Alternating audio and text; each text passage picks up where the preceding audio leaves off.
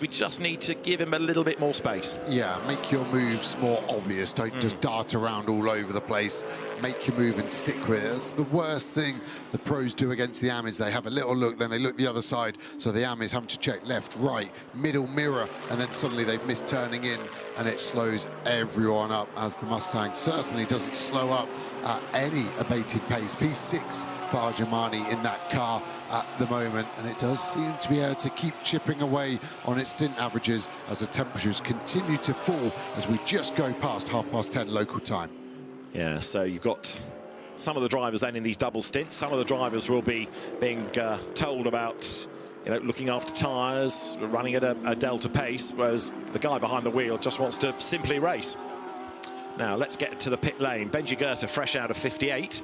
That's the car that's leading in gold. And we can hear from our Gold Cup leader right now. Benji, it's still really hot out here. You have the ice bag with you. Could you update us on the track conditions and tire deck? Yeah, it's tough. Obviously, you said temperatures are high. Yeah, track conditions are quite poor. Tire deck's quite high, so it's just all about managing. And you're getting tired and tired. Yeah, it's really hard, so it's exhausting, so yeah, not easy. Have a good rest, thank you. Yeah, you can see how that's taken it out of Benji Goethe, who's a fit young guy, and he looks like he's just on a triple stint. That's his second stint of the race. Another single. Yeah, and there's no air conditioning in that car. And you just said to me off mic, it's a good job we've not got 18 hours to go. Oh, hang on, yeah, we have, haven't we? I mean, that graphically illustrates what they're up against. Yeah, this was a car I helped develop, and Rob Bell, more than me, pulled our hair out over it in terms of just trying to get the engineers to put some more cooling in it. But engineers and drivers always have a conflict of interest, and the engineers won that one. But looking at Benji Goethe, he's got his hydro race ice vest on to try and bring his core temperature down. Those guys, remember, are going through as just a 3-driver lineup in that gold crew, whereas the majority have 4. So he's got to be doing a stint. Remember, no one can do more than 11 hours, so they're going to have to share that workload. I mean, it's cruel in a way to suggest that a driver might want the car to brake, but at some point, you kind of think, I can't do any more. If it's going to break, it needs to break this lap. If it breaks out 23, oh, yeah. How gutted would you be? Yeah. Someone's going to have it. And, exactly. But luckily for them, they're in 4th place, first in class. So, yeah, I get what you're saying, David. But at the moment, the position is keeping the hopes alive. Very true. Now, up to second in gold, Ugo de Wilde in 998 BMW. That's it, just going through the middle of those 3 cars. You can see the purple and white back. It's ahead of 46 BMW. They're 8th and 9th in the race, but second in gold is Ugo de Wilde, local star. His father, a Belgian journalist, he used to be the press officer for certain events here. And Olivier de Wilde sorting out the red shirts for all the Belgian drivers for the drivers' briefing. There was a photo call at the drivers' briefing, so all the Belgian drivers got a red shirt, except for Armand Fumel, as the oldest of the Belgian drivers, who got the goalkeeper's shirt. And they all posed like a football squad at the drivers' briefing, to a big round of applause from all of the other drivers. You can see the different sectors. 22 Porsche the best in Sector 2, 51 Ferrari the best in Sector 3, and 45 Ferrari the best car in Sector 1. That's not an AF Corsa car, it's a Rinaldi Racing Ferrari, interestingly enough. Yeah, so Porsche stealing a sector back from the 51. So now we have 3 different cars in the 3 sectors, 2 manufacturers now, rather than just Ferrari dominated. And while we're talking about nationalities, 47 nationalities on the entry list. Gosh. Gives you an idea of how exotic and worldwide the flavour is of this. Do you know the nationality, the most common nationality on the grid? Yeah. Good. Do you? Yeah. Yeah, that's fine. You're going to say it, or? No, I thought you might.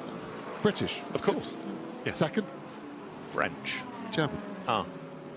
If I keep saying French, I'll get there in the end, won't I? Mustang looks cool at night. It does, yeah. That's, I've forgotten the word for it. There's a special name, isn't there, for that glow paint that they've got on it? Is it Flow Glow or something like that? But it's a really great touch. And you talk about the international representation on the grid. We keep getting messages from all over the world, people watching, from Austria, from people involved in the Grand Prix. We've got people in America watching.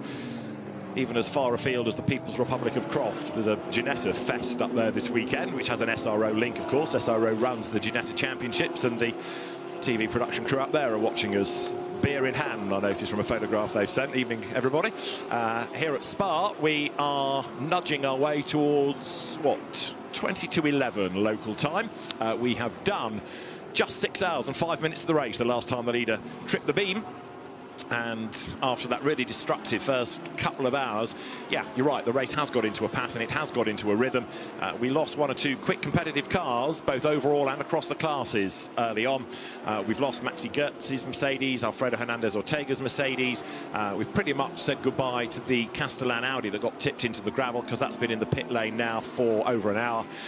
We've lost Alex Arca's Audi when the wheel came off, Custodio Toledo's Ferrari, a legacy of the damage it sustained on the first lap, and Ariel Levi's Audi, Maxime Robin's Aston, and Christian Hahn's BMW all eliminated in that crash on the first racing lap. It was lap 2 of the race, but the first racing lap, because we had that extra formation lap. So a lot happened in that accident. The still remarkable thing is that the Valkenhorst Aston that was pitched up into the air and onto 2 wheels is still in the race. All right, it's dropped down the order. Jamie Day's just had to serve the penalty, don't forget, and that's why it's lost time. It's now done 12 pit stops, but it is 30th in the race, and crucially, it's on the lead lap. Yeah, pace looks okay, so any legacy damage doesn't seem to be performance limiting. I was going to make a big deal of when we got into the next bunch of 6 hours, because all the driver track limit warnings have been reset. Yeah. But anyway, they've all been reset, so 6 more lives for the next 6 hours. Right, and see how many more penalties we can crop up in that 6-hour period. So what did we get to? 18 warnings, wasn't it, for that 914 Porsche? That was the limit for the combined efforts of Ed McDermott, Kenzie Beecroft, Carl Bennett and Bryce Fullwood. Ed McDermott, just on the subject of that car, having his first GT3 race. He was meant to race at Silverstone, but then hurt his thumb, because he either broke his thumb or sprained his thumb in an accident in the truck, so never got to race, and that's his first GT3 race. It was actually slightly worse than that. He caught it closing the door of the McLaren GT3, so he closed the door on his thumb. So hopefully that thumb didn't end up in the RGN car and it's not a link.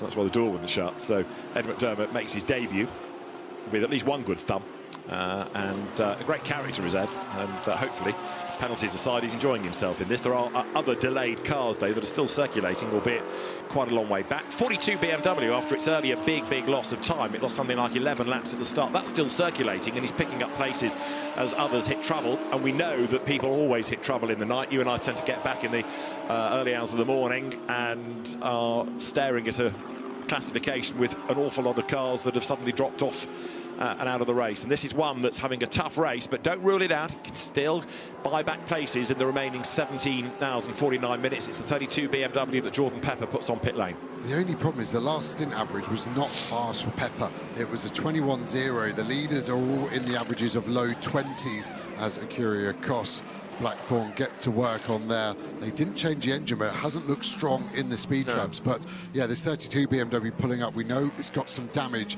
It's where the floor connects, and are just starting to worry that maybe it's actually losing performance now. Romain Larue has brought the Acuria Kos car in.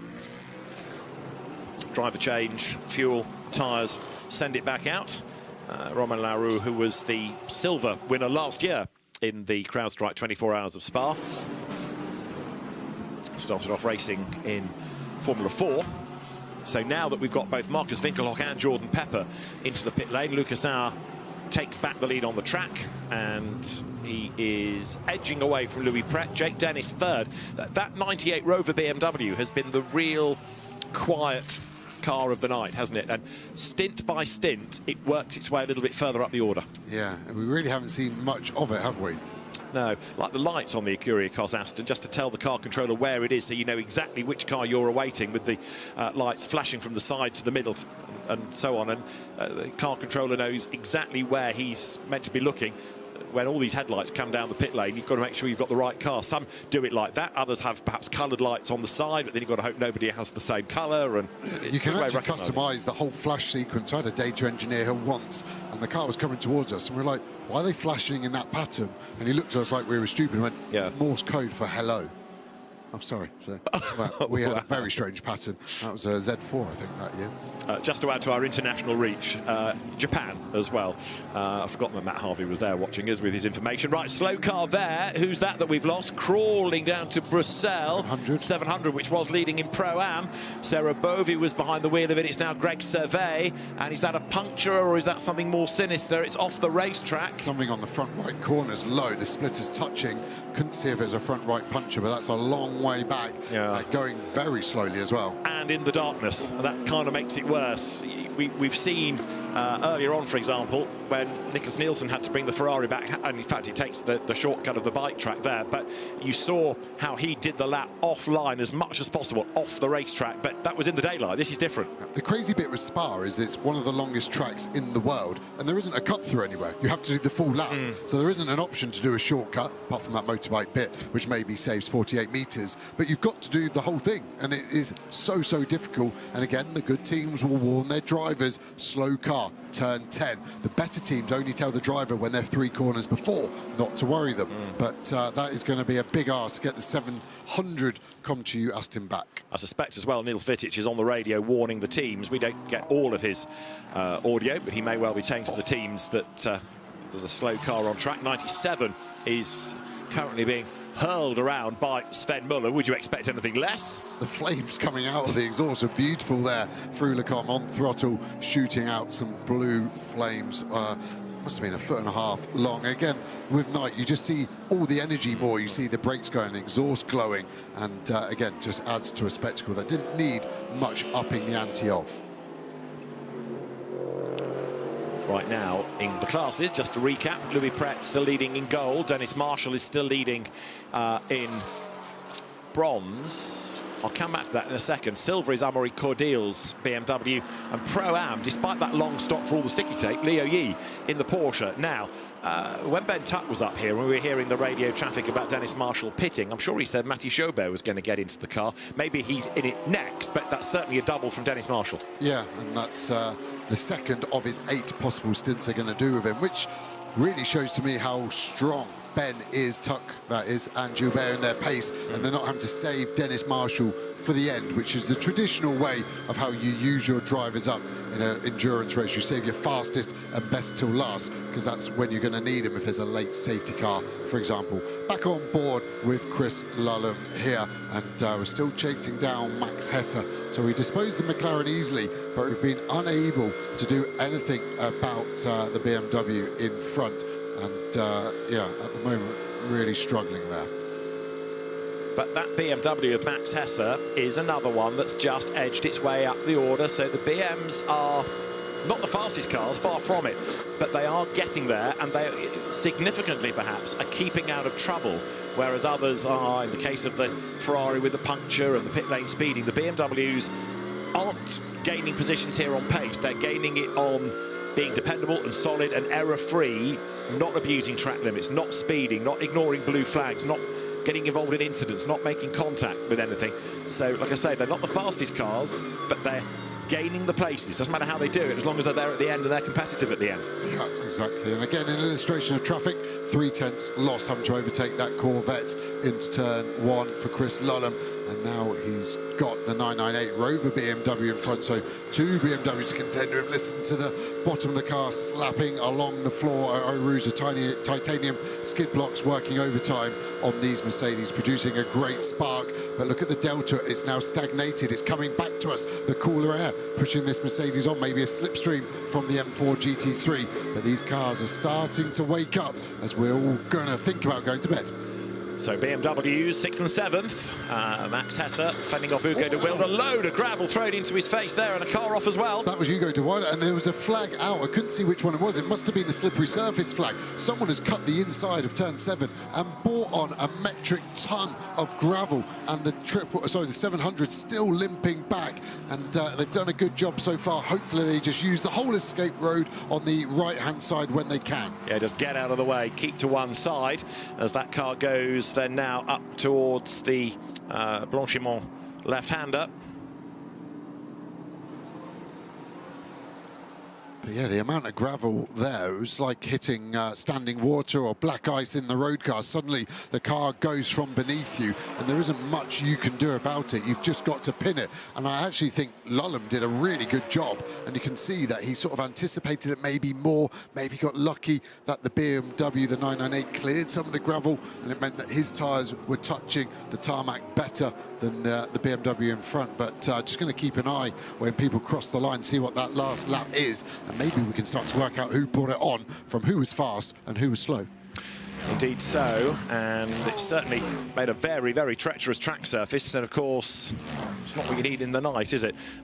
So the cars battle on with now the natural light far, far reduced. When darkness comes, it sort of comes quickly at this place. There you can see all the fans on top of the rooftop terrace, and again, we've said it already, but big hat tip to all of our camera crew that have been out all day in the huge temperatures and delivering some epic pictures, and also in the air-conditioned OB truck, our director and producer working overtime to make sure that we don't miss anything. And here is more evidence of what was going on up at Les Combes. So where do we get the incident from? It happens ahead, and there's the gravel right into our face.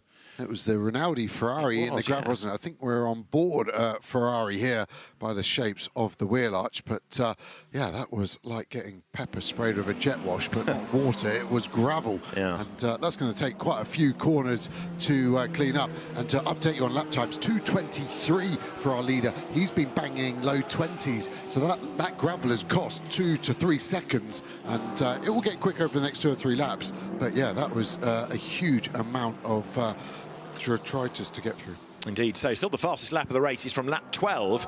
You kind of think, well, maybe now we could expect faster laps, and I think in the night we may get them, but when the circuit's like that with so much gravel around, forget it.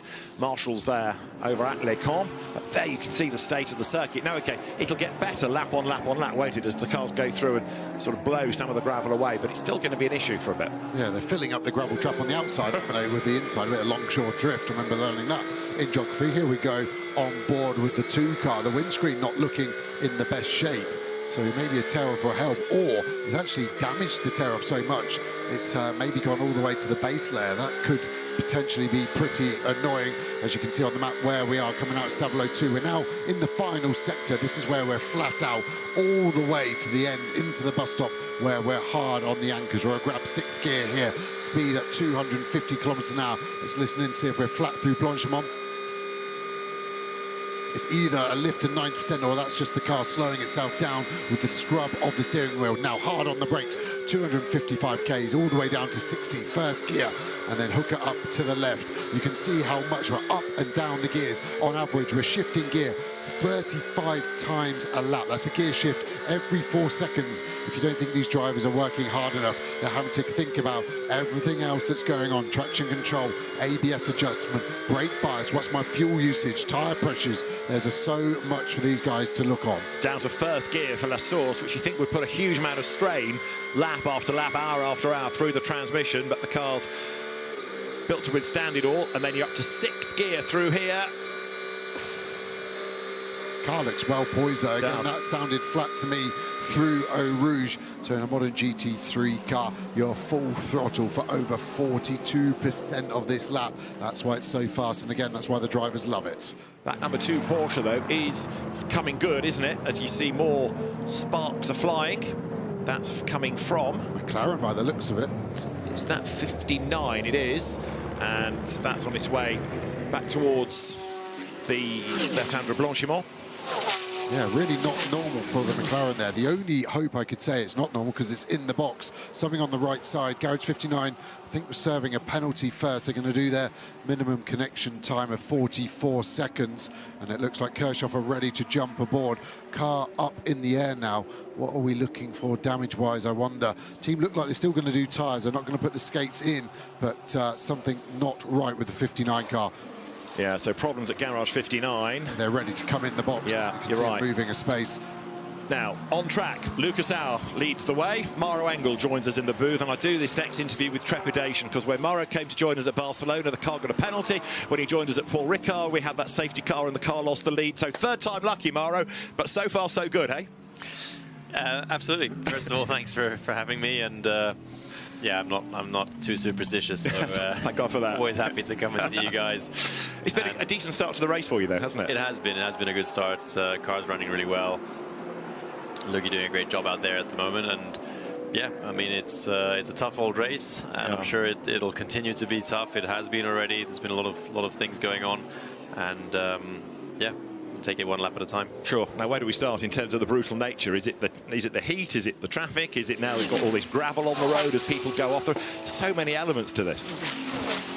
I'll start with something which you guys might not fully even see here, because we've seen the last chicane in the picture. On the inside curve, there must be about 4 centimeters of rubber. You could go there, pull the rubber together and play football with it.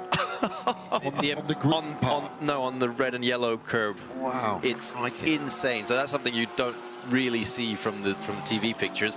And you're driving through there and you think, yeah, you don't want to pick on any of that up, because every now and again you do, and you hear it in the wheel arch, and obviously that's a very small challenge of what all the challenges of 24 hours of Spa throws at you. But that is one other challenge, that not picking up any of that rubber, and it's pretty crazy, and obviously to do with the heat. Yeah, so I mean the track's changing almost over the course of an hour. You know, there's a line that you can't use. Yeah, absolutely. Yeah. It's on the red and yellow, right on the apex. You really have 4 centimeter high, a layer of rubber. Just it gets ripped off, and then as you come through the last left-hander onto the start-finish straight, all that rubber that's been run off is lying right next to the racing line on the left. So it's full of massive chunks of pickup. So it's somewhere you definitely don't want to go. Sure. On the subject of rubber, it was a puncture for that 51 Ferrari that helped you guys get the lead. What's tyre life like, and how are they feeling over the course of a stint? Well, the tyres are actually holding on really well, I would say, for the temperatures we've got. The track was resurfaced, I think it's 2 years ago, and then when it was obviously super quick and really low deg. So now we're seeing a bit more natural deg as the stints go on, but still it's been pretty good. And do you feel as the temperatures drop, it's come to you as a brand, as Mercedes, or is others not able to keep the pace up? It's going to be hard to say that right now. I mean, I feel like for us, hopefully it'll help our balance that we have in the car. But it's something which we're yet to see how traditionally, obviously, as you guys know, the turbo cars will gain more power as it gets colder. So we'll just have to see how that plays out and how the pace goes in the night. And there's a long way to go, of course. I mean, we're only just going into darkness. You look at the clock, you've got another 17.5 hours or so. You know, so much can happen in this race, whether it's traffic, whether it's caused by an intervention. So much can happen, as we know. But I guess all you can do is just drive your race, run to your plan, not worry about the rest too much at this stage. You know, once you're done with commentating, we can employ you in the team, because that's exactly what you want to hear and what the game plan is. Easier said than done, but you know, we'll try and stick to that and work lap by lap. Now, what are you doing in terms of your next stint in the car? When do you next get back in? Because only with 3 drivers, of course, you've got to be fairly savvy about how you divide the time. Yeah, I'll get back in after Lugi. Okay. We'll see if he does a double stint or a single stint. It's sort of a bit driver preference on how hot it is in the car. Okay. And my data here is saying you've done 3 hours and 5 minutes, so 3 stints so far. Is that correct first? Yeah, obviously the first one was a bit with the yellows was a bit interrupted, and then I did more or less a stint and a half after that. So yeah. And then it backs up the data that you're top 60%, even with all that full course yellow. You're the 5th fastest driver out there. So you've obviously got a fast race car underneath you, and you're quick there. Does it feel like that on track? Because with the traffic, sometimes it feels like you get penned in, right, and you can't unleash that pace, or do you feel strong and you can overtake anyone?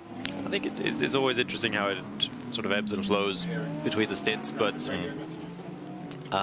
certainly the last stint behind the 51 Ferrari was encouraging, because I felt we had a bit more pace than them, and I was able to put pressure, not quite enough to make a move, but definitely we could stick with them and put pressure. So I think that was encouraging regarding the pace. Well, if you are perhaps thinking about being put back in the car after Luke is next to it, we better let you go. Mauro Engel, good to see you. Good luck.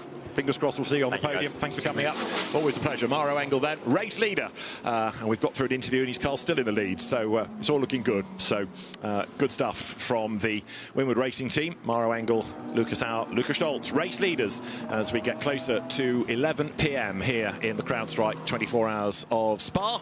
And the 48 Mercedes 6 seconds up the road. Now, while we were talking to Mauro, you were seeing the pictures of a rather forlorn Garage 59 squad as 59 was in the garage. It's gone tumbling down the order. It's never a good sign when the car's off the pit lane, the pit apron, and goes into the garage. But that McLaren, sad to say, rather looks as though it is done. Joseph Loke was shown as the man behind the wheel of it, and a big shame because it's already now dropped 3 laps, and when the car is in that situation, it's pretty much game over.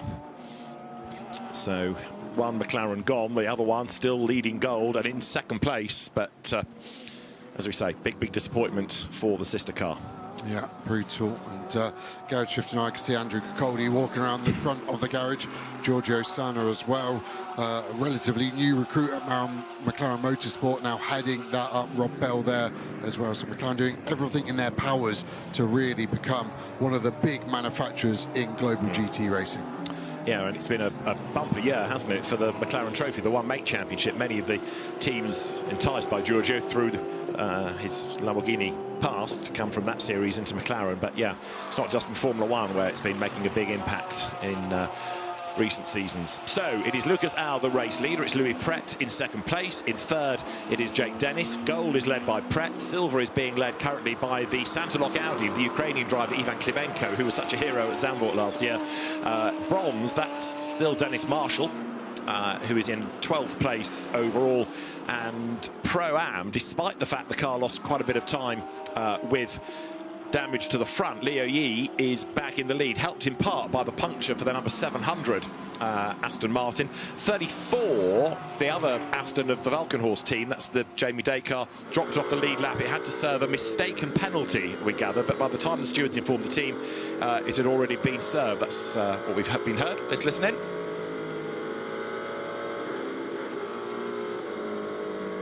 This is from the Ferrari. Looks like you're breaking 2 lanes. Continue. What lap that is Audi do? 21 low.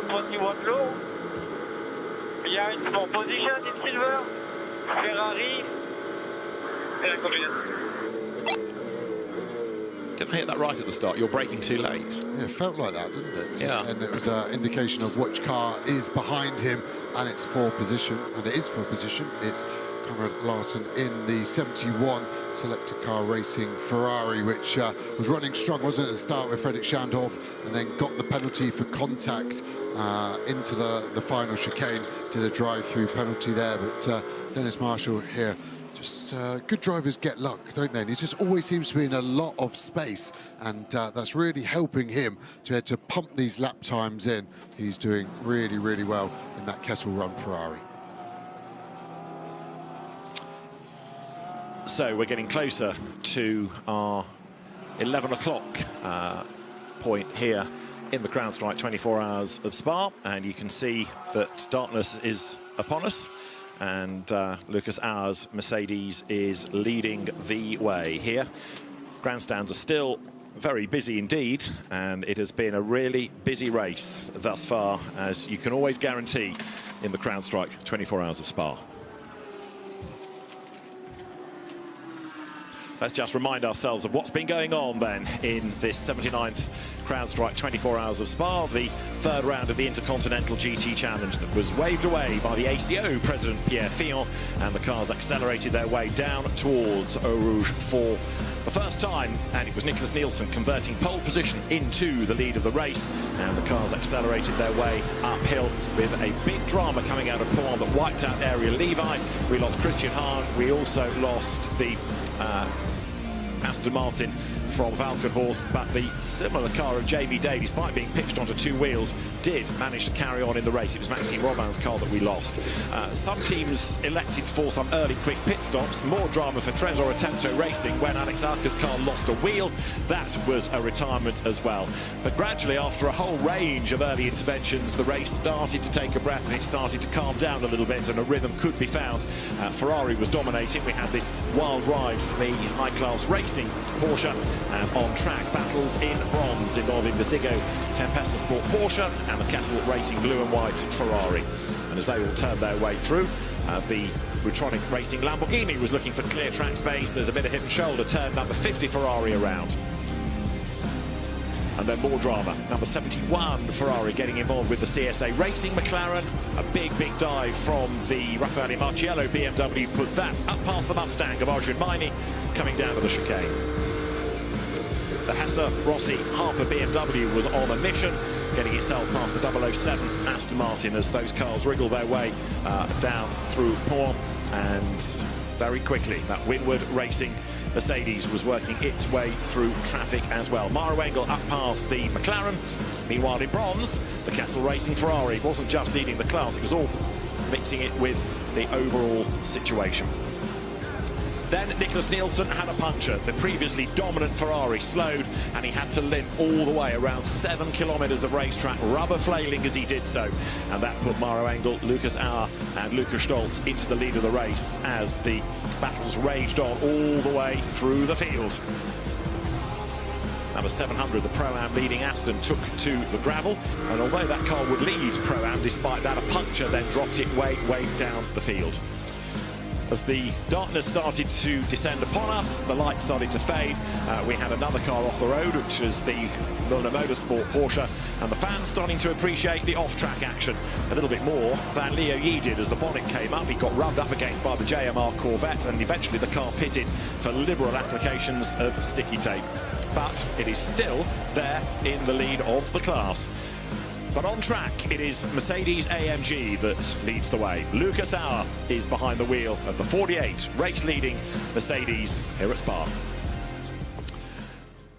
So that is where we stand with what has been going on. We've just nudged past 11 o'clock from Joe Osborne and from me, for now at least. That is it. After Le Mans, one or two people have asked whether or not I was going to see if I could get us cancelled. Well, perish the thought, although I'm indebted to Tim Allen for his assistance. The one about the dog on the train only works as a UK audience, I reckon, Tim. But I do quite like the one about the lizard in the jungle telling jokes, which turned out to be a stand-up chameleon. And if you don't like that, I'll leave you with news of my new book about poltergeists, which has been flying off the shelves. Oh, suit yourselves. I thought it'd be ghost-written. Ghost-written. Thank you, Bruce Jones. So I'll see you in the morning. David, on that point, we'll give the race back to you in 9 hours. I'm sure nothing much will occur. But 2 o'clock's the magic hour for corny jokes. It is indeed. I'll leave it to you. Right, that's it from us. Bruce Jones and Jonathan Grace will be your night owls. We'll see you in the morning. Bruce, it's all yours. Thank you so much, David, and thank you, Joe, who's already hot-footed away from here. Most people go and have a cold shower, but what we have is about 25 degrees Celsius outside, which is about 76, 77 degrees. It's still warm, and the race is finding its form. But to me, the biggest shock so far has been just coming out of supper and seeing the number 51 Ferrari slowing with a puncture on the start-finish straight. And to suddenly have about a 7-minute lap as it limped its way around was a massive thing. Before, it was running like clockwork. But what we have in this, we need to keep the cars running. You've got to get through the night. And today, Jonathan, as we go into night, because things have been so hot, anyone pushing too hard early on, you know, you've got to have a little bit of a margin, but you're trying to be competitive. But I think today, above all days, it's the first day of this day and night enduro, is the fact you've got to get your car through the night. Yeah. It sounds like old-fashioned sports car racing where, you know, Le Mans used to be get through the night, Daytona used to be get through the night and see where you were, but GT3 racing has not been like that at all. It's been flat-out racing. Yet here, it's got to be a factor. We had the drivers doing single stints at the start of the race. Normally they do doubles or trebles. What we have had since then, the temperatures, it's come down from 39 Celsius to about 25, 26. They've moved on to doing double stints. And that gives them a lot more chance for the drivers to get a rest in between their stints. They're not chopping backwards and forwards. But right now, are we finding a pattern? We'll find out. But we're going to hear from some of the drivers very shortly. And Bryn Lucas is starting his stint with a bang, and he's with the car 59, and that McLaren is very much in the mix.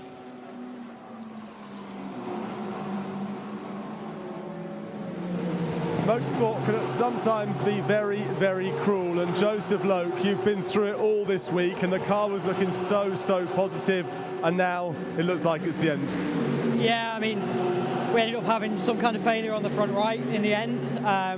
It's such a shame. I mean, we worked so hard as a team this week. We came with a brand new car that turned up 2 weeks before because of the shunt in Monza, and we just worked tirelessly all weekend to get ourselves to a point where we could fight. We don't know where we would have been, but we felt really strong, and it's such a shame. The guys have worked so hard. I can't thank them enough. They've been amazing. Yeah, there's been tears, there's been a lot of emotion in the garage, and quite rightly so. But the signs were good, the signs are positive, and maybe that's where you have to cling on to. Yeah, for sure. I mean, the sister car, last time I checked, was running P2, which is great. I mean, that's where the car should be. The guys are doing a great job in that car. Definitely in the fight for the lead, and I really wish them luck with that. Just a shame that we can't be there with them. Thanks for talking to us. Go and try and recover and go again.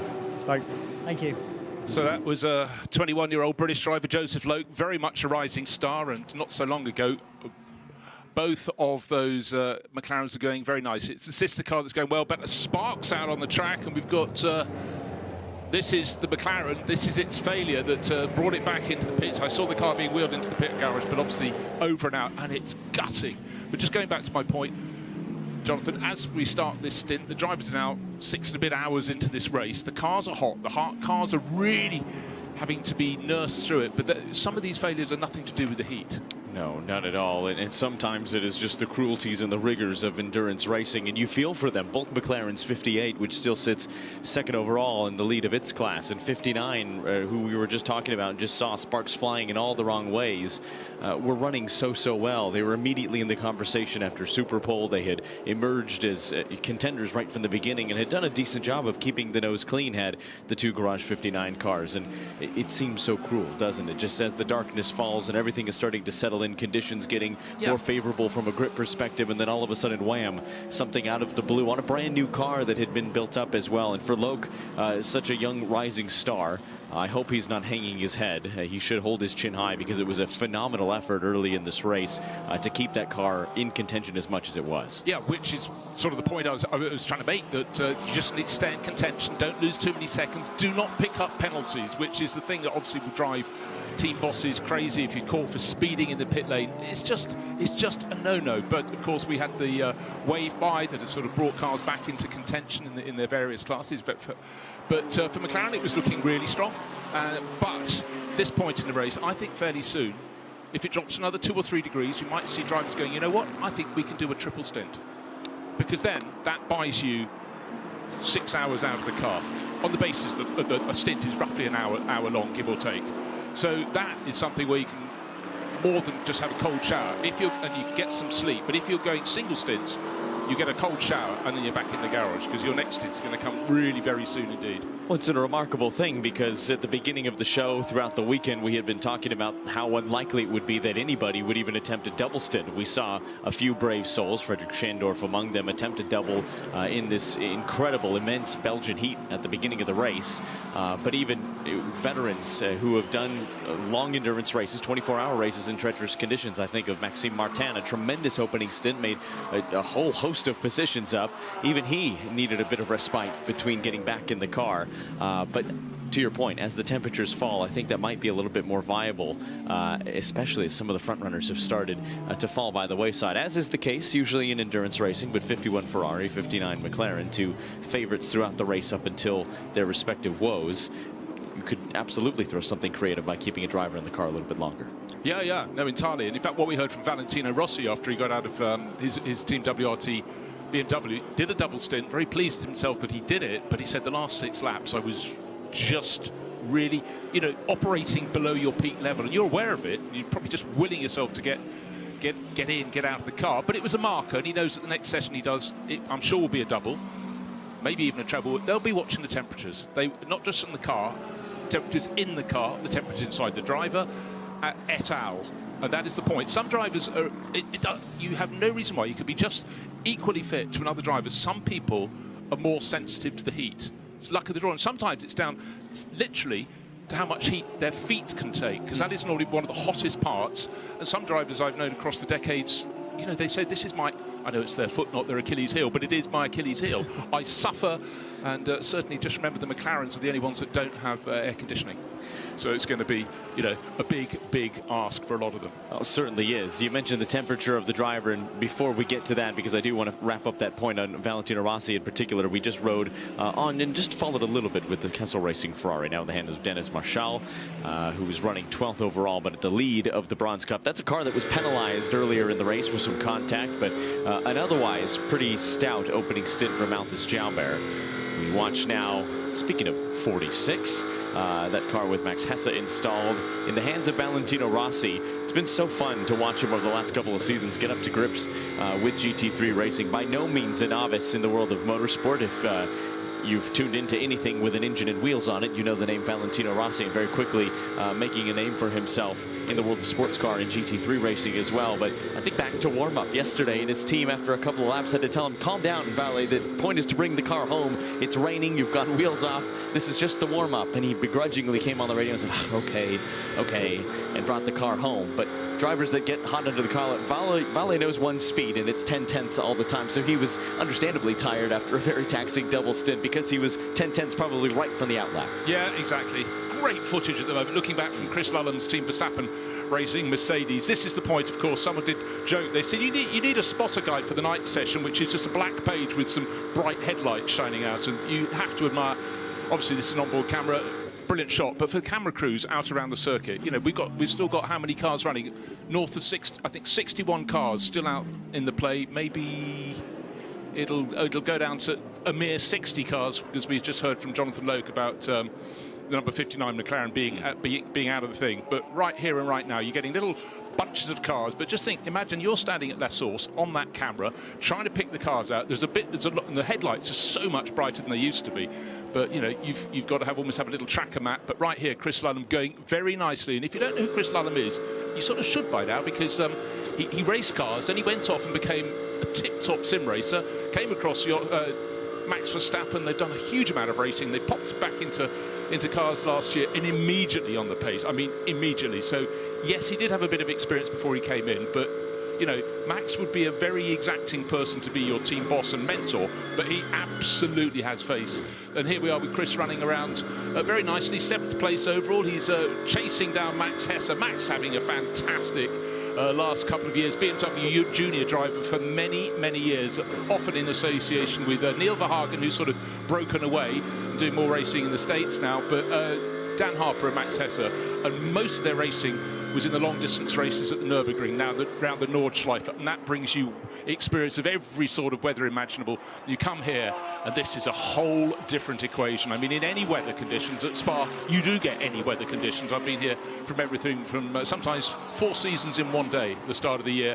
You get the lot, you go, is that snow? Oh yes, the snow's trying to come down in sort of like the World Endurance Championship opener in April or whatever. But then you've got everything else, and you know how on a racing circuit, the temperature of the track surface, if it moves 2 degrees, you've got a different car underneath you. So you've got to be on top of all of that as well. So many factors, but to have the vicious, sapping heat we've had so far has been another thing entirely. I was going to say, I don't think I can imagine a more foreign concept this week in particular than snow, because I think it has been the farthest thing from the conditions we faced. I think the drivers probably would welcome a bit of snow at this point, given how hot it's been, and the ice baths, I think, have been in full effect. Look at the beautiful glowing sparks Chris Lullum has been throwing up. Those are the sparks you like to see flying, not those emerging from the back end of the number 59 McLaren, but the 3 Mercedes glowing as close as ever to the bus stop chicane. Closer and closer. This is the car that was leading the race, everything under control, and then a puncture, cruelly, not before it got into the bus stop, but after it went past, and a whole lap limping around. It dropped it down to about 40th position, having been in the lead of the race. And it's going to be a long, slow climb back up the order for AF Corsa, or we should call them their full name, AF Corsa Francorchamps Motors, of course, here at Spa-Francorchamps. But, well, they've got one job to do, and that is to just stay out there, keep chipping away. Tommaso Mosca is up into 27th position overall. a lap down. That's the key. A sort of lap and a half was lost.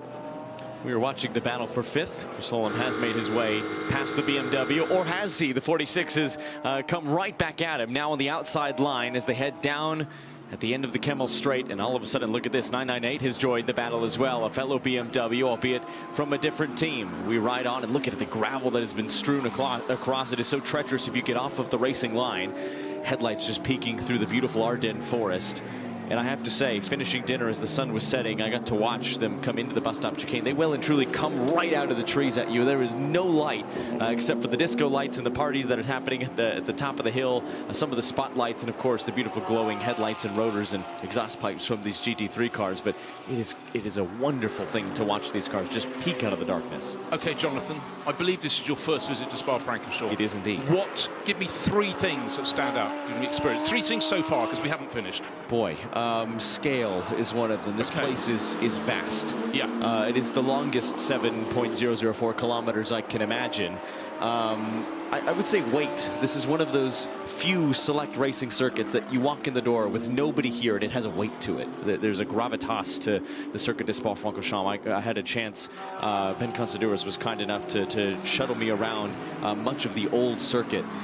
And it's hard not to be moved by the history of this place. Yeah. And, you know, even in a modern day rental road car, put yourself in the shoes of the greats who have, you know, graced that same tarmac, and how dangerous and treacherous that place was. I'm trying to think of something else that has stood out to me. It's beautiful. Spa is gorgeous. Yeah, I mean, it is truly stunning. And if you go to the top of the Kemmel Straight, because it's a long, long climb after you've left Radillon, and you're up at the top, and you're looking down over Speaker's Corner, and I love the way you can see bits of the track popping through the forest in the background. And you can see the pits, almost like something from outer space, particularly at night up the far end of the land. But to me, if this circuit was brand new, people go, it's outstanding. But for me, I've been coming here for a very long time. It's that cloak of history that just adds so much to everything. And that's why it's so important to win this race. And it's palpable as well. Something Ben pointed out, I think, was a great point during the tour. They haven't changed the hairpin really one bit. There's been resurfacing and changes made and safety innovations, but La Source has remained La Source. And it's fitting, especially given the moniker. But it's a nice, tangible bit of history. I went and grabbed a coffee to try to wake up a little bit after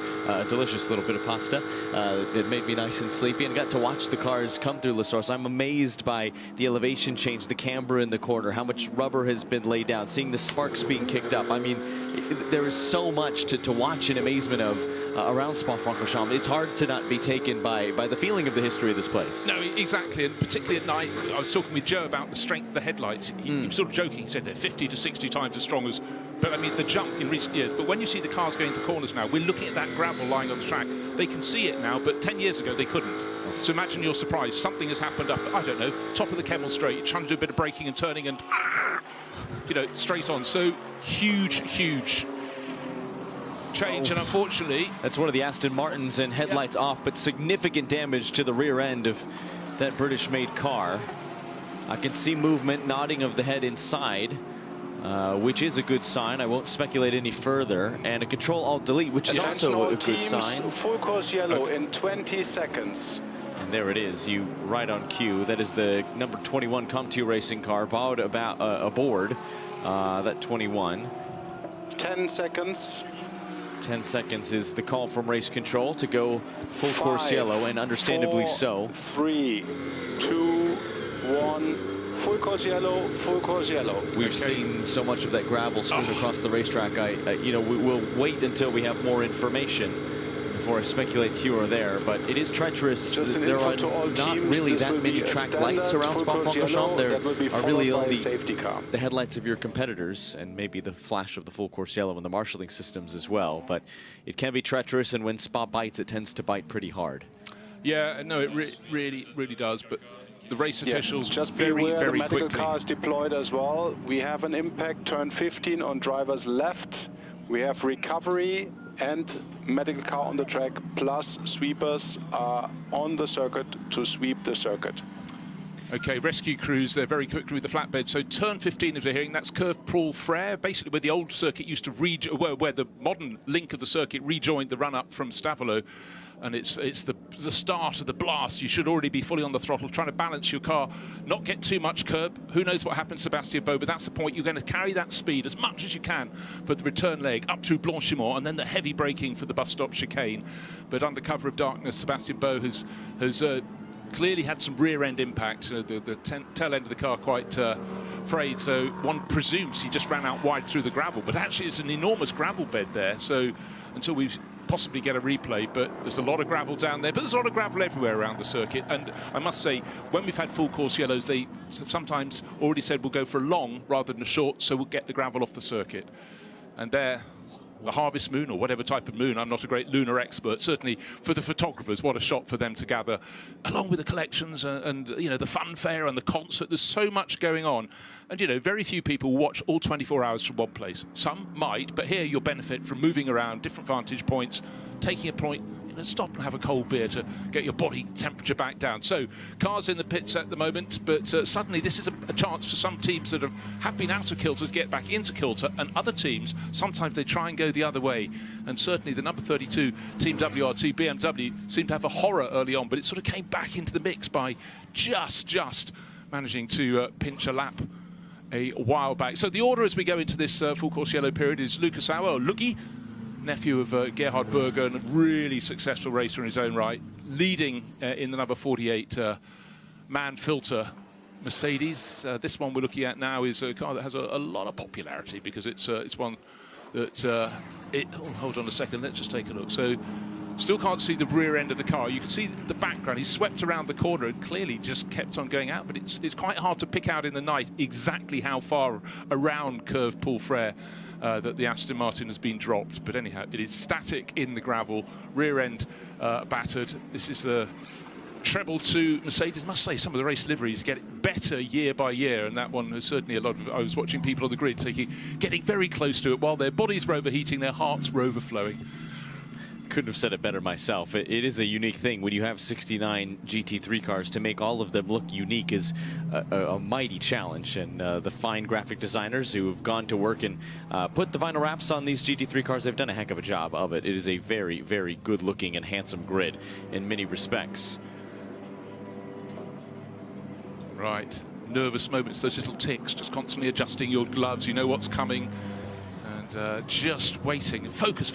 What am I going to do when I get in the car? Am I going to be released to get, you know, straight in and straight on with it? But every driver has a different foible, a different little nervous tick that they have, and you know, one glove has to go on first. Obviously, one does, but you know what I mean. It's always the right or the left, or everyone has their little superstitions. But right now, it's about the teams not getting anything wrong. So there have been a few pit lane penalties, and those are the ones that, as a team manager, would sort of really get under your collar, I think, if you've done everything and the crews have worked really hard, particularly in these hot conditions, and then for a momentary lack of concentration, you pick up a 10-second penalty, or even worse, a drive-through.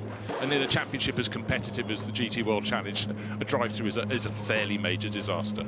So the number 50 Ferrari, this is the one that's had race control with a quick update about the accident. Driver's okay so far. We just need to repair the barriers. So I cannot estimate at the moment how long the full course yellow will last, but it will definitely be more than 2 laps. As soon as I have an estimation, I will keep you updated. And as I said already, this one will be followed by a normal safety car procedure before we return to green flag. So Lila Wadou had popped out of the number 58, of course, Ferrari. Installed was Arthur Leclerc. We saw the glove adjustment, the eyeglasses on for Jules Goulnon in the number 3, and what a mighty opening couple stints he had in that car as well. Really a who's who in that lineup as well. Chris Lillum, again, as you said, doing some great work and battling hard with the number 46 Team WRT BMW, very quickly making a name for himself in real-life racing after probably being a bit of a legend at this point in the virtual world, and a successful karting career that launched his sim racing career when, as you said, funding dried up. It's such a tough position for a racing driver to be in. And did a nice job of it. Garnered the intention. Bryn Lucas has been hard patrolling pit lane. It's tossed down to him now. Well, Tommaso, this I know happened a couple of hours ago, this puncture to your car, and it's really put a big pin in your race and really harmed you. Talk us through what happened from your point of view and give us an idea of the feeling inside the team. Obviously devastated, but give us some others. I mean, we never know what can happen in the next hours, but we have a bit of unluck with the puncture 2 hours ago. I mean, we had the puncture just after the pit, so very unlucky, but we see what happens in the next hours.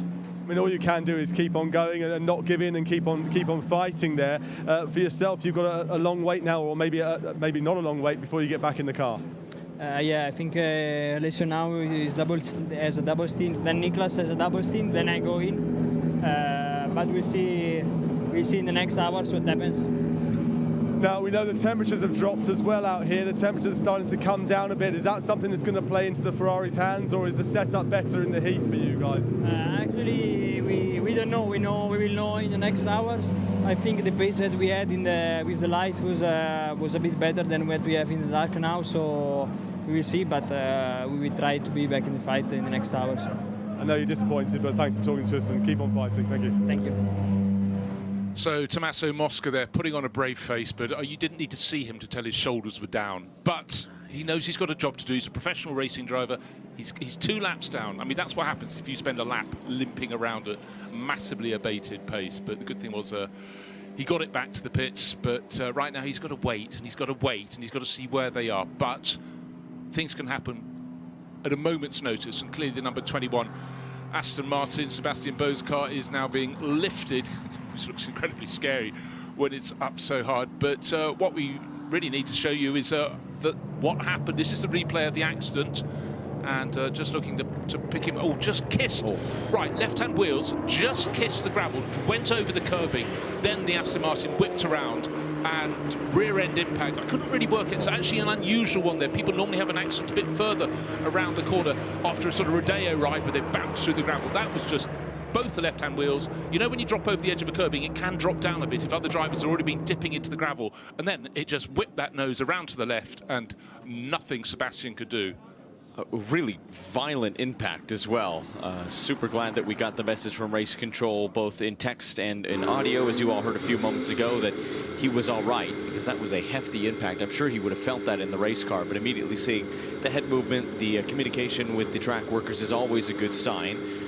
The car has fared less, and you heard the necessity for barrier repair. That was quite a violent snap, and I wonder if he suddenly lost rear grip or if he was tagged just a little bit. There were 2 sets of headlights. I don't want to ascribe any blame when I don't have all the facts or information, because I have no way to know. But we saw a secondary move in avoidance from the car who was behind, contact or not. It's unclear. We haven't seen anybody else with damage, but what we did see was a significant snap of oversteer and a very heavy impact with the barriers for the rear of that 21 Aston Martin. I simply think those left-hand wheels went into something that's become a bit of a ditch, and at that point when your front wheel goes down and it snaps sideways, but round it went. And I remember a very long time ago there was a Tourist Trophy race at Silverstone, and a guy called James Weaver, who obviously did great things racing in the States, at one corner it had something called Weaver's Trench. Each lap he'd go round and dig it out with his BMW 635 CSI. No one else went near it, but he thought, this is my personal groove. And I think he was the fastest driver on the track, and occasionally off the track at that time. But there, I think it simply became a bit of a ditch, and it's probably, you know, only down by a few inches, but just enough to drop that front left corner down. But round it went. Of course, in the night he wouldn't have been able to see where he was going, but he'd have felt that impact big time for sure. But then again, these cars are made to resist things like that. The barriers are to an extent, but barrier repairs must be effective before we can go back to racing. When you study things like this, we've got the track sweepers out to get it in this period under full course yellow, get as much gravel off the track as they can. But it's the logistics of having those new sections of barrier in place on a flatbed, ready at various points around the circuit to get out, and then with the crews to be able to get the other one off and put the new one on. It's a lot of work, and you can't have 2 left hands. Oh, absolutely. It's careful work, especially under the cover of darkness as well, because at the end of the day, it needs to be safe, and that's what race control will be waiting to happen. So we do, after all, have the better part of 17 hours to go. But they also are trying to keep an eye on getting the race moving as expeditiously as possible. You want to give as much green flag running as humanly possible. There goes the COMT Racing Aston Martin, day done. And look at the significant rear bodywork damage. We saw the parts being strewn across both gravel trap and racetrack after that impact, and that's what halted our running just a few moments ago. Back to your point on ditches being dug trackside.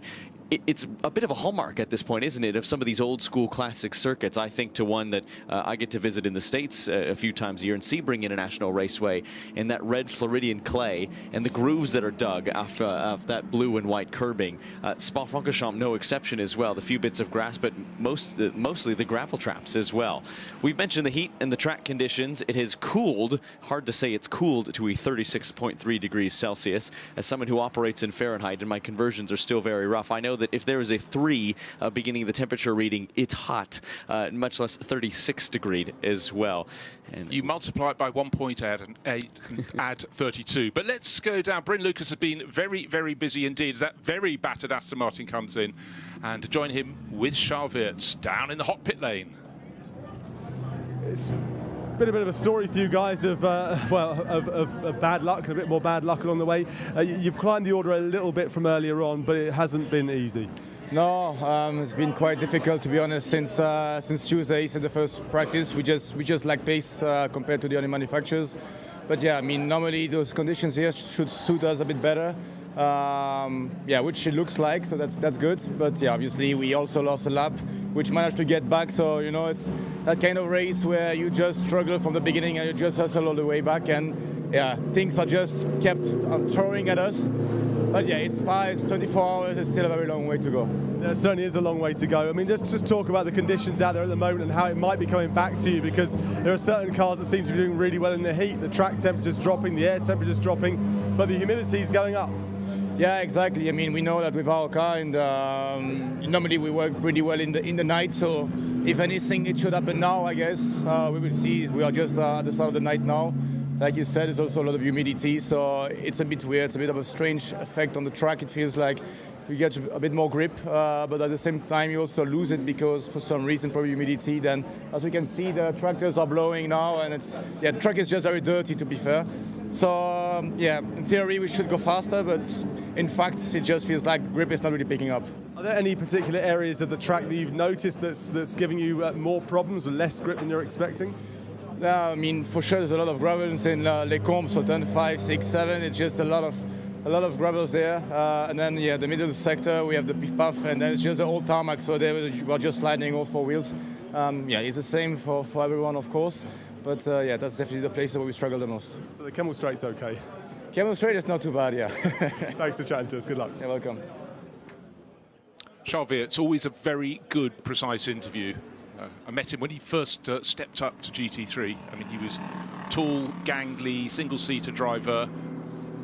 But you just have to remember he grew up in the back of the Team WRT garage, and it must have been a fairly crazy place with him and a young Dries van Tor.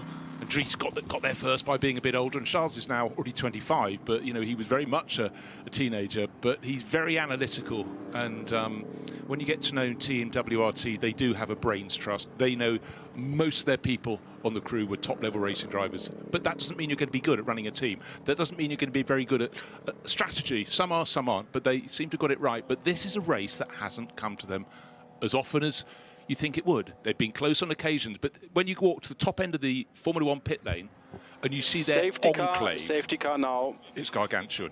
It absolutely is, and something potentially strategy-wise that Vincent Voss and the fine minds at Team WRT might be playing around with is the introduction of the safety car. Not only have we gone full course yellow, but now speeds will change and you'll get as close to that delta as possible to bunch the pack up in front of the safety beautiful car Maserati that will lead the field as the de facto leader for a moment. The Lucas Auer number 48 man-filter liveried Mercedes AMG, Fleming and Marciello behind, with Arjun Maini in that Ford Racing Mustang GT3 Evo running 4th, Bacalacci in the number 2 Porsche running 5th. Remarkably, 5 different manufacturers in the top 5 in this race as well. But to wrap up your point on Team WRT, it's been a troubled day for the 32 in incidents early on. Dropped well down the order, has popped right back up into 17th in the hands of Sheldon van der Linde. Pretty handy as well. It's a who's who in that lineup too in the 32. No, it really is. I mean, I have driver records going back many, many years, but I highlight someone who's won a championship. And if I look at all of their charts, there's a lot of bold text for people like Kelvin van der Linde and Dries van Toor. And Charles Weerts, I think he's got 4 GT World Challenge sprint titles. He's got a couple of GT World Challenge Europe titles. You don't just luck into those, and you don't do it many times over. So, yeah, great pace, but absolutely crystal clear from what Charles said there. One little slip up at some point can cost them. They've had several, haven't been their faults, but here we have. Well, let's have a look at the analysis of time in the pits. So the least time is a car that is now listed in 4th place overall. Arjun Mahini, the best sounding car in the race, the Ford Mustang. Boy, does it stand out from the others. I mean, some great engine notes there, but that for fans of the Blue Oval is very good news indeed, because generally the least time you spend in the pits, the more time you're spending on the track, the further you're going on in the race. So they're in the mix and they've been efficient so far. Yes, some of these pit stops have been sort of a gift for a lot of the teams under full course yellow and things like that. But, you know, right here, right now, that's what you need to do. Stay in the mix, keep your nose clean. And what you don't want to do is get your name and number appearing on the bottom of one of our timing screens, because that's the sort of naughty boy and girl screen. And what have we got at the bottom now after the safety car was deployed? 2 punishments? 0 and 88 are under investigation, so no judgment rendered as of yet, but it is typically damning. Pit lane speed violation, either you did it or you didn't.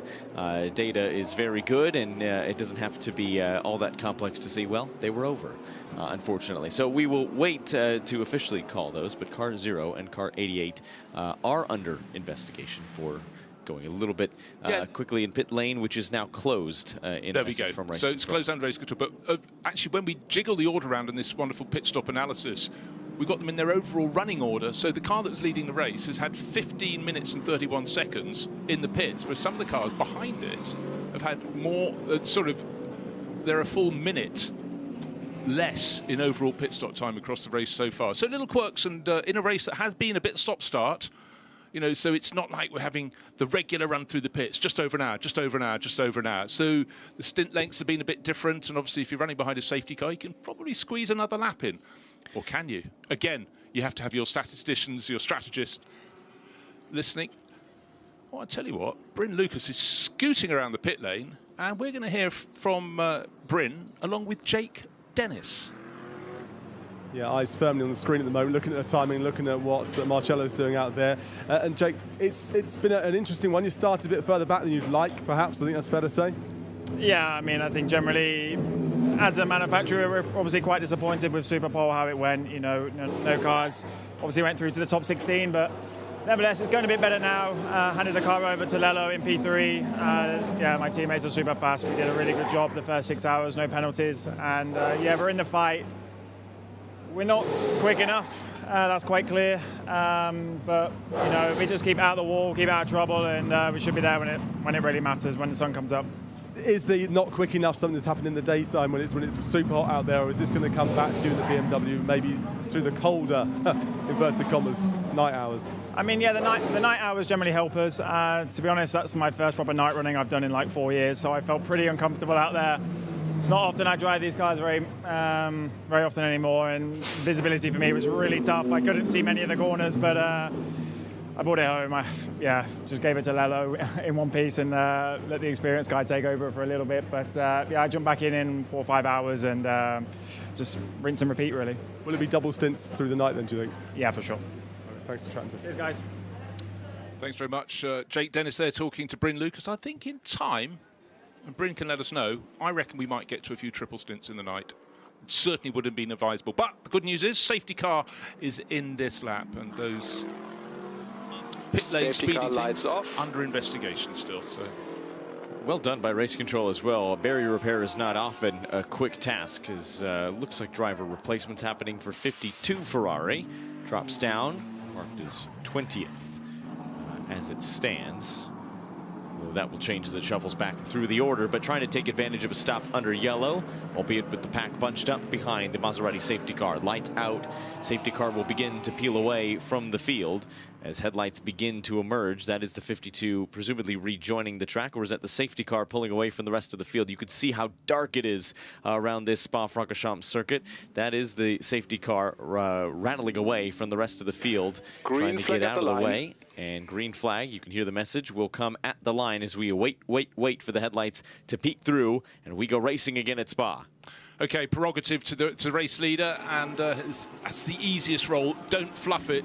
And Lucas Auer, to his mother, manages to lead up to the bus stop, gets the job done. But he was the one who could dictate when he floored the throttle. The rest had to catch up. And I must say, Tom Fleming did a very decent job in slotting right, staying behind him in second place. But as they get up to the source, 1, 2, 3 car lengths advantage, safe from attack. That's job done by Lucas Auer. But in turn, in fact, Tom Fleming has got Raffaele Marcello right, hard up on his wing. So the best of the restart actually was Marcello in third place. So his teammate Jake Dennis might be just glass of water in hand, going, go on, my boy, go on. And through Eau Rouge up to Radion, and look at the lead that Lucas Auer has done. He has done a fantastic job in that. And now, because of the safety car period, because of the entire field, bar 2 cars, about four cars are... Actually, we got one almost stopped. I think we've got a car stopped up at Kemmel, or maybe it's a little graphic on our circuit map our tracker map isn't moving, but okay, neat and tidy again, quite up very hard in the dark to pick out if anybody's making a passing move. Again, it's tight, and again, it feels like the first lap of the race, and this brilliant shot as they come out of Les Combes, and then they drop down to Bruxelles corner. Look at that gravel, get a few inches offline, and you're going to have the tail of your car wanting to come round on you. Certainly can. Someone who has managed it well is that, I believe, is the Verstappen.com AMG of Jules Gounon, trying to go around the outside and make up more ground there, running currently solidly 6th behind the Ford Mustang of Arjun Maini. Lucas Auer, to your point, 2.4 seconds to the good, and that's at the last time of the timing stripe. I have a feeling that gap will have grown. Fleming aboard the number 58 Gold Class leading McLaren is leading by quite a few positions. 6 cars between him and Jens Klingmann in the 998. That BMW M4 GT4 Evo.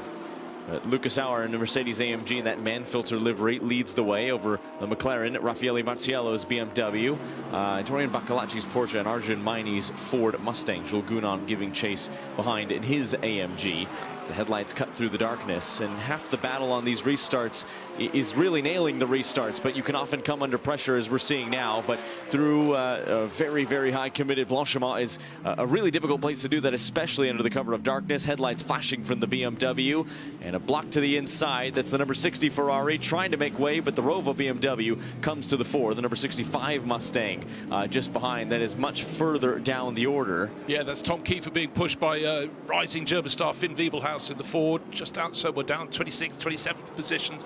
But these are the points at which you can gain a position. This is the easiest lap on which to do it. But actually halfway around the lap, and your moment has almost gone because the field was slightly string out. Still so much gravel on the inside of the corner at La Source, the first corner of each of the laps. Not the first corner of the race, because of course the race starts on the descent past the endurance pit.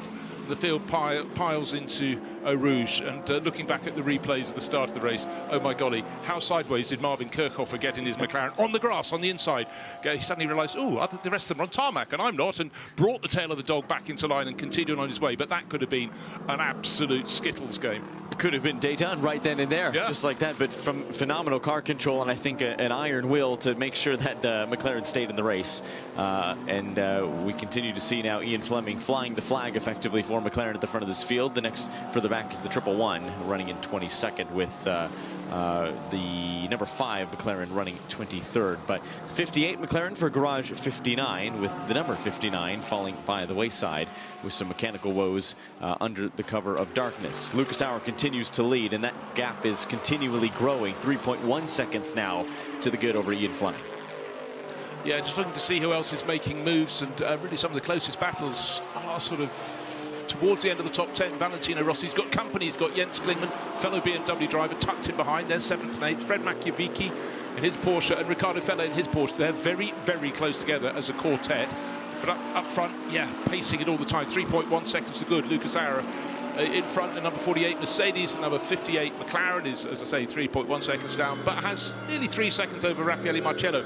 just remember, just after the restart, Marcello was right under the rear wing of that McLaren in his BMW, but the 98 BMW has fallen back a little bit. So maybe the natural pace is still with the Mercedes of Lucas Hauer, still with the McLaren, but the thing that I'm looking for is Ferrari seem quick, and the best place for them is only in 11th position overall. Mathis Jobert, this absolute rising star, top Ferrari, but bear in mind the 50 and 51. 50 had none of the luck in the early stages of the race. That has worked its way back up in the hands of Arthur Leclerc, who had a spin early in the race, up to 16th. But the sister car, 51, the one that was moving ever further clear, you know, they must just be cursing their poor form and fortune for that puncture. And Alessio Rovera is down in 34th position, still 2 laps down. It's going to be a long race that they have to get almost perfectly right to get any chance of a success. It's still possible, but I think we're going to need some fairly freak weather conditions or something. I suppose the one benefit is that in the morning, once the temperatures rise after presumably dropping, if you can call this temperature dropping overnight, is that Alessio Rovera was the fastest driver of anybody in the 69 car strong field in the Super Pole. And if you're going to start a comeback charge, that is the way to do it. And installed in the nighttime when anything can happen, the field can bunch up, and that can help your efforts in trying to regain some of the positions for 51 Ferrari. Let's look at everybody spewing even more gravel on the track out of the run of Lake Common. Sparks flying from the splitter and the side skirts of that AMG. Field has not separated in the middle chunk, I can tell you that, even if the leader in Lucas Hauer is continuing to draw a little bit further afield of Thomas Fleming, who has done a good job, but I'm curious to see what other pace that McLaren has in hand, because it's been so strong throughout the weekend. But we have had limited running under darkness. Of course, we have the night practice session, which is crucial in terms of gaining lap time and lap experience and seat time, especially for some of our bronze drivers. But even for the pros, how does the car behave? How do the Pirelli tires act in very hot but dark conditions? And what can happen on a very dirty racetrack, as we've seen after a significant amount of running already? And a lot of these drivers, Jonathan, are very early into their stint. We just saw them changing under the full course yellow, and they must be going, who have I got around me? You know what? I can't see everybody. I can see lots of bright headlights behind. I can see the taillights. Who am I racing with? Because they would have looked at the screen. Oh, side by side Porsche action and kicking up the dirt down the bottom. Hold on, we don't want to replay. And that was a couple of corners ahead of the one we're looking at now, which is where Sebastian Boe got it wrong and was spat out across the gravel into the balls. So no quarters given. Absolutely not at all. And none asked either. A big puff of smoke, presumably a little gravel and dust that had been laid offline. Doesn't matter that the track is dirty. People using every single bit of the racetrack. Of course, the golden rule of racing, don't hit your teammate. I would say probably an amendment to that. A subsequent rule is don't hit a car of your same make and model if you can. The manufacturer game very much alive and well, and a feature of GT3 racing here in the Intercontinental GT Challenge. And certainly you don't want any Porsche on Porsche crime, especially not with over 16.5 hours to go in this contest. That is the number 22 Porsche giving chase, and that looked really strong, I think, especially in the hands of Matt Campbell earlier in the race. But just trying to give chase now, and Fred Makovicky installed in that car. Ricardo Feller in the number 80. That Lion Speed Porsche just behind, and that car has been extremely rapid as well. Yeah, I think it was the ninth place battle of Makovicky and Feller that was side by side, and certainly no quarter was given. Right, we're just about a lap further on from where we had that moment. They've got to go around a couple more corners, down the hill through Speakers, around Pouhon. Still one of my favourite corners. Sometimes it's called double gauche, but to me it's always been Pouhon. And you know, the trouble is, if you get it wrong on the second apex, there seems to be a lot of space out to your right hand side, but it comes back on you very quickly. And we saw on the opening lap of the race, Ariel Levi just getting it slightly wrong. He had that amazing result at Monza, you know, from out of nowhere. And then unfortunately round he went, poor Jamie Day in particular, the walking horse Aston Martin, minding his own business, and then poof, a cloud's up the back. But it is a tricky corner. I mean, there are no easy corners on Spa-Francorchamps, that's a given. But these wonderful sweeps, if you get the car, the balance right, it's fantastic. If you go out onto the rubber that's been left on the track, and there is so much rubber, particularly in these high temperatures, more and more rubber is coming off the tyres, it's sitting in balls. Again, you can see some of the trenches that people have started to dig in the gravel on the outside of the longer, faster turns, and certainly curved Paul Frere.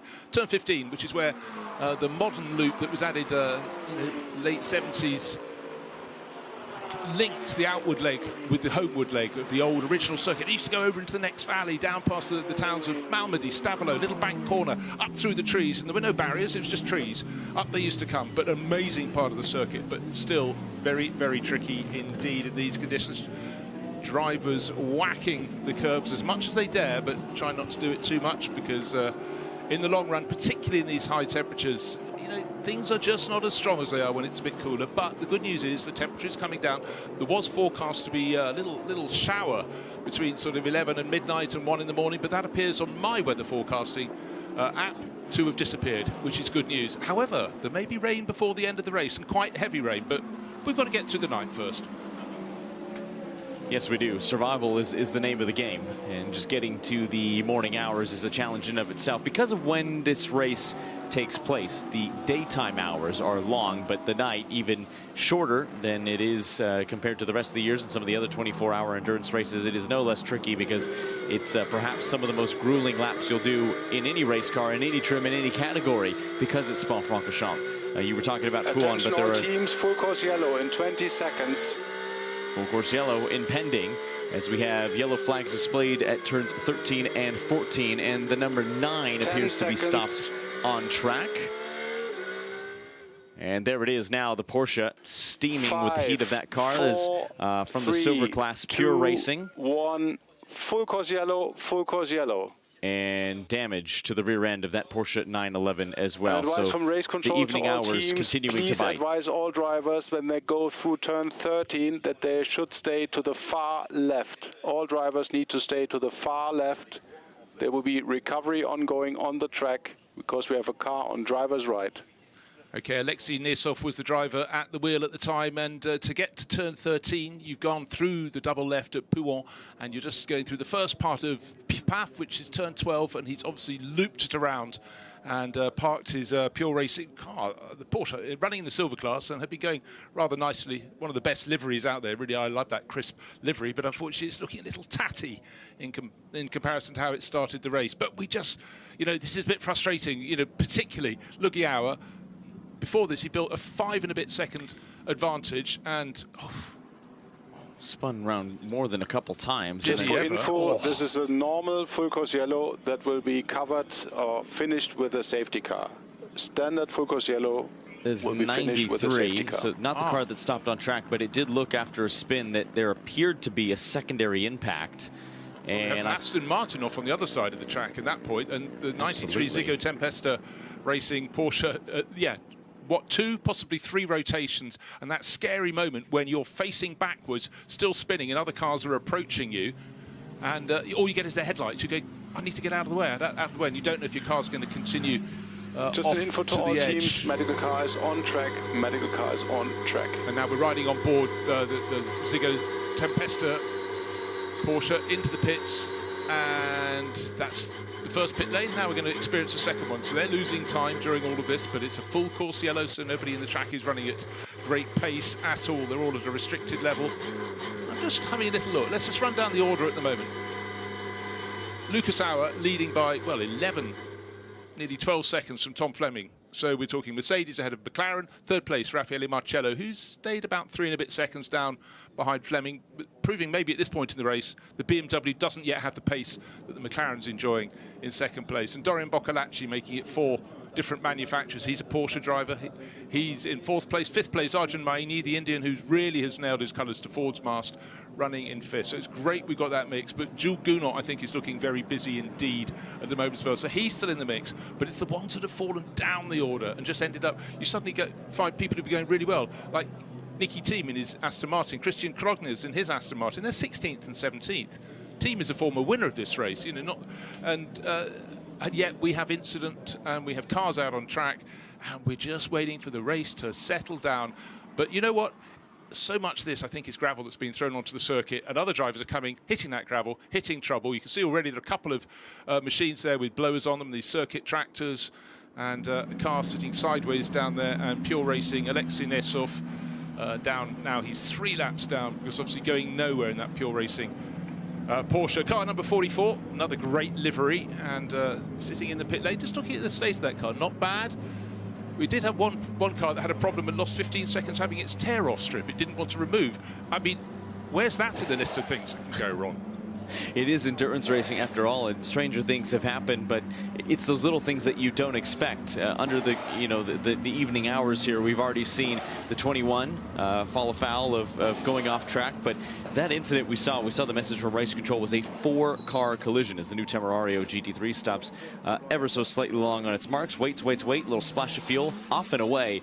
Keep an eye on that one strategically, because that had been running fairly well inside the top 20, at times touching the top 15, first ever 24-hour race for that entirely Lamborghini Squadra Corsa built car. But 93, the Ziggo Tempesta Sport Porsche was involved. We saw the stricken number 9 that ground to a halt. That's the Pure Racing Porsche. Also involved the number 7 Come To You Racing Aston Martin. That's what we saw.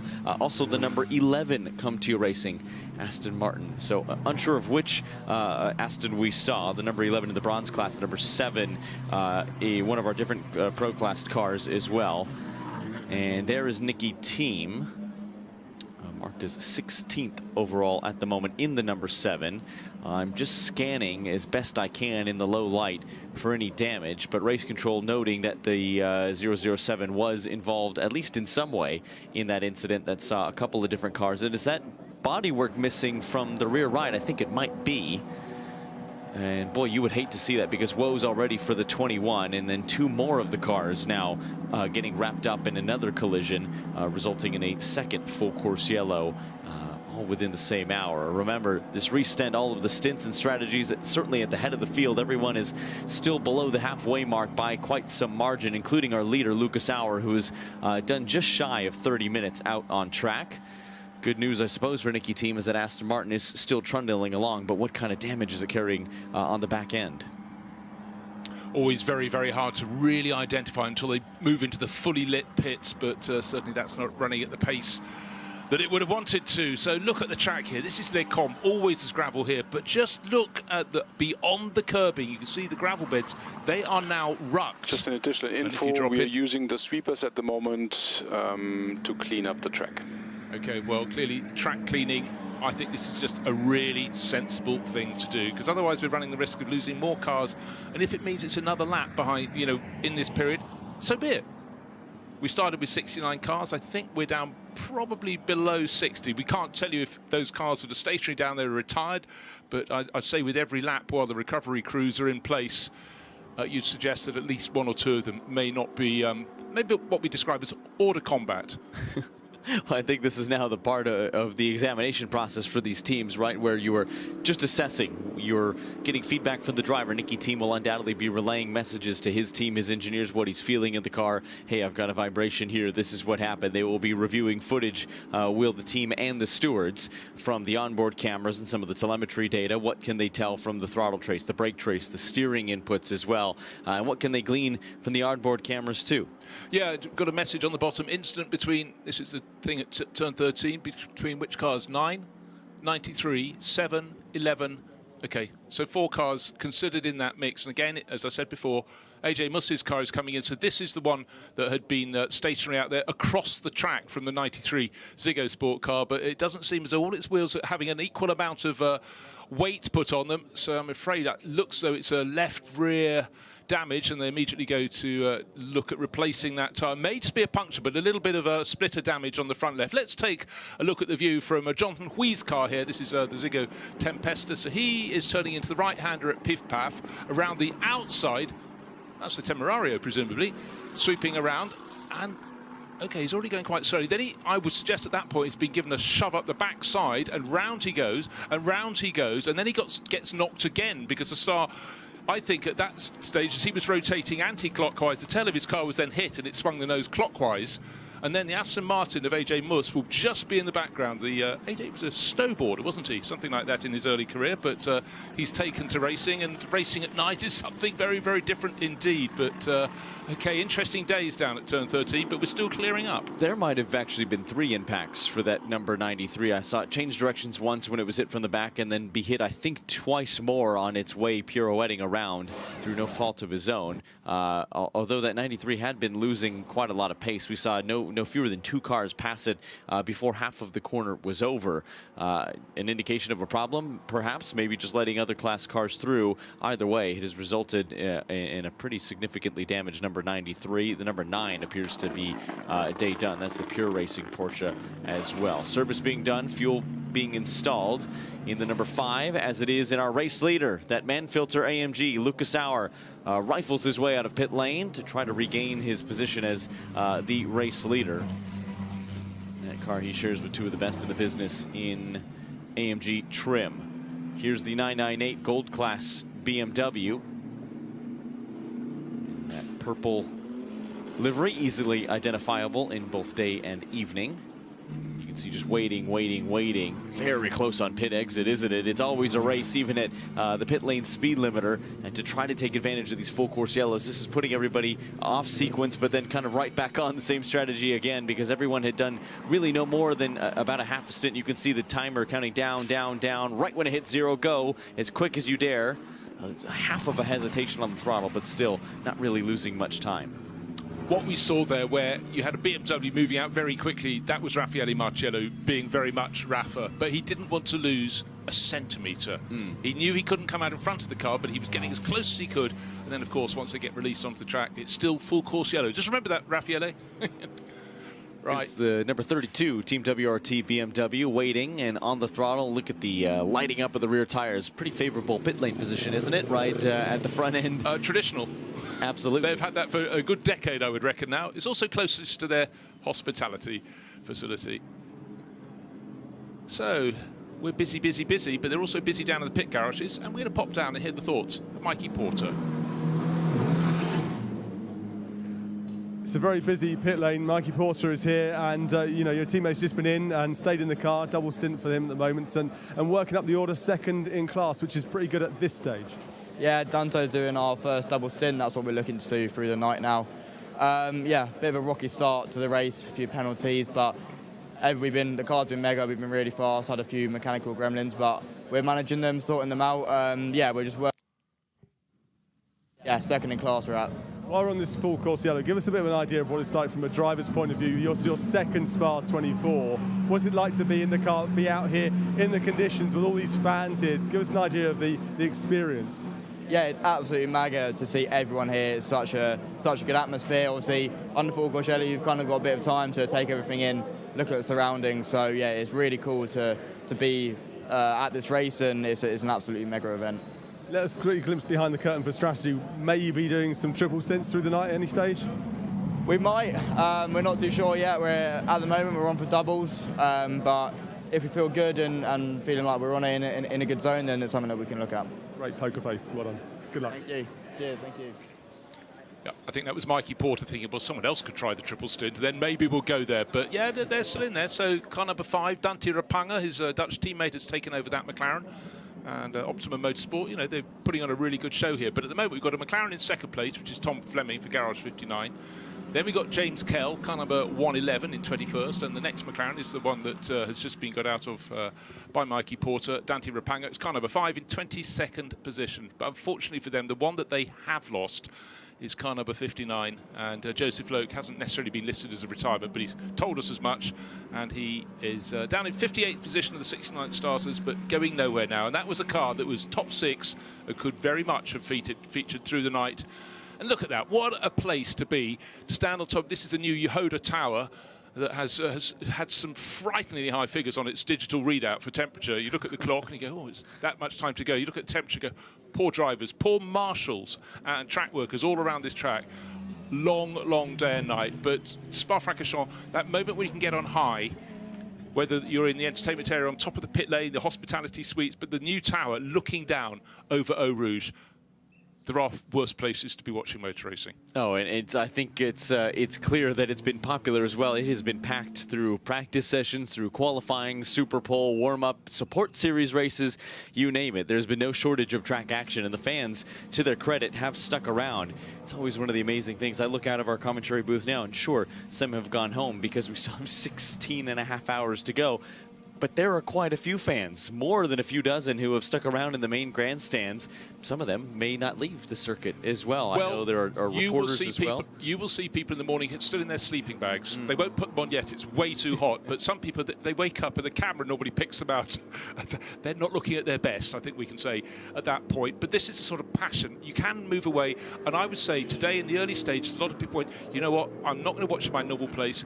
It's too hot. I've got to move to shade. Now, the Ziggo Tempesta Porsche, this is one we think was in the mix. We certainly saw it going around a few times, Jonathan Wee on board, and he saw headlights, taillights, and we think it was hit a couple of times in the rear corners. And that's, remember, it was spinning one way, then it suddenly started spinning another. So bodywork off. You can see the floor is broken away from that rear section of the car. A new piece would be brought in, but it's always, has it affected the mounting points? That's always the thing. How far in has the damage gone? Because often a lot of parts get sort of rammed, and then you get the effect that the damage is not always visible. So this is where the teams with the expertise have to look at all the likely points at which the pressure has been applied in a sort of freakish angle. These cars aren't intended to be crashed, but Jonathan Wee gets out. Okay, they're going to have a look. I think they're saying to him it's not going to be a quick fix, so you might as well get out. Yeah, I was just going to say for Jonathan Wee, who I was going to compliment the fact that he had stayed aboard, but remember, an impact to the rear end of a 911, that is where the engine lives. It is creeped further and further forward over the but still referred to as a rear-engined car. And Jonathan Wee will unbuckle the helmet and get a moment's respite while his team goes to work. Yeah, Chris Froggatt looking very concerned there, and there is no point keeping Ivan Aklav on cool down and the other teammates in the background. They're not suggesting it's over and out. They're working on the car, but that was, as you think you saw 3 impacts on that car. I think we had the first one that rotated it, another that then changed its direction, and I think there may well have been a third. So we didn't see any damage on the front end of the car, but I think it was 2 points of impact on the tail. Well, concerningly, I didn't see a whole host of urgency from the number 93 crew as well. They were assessing the car. They had the bodywork off. Jonathan Wee was uninstalled from the car. We saw the Aston Martins very, very busy. And let's listen in to some of the team radio from the 007. So front right dive plane is missing, and the rear right loop has gone as well. The rear is okay, but obviously you'll have a bit more understeer without the dive planes on the front. We mentioned the Aston Martins had been very busy. It's great to hear from the 007 crew.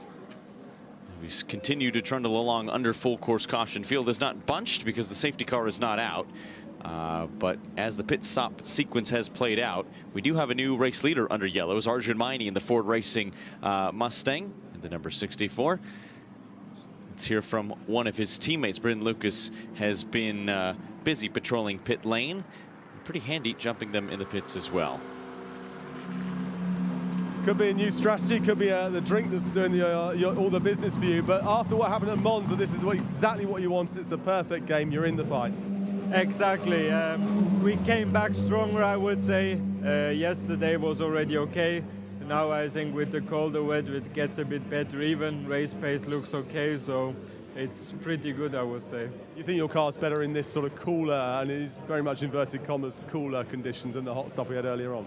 Exactly. I think the Mustang is not the easiest one on tires, so it's for sure helping this condition. So let's see what the night brings, and the morning maybe we get some rain, so let's see. And it seems typical that most teams are double stinting. Arjun's in there for a double stint. I think you're going in to go on double stint, but a slightly offset strategy as well.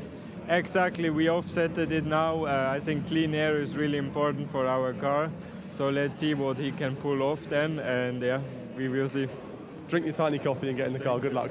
Thank you. See you. All cars in front of the safety car need to pack up behind the safety car in one single queue. Okay, at this point, there's a very clear messaging from race control to the drivers. Welcome Adam Christodoulou in the booth. It's been a bit stop-start, hasn't it? Finding its form, tricky. It has. Unfortunately, it's been a stop for us completely.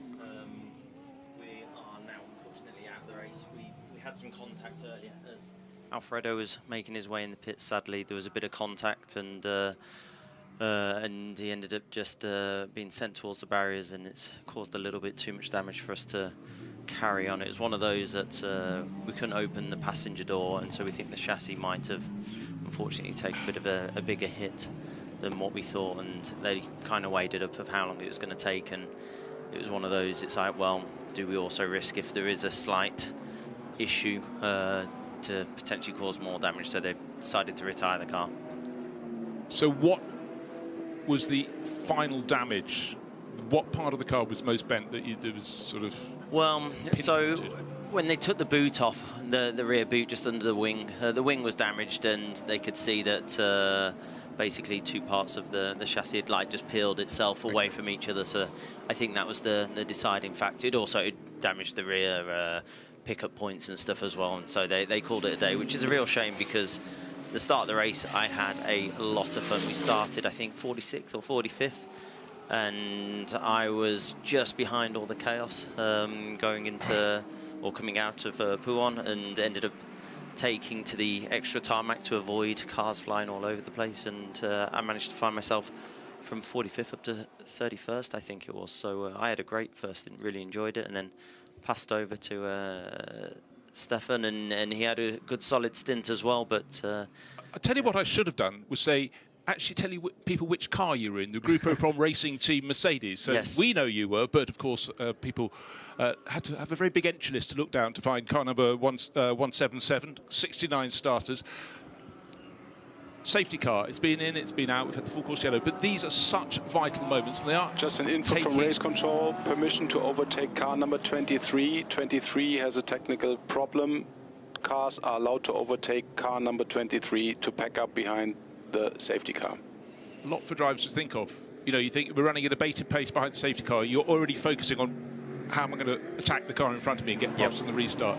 But I was just making a point, they seem to have added an extra lap maybe every now and again to try and get the gravel off the circuit, because there is so much all around the track, and I think people are going further and further, and particularly, you know, down around we had the big accident. See the damaged car on the right-hand side. Okay. Yeah, we saw the message from race control, cars being allowed to pass the stricken number 23 as it trundles along. That's the Team RJN run McLaren 720S GT3 Evo. Continues to drop race down control the order. To all teams. It looks safety like it's car dropped in on this lap. I guess it might have a puncture maybe, but it definitely looks like the front is higher on one side than the other. It certainly does. But yeah, in these conditions, like you're just trying to optimize every opportunity. You can see all the marbles on the track where the lights are just beaming there, so you want to make sure that whilst you're trying to get the tyres up to temp, I know it is still very hot out, but still you have to get them within their working window, which is around like 90 degrees, and so make sure that the pressures are kept up. I would imagine on a weekend like this with the temperatures. The cars that are stuck behind car 23. Car 23 has a puncture. The cars behind 23 are allowed to overtake car 23 to queue behind. Right, just before we get going again. Safety car lights off. Okay, safety car lights off. Little time. Arjun Maini leading for Ford. Second place, Mercedes, Lucas Auer. Dorian Boccolacci, third for Porsche. Fourth, Valentino Rossi for BMW. Jules Gounod, fifth for Mercedes. Mathis Schaubert up to sixth place, leading the bronze class. For Ferrari, Tom Fleming down into seventh place overall, but you know, that is a car that was in second place for a long time. Raffaele Marcello, likewise, will move further up the order, I am sure, but he is absolutely tied with Fleming. And to complete the top 10, Marco Mappelli, the best Lamborghini in the race, the only Lamborghini in the race, and Tim Tramnitz in his BMW from 10th place, and we go racing again. The Ford of Arjun Maini kicking it off right now. He can choose when to go. He's gone early. He's gone before Blanchimont. Up the slope they go. And there's the message, green flag at the line. No overtaking until you reach the start-finish line. So you've got to get through the bus stop first. Coming into the bus stop just about now, but with about 2 car lengths advantage, and trying to just mount those curves to get free. But obviously, if you're the first of the line, you're in the best position. Yeah, for sure. You've got the cleanest air, you've got the best view, and especially there seems to be lots of dust and dirt. Something going on as one of the cars peeled into the pit lane. Yeah, a few early takers as the 46 BMW went inside, but it was extremely busy. That looks like it's created quite a big gap. I don't know whether they had an issue and they couldn't restart as quick as some of the others. Valentino Rossi under pressure from another BMW just behind, and Vale trying to do his darndest to keep everybody behind the rear wing of that BMW, but that gap is closing on the run out of La Source, up through Eau Rouge. Adam, you know this corner well. It can be treacherous at night. This is where you want to be in the lead, or ahead of the train, because of course you're going through there, and especially at this time of night, it's one of those that it makes it obviously a bit harder, just making sure you get your turning points. But you want the clearest there because it is possible to do it flat. But if you are behind and you're tucked up behind, you lose that little bit of front downforce, and then what you find yourself is, as you go through the compression, it just won't quite turn right as much as you want, and then you can ping a track limit as well. And then, of course, if you're slightly wide, when you swing back at the top of the hill, you're then just a little bit of out of position, but it looks like he's under a lot of pressure there, but he seems to be handling it pretty well. Out of position car just behind is the number 991 BMW. And getting a flash of the headlights behind because it is a pretty significant battle at the front of this field. Valentino Rossi finds him in. This is in the Pro Class. Jules Gounon, the next opponent behind. Malthus Jalbert, the Ketzel Racing Ferrari that had been hit with a penalty, but the best running of the Prancing Horse machines and 6th overall. So what that BMW is probably trying to do right now is get ahead of Rossi because he's only got 3 sectors to try and pull a 0.6 of a second gap before he has to yield to the cars that are lapping. So he's going to be doing everything he can. Otherwise, you'll see probably at the end of the next sector, the sector line is in between these 2 corners.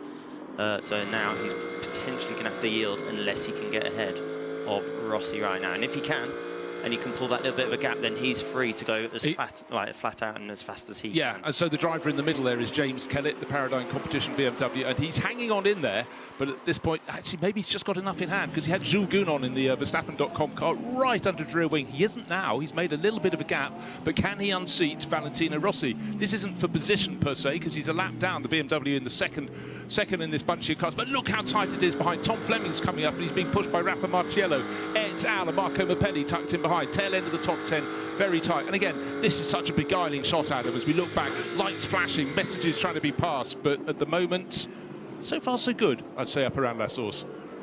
Yeah, the track, you can see actually, if you look at the gravel tracks just on the left now, how it's starting to dig lower and lower. And so I'm hoping that, I guess, as they sweep the track, and obviously because there's less and less gravel close on the edge of the curbs, hopefully it shouldn't get as messy later on in the race. But of course, during the night, it's going to be hard to see, and especially with, like, for some of the other categories, the Pro-Am and the Bronze category and the Gold Cup, when the bronzes have to go in once every 6 hours. This is where it's tricky for those guys, because of course if you've got someone sticking it down the inside and you're a little bit offline, it's not ideal. You get the pickup, you get the marbles, and then it takes probably 2/3 of a lap to clear that off sometimes. Okay, talk to me about darkness. It's not about people being sad, it's about people accelerating past Radion, and then you go into a different world, don't you, when you go up the Kemmel Straight? It's, yeah, in the dark, like your eyes are on stalks and you are looking for every point that you can use. So your braking points, you're looking at your turning points, and what you can see the cars are like all twitching around. Like, the thing is, when the cars are moving like this, that just means that they're on the edge. They've got to be on the edge, otherwise you're not going quick enough. And you can see, I think we're on board with Jules at the moment, right? And he's now probably starting to get a little frustrated as he wants to be able to attack for position. He wants to obviously get past him and then go for Rossi's position. But what is happening is our first 3 cars, Arjun Maini in the 64 Ford, Lucas Auer in the 48 Mercedes, and Dorian Boccolacci have got a lovely buffer. They've gained 6 seconds over this grouping. So Valentino Rossi holding down 4th place. He's got James Kellett, who's a lap down, tucked in behind, and Jules Gounon, who's 5th. He must be thinking, actually, James Kellett's doing a pretty good job here. He's gone a little bit loose on a couple of corners, but would he get out of my way? Because I want to start attacking Valentino. James is an incredibly quick driver, had a phenomenal run early in the race, made 22 positions up since the start early on in the opening couple of hours, was actually running 2nd in the Bronze Cup. That car now well out of position. You could see Jules Gounon flashing the headlights at every opportunity because Thomas Fleming is just behind. It's one thing to try to pass the traffic, and there on the flashers is Jules Gounon. How effective is that in the nighttime, Adam? I imagine it would be absolutely blinding to the car in front. It's one of those, if anything, you're just trying to like or warn them or distract them, do whatever you can to get that advantage. And so you can tell that he's getting frustrated because he's on that button all the way down that straight. And it's one of those, especially when you know it's a car that shouldn't be holding you up because it's a lap down or 2 laps down. Obviously it's frustrating, and of course it's got the McLaren breathing right down its neck. The Merc's really good on its tyres, and that's its strength, the cornering and its tyres, but it isn't necessarily the quickest on the straight. And you can see now the McLaren's obviously giving it a go, but he's going to have to try and go the long way round of this corner. It looks so. I think he's just managed to do so. Yeah, Yes, he has. He's gone on through, but running wide on the exit of Lincoln, job done. But you could already see that move happening as they were leaving Radion. The McLaren was closing, and you think, hold on, the Kemmel Straight's a long straight, a long uphill straight. To have that much an advantage at the start of the straight, but again, you know what? At that point, Jugunot must have thought, I could make it difficult, but we could both end off. Well, it's one of those. You never want to be too much of a gentleman, and of course Jules is one of the best out there, so he's always going to push to the limit and not give it an inch. But it's one of those that. Everybody, we are the track limit on 16. Please be very careful, very careful. You don't want too many of those, because of course then your next stop you end up with a penalty. But every 6 hours it does reset. I don't know, where are we now? How much time's left? He does have 2 track limits warnings listed there, but he's got 4 more hours to go before that clears, which is the sword of Damocles is starting to come up, isn't it? It's not fully over the executioner's shoulder at the moment, but it's out of the scabbard. It's one of those, like, you never want any track limits, especially if it's like you just want to keep them as a reserve, like in the bag, just in case something happens during trying to overtake someone, that you just have it there as a reserve, obviously. So if you end up with those 6 track limits, then at your next stop you have a 30-second stop where the mechanics and the drivers aren't allowed to do anything, so you just have to sit there, and the mechanics are like looking at you with the stopwatch counting down until they get the green light to then change your tyres, refuel and driver change if that's. Can you see the word they're mouthing when they see you arrive in the pits? Sorry, can you say that louder? No, I can't say that louder. Even after midnight. It's one of those, like, in the end, obviously, some of these corners, like Eau Rouge, you're trying to do flat, and Blanchimont is touch and go flat as well, especially when the tyres are new. But as the tyres wear, then it starts to move around a bit, and of course, mistakes. And the thing is, it's one of those that, rather than risk losing it, it is better just to open the steering wheel and take that track limit. But obviously you don't want to take too many, and it's one of those, like, over 6 hours, obviously that 30-second penalty it's almost better to lose a tenth or 2 a lap and not have it than to tally them up. Okay, let's just talk about communication from the pits to you. Something like driver penalties, you may not know you've got them, but they have to keep informing you, right? You've got 2, you've got 3. Yes. They've got to be really clear, because you're doing your job, but there's a lot happening out on the track. But clarity of communication, I think, it must be paramount to success in long-distance racing. We are talking every lap, whether it's just a radio check or there's many things going on, and of course they'll give you notes of how the pace is and stuff. Different drivers like different things. Like I'm very fortunate. I've been racing all my life for 30 years now, and so whilst they're on the radio, to me that's completely fine. Whereas some people, especially if you're less experienced, if you're an AM driver, bronze driver, sometimes that can be distracting. But generally we try and speak at least once a lap, maybe on the start line. It gives you a bit of an idea that the radio is still working and stuff, and they are telling you as much information as they can, whether there's debris on a certain corner, or there's a yellow flag somewhere. The track limits is obviously an extremely important one as well. If there's oil or anything noted, if you're in a car, if you're in a team with multiple cars, of course you get more information around the lap. Obviously right now the weather is dry, but obviously if it starts to rain at some point, this is key information as well. But Spa's an interesting one. Like, if it's just a little bit of rain around here, you can kind of get away with being on slicks, because it generally dries really quick, especially with this temperature.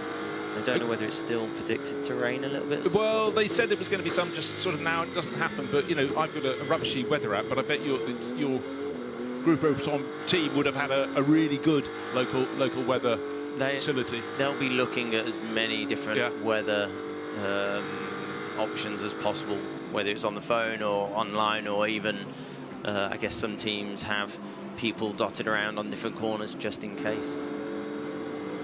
Tom Fleming has gotten past Valentino Rossi on the road, it would appear. Valle in the 46 was doing his best in defense of the McLaren behind. Still waiting for it to update officially on timing and scoring. And there's the confirmation of that. Valentino Rossi of the Team WRT BMW drops down to 5th place. Not helped, I think, by the ever-rapid 991 driver in Kellett, who was dropped back a little bit in the order, out of position further back, but had been the cork in the bottle. Undeniable pace, though, from Fleming in that gold class leading McLaren. It looks like these cooler weather conditions might be starting to suit some of the turbo cars a little bit. But obviously, it's one of those, like the turbos might have a little bit more torque, and so obviously in the hot conditions they might burn through their tires a little bit more, and every manufacturer has a different I guess advantage and disadvantage depending on conditions and performances and stuff, and so this is why GT3 is such a brilliant category, because it's very unpredictable. At no point can you predict who is going to be in the strong position where or in what weather conditions, etc. And it can be as little as a swing of 2 or 3 degrees, and it just changes the playing field. It's really hard for people on the outside to understand that. They can just appreciate the fact we've got so many different manufacturers, but not understand. And I think your point you made about the torque from a turbo, from a turbo car, it just gives it that little stretch. But yeah, of course, they get different boosts during different gears and rev ranges and stuff, and the SRO do a brilliant job at making sure that like every car almost does the exact same lap, and that's why the racing's so close. And it's a particular skill. But look, here we are in a situation with a Ford leading a Mercedes, leading a Porsche, leading a BMW and a McLaren. Now we're going to show you a replay of Valentino Rossi being passed. Remember, he was being hunted down by Tom Fleming, and we're looking forward from Jules Gounon's Mercedes, and it's a straightforward move up the inside into La Source, neat and tidy. You know what? Valley saw that one coming, couldn't stop it, and chose not to try and stop it, which I think at that point, anyone who did enough physics would have understood his would have been the car that would have been punched off in the gravel when someone's come the inside into La Source. So I think discretion, the better part of valour there. And there probably would have been messages coming to him saying, Fleming's a lot faster than you. You know, do you want to fight the position? I know you say you've got to be aggressive out there on track, but at that point, it's one of those. It's a long old race, and there's still 16 hours to go. So we're 8 hours in, and it's like, well, you kind of choose and pick your battles a little bit, because the thing is, if you defend and you start backing everyone up and putting yourself under more pressure, or then using the tyre more, then of course tyre dead can be higher, and it's one of those that sometimes it is better just to make that choice of like, right, okay, let them past. He could see that the car behind was struggling to get close enough, and so you can probably hold him off fine, but it's one of those that of course a lot can change in a second of a safety car being in the right place at the right time and stuff. The next driver in pursuit of Valentino Rossi is a 2-time winner of this event in Jules Gounon. You can speak specifically to the performance of the Mercedes-AMG, especially in the nighttime. How do the evening conditions, when the temperature does start to drop, even though it is still hot and humid, fare for the AMG? It's one of those, so as the track cools down, it doesn't matter what car you're in, it's going to feel better, because I think probably around Spa, the optimum like outside ambient temperature is probably around 12 degrees. This is where the track's nice and fresh and brisk and stuff, and so what you will see is, especially during the morning, just at sunrise, this is what all drivers call happy hour. It's where the track's got the most rubber down at that point, and generally it's nice and cool, and you can start to see where you're going, and it'll always be in the morning about 5 o'clock when suddenly the track and the cars and everything come alive. But the Merc is really good on its tyres, and so generally what you'll find is they might not necessarily be the quickest right this second, but as the stint goes on, they will start to come back, and it's one of those that if you can have tyre deg at a minimum, this generally in endurance racing is what pays dividends. Well, there we go. Let's just run down the classes. Obviously, the Pro class is being led by our race leader, Arjun Maini. And let's have a look at the gap, because it's now out to 6.7 seconds over Lucas Auer. So bear in mind, it wasn't that many laps since we had the restart, and he has really, really made fantastic progress in those laps. Then there's a similar margin of 6.5 seconds back to third place. That's from Lucas Auer back to Dorian Boccolacci. Still loads of gravel, still people flirting with digging more grooves on the outside of the circuit, and it's going to whip around. Adam, thank you so much for coming to talk through, you know, throw some light in the darkness. What are you off to do now? There's still a concert going on till about 2 in the morning. That is my next stop. Is it? There you go. I'm going to go and enjoy myself. Unfortunately, our driving is done, so I'm going to go and get stuck in and see what's happening around the rest of the track and join some of the fans, I think. Quite right. Get the real experience. And Raffaele Marcello is having an experience he didn't expect to have just now. That's an early pit stop. He's broken away. Remember, he was sitting in about 7th position in his come. So thank you very much, Adam. Thank you. Cheers. Appreciate it very much. We'll wave to you as we can. We'll see the flashing lights there. For that Rover Motorsport BMW, tank of fuel going in as well, just waiting on the hydraulic line to close. Waiting. You can see the mechanics. Rover, one of the best in the business when it comes to pit stops. There's the line, off and away, engine fires. Slight hesitation for the Rover driver, but off and away nonetheless. Jules Gounon's pursuit of Valentino Rossi continues. You referenced Arjo Maini and his gap growing at the front of this field. Remember, he has done 2 fewer pit stops than the car behind him in Lucas Auer. And on that most recent round of stops, when most of the leaders came in, he did not. So he still does owe us a pit stop in a few minutes' time, and that should be impending as well. It has been 56 minutes and counting in this stint, less than half an hour for Lucas Auer behind. So Arjun Maini will be praying that another safety car, full course yellow, does not come in the next few laps and reset everybody's advantage, and then he can continue to go off sequence a little bit, because this is a fairly good position for the HRT Mustang. Seeing a lot of the rear end of Valentino Rossi's BMW. It's car number 46. Of course it is. That's the number he's had throughout his racing career, on 2 wheels, now on 4. He's in 5th, but Jules Gounon giving chase. Up to the source they go. Tom Fleming has a while ago got ahead of Valentino. He's now 3.3 seconds to the good. So the McLaren driver pulling away very nicely in 4th place. He's setting off after 3rd place Dorian Boccolacci, and he's already chipping away at that. He's got to find 3 and a bit seconds, but he's got clear air at the moment. And again, trying to keep your temperatures down. The driver's still twitching away through Eau Rouge. You know, lesser people would be fearful, but Jules Gounon thought, I'm not lifting. But we saw a few laps ago, really loose understeering moment from Valentino Rossi. He might have got on the gravel, but that just goes to prove, exactly as we heard from Adam Christodoulou, you have to be just sort of beyond the edge of grip to be going really fast. It's like people who are ski racing. If you're not outside control, you're too slow. You've got to have that semblance so you can get some control back at some point, but this is exactly what these drivers are doing. And just remember, of course, at this point, the conditions are changing. They're gradually becoming a little bit cooler. But the salient point we had from Adam Christodoulou, his Mercedes, number 177, the Group of Prom racing team car, out of the race after damage, but he said the Mercedes are very good on their tyres. Sort of important, I guess. I would agree, especially if you're a Lucas Auer or Jules Gounon, who is probably using a little bit more Pirelli rubber than his rivals in front. And Valentino Rossi, you saw the twitch through a very high commitment Eau Rouge and a very loaded, if not blind, Radeon corner down the Kemmel Straight. That gap has stabilized because the lap times are remarkably similar, only a 1/10 of a difference between Gounon and his rival Rossi through Sector 1. You can see how much he is fighting that car. So as the tires and the grip start to come to fore, Valentino Rossi, who has really gotten up to grips in GT3 racing in a very short amount of time, a couple of wins in his home country as well, a win at the Indianapolis 8-hour last year in an IGTC round.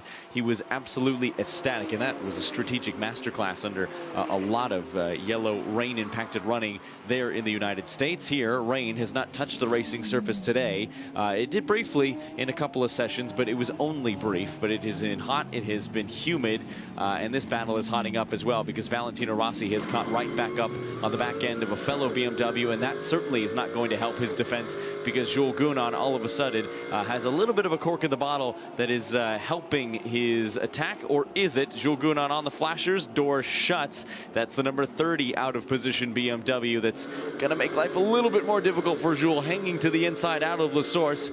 30 is not obligated to give up position and will not. Jules Gounon using a little bit heavier of a right foot, though, on the run into Eau Rouge, up the hill in Radeon, sparks flying, and he'll now have to close that gap to Rossi back down.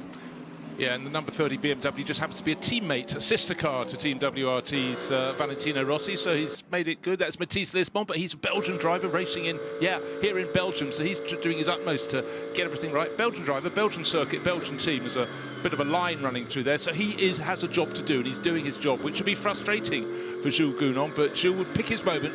I'm sure he'll be diving past, but they know all along those up front are getting away. Vital elements, but as we've seen time and again in the event so far, we've had people who've managed to get clear, safety car brings them right back down again. And so you've got to just keep on being in the front group. You'll have a chance. We've seen a few positions changing in the pit lane, but just remember, as you were explaining a short while ago, the Ford, the 64 entry from the Hout Racing team, Arjun Maini at the wheel, is doing things slightly differently from the others, so we will see how soon they come in. But the one I want to just look at is where exactly. Of course, Raffaele Marcello made a pit stop out of, he was in the top 5 positions, and he's down in 19th after that pit stop, and I'm waiting to see where he slots back in.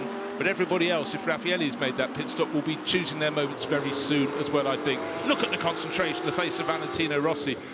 We used to laugh because Mirko Bortolotti, we called the man who didn't blink. Whenever it had an onboard camera, we stare in the face and no blinking.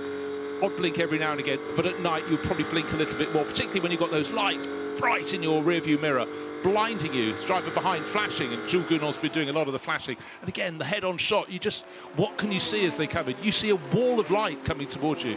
As soon as these cars go, it's almost pitch black at that part of the circuit. So a real point of contrast. And, you do something like the Daytona 24 Hours, there's much more light around all of the auditorium, and here comes the Stella Motorsport Corvette just trying to keep out of the way, but he's got Rossi going through. Well done indeed. Right, in the pit lane, we do have a Ford. It's just looking neat and tidy. Our race leader, he had to blink, he had to come in. This is the element. How many laps earlier than his rivals do you think he's coming in? Well, it's about half the stint, as it would appear right now. 34 minutes for Lucas Auer, and just ticking over the 1 hour mark. 65 minutes is the maximum stint time allowed. Arjun Maini hops out, driver change installed. We'll wait for the transponder to tick over for this HRT. Dazzling chrome on the helmet as well. Just waiting for some fresh Pirelli DHG rubber to be installed. But where does he come out in the order? That's the crucial question. Off sequence, so things could play out, things could change if the field packs up under a safety car or halts its progress under yellow. But good, successful, clean stop for the Haupt Racing team, who is able to take those chewed up Pirelli tires away. They actually look in fairly decent shape as well. A lot of running under yellow and a lot of great pace from Arjun Maini, who had built himself a fairly decent multi-second buffer at the front of this field. Valentino Rossi not compliments of a buffer right now because he has more pressure behind. And look at the body language of the car. A little bit of a graceful rotation through the right-hander. It's lost him a little bit of time, but looked phenomenal on our cameras and the onboard right now. But Valet with some great car control. Flash of the headlights behind from Jules Gounod. He wants to get by, and he's closed that gap right back up now with no cars between them. Both have cleared the Stellar Motorsports Corvette through the multi-left-handed Pouin.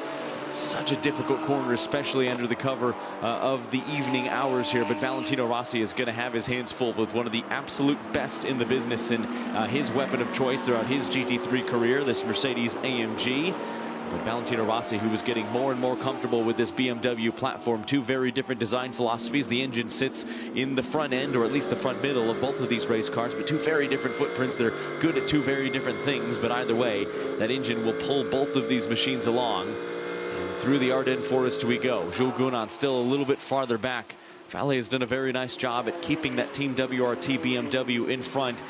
We talked about throughout the week, where has the pace from BMW been?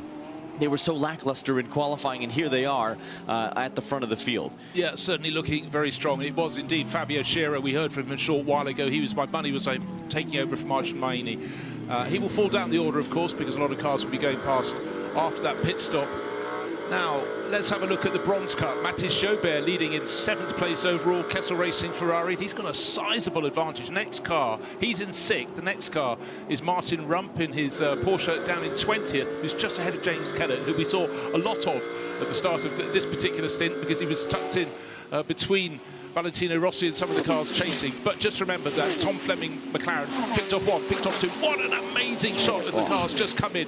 As we heard, this should be flat, but as your tyres get a little tired, maybe it's slightly less than flat. Eau Rouge into Radio, it is still the key corner on this circuit. And one of the things you could see in that beautiful shot as well was the 74 is catching the tail end of this battle. So the longer that these two squabble, Mathis Jaubert will be rubbing his hands because that Ferrari has been quick all the day and all the night long.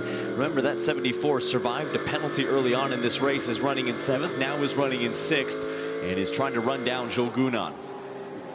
Yeah, Mathis Jaubert, very, very much one of the rising stars in sports car racing across all the things. And a few years ago, he wasn't doing any of this, but he's learned very, very quickly. So Kessel Racing have got a good one there, sharing with American racer Dustin Blattner, who's had an amazing several seasons running in the Bronze Championship here, and he also raced in the Asian Le Mans Series, just getting us, you know, now you can race 12 months a year if you choose your championships. And if you've got the desire to learn and learn quickly, you can very much follow the example of Dustin Blattner. Dennis Marshall, such a brilliant person to have on board, the German Porsche racer, obviously now racing a Ferrari for Kessel, and Ben Tuck as well, young British racer. It's a really interesting lineup they've got there, but right now Mathis Jalbo is the one who's drawing the eyes. He seems to have he sort of vaulted over a lot of the people who had more experience than him, but you know, you don't get promoted without merit, to put it this way. And there's a lot of merit for that young Frenchman. He is reeling in, one of the best in the business. Jules Gounon stuck behind the number 46 Team WRT BMW. Valentino Rossi, though, doing a phenomenal job in defense inside the overall top 5. 2 AMGs running inside of the top 5, with Lucas Auer now your overall race leader after the out-of-sequence number 64 Helmut Racing Team Ford Mustang, with Fabio Scherer now installed, slots back to 17th behind the Aston Martin with Cronjes in the number 34. Valkenhorst, that was in the wars early on and survived a dramatic collision, came back with some speedy repair work. Here's the 58 McLaren. Haven't talked about Thomas Fleming in a while. Has had a little bit of clean air and has got a whole host of cars between himself and the BMW, the 998 car with Tramments installed. Fleming is probably enjoying just a little bit of clean running. Has ticked off some nice laps, has got himself a nice gap in the Gold Cup. In the last couple of laps, he's gained 1.5 seconds in his chase of Dorian Boccolacci, so he's in 3rd place, getting closer to 2nd. He's still got, you know, effectively 20-odd minutes, maybe slightly more in this stint, so he's going to have to just keep hunting. But Dorian at the moment is 10 seconds down on Lucas Auer. That yellow and green Mambo liveried Team Manfilter Mercedes leading the way. And just remember, that was having such a good fight with the 51 Ferrari, and then, you know, how gutting. To pick up a puncture anywhere around the circuit is bad luck. You're going to have to limp home. But to have it just when you've passed, you've got it as you accelerate out of the bus stop, you've passed pit in, and you've got to go the whole way round the lap. That was our race leader. And car number 51, Alessio Rovera, at the moment, down in 22nd position. It cost them just the best part of 2 laps. They're chipping away. They're getting back in the mix, but that's a car that's... It's got the same sort of stint time. In fact, when everyone comes in about 20 minutes' time, he should have 2 or 3 more laps when he doesn't come in, so could rise a little bit further. But a big blow for Ferrari with that number 51. Just looking comfortable, but all the time. It was 51 and 48. It was Ferrari and Mercedes. Things have changed. They do change, but, you know, as you say, there is plenty of time left in this race. But equally, as we look at... Jules Gounon's just not giving up, but there has been no mistake from Valentino Rossi. A couple of little loose moments. Jules got separated a bit when that Stella Corvette was between them in the bus stop. It's tough. You find a car in entirely the wrong place, you lose half a second, and you're coming back. But equally, I think Jules might go, I might run a couple of laps not quite so close, get a bit more air through the radiator, cool the car down, cool my tyres down. This is where experience comes to play. And also, more flashing of the headlights, so Valet must be going, oh, he's giving me a migraine, you know, stop that man. And he's being very tactful about where he's flashing as well, because Jules Gounon is charging and trying to make the move into the bus stop. He thought he would flash the lights into the left-hander of Blanchimont right before Rossi turned the steering wheel in. Ever the veteran Rossi, undeterred. He has seen pressures before on 2 wheels. He's seeing it more and more on 4 wheels, and he's got a whole heap of pressure behind. Jules Gounon dives to the inside of the source, thinks better of it, backs out of it. He's going to try his run down the Camel Straight, or maybe into Eau Rouge, but the 2-car battle has very quickly become a 3-car battle, with Mathis Jalbert rejoining behind. 2 Pro Class cars with the Bronze Cup leader by quite some margin right on the back of him now, but up towards Eau Rouge, through Raidillon, over the curbs and down the Camel Straight. Here comes Jules Gounon flashing the headlights. It's a really, really nice run for the AMG, but look at the legs on the BMW, undeterred, and a heavy right foot from Valentino Rossi.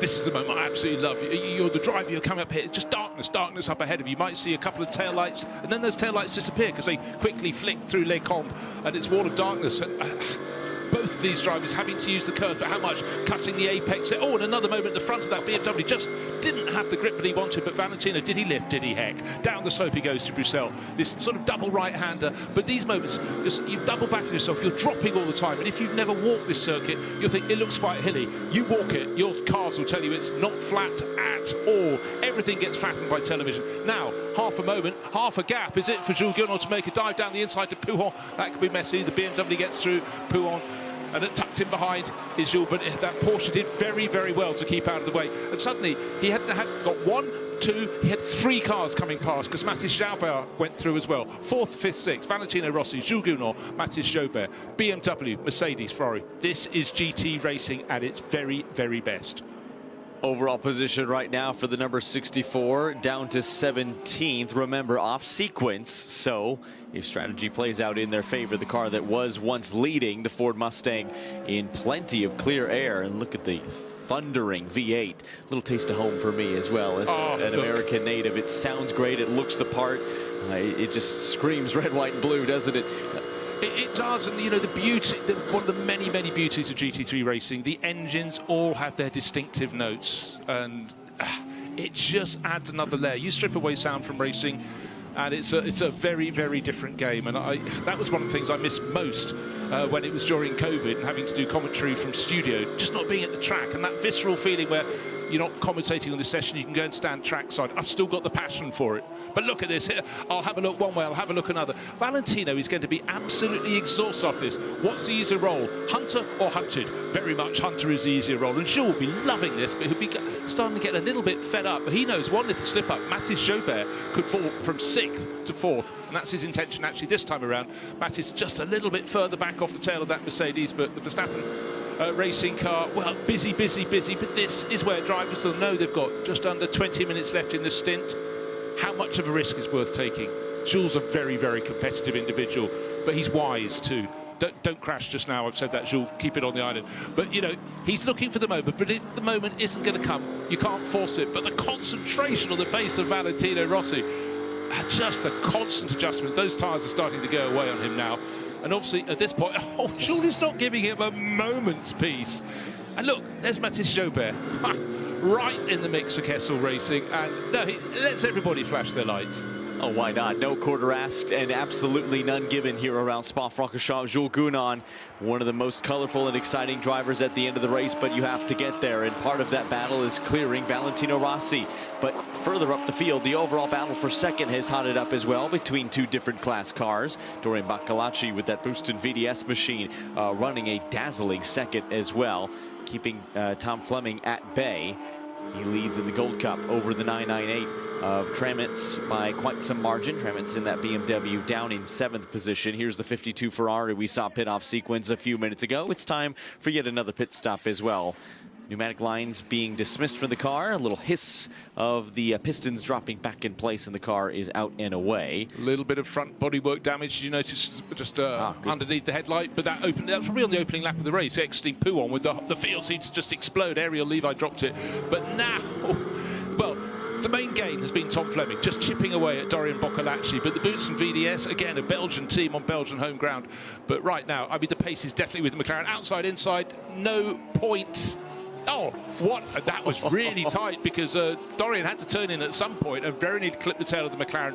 But you know what? He would have had that car small behind him, getting larger behind him, lights flashing, and he made the move. And Tom Fleming is just having the most remarkable race. He's in 2nd place. Right, his margin to the race leader when they crossed the start-finish line was 10.2 seconds. He's already gained a position, but would have slightly delayed himself by going round the source with a very brave and very late dive up the inside. Got the move done. Now he's setting off after Lucas Auer. Give him a lap or 2 to settle down, and we'll see if the gap's going to come down. You'd have to suggest that it will. Well, it is Lucas Auer after all, but that Porsche has come alive in the evening hours as well, like BMW. We were wondering, when would this German manufacturer show its might? The answer is under the cover of darkness here through the trees of the Ardennes forest. Just under a 10-second gap to the overall race leader. But Thomas Fleming doing a great job as well, having taken 2nd place and trying to put his Gold Cup car at the lead of this field. Jules Gounon still stuck behind Valentino Rossi. This is a dazzling stint from what is a relative newcomer to GT3 racing, although I think probably a few seasons in, we're going to have to stop saying he's a newcomer, because he certainly doesn't drive like it. He's got wins to his name, including an IGTC round in the season finale at the Indianapolis Motor Speedway on the road course last October, and he is trying to give Team WRT a victory here, running solidly inside the top 5, 24 seconds back off the lead after 180 racing laps complete here. No shortage of action throughout, though, but Rossi is a veteran in Jules Gounon behind. A puff of tire smoke as Jules Gounon got into the gravel, and a little bit of complaining from those Pirellis, but no problems there. But you mentioned the front tires. You noticed a little bit of understeer in both of those race cars. I think that is probably a symptom of that. Yeah, I mean, the BMW, you could see it. We were looking at it a whole lot more as one of the Mustangs really got its tail out towards the gravel there. But the Mercedes, given chase with Jules Gounod, I think he's now really working his tyres very hard indeed. And his car is starting to wash away a little bit. I dare say if we were riding on board with an onboard from Mathis Jaubert looking forward, we'd see a lot more about how the car we're riding in now, the number 3 Mercedes, the Verstappen racing car, how that's handling. We get to see a lot about Rossi's because we're looking forward from the chasing Mercedes. But there's the rear shot. 4th place Rossi, 5th place Gounod, tucked in behind Mathis Jaubert, leading the bronze class by a tidy target margin. He's in 6th overall. The next best bronze class entry is the Porsche of Martin Rump, the Estonian racer, down in 18th place. So Mathis Jaubert has got his own battles to do, but he's young, he's keen, he quite fancies going to the front.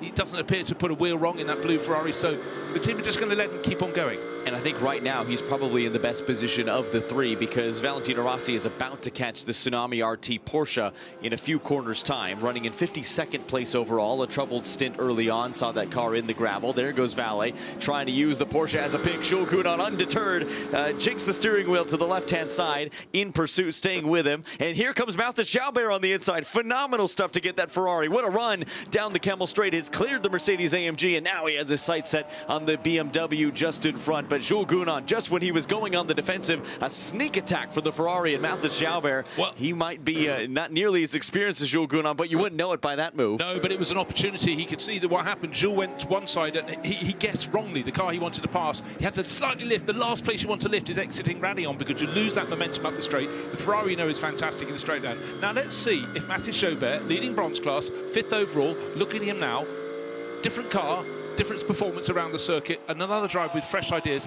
Is he going to be able to pick off Valentino Rossi? So Rossi, let's just talk gaps. 1st to 2nd is still just under 10 seconds, as Tom Fleming is just easing a 1/10 of a second a lap closer to the race leader, Lucas Auer. Dorian Boccolacci is now 1.5 seconds back. Right, this is the view from Jaubert. He's got the dark blue Mercedes in front of him, and he made a bit of a wrong guess, and suddenly Gounod had to go from right to left, and at this point already coming on the left, and must have had 2 wheels, if not on the grass, giving it a little bit of a tickle on the left-hand side of the circuit. In fact, so much speed he came close to being able to make a dive up the inside of Rossi, but that was all about Gounod being slightly, I mean, momentarily blocked, but that's how competitive it is.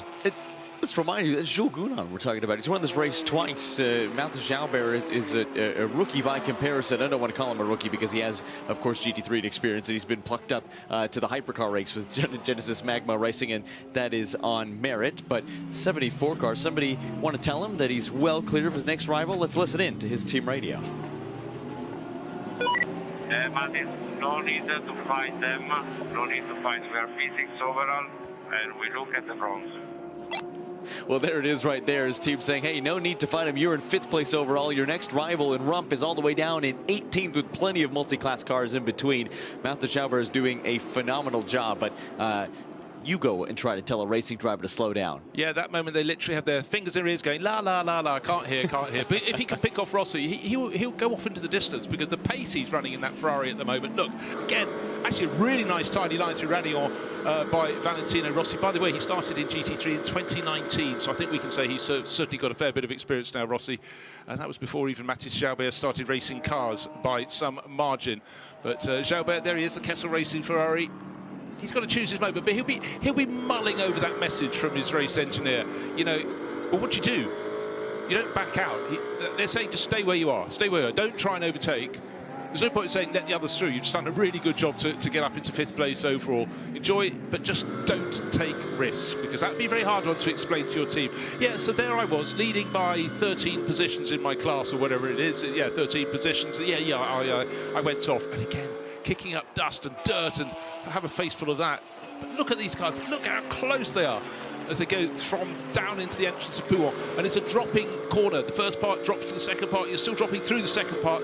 And then the cars are often unbalanced. They come out where we had the accident on the first lap of the race, where Ariel Levi looped around. Just one little bit of unbalancing, and round you can go. And here, these are really difficult corners. The fan twisters, the piff paff as they're often called, and then you're going into Campus, and then a corner where you absolutely have to be flat. This one here in the background of the shot, curve pull for it. It's a long right-hander, and as your tyres go off, maybe you're not flat at all, but of course any speed you can carry up here it's up to the second fastest corner, no, the fastest corner on the circuit, to Blanchimont, which is fearful. Just remember, not so long ago, the barriers were a whole lot closer to the side of the track. Now, at least there's a bit of a gravel trap, but it's still fearsomely fast. And you know, we saw early in the race, do you remember the move we saw Dan Harper making up there? You might not have been in the booth at the time, but that was phenomenal against, I think it was Marco Sorensen in the number 007 Aston Martin. At that point, you thought, oh, these BMWs have pace in a straight line. Wow. It was a brave move at that as well from one of the best in the business in BMW machinery, especially as of late. But okay, let's have a look at that pit stop analysis. Our race-leading car, okay, it's 10 stints, it's 16 minutes 50, but that's 30 seconds longer in the pits than the chasing McLaren. So McLaren have been very efficient in the pits, maybe even slightly caught out in places. And then the car in third place, Dorian Boccolacci, even less time, only 15 minutes and 41 seconds. It's amazing you can have cars running, you know, in quite close order, but they have totally different amount of times, proportionally huge margins of difference in there. But it's, again, because we had these full course yellows and people diving in, and they could choose to do an extra little bit of work, cost them track position, but, you know, it could just change the race. And the team, it is a game of chess. It's a very high-speed game of chess. And so far, hello, someone's put a fresh batch of gravel at Les Combes, and that's something, from lap to lap, you cannot be confident the circuit surface is going to be the same as it was the lap before. Mathis Jalbert might be about to have an opportunity coming his way, because look, Valentino Rossi is hard up behind a car he wants to put a lap on. Has it seen him? Well, yes, it's seen him. You're blinding him. But look, Mathis Jalbert nips out to the outside of the... And it's, outside line comes the inside line into... And he's done it. Wow. He has done it down the inside into Pouot. Mathis, you can stop doing that now, said his race engineer, who's probably secretly got a smile on his face.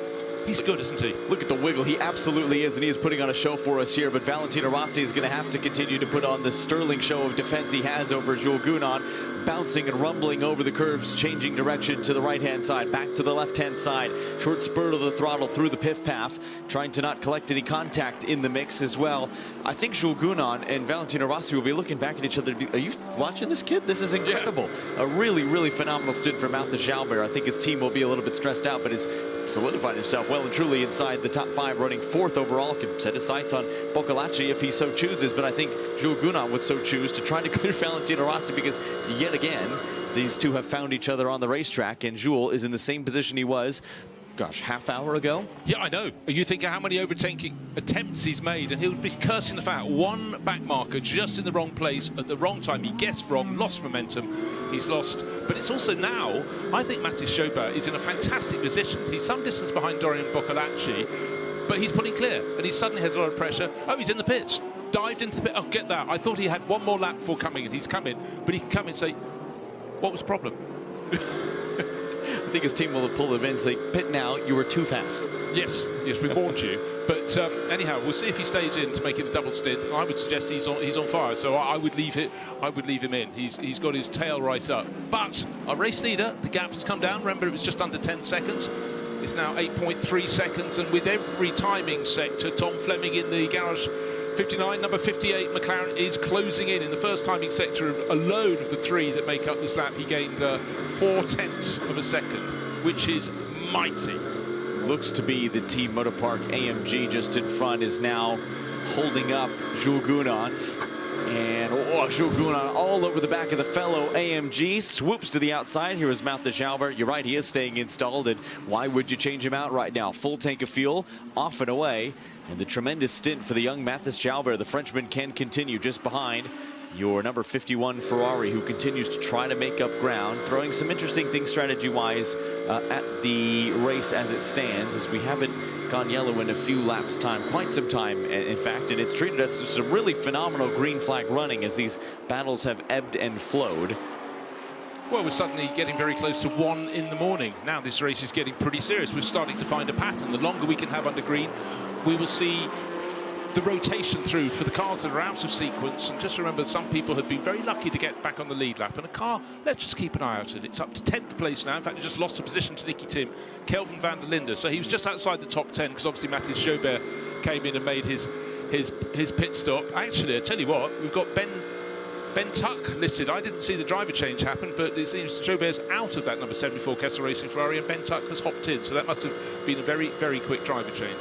Ben Tuck is unbelievably quick as well, but he was impressing us really throughout the whole event so far. So Matt de Schauber can get a welcome bit of respite and cool off.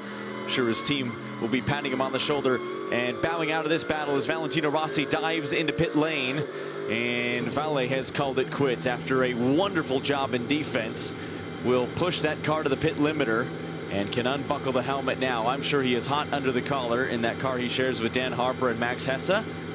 Just loosening the belts.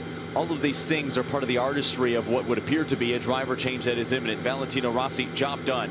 Held Jules Gounon at bay, something that not many can say that they have done in their career. You can see the Velcro putting the radio transponder up on the helmet, will pull off the rest of the belts, and his teammate now goes to work, moving the pedals out of the way, climbing out of the car as quick as you dare, trying to move some of the belts out of the way. No change in seat insert, but teammate installed, and now Valentino Rossi becomes the driver helper. Seat belts going on in that 6-point racing harness. They have to be applied correctly over the Hans device. You have to plug the radio back in, your drinks bottle back in, your transponder back in. You can see Vale reaching all over to try to help his teammate who is trying to fasten his belts in his own right. Plugging in, there's the radio, there's the drinks bottle so you can communicate.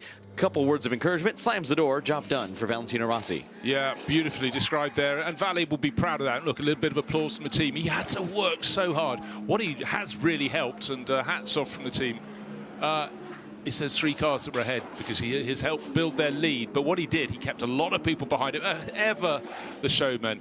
And always a great atmosphere. But, you know, sometimes it's a stint like that. You didn't do overtaking. You were overtaken, but you were under so much pressure. And we saw some loose moments. Every car out there was having loose moments on the gravel. That would be one of those stints I think he's going to look back on with a lot of pride. And I think the team will as well. If there was a blinder played, as we see the 007, that is, it's been a troubled day from the team that won this race overall just a few years ago. Nicky Team bringing that car into pit lane. To all teams, we have a stopped car on the inside of turn 6. Stopped car on the inside of turn 6. That is the number 42 would appear. That Oman Racing by Century Motorsport Update on the entry. situation in turn 6. Car has continued. Track and runoff is clear again. False alarm as the number 007 can continue its stop and not throw off its strategy too much. No driver change, it would appear, but fresh Pirelli rubber, fresh tank of fuel, grumbling V8 of the Aston Martin is off and away, and there's the 700, the sister car, just behind, who is doing a driver change. All the orchestration, the hurling of the seat, and I need my hands to be free. I need to get it into the pit lane. And then, you know, you just realise, I was looking at the mechanics when I came back from supper, and I was thinking, what are you doing when you're not doing a pit stop? What are you doing to try and stay cool? Because the build-up in the garages, I think the better garages are the ones in the Grand Prix pit lane, because they've got this higher up. There's more of a chance to get a breeze from front to back. And the other ones are also offset at an angle of about 20 degrees, which makes the angles inside the garage quite difficult. But doesn't matter which pit lane you're in, your mechanics will be very, very hot indeed. They'll have got here this morning. They'd have had a program to work in. At the countdown to the start of the race, you went down on the grid. It's an amazing atmosphere, but it's in the heat today. You want to be out there for as little time as possible. I was so encouraged, and it almost made me emotional. One, because I was standing at the base of Eau Rouge staring up it for the first time, which was phenomenal, but also just how many people were completely undeterred by the absolutely sweltering Belgian heat. They didn't seem to care. They were so excited to be out and amongst their heroes, these phenomenal gladiators that take to the track, 69 of them in this running of the 24 Hours of Spa. To be that close to these race cars, it's almost weird to see them stationary because they are so often seen in motion. But for the drivers who are just trying to catch a little bit of shade and a hug and a kiss from a loved one before they strap on the helmet, and the fans in attendance here at Spa can get right up close to it. No special access needed. It's a beautiful thing they do, but I couldn't believe how many people were on the grid. It was phenomenal. Yeah, trust me, I think some years we've had more. I think today this extreme heat made some people go, you know what, I might just stay undercover for now. But my thought there was about the mechanics. They have to be out there on the grid with them. Then they hope there are no early pit stops. And of course, we had some cars coming in at the end of the opening lap after contact. And it's just what they get to do to cool down in between. Because you don't just only think about your drivers and your engineers. You've got to think about the mechanics. Because they're going to be up for the entirety of the race. And you hope for their sake. Just having a look at our race leader now, Tom Fleming, of course, as other cars have pitted. He's moved from second to first because we've had a change, but hold on, just having a little look. It's Fleming, Tramnitz, Van der Litte. So how it changes, but we're just on the cusp of a lot of pit stops being effected. So Tramnitz, because some of the cars between he and Fleming have pit, has closed right up onto the back. That BMW now giving chase to the McLaren in front. Fairly similar, it would appear, on stint times as Jules Gounon just begins his stint as well. Only about a minute's difference between the two of them. Oh, maybe even less than that, just about 30 seconds, but that gap is closed right on up. And the number 58, the McLaren of Tom Fleming, continues to lead after 187 grueling racing laps here around the Circuit de Spa-Francorchamps. 15 hours and 25 minutes to go, and it's a McLaren that leads the field. Right, just a little bit of housework for you. We had a comment that car 42, the Oman racing team BMW, was stationary at Les Combes. It got going quite quickly, but incident between that and the car with double its number. 42 becomes 84, and that was the East Talent Racing Audi. Remember, got to lead the race by being out of kilter at the very important point of 6 hours into the race, so getting bonus points for the East Talent Racing crew, but that's under investigation for some contact, obviously, at Les Combes with the number 42 BMW. So we'll keep an eye on for that, because again, we keep talking about it, but it's still every minute it's relevant in this race. Time penalties, drive-through penalties, they can undo not an hour of racing, they can undo 6-7 hours of hard racing, trying to keep your nose clean, something like that, and it will pivot your race. And the later that happens in the race, the less time you have to make it up again. Absolutely. We do have the better part of 15 hours right now, but especially if running continues to stay green, and I hope it does, because it's been a treat for us so far. We've had a couple of really interesting battles to watch and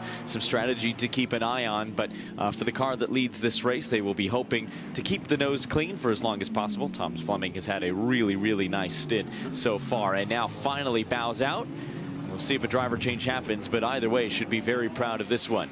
A very talented SRO camera crew in position. So too is the Garage 59 crew waiting for their stop. Is that Team WRT just stretching and beginning to lay out some tires as well? I think it might be. A couple bullets still in the chamber for them, one of which we saw pit just a few moments ago in Valentino Rossi. Some stretching from the Lollipop Man as well, and from the driver set to install in what I would think would probably be the 98, but we will see. Either way, Fleming coming all the way down pit lane. There's another McLaren making its way out of the pit exit as well. To your point on pit penalties and why you want to stay on the better side of them and not collect any that you can, it is a significantly sized pit lane, so large in fact that we use 2 of them here at Circuit de Spa-Francorchamps. And even more than that is when you get between the first one and the second one, there's a very tight downhill hairpin. So you've got to be very precise, otherwise you'll scrape something along the walls, and you're still curving as you get to the top of the second pit lane. It's still dropping away. You cannot afford a moment's inattention. And certainly the second pit lane, the original pit lane, isn't the world's widest as well, so a lot of caution is required. Tim Tramnitz calling it quits for the time being. Will hop out after a really sterling stint in that car he shares with Ugo de Wilde and Jens Klingman, one of which will be hopping back aboard this beautiful purple liveried BMW M Performance machine. Don't you find it very strange how some liveries look so-so in daylight, but you get the bright lights during a pit stop at night and they suddenly come alive, and the purple and mauve on this one really does stand out. Top off of fluid, I think, for the Rovo BMW as well, of some sort. And the mechanic at the ready, nice and calm, waiting for fuel, and drops the car, off and away. Driver change complete, tires changed, drivers changed, fresh fuel installed. Just up the road, the number 32 BMW has pit, as too has one of our Porsches running the number 89 down in 23rd position before it peeled in to pit lane. Yeah, it's Alex Fontana bringing that one in. He's been doing an awful lot of racing. GT3, GT4, sort of vaulting between those, the Swiss-Greek racer. Dual nationality guy. He's been around for a long while, but he seems to be sort of having a renaissance in his career. So it's lovely to see he's lined up some good drives to get him back into this level of competitive sport. But right now, yeah, we do have these flurry of pit stops, but just notably, just remember, not everybody is running on the same sequence. And remember, Arjun Main, he came in from the lead of the race, out of kilter with the others, effectively about half an hour out of kilter. The car came back out in 18th place. It's now up to 7th, and by the end of this lap, it's suddenly going to be probably in about 4th position. We'll wait and see exactly where it pops in, but a lot of people in the pits, a lot of people coming out of the pits, and Louis Pret has got aboard that number 58 McLaren that was driven so well by Tom Fleming, and the Monegasque driver will be settling in right now. And I tell you what, Bryn Lucas has lined up another interview for us. He's gone to a car with a high number. It's car number 700, and Gregory Survey is the driver in question. I think we're in the noisiest part of the pit lane here, the endurance pit lane, right by the pit exit, with Radion just off there behind us. And Gregory, this is a circuit you'll know and love so well. You know, you're a Belgian driver, you're in Belgium, racing in front of the Belgian fans. It must be almost a perfect blend of everything. Yeah, absolutely. I'm actually living 20k away from here.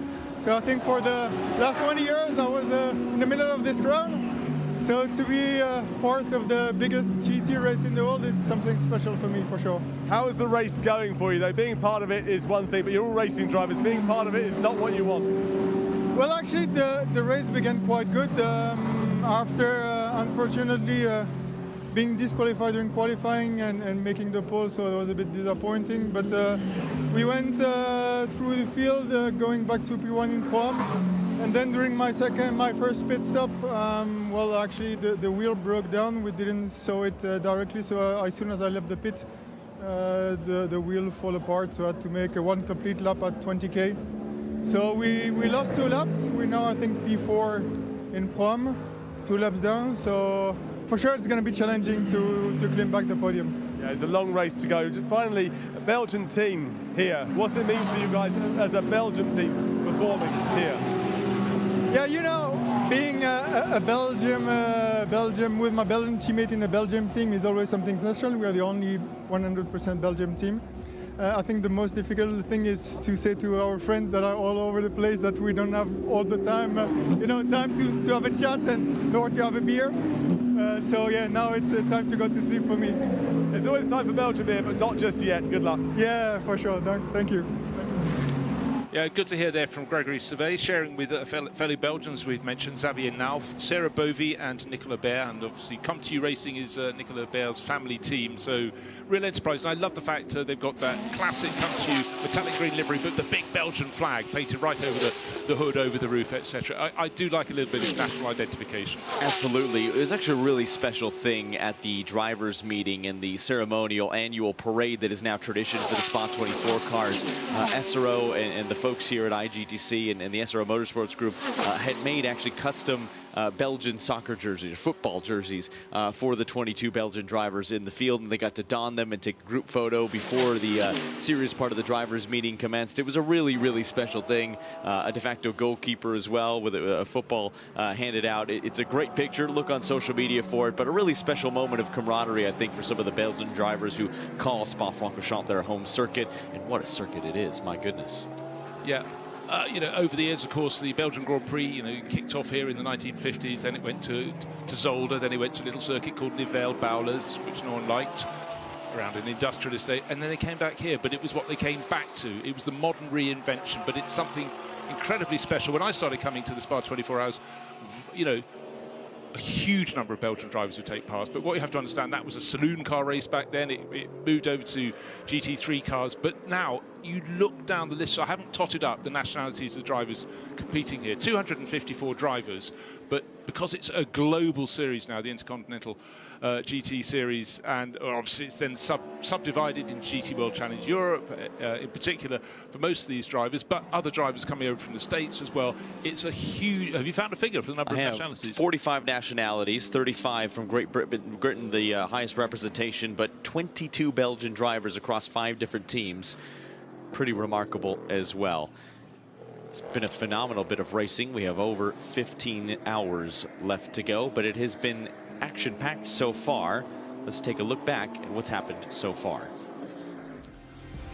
It was hot on the grid ahead of the 24 Hours of Spa-Francorchamps. There's the trophy they're all aiming for, the Intercontinental GT Challenge. Pierre Fillon, president of the ACO that runs Le Mans and sports car racing, and the start was phenomenal. Look out for the yellow Mercedes keeping it neat. Marvin Kirchhofer nearly getting his McLaren on the grass. That helped the top handful escape. And then this moment, a spin around from Ariel Levi. He clattered into Jamie Day's Aston Martin.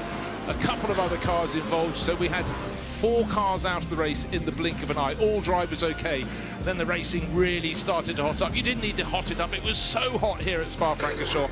and the drivers at first were only doing single stints, but gradually there were problems out on the circuit. We just saw Valentino Rossi getting strapped in the Winward Racing Mercedes. It's always a horror when a wheel comes loose, but luckily it bounced off the bonnet and continued on its way with no injury. But up at the top of the hill we had moments, and that was one of the biggest. And then just keep your foot planted and carry on. The Kessel Racing Ferrari off the circuit in avoidance of the Tempesta, Ziggo Tempesta Porsche. It was tight, it was nip and tuck. And trying to find, look at this traffic, trying to thread the eye of a needle. On the outside, unfortunately, after Leclerc ran out of road, he had to turn in at some point. He was spun around. And this was the start of the problems for the 50 and 51 Ferraris. CSA McLaren begin a bit of a hoof. And then you're sitting in the middle of the track. How's this for robust racing? Well, I'm going to come up the inside, said Raffaele Marcello.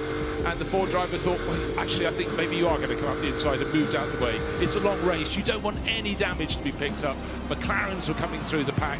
But all along, that number 48 Mercedes from Team Man Filter was at the front end. It was having a fantastic battle with the 51 Ferrari from AF Corsa. That would have a problem, not for the Mercedes. It came at that very moment there, the car that's just been passed, 0-1 still flashing on a windscreen, a puncture just after turning onto the start and finish straight, and the endurance of going around and losing 2 laps while limping home was so painful. Did get back to the pits, has fallen down the orders, others falling off the track, but keeping their foot in and somehow keeping going.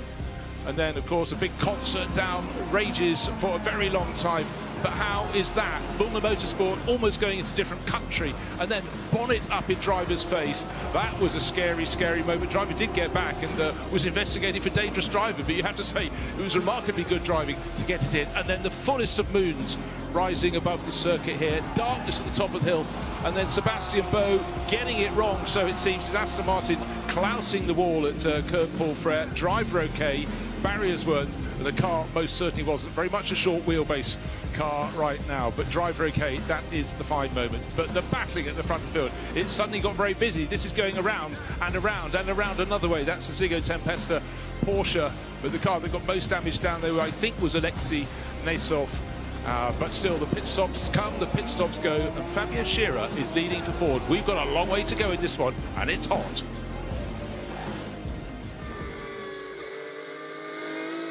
Battles continue to rage on as we ride aboard with the number 2, Shurigan Stalled, running 4th overall.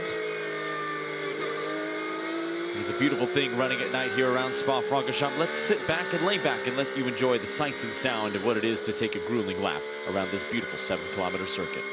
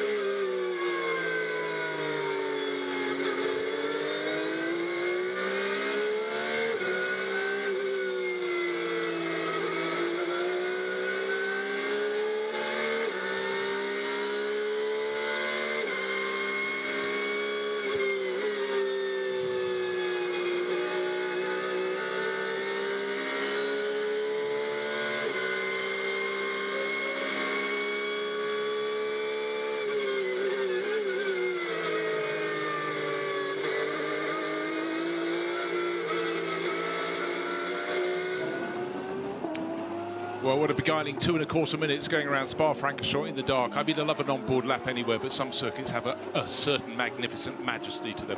Right, Pro-Am leaders at the moment, high-class racing. Remember, they were the ones that had the bonnet up in the driver's face. Leo Yi Hongli doing just a phenomenal job to get that car around the track. Good thing he's been here before, had a bit of muscle memory, but scary moment. Here he is now, bonnet taped back down and going very nicely, leading the Pro-Am class. At the moment is Anders Fjordbak, the Danish racer. It's his team, High Class Racing, and he's leading that class. He's in 40th position overall, 2 positions ahead of Benjamin Pack, who's racing a Mercedes here. But at the moment, it's Porsche winning that battle. Top Porsche in the race is in 4th place overall. It's Maurice Shoring, who's having a really attacking driver. He's right on the tail of Louis Pret's McLaren. So, again, look at the top of the charts. We've got... Fabio Scherer in a Ford. We've got Mauro Engel in a Mercedes. We've got a McLaren, Louis Pret. We've got a Porsche from Maurice Shoring. Top of the BMWs in 5th place. So 5 different makes with Raffaele Marcello completing that quintet. So that is exactly what we want here. A lot of time still to go. But at the moment, as you can see from the graphic, Pro-Am class being led by Anders Fjordbak. But it's tight. So again, just don't pick up any penalties and you may just stay there. But Nicolas Schiro also in the mix in his Porsche. So there's a Porsche and in between a Mercedes. Porsche, Mercedes, Porsche in the Pro-Am class. And we will see how they get through to the finish. But alas, number 70, Custodio Toledo, we lost in that opening lap sort out. The car was being fixed in the pits and then they realised the damage was just too much. It was one of our very early retirements. So huge disappointment. All the effort getting through all the heat and the bluster and the practice and the qualifying, and to go out early on really must sting. And taking a look at the Silver Cup, the top runner is Gilles Stadbutter, car number 52, and that's in 18th place overall. That's going very nicely, thank you very much. And that's, of course, a Ferrari, shared with Jeff Michiels. Finn Wiebelhaus, second in his Ford, and Mikey Porter, car number 5. He's just 1 position behind Finn Wiebelhaus, the 22nd and 23rd overall. Next up is Mathis Lismond, he's down in 27th. And Karel Bash, the Polish racer, is in car number 6, which is 5th in the Silver Cup class. But at the moment, bragging rights to Ferrari. So Ferrari looking good across various classes here. But in the Bronze Cup, oh, it's a Ferrari at the top. There's a bit of a theme coming to this one. Even I'm beginning to notice it.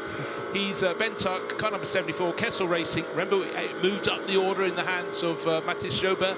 It's now with Ben Tuck. He's in 8th place, right at the sharp end of the field. The next car in class is David Pittard, the number 991 BMW for going very nicely. He just took over after James Kellett had his stints. He is down in, double check, 21st position. 24th position is Pierre-Louis Chauvet, 3rd in class. And Kian Jewis, we talked about the number of British racers in the field. He's another one. He's 4th in the Bronze Cup. But just little moments looking at the screen as the graphic drops away. Cars in front just kissing the dust and just kissing the gravel. And then the dust that comes up. The headlights really picking it up out of the dark. But right now, that bronze class, right up the top, Ben Tuck. Let's talk gold for a moment. Louis Pret, of course, right at the sharp end of the field, 3rd place overall in his McLaren. A lot of pressure coming on him, just half a second clear of Maurice Shoring, who's tucked in behind him. But the next car in the gold class is Jens Kleemann, his BMW, a little bit further down the order, but Jens, there's not much he hasn't won in the BMW, down in 10th place overall, so that's got to be in the mix. And Alessandro Giretti is 3rd in the gold class. He's in 16th place with James Kell, just a whisker behind him. But Louis Pret, McLaren, Ferrari, epic names from across the history of motor racing, doing very well in a lot of the classes. So it goes to show, you know, there are so many variables, Jonathan, in this that can go one way or another. But if you've got cars right at the sharp end of the field, you're doing something right, your car's good in these conditions. Now, this is the battle for 3rd place overall.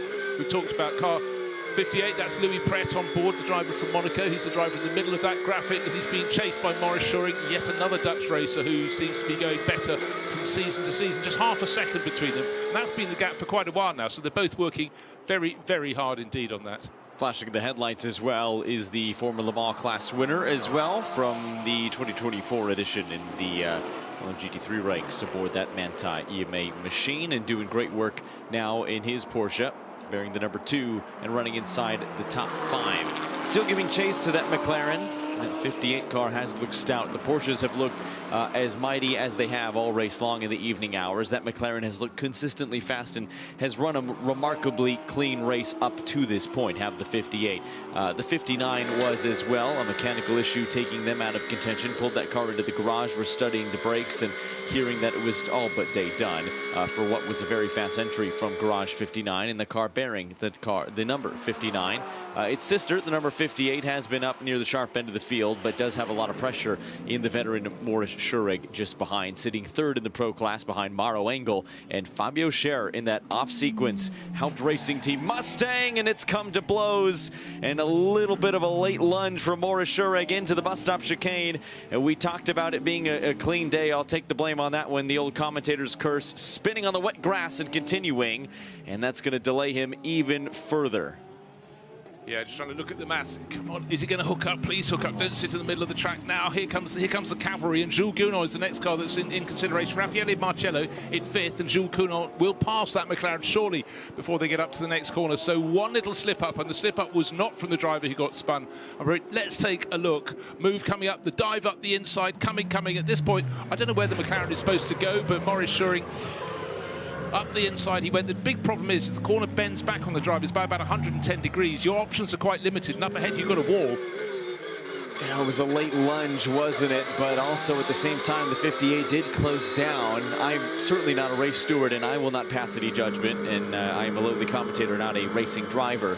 Although it did look to be a late lunge, but a door was closed. Could go either way. Louis Pret, crucially, though, in the context of the race, let's put this back into perspective, loses quite a bit of track position and continues to fall. I hope he does not have an issue, because he is falling further and further back into the clutches of the 10th place against Klingman, which is the rival that he would be worried about. About a 10-second gap right now after 195 racing laps, and he would hope it stays that way, because he's done a really nice job to this point of building that gap and maintaining it along with his Garage 59 teammates. But a little bit of contact can do a number on a race car. Well, entirely, and again, under cover of darkness, it's very hard for the crews will be saying, how's the car feel? How's the car feel? They're looking for moments where it's in a patch of light to see if they can identify any damage from the outside, but we're under full darkness here. I can't see any. It was a fairly light contact, but when the car is already turning in, of course, they pivot round very quickly. I was slightly concerned, actually, the one bit of good fortune in that moment as Morris Schurig came together with Louis Pret was there weren't any cars very close behind, because when a car's sitting sideways across the track, there ain't much width at the bus stop. And he did manage to get it going, but there was that agonising moment where it just wouldn't move. He thought, oh no. So he got out of the way, and then the grouping came in. In that grouping, Raffaele Marcello, Jules Gounod all over the McLaren as it tried to get going up the start-finish straight. Only a very short run up the hill to La Source, but right now, okay, race is being led by the Ford of Fabio Scherer. Maro Engel is under a second down in second place overall. Then there's a bit of a gap back to Morris Schurig, who indeed did get a little bit delayed in that contact at the bus stop, but he should still be in third place. But keep an eye on the screen of warnings, which is just in front of you there. I'm sure there'll be some consideration of that contact. Almost all contact will be studied by the race stewards. It has absolutely been noted just a few seconds ago. Car 58 and car 2, those are our two protagonists, shall we say, in that entanglement. Morris Schurig in the number 2 Porsche, and your Garage 59 driver in Louis Pret, the young Monegasque and Dutch dual citizen, who's dropped now to 7th. He lost 19.5 seconds in that exchange. Again, still maintains the lead of the Gold Cup, but he has only now 2 cars in Ben Tuck and Thomas Preining between himself and Jens Klingman, who runs second in class and is closing all the while. So riding on board at the moment. Again, you just have these pools of darkness, or darkness with pools of light. You have the headlights of the cars in front of you. Down the slope to Pouhon they go. Double left-hander dropping from corner entry to exit. But Fabio Scherer leading this race, but Maro Engel giving chase. And again, it's so hard for a driver. Whose headlights are those that are catching me? But the last 2 laps have been very, very useful for the chasing Maro Engel. Each lap he picks more of a chunk of time. He's gaining sometimes up to 0.8 of a second. As you can see, 0.819. Just a couple of 3 laps ago. The margins have become a little bit different, a little bit less, but here is our Fabio Scherer leading the race. His blue Ford, and then it's the bright yellow and green logoed Mercedes in second place. The hunt is on, but as we saw with Jules Gounod in his Mercedes when he was trying to get past for lap after lap, Vale Rossi's BMW, he couldn't do it. We may see exactly the same thing. Mauro's done the easier part of the equation, which is catch up, and he's done it incredibly well, closing in second place. But around here in the dark, and just remember, you go off the racing line, what are you going to find? A bit more darkness, certainly. A lot more gravel, even more certainly. So you've got to have some circumspection. You've got to hold it in. And you know what? Mauro hasn't won about a cluster of championships by just being bold for the sake of it. He is one of the best in the business for a reason. The old adage stands because it's true. Catching is one thing, overtaking is completely another item. But Mauro Engel is catching, and catching rapidly. That gap now down beneath a second, 0.9 at the last time of asking. Through Eau Rouge, up Radion, blind. They will only see the lights of the festival at the top of the hill and maybe a flash of a cell phone or two from the fans in the relatively newer grandstand that has been oh so popular over the years recently. Let's take a look at the circuit performance. Race Vision, powered by AWS. Two different manufacturers commanding the performance around this circuit. Sector 1 belongs to McLaren.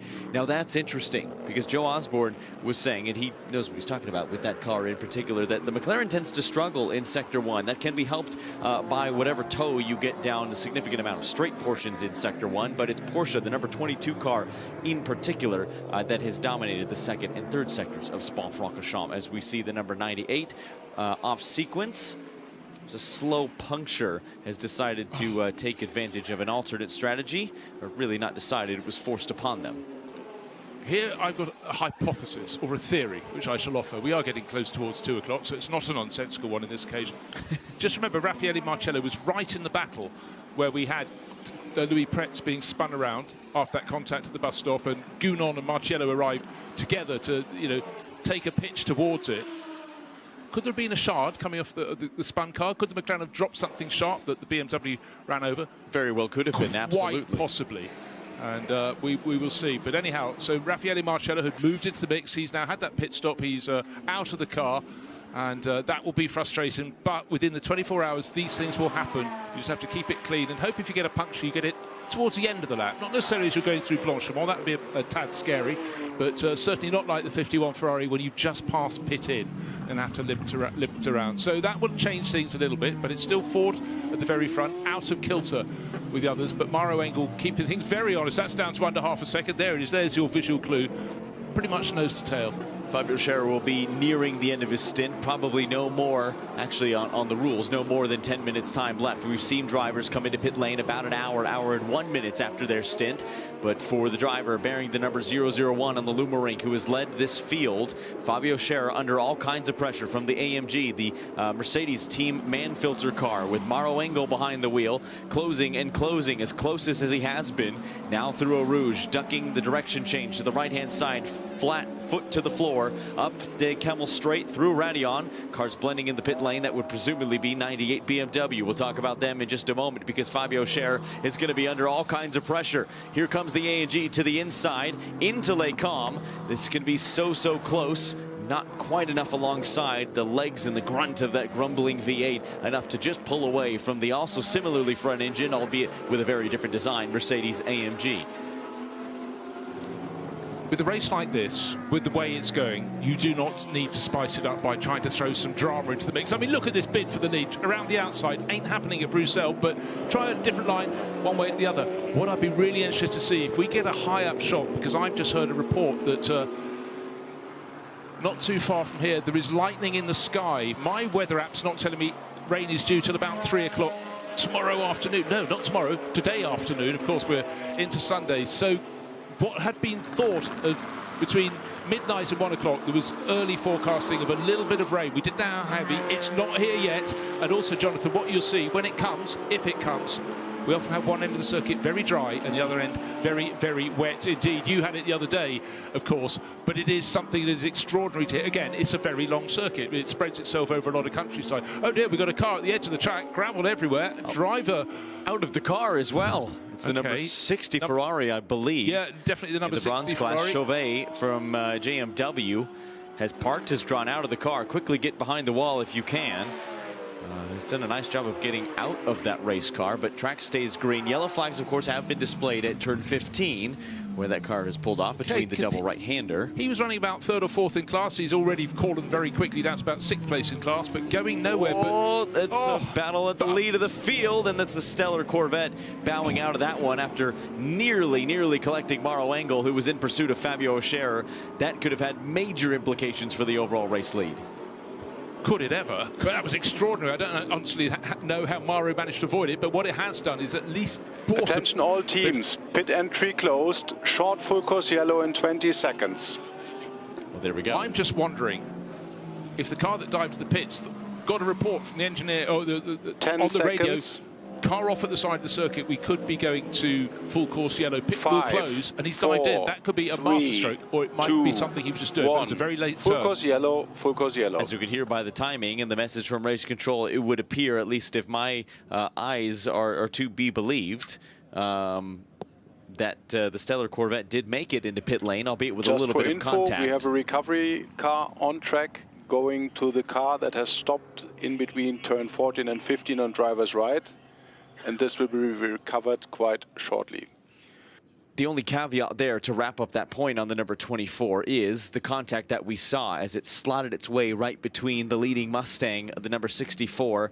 We can hear the rumbling of that mid-engine V8 getting back down the straightaway. It has quite a distinct note. It's a flat plane crank like many European V8s, but produces a heck of an engine note as well. It's a beautiful, beautiful noise. There was the recovery vehicle, and the number 60 Ferrari. Sneaking away.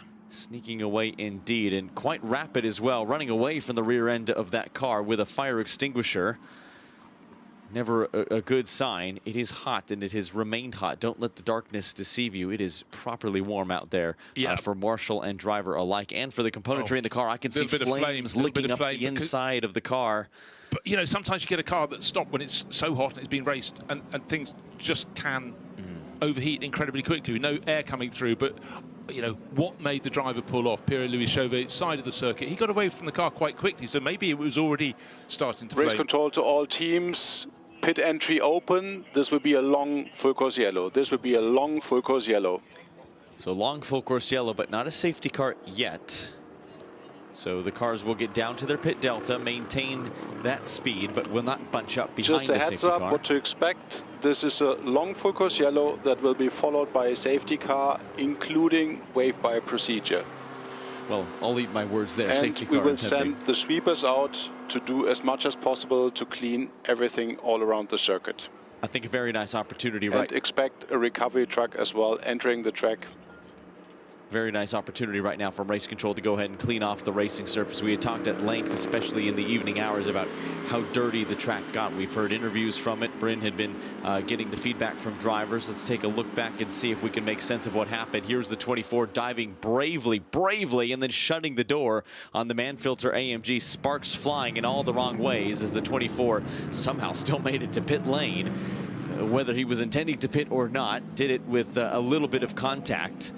And everybody coming out relatively unscathed, or slightly scathed, I should say. But crucially, Maro Engel able to continue in his pursuit of Fabio Scherer before the field fell under caution for the stricken number 60 Ferrari that we saw up in a small amount of flame, shall we say, as it continues to be recovered. That is the reason for the full course yellow that will turn into a safety car with a wave around in a few moments' time. Yeah, for Dennis Lind, who was the driver of the Stella Motorsport car, that was either an inspired move. It might gain him a lap back, but at the moment the car is 15 laps Race control down. to all teams. So please ask all the drivers to stay to the far left when they go through turn 14, 15, because the recovery is ongoing on driver's right. But are there any penalties to be distributed in that? That is above my pay grade, but I simply want to launch the question because that's the one in my mind. Because if the 24 has in fact played a strategic blinder, that would certainly hamper their efforts if they are then forced to make an additional trip down pit lane or add time on to the subsequent pit stop. Yeah, there are a series of little hurdles that get erected when you have a moment like that and a sudden flurry. But also, just imagine you've just done your pit stop.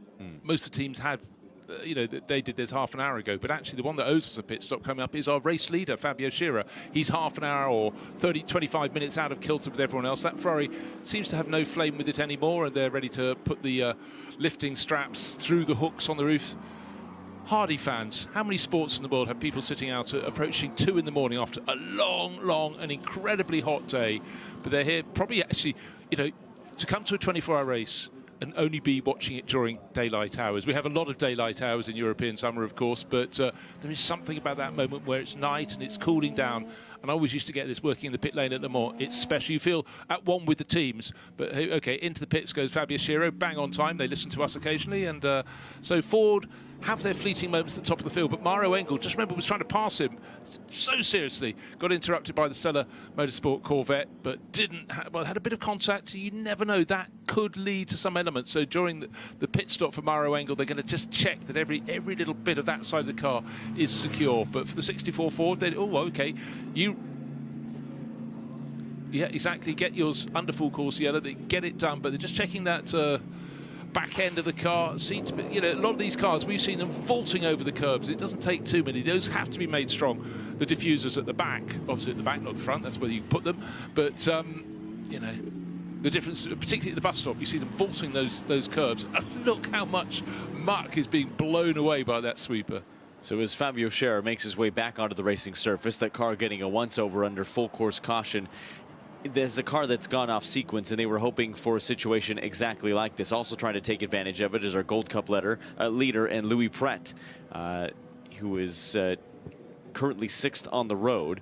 Both of these drivers, we mentioned benefiting, as is the second place car, the 999 Mercedes AMG, and Schiro further down the order, running 3rd in class.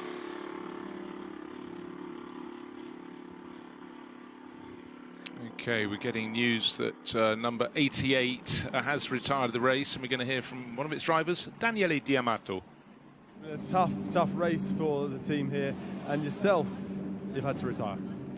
Yeah, it was really a shame because we were running quite well, a little bit too much penalties actually, but we stay on track, and we were focused that we would do better.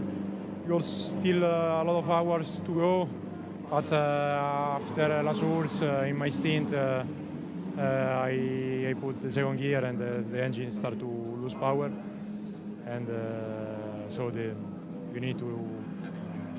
team decided to retire, otherwise we can destroy the engine. Until there, the car was mega, and I'm really happy about the team and the car especially. So Spa was tough. And it's clearly a very frustrating thing, a disappointing thing for you and the team. I mean, is there anything that you can take from this as a positive, that you can take from the experience to move on with? Yes, it was my 5th 24-hour Spa. So always experience like that, but it's tough to a little to accept. I can say. So until here was quite good. Car was good, and I was confident that we could do better doing pit stop, because the mechanics and all the team were improving. It wasn't to be this time, but hopefully next time. Thanks very much. Sorry? Thanks very much. Thank you. Oh, the voice of disappointment there, Daniele Diamato. And I tell you what, if you speak to anybody, Tracer Attempter Racing, it's not been their race. 3 cars all out. Background of the shot is number 99. That went out very, very early on indeed. Alex Arca only got 22 laps on the board. You come for much more than that. Car number 11, time penalty, 30 seconds, track limits. I was talking about these before. They haunt you. You have to stay clear. And that's Carl Marcelli, who's down. He's 5 laps down, running relatively well in the bronze class. But again, that is a big, big setback. 30 seconds, it's a quarter of a lap around here. As certainly is. More takers in the pit lane as well. We saw the leaders in a couple of our classes in the Gold Cup, and the number 58, Louis Pret, take to pit lane. Here is another Porsche coming down into pit lane, but this is in the garage. Remember, you can take your technical stop. You can be stopped for 5 minutes, often used for a brake change, to give a once-over for mechanical elements, make sure things like transponders are working. This is not always an indication of an emergency. We are getting closer and closer to the halfway point. Some repair work being done on the front end of that car, the canards and splitter area of that 992 generation Porsche 911 GT3R Evo. Some Rain-X being applied, windshield wiper in lieu of having to do a tear-off. Those come few and far between in an endurance race. They can go quickly over the course of 24 hours. And so when you can clean the windshield, you can, although you risk a significant smudge. And so you try to allocate those as best as possible. You look after the tear-offs like you look after the tires. They're at 56th position, well down the order, but could benefit from taking this lengthier pit stop for a technical change under yellow, as did some of our class leaders like Fabio Scherer, Mauro Engel as well, who was in that battle.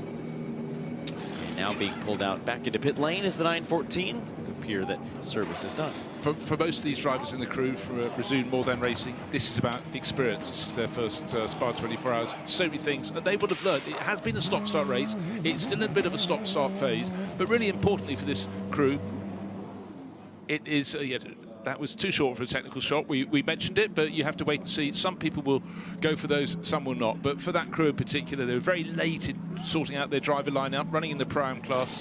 Mackenzie Beecroft, Carl Bennett, Bryce Forward and Ed McDermott. So had a few setbacks, but they're still going. Really their job is to get through from the start of the race to the end of this race, come back next year and see how they can use that experience. But again, we'll wait to see which crews will be the ones that go, you know what, now is the moment to go for our technical pit stop, the longer pit stop that you all have to do at least one during the race, or one during the race is a real answer. Absolutely, and crucially, you mentioned it right there. It has to be 5 minutes at least, and that was certainly not 5 minutes, only a couple minutes time doing some repair work to the front end of that race car, and maybe something else mechanical. But either way, we'll lose less time. We'll lose a little bit of time, but certainly less under full course yellow conditions. The only caveat there is that technical pit stop must be taken before the beginning of the 22nd hour. Still well within the window, with under 10 hours elapsed in this race so far. Here was one of our contenders, the Verstappen Racing Machine. Mauro Engel's already in the pit lane beforehand. Maurice Schuring's in the pit lane. Jules Gounon hops out of that one. He'll have plenty to say, I'd thought, because he had a lot of time desperately trying to get past Valentino Rossi.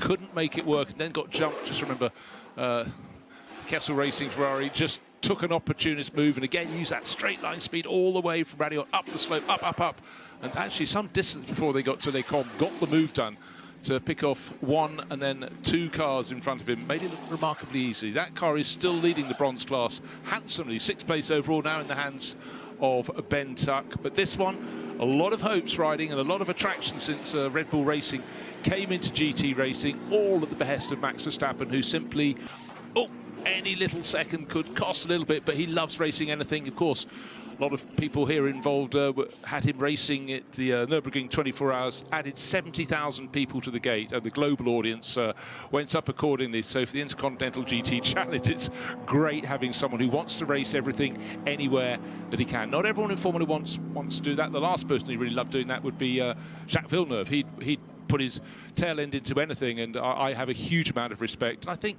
you know, these are all racers, but a lot of people don't have the clout within their team to be allowed to come out and play. But it's to the benefit of everyone when they can. And you could be sure there might be an Austrian Grand Prix going this weekend, but certainly Max Verstappen will be hooked up any spare moment to what's happening here at Spa. Oh, I suspect so. He's spoken very publicly about his desire to be more involved in GT racing, and has spoke at length about how he favors GT3 Race control to the team of car 64. The safety car will overtake you. Please tell your driver to stay behind the safety car. Some clarifications coming from race control. Again, David Addison talked about this at the beginning of the show. The messages have been always so clear, so concise. Really no room for confusion. That's exactly what you want to see.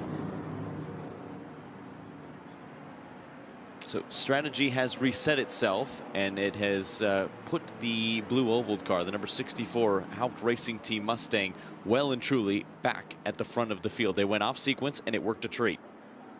And you have to have a prayer. Their prayer's been answered. Let's go and hear the thoughts of Jules Gounon down with Bryn Lucas. He's got plenty to say. Well, you've won this twice before. Your teammate Danny, who's in the car right now, has won it as well. Chris has won here in the gold class as well. And you're saying the car isn't quite where you want it to be in the straight line. Well, it's just difficult for us. We are quite slow in the straight, so you get stuck in traffic, and then you get frustrated because you can't pass. So it's 14 hours to go, so you'd have to stay calm, stay chill, and hopefully we are in the front tomorrow because it's hard for us to pass. Staying chill seems to be your middle name, I'd say, but you had a bit of a fight on there with Valentino Rossi, didn't you? yeah, but I could not do anything, to be honest, to try to pass, and I don't want to risk anything. We had a few moments where it was close. I backed out of it. I got passed by the Ferrari.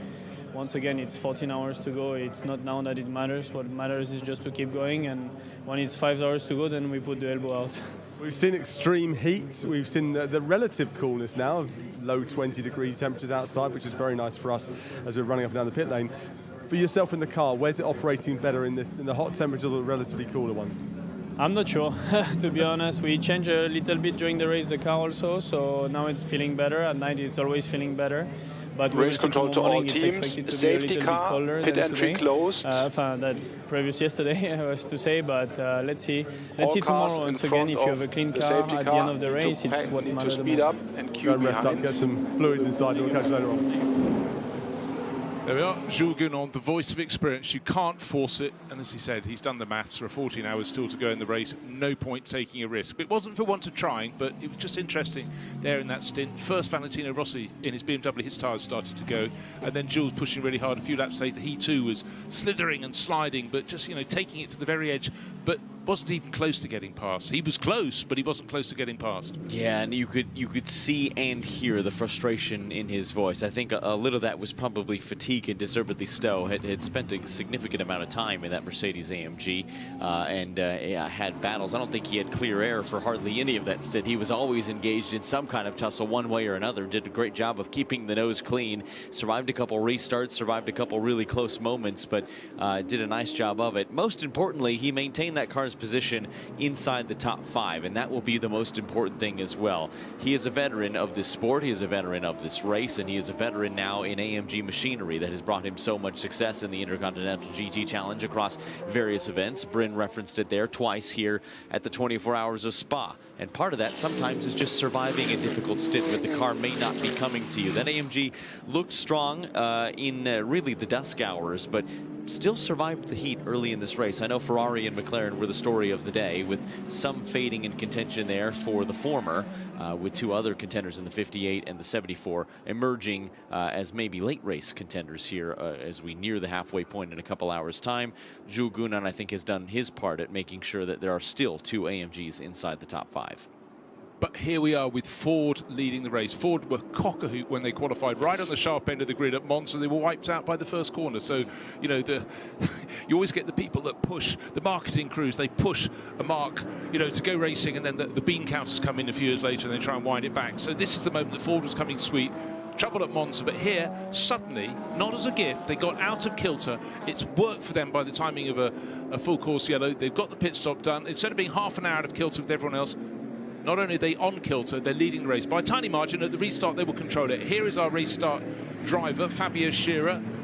Second car in line, Mauro Engel in the yellow Mercedes. Maurice Shoring, number 2 Porsche is third, but there's another car between them. But just have a little look. What have we got in terms of penalties coming up? No, the last one we saw was the track limits to car 11. Nothing else, but I still think there's some under adjudication of some sort.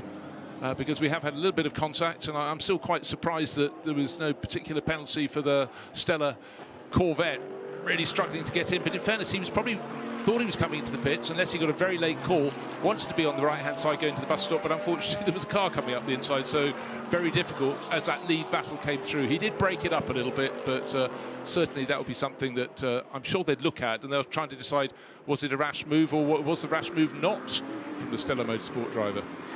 Difficult thing to assess, but that is why the bright minds at Race Control have the job that they do, is because many of them have been racing drivers or are legends in the racing world themselves, who have been through similar experiences, who've seen this time and time again, and who at this point and where we are in the state of the sport have a myriad of different technical assets at their disposal, from data to throttle traces to camera Race angles, control to all a teams. whole number of different tools. The safety car will move to the left side of the track after the exit of turn 19, and all cars that are not eligible for the wave-by must stay and follow the safety car on the left side as well. All cars eligible for the wave-by must move to the right side. On the approach to turn 2, the safety car will switch the green lights on and the wave-by will commence. Okay, well, that was very clear instruction, and we're going to go down here. A little something from Team WRT, car number 32, and Kelvin van der Linde is with Bryn.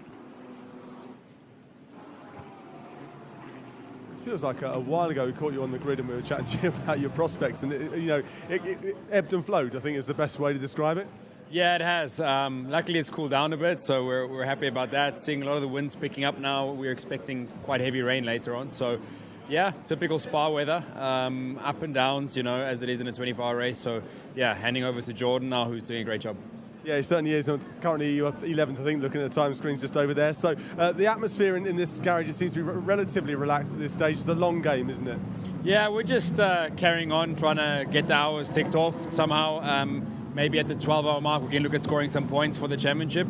But yeah, we're waiting for the rain, obviously, to come at some point and the technical stop. And once that's settled, we'll start charging on. Is there anything you are able to do with the car, with the way you're driving it, to maybe get some extra pace out there? These cool temperatures seem to be playing into your hands somewhat. Yeah, I'm just trying to sneak in a slipstream where I can. With the damage we have on the side of the car, we're dragging quite a lot on the straight. So every slipstream we can get helps, especially when overtaking. So yeah, it's been a bit of a race of just adapting and trying to see what we can get out of it. But it's getting better and running better than we expected. I'm not sure how much you watch what's going on the other side of the garage, but we saw Valentino Rossi having a very good fight with Jules Gounon earlier on. And, it's great to see these two battles going on and how Valentino is now this bona fide, proper GT3 driver. We've been saying it for so many years now. Yeah, Vale does a great job, especially, in bikes. He always says when he has someone to follow, he gets his rhythm and he can follow a bit easier than some of the other guys. So using his MotoGP experience in that scenario to help him forward. Good to see the car also competitive. So, yeah. I know that your focus is fully on your own team as well. So although it's nice to say it about Valley, all you really care about is what you guys can do out there. And just looking at this one, what's the stints looking like? We were talking about triple stints as well earlier on. Is that a likely scenario? I think we'll stick to doubles for the moment. See if it gets hot again tomorrow. Maybe we go to singles again. But for the moment, it's doubles through the night and get the boys some sleep in between. And yeah, come charging tomorrow morning. Get yourself some sleep. Thanks, see you later. Guys. Cheers. Quite a driver lineup in that number 32 BMW. Who's the odd one out? Charles Weerts, because he was the only one of the trio who didn't win the VW Sirocco Championship in Germany. Two South African drivers. Jordan Peppo took that title in 2014, year before 2013, Kelvin van der Linde. So they did the big upheaval, moved to another part of the world and made it stick. But, they've raced together for so many years. But, again, there's a lot of experience in that car. Yeah, absolutely. A lot of titles. You said about having things in bold on my page. If it's bold, you get a title. Quite right. No, it is a who's who and a reigning winner in this event as well. The three from last year who won in that Huracan have been split up amongst three different cars, but Jordan Pepper, who race now control to is all installed in the teams, 32. wave by complete, pit entry open. As the pit entry is open, the wave by has been completed. And we get closer and closer to the top of the hour. 14 and a half hours and some change to go here at the 24 Hours of Spa. We've seen quite a few stoppages under yellow that has thrown a bunch of different strategies at us. I think the most compelling of which was that of the Haupt Racing team of Fabio Scherer, the 64 car. That's worked a treat. It worked exactly as intended. They called the gamble at the right time, and it worked. They went off sequence by about half an hour, put the car right to the lead of the field. Right, let's have a little look here. We're looking at car number 51, the AF Corsa Ferrari, running in the Pro class. It's the last car on the lead lap. It might want to do something different, but it's got to stay on the lead lap. Whatever they do, they don't want to go a lap down. So they're hanging in there, and they may. We've seen with so many other cars, stay on the lead lap. You might get the right side of an equation, and you will come up the order. Go a lap off the lead, and we know suddenly it's a very, very different equation, particularly if you get another safety car period, and so on and so forth. But that's the experience of AF Corsa. They'll still be ruining one little shard somewhere around the circuit. Gave them a puncture. It lost them effectively 1 3/4 laps towards 2 laps, but they're still in there. Just note, here we are, car 51, 20th position, but still on the lead lap, but importantly, they are on that lead lap. So they have to play the long game. We haven't got to the halfway point in this race, and when we get there, we feel cock-a-hoop, and they go, but we've still got 12 hours to go, Well, if their progress in the last couple of hours since the hindrance of that untimely puncture is anything to go by, they have climbed all the way up into 20th. You're thinking, well, 20th. Well, remember, 69 cars started this race. They started in pole position in the hands of Nicholas Nielsen, but the man who put the car on the overall pole position in Superpole, Alessio Rovera, has been installed. He's won his class at the 24 Hours of Le Mans. He is with of course, in 2024, won the GT World Challenge Europe Endurance Cup title, has done some competition in different series in Europe and the United States. The list goes on and on and on. There's a lot of gold and bold in his stat sheet as well. He's one of the best in the business, and that's why AF Corsa has him drive their race cars. But charging up nicely as well. It has been a comeback effort, but that doesn't happen overnight. And in this case, it is slowly happening overnight, I should say. But now the 20 taking to pit lane. Excuse me, the 20th place car, the number 51 with Rovera installed, taking to pit lane. Again, the wave by is complete. They're waiting for those messages. They're learning to understand. Sorry, it still takes my breath away. The shot through Eau Rouge, that packed giant grandstand with its great big cantilevered awning. Race control to all teams. Spectacular. Safety car in this lap. Okay, so the big question is how quickly can that number 51 Ferrari get out of its pit stop? But again, you don't know what works in. Also in the pit lane is the number 98 BMW, Augusto Farfus' driver, bringing it in. So the cars behind the safety car are going to be nose to tail. Fabio Scherer leading that train of cars in his Ford. Now, this is a car that's really been up and down the order. This is the... Okay, remember this came in for Raffaele Marcello. It had had its problems. We think it was a puncture, got replaced, and that was an in for an absolute splash and dash there for the number 98. Yes, it absolutely was, pitting in tandem with Alessio Rovera as well. It's about 130 some odd seconds, the delta, so by the time the race control message for the safety car was in, they had the 51 been in pit lane for about 32 seconds, and with the cars going now through turn 9, they've cleared Bruxelles, but they're heading towards turn 10 in Pouan. He might have just timed this right. It is Nielsen who started this race now aboard. Alessio Rovera will take a little bit of respite, but 90 seconds. I think they're going to make it, but only just. Again, there's a circuit map, you can get a tracker map, the little moving coloured dots around, but when you see the ones in the pit lane, they're not moving anywhere. They're not moving. And the field is getting down towards Fagna behind the safety car, but now it looks like it's dropped Nicholas Nielsen on board. This is number 51 Ferrari, still fighting its, making its fight back, but still on the lead lap. They got the extra dash of fuel there, coming in under the safety car.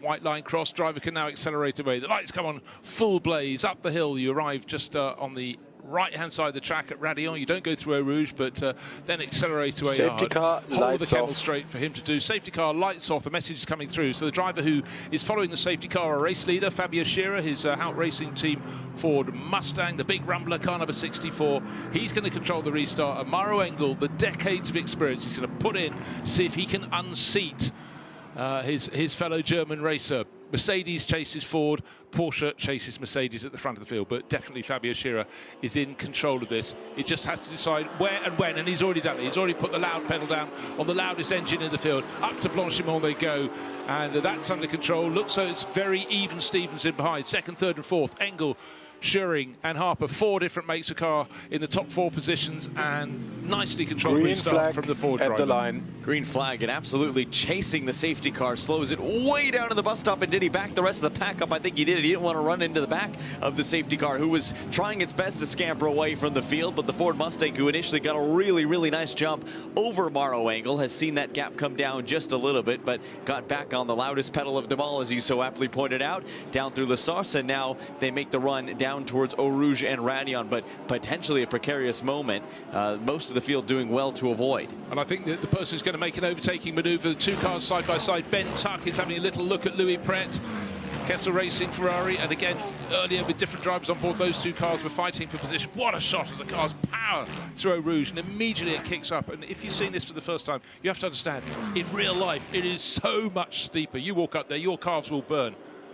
Right, job done, but Maro Engel is all over the tail of Fabio Scherer, still the Ford at the front of the field. Everyone else trying to make their moves, but I'm fairly sure Ben Tuck did get his move done. He looked to be better through the source. 89 Porsche 911R doing battle further afield, but it is Fabio Scherer, but Maro Engel all over the back. Morris Schurig will be looking to make moves too, and here's that leading trio bobbing this way and that is that yellow AMG. Maro Engel installed, but we ride on board now with the Booston VDS machine, that number 2 Porsche, who is just as close as these top 2, and the front 3 have broken away. One little slip up and you delay the car behind, so the front, the few at the front, they just go, just don't trip each other up. They'll come and get us if we do, but if we can get clear, it'll buy us breathing space. It'll also give us fairly clear air. The driver with clear air is Fabio Scherer in the lead of the race. Car in 4th is now closing in again. Dan Harper, remember that name? Remember the straight line speed we saw from the BMWs up to Blanchimont? This is the battle for first place. Again, 3 different manufacturers, 4 different manufacturers in the top 4 positions. And they are starting 1, 2, 3, 4, 5. 5th place car, Danny Juncadere, remember that name? Verstappen racing, his Mercedes is giving chase as well. Looking to see where the moves are coming. We're riding on board with Morris Shoring in 3rd place overall. Remember he had his little moment a while back at the bus stop chicane, and it got a little bit busy down there, but seems to be undamaged. Travelling on at very, very good pace there, but it is still the Ford in front. The Ford that was out of kilter got back into kilter in terms of the pit stops and squeaked out in front, and is there on merit. But sometimes you have to make your fortune. You have to make those hard decisions, hoping they'd work. Bit of Porsche on Porsche battling there. The Bootson VDS car losing a position or 2 in all of that chasing. Luca Engstler in that Temerario GT3 still inside the top 20, running a solid 16th in its 24-hour race debut. Further fighting in the bus stop chicane. Everybody trying to take advantage of the first couple of laps under green flag conditions after a lengthy full course yellow for a stricken number 60 Ferrari, but it is Fabio Scherer with the strategy working a treat for the 64. Maro Engel still giving chase. Morris Schurig, who's dropped another 3 or 4 car lengths back. Dan Harper using a whole heap of curb last time to the bus stop.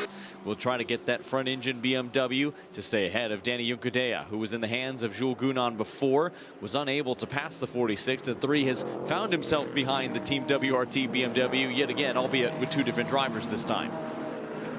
Look at all the gravel continuing. The track sweepers were in effect. They were trying to blow as much of that debris off of the racing line, but such is the angst of this field, dipping a wheel off wherever they can to try to use as much of the Spa-Francorchamps circuit as possible. As little as the scenery as possible, but sometimes the 2 do sort of fuse. But this is an amazing point. When you've had a safety car restart, there's darkness, there's silence, and then you get this flurry of light, and the wall of sound comes up towards you, and then they pass. In the blink of an eye, 40 cars have gone past you. At the moment, our race leader is just going through Pouhon, and the last of the train. There's some stragglers who were later in the pits and just going down towards Bruxelles. So the whole way down that slope, these cars are nose to tail, but it's still the Ford in front, still Maro Engel pushing. But at this point in the race, the Porsche is looking very handy as a breed, as a manufacturer there. 3rd place, and looks to be the quickest of that trio of cars at the front of the field. But 1 slip up and Dan Harper will pounce. Remember that BMW in 4th place has all the BMWs to have very, very good straight line speed. So Dan's going to wait and wait.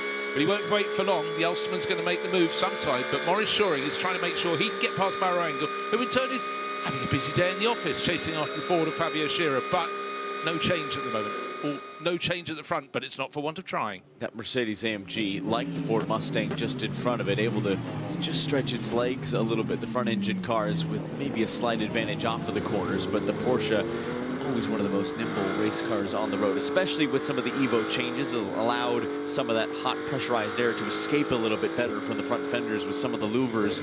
Has really helped its raceability, especially when you are following cars super, super closely and in high downforce reliant corners like you see many of here at Spa-Francorchamps. I suspect that those would really, really start to pay dividends, especially as the air temperature drops ever so slightly. The air starts to get a little more dense. The engines like it, but sometimes not super favorable for understeer. So Brent Lucas has been hard at work in the pits, and he has materialized in the pit booth. You and I will swap positions for just a moment, and I'll bow out and try my hand at pit reporting for just a moment, but enjoy a little bit of respite. You have, I can see the sweat on the brow. You've been working hard, my friend. So Jonathan Grace, fragrant at the moment, I'm sure, but we'll get him back sweaty and abused later on after. It's still warm out there, particularly with a fire suit on, just like the mechanics have to wear as well. Just remember that too. But a change up here, but we have a lot more to follow. And Brent Lucas, I'll give you a moment, Brent, have a bit of a drink and stuff and just cool down. I know you've legged it, and it is an appreciable climb from the lower pits to get up here. But right now we're in this lovely situation. Thanks very much, Jonathan, as he takes his leave for now. Talk about a change of environment. Air-conditioned commentary box going down into a pit lane where there may yet be a storm coming through. We're hearing it from various teams and drivers. They're all trying to keep their own meteorological information under their own belts, but you know, anybody coming to Spa-Francorchamps knows they need to have a very good look at the weather maps, and they will keep on changing. And then, of course, if you see a storm coming in, how severe is it? You look at the weather map, and if it's a full red element on board, you go, oh, that's going to be a bit of a hottie, but it could go into the neighbouring valley, not come here. But it definitely could be something in the next hour that we get. We press on through the night, and it's just doing what Spa-Francorchamps always does in a race. You have periods of, it's not quick, slow, but we have these moments, full course yellows, leading to safety cars. The track gets swept up a little bit. You settle down again. You never know when the next one's coming.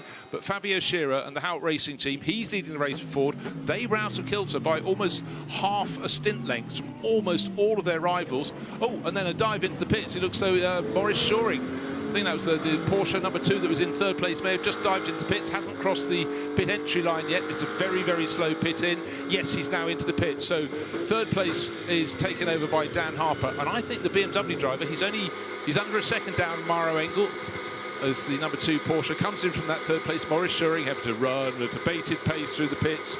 Seems like an odyssey, the amount of time you lose when you're just going at this pace, but that has suddenly removed that number 2 Porsche from the mix, and that will tumble out of the top 10 because it's after a safety car. Could it drop it down to about 30th position in the blink of an eye, if not lower? So unfortunate time to have to come and make that pit stop. Other teams got theirs done beforehand. So Bryn, hello. Warm in the pit garages, and you spoke to a lot of drivers who keep talking about we're playing the long game. Yeah, that seems to be, I mean, that is, if you were to package this up into one big sentence, play the long game. Yeah, I mean, every single one seems to be saying we're trying to work with the car. There are actually some cars out there that seem to be doing better in these colder conditions. And we say colder, it's about 22 degrees, something like that. I think that's what it was when I left the pit lane a few moments ago. And I think the high was, we had 42 showing when we were on the grid this afternoon for the start of the race. So 42 down to 22. We've got a 20-degree swing in temperature, and it will go a little bit less than this as well. So great for certain engines. They're going to love the nice cold, cool air. But you can see a lot of people now looking at the weather maps, and there has been talk. I mean, I was talking to Kelvin van der Linde earlier on, he was saying that we expect rain, and just when do we expect rain? That's the big question, because it's always burning off. You can see the little dot on the screen just there of it burning off and staying away, but I don't know, it feels there's a bit of wind coming out there now. You can see the flags fluttering on the pit lane here, and so it's started to pick up. Okay, the flags in the pit lane, it's always quite hard to judge because you've got pit buildings that block. Imagine it's coming straight down from La Source. Yeah. So the drivers come onto the start-finish straight, it's in their face. So that means effectively any weather is coming in from the unusual angle of coming in more from the east than the west. The prevailing direction of wind here would be from the southwest. And then just remember, half the circuit is very protected down in its own valley. But right, what have we got? Ford leading Mercedes, leading BMW, and the second Mercedes, Danny Juncker there, is up into 4th place overall. The number 2 Porsche dropped out of the mix and has tumbled way down the order because of that late flurry in the pits, and will continue to drop down the orders as others goes past before it gets back properly into the race. It's now back out on the circuit, but for the 64 Hout Ford team, they guessed right, not once but twice. Well, do you know what, they deserve a little bit of fortune after Monza, that the fantastic result, or the result from qualifying, I should say, that put them on P1 and P3. They had the silver in P3. It was an incredible performance from them, and then to get taken out on that first corner, not just one car but both cars, full rebuilds. It wasn't a new tub actually in 64, but they had to do a full rebuild of the car, they've told me, and it's performing pretty well. So kind of off-mic chat, but it's not a confidential chat. They said, if we do well here today, we'd accept what happened at Monza, because to them this 24-hour in Spa is the pinnacle. Oh, you know, so, and it is for most, isn't it? No, totally. It really is. But another thing, Trezor Attempto Racing. Oh. Did they run over a cat on the way here several times? Because it's unbelievable. All 3 cars out of the race before the halfway mark. Yeah, I mean, they ran over a cat, walked under a ladder, and did something else despicable as well, I think, is what happened. And they seemed, I mean, it's one car you can accept, two you sort of think, okay, this is really not shining on us. But for every single thing that they touch here at Spa, it's a real shame for them, and they could do with a bit of good fortune, couldn't they? Look, and we're in a situation where the highest placed Audi, that almost freakish win they took at Monza for Audi, what was it, 4 years since the last Audi win? Or was it 2021? I can't remember, but a long, long while ago.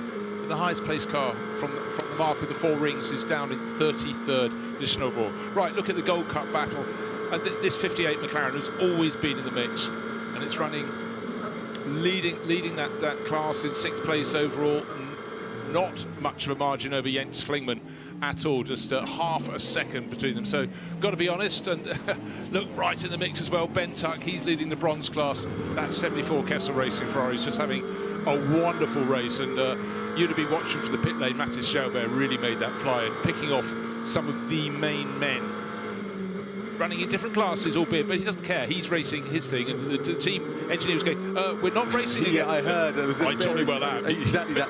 And I think, I mean, I've been talking to a number of different drivers who say things like, if they're a bronze, I know he's a silver graded driver, but if you're a bronze graded driver or a silver graded driver and you're going up against the likes of Jules Gounon or someone like that, and you can hold your own or get past them, for your CV, I mean, you'd clip that up straight away and send it off to everybody, wouldn't you? It's the perfect antidote. It's exactly what you need from a race like this to show that your craft is where it needs to be already. And look, I mean, racing in a 24-hour race anywhere is in extremis. Doing it in these weather conditions, which are unbelievably taxing, not just on the drivers in the hottest environments at all, not just on the machinery, but it's also on the pit crews. Here we are looking into one of the pit garages.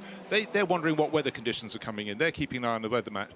But it's about the mechanics. They will get tired, and they can be the one that muck up a pit stop, muck up a wheel change. There are so many components and elements within the mix that can fail, could just have a little fumble, and it can have huge outcomes.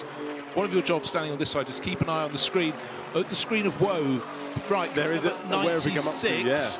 30-second penalty for track limits. Likewise, car number 7. Should we let you know who they are? Car number 7, for sake of argument, is the Come To You Racing entry of Matthias Drudy, Marcus Sorensen and Nicky Team. Only a crew that have won here in recent years. 30 seconds, that's going to hurt. And at the moment, they are down in 12th place. That's still to be added. And likewise, car number 96. The Rutronic Racing, Engsler. Of course it is. Lapelli, Niederhauser car. So that's... track limits, I mean, it happens. We know, particularly in these sort of conditions, we've seen a lot of gravel thrown out onto the track as well. I mean, maybe there's something going on there, we don't know. There's also, I don't know if you've seen this one, the car number 2 with the drive-through penalty for causing a collision. I'm not sure if you read that one out earlier. No, I didn't. The car number 2, I wasn't doing my job at the time. That was Boutsen VDS. That's the Boccolacci, the Picarello, and the Maurice Scheuring car. Well, we saw that coming to the pits. That was what was being served. They weren't coming to a pit stop. I couldn't work out why they weren't. I hadn't seen that message, I'm afraid. So that has really dropped them. They're down in 25th position. Where were they before? 3rd. That's, I mean, it's as quick as that. It just changes, doesn't it, on a knife edge, this sort of race. I'm just looking at the positions as well, because we've got the Ferrari, the number 74 Ferrari in P5 at the moment, and that's a completely different class. It's in a class of its own in that area of the track. And you think of Scherer, Engel, Harper, Juncadella, and then took on P5 at the moment. That is a very, very impressive performance from that Ferrari at this stage. Yeah, but at the moment, the car that's giving chase with David Pittard has just moved up to 17th place overall. It's the 991 Paradine BMW. That's going very nicely, but Ben Tuck is a second a lap faster the last couple of laps. So that car has got fantastic form, but as we've seen at various points in the race, it absolutely flies through Radion and up the Kemmel Straight. And where on this circuit do you want your performance margin over any other rival? Exactly that. Is exactly that stretch. Right, the drive-through penalty served. We're now on board with probably a cockpit that feels a little hotter before because of the inevitable frustration. Drive-through penalty. Was fighting for 3rd, is now fighting 22 positions further down the order. 25th place overall, now into 24th. As another driver, a couple of other cars come into the pits. Next target for Maurice Scheuring. It's also like you start again. Oh, it's the number 51 Ferrari, just half a second ahead of it. Remember, that was the car that was leading the race, picked up a puncture just as the driver turned onto the start-finish straight. They had to do an entire lap and lost the best part of 2 laps. But they're chipping away. They've managed to stay on the lead lap, and they're fighting their way back. And now for number 2, they're fighting their way back. So it goes to prove, keep your nose clean, don't pick up punctures, and that is another reason why every time we have a full course yellow, they try and get the blowers on, because there is just a sea of gravel. Yeah, you can see it. It's more, you can just see this, it's just right in the middle of the way. Every part of the track that they want to be on, there's gravel, so it's kicking it up everywhere they go. Just quickly look at the number of Porsches. I mean, there's so many Porsches that entered into this race here.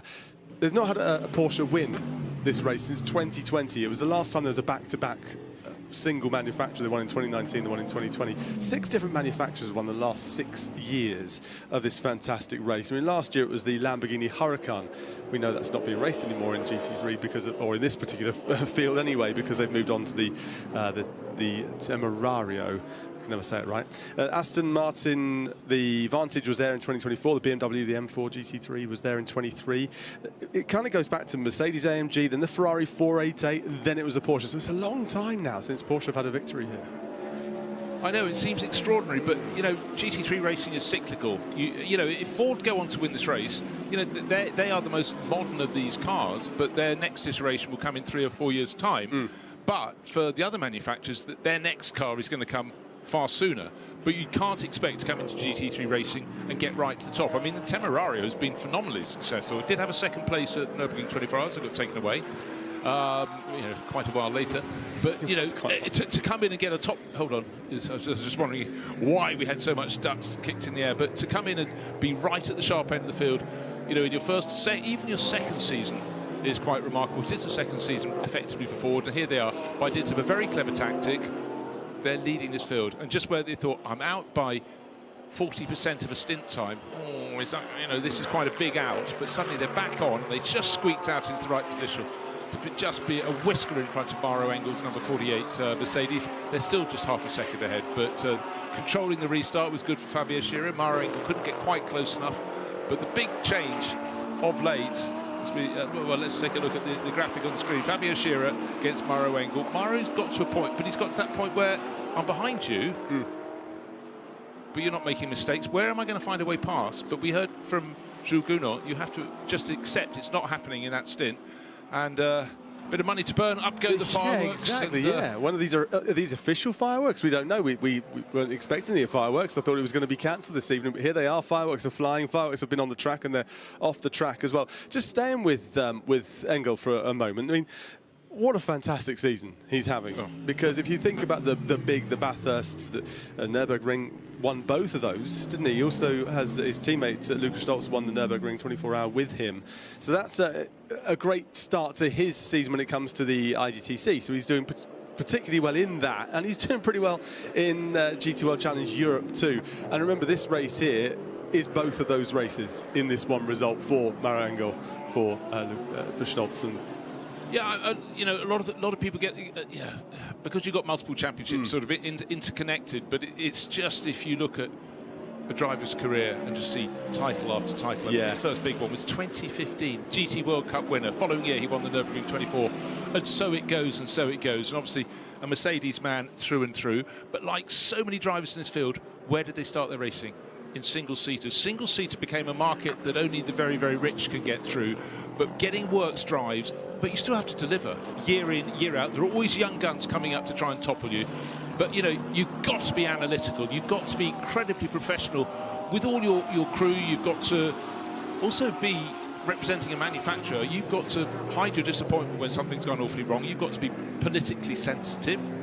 And so many other elements. And some of the top drivers, you suddenly realise they've had 10 years and they've honed their craft. And just, it's about minimising mistakes. You can, you know, the overall pace, lap pace of the top 30 drivers in this field will be within, around here, 1 to 2 tenths. Yeah, it's phenomenal. If that. And in Monza, of course, they had, was it like 54 cars qualified by a second? It was so tight, so tight. But that is, I mean, that's the key, isn't it? Is consistency. But you have to do many things to achieve success in GT3 racing. And I'm just looking, when you think about that team, Lucas Hauer, I was talking to David Anderson about Lucas Hauer as we were walking to the food area. It's a very important part of the day, you know. Oh, yeah.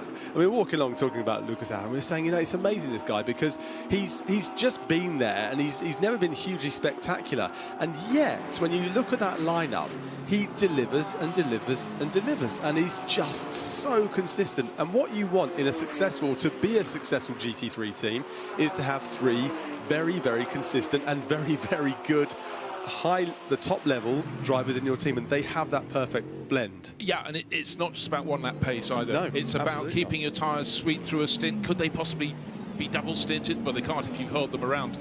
There are so many elements within that, but I just think you get a really well-balanced driver pairing, which isn't the work of a moment. There are so many people who have to adjust, particularly people who've just come in from single-seaters. They're not used to sharing information with anyone else.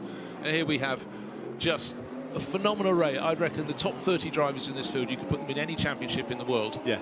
And they would be competitive, you know, by the time you reach lunchtime. It's got Porsche. A big row of Porsches there. It looked fantastic in the shot. I was actually looking at, from this side of the track, we're currently over the top of the pit lane, the F1 pits, so we're looking out across the track to the grandstand on the opposite side.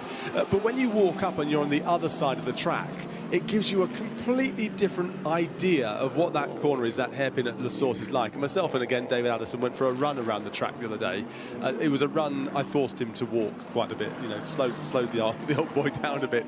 But this circuit is incredible, and when you get up to La Source and you see just how tight it is, and you see the angles, the lines these cars are taking, it's a fairly late apex. You've got to kind of rotate that car fairly early to get it as straight as you can to head on down, use the gravity from the source down towards Eau Rouge and Raidillon. And it is incredible when you're on the other side of the track and you see just how late they get that car rotated to get it as straight as possible on the acceleration. Yeah, no, it is. I mean, there are so many points on the track where it really deserves observation, visiting them and going, oh, that looks different in real life to how it looks on the camera angle that I've seen for years and years. Yeah. You know, so many people's impression of a circuit is what they've seen on television. Yeah, that's right. That's natural. But when you walk it, you suddenly go, oh, it's a bit steeper than I thought, or, oh, there's a lot of shade on the track here, those trees are quite close, or, you know, so many different elements within that. And you don't realise just how much up. It's like an impossible picture, this place. It's more uphill than downhill. I don't know how they've come up with that, but you have the downhill towards Eau Rouge and then Raidillon, which is, as we know, very steep.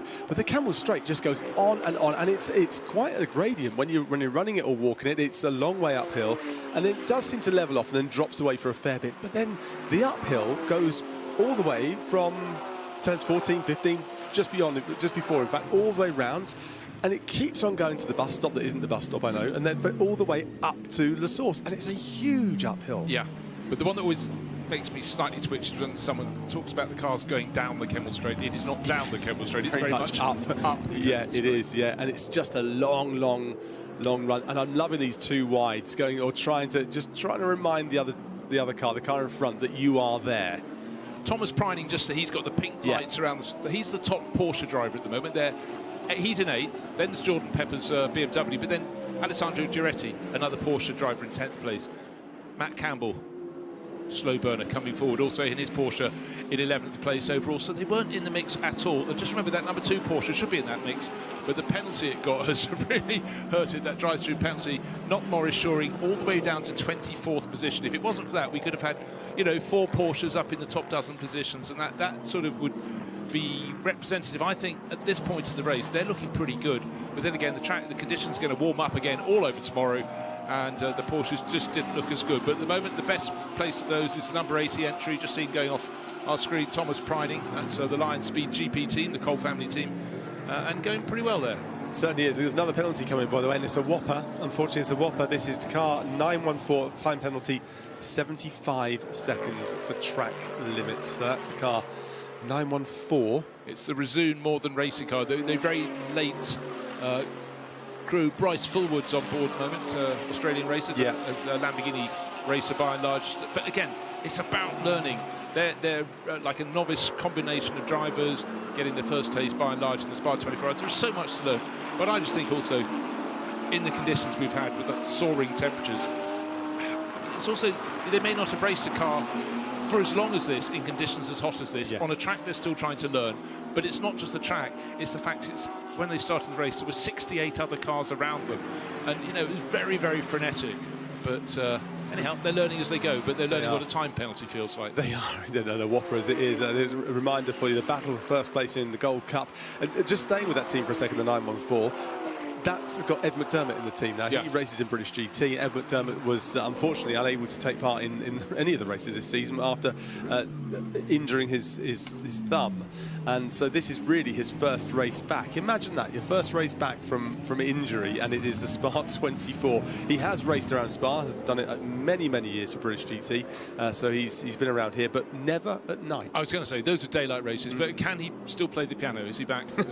I'm not sure if he ever could. Or was it the piano lid coming down on his thumb that... Unfortunately, it's even worse. I think his thumb was shut in the door of a car. Oh. I think is what happened just before the race. Another time penalty, and again, we've seen a whopper of 75 seconds. This is 150 seconds for track limits going to car 1, 2, 3. That's the Motorsport. That's the Muller, the Hall, the Fumal, and the Le Tour car.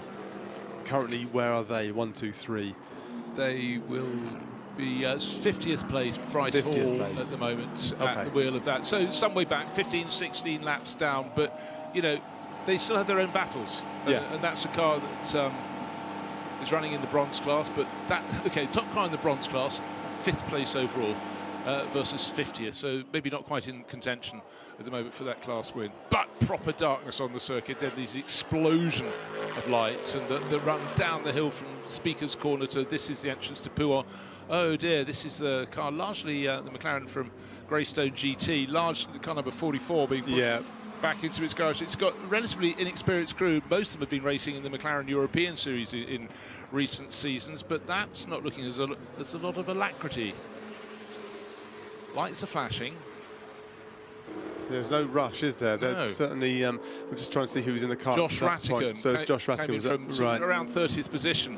Yeah. So a young crew, you know, developing their form and craft, but that, you know, you don't expect mechanics to go charging around the garage because, you know, it's supposed to be cool and orderly, but that didn't look as though it was something happening right here, right now. You posed the question earlier on about the teams, but how important it is for the teams of the crew to stay relaxed, to stay calm. And there are certain points when you're running up and down the pit lane and you're going in and out of garages and you're just, you know, you're trying to find a good place to watch as well. Who's got the best monitor, who's got the most accurate, who's got the less latency. You're watching that, you're looking at the timing screens, you're trying to see where the next story is going to be.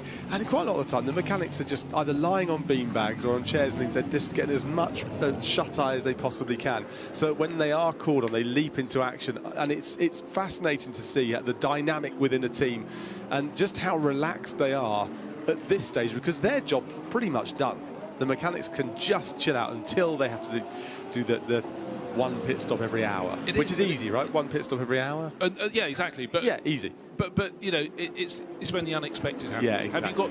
You know, I remember decades ago now, Audi led the way when they were winning Le Mans year in, year out. They had, if they knew what the situation was, they already had the specific bag of tools ready for that job. It wasn't going to get the thing and pull stuff out of drawers. No, you need these 5 tools to do this particular job, and there are the parts.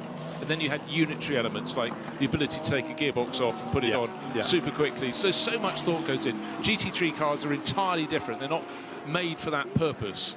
They have a very different purpose, but it's still, I think the hard thing is if it's going to be hot, and it certainly is. 10 o'clock tomorrow morning, you've managed to get through the night, and you can't pat yourself on the back and go, that's it, we're nearly there. You still got a lot of racing to go, and then your head starts to drop as the temperature rises. Yeah. That's what's hardest. And I was saying to Jonathan, I was looking at how the mechanics were sitting at the back of the garage when I came back in from supper, so it was about 9:15 or whatever. Already you could sense they were quite tired because it's just that heat that's been there. Look at the racing at the moment. It's absolutely nose to tail. At the front of the field, we've still got the Ford Mustang of Fabio Schirra, but never more than a second behind him. Mauro Engel is there. Wiley Fox looking for the moment, but as we heard from people like Jules Gounod, he's not prepared to take a risk and stick the nose up the inside for the sake of one position. But the good thing for Mauro, well, actually no, I tell you what, Dan Harper is keeping him very honest. Well, Dan is now 6 seconds back, so he's not a consideration for Mauro. Mauro could probably afford, if he thinks he's faster than the car in front, drop back for a moment, get some clean, cooler air through your grille, or same air, but it'll cool your engine, and see what it's going to do. But what what I think, it's the experience. It's just not going for a do or die. Yeah. Unfortunately, die could be part of the equation in terms of you've just wrecked your race's chance. Well, they say to finish first you have to finish, don't you? We're through the first 10 hours now of this one, and you think, wow, we're going for 10 hours. Not yet broken the back of this one, not on the back nine. We've still got a fair bit of a way to go, and it is, as you're saying, Bruce, it's Scherer that leads the way, but Maro Engel is just a second or so behind him. And then it's Dan Harper, 8 seconds back, and Dan Harper has proven himself to be, in recent years, when he burst onto the scene really in British GT alongside Darren Lung in the BMW, there was this young kid and he was phenomenal. What a talent straight away in that BMW. And since that moment, and it was not all down to British GT, but it gave him that confidence straight away with Darren Lung, who's fantastic at bringing young drivers through. He works so hard, he puts so much into his craft now, Darren Lung, racing in so many different series, and he's brought these fantastic drivers through, and Dan Harper is one of those, and Danny Juncadella is just behind him. In fact, Scherer has just got himself his fastest lap of all, 2:18.726 on the last lap. That's not bad. He's getting towards the end of the stint. This stint, he's already done nearly 53 minutes. They get to around the 1 hour mark, and so he's doing that to try and, well, he's made a bit of a gap. He's now 1.1 seconds. Whopper, wow. Bit of breathing space. Maro Engel, again, it might be that Maro dropped back a bit, but actually the fact that the pace was being set by Fabio Scherer there to eke his way out, but we're talking about a tenth of a second difference between them around their laps, but they have got that bit of breathing space, and we will see what they can continue to do. So we expect our race leader to come in probably 2, possibly even 3 laps ahead of Maro Engel, but Maro and the crew from Team Man Air Filter, they can sort of decide. They've got the scope of saying, okay, we'll actually come in just at the same lap as they are, or the other. They've got the choices. Yeah. Sitting there in second place. And I was talking to so many drivers about their strategy, stint strategy, saying, is there a chance that some of you will do triple stints through the night as the air temperatures dropped? And the general consensus is no, we'll stick to 2s, because when the temperature starts to build, they might have to drop back to single stints. Yeah. And if they start going through the triple stints, then they'll run out of options. And I think that's a great team idea as we quickly look here at the 58 car. Wow, that is quite something. James Kellett in the early laps of the race did a lot of overtaking. He has gained 30 places so far. Wow. And equal number to Arthur Leclerc. Okay, if you don't start at the sharp end of the field, you've got more overtaking to do. But Joel Sturm, 25. Kelvin van der Linde, 19, same number of Christopher Haase. But of those crews, the best place is the number 32 crew, and they're in 9th place overall. Jordan Pepper on board, so cumulative for the others. But 30 moves from both Kellett and Leclerc. Well, that's a phenomenal undertaking. Yeah, the 991 is the number 991. The Kellett car is in P17 with Pittard at the wheel. I mean, he's a driver that you think some people would never have heard of Pittard, and yet, what a career. He just kind of lives under the radar. Well, you see, I was aware of him long ago. In fact, I think both he and Sarah Bovey, I met them on the same day at Silverstone. They were racing, little league Peugeots. Right. But David made his career by, someone suggested, go to Germany and do the long-distance races. Yeah. He went, he's thrown himself wholeheartedly in. He's married a German wife, lives just around the corner from the circuit. But we gave him a name for the Nürburgring long-distance race. We just called him Pitbull Pittard, because the opening lap of the race, you're going, it's a 4-hour race, don't need to attack on the opening lap. Yeah. By the time he got out of the Mercedes arena, he'd normally gain 3 or 4 positions. So he doesn't get the memo. Doesn't get the memo. It must be in the wrong language. But, a driver that didn't have a lot of family money, but has made his career work. But he had to, uproot himself. But then again, you look at how many people I was talking earlier about, Kelvin van der Linde and Jordan Pepper. They moved from the comfort of South Africa to, chillier climes and based themselves in Germany, and they've made it work. But, you've got to be the perfect package, or as close to that as you can be. But it's extraordinary, the fact that van der Linde family, both Kelvin and Sheldon, came and had the same journey and have both had, extraordinary success.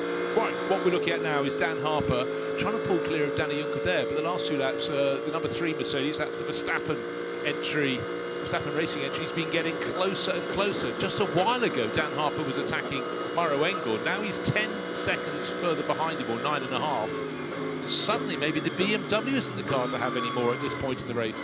Temperature changing, humidity rising, storm on the way. Will it come near us? In fact, we need another big shot of those moving blobs of colours on one of the team. We do, don't we? Moving blobs of colours, we'll work out what they mean one day. Yeah, very pretty. We're never quite sure. They are very pretty, aren't they, these moving blobs of colour? I'm not sure they have any correlation with what's going on in the sky above, but there you go. Just looking at the cars, and we talk about protecting tyres, particularly earlier on, the extreme heat protecting the tyres. Currently now, no need to protect the tyres, because really you're running for an hour on these tyres before you get into the pits and you change them over. You know it's going to be one stint, you know it's going to work the way it is. There will be a bit of a drop-off as you get through your stint, obviously, because that's just the way it's going to be. But the track temperature, the ambient temperature outside, is pretty nice, pretty relaxed.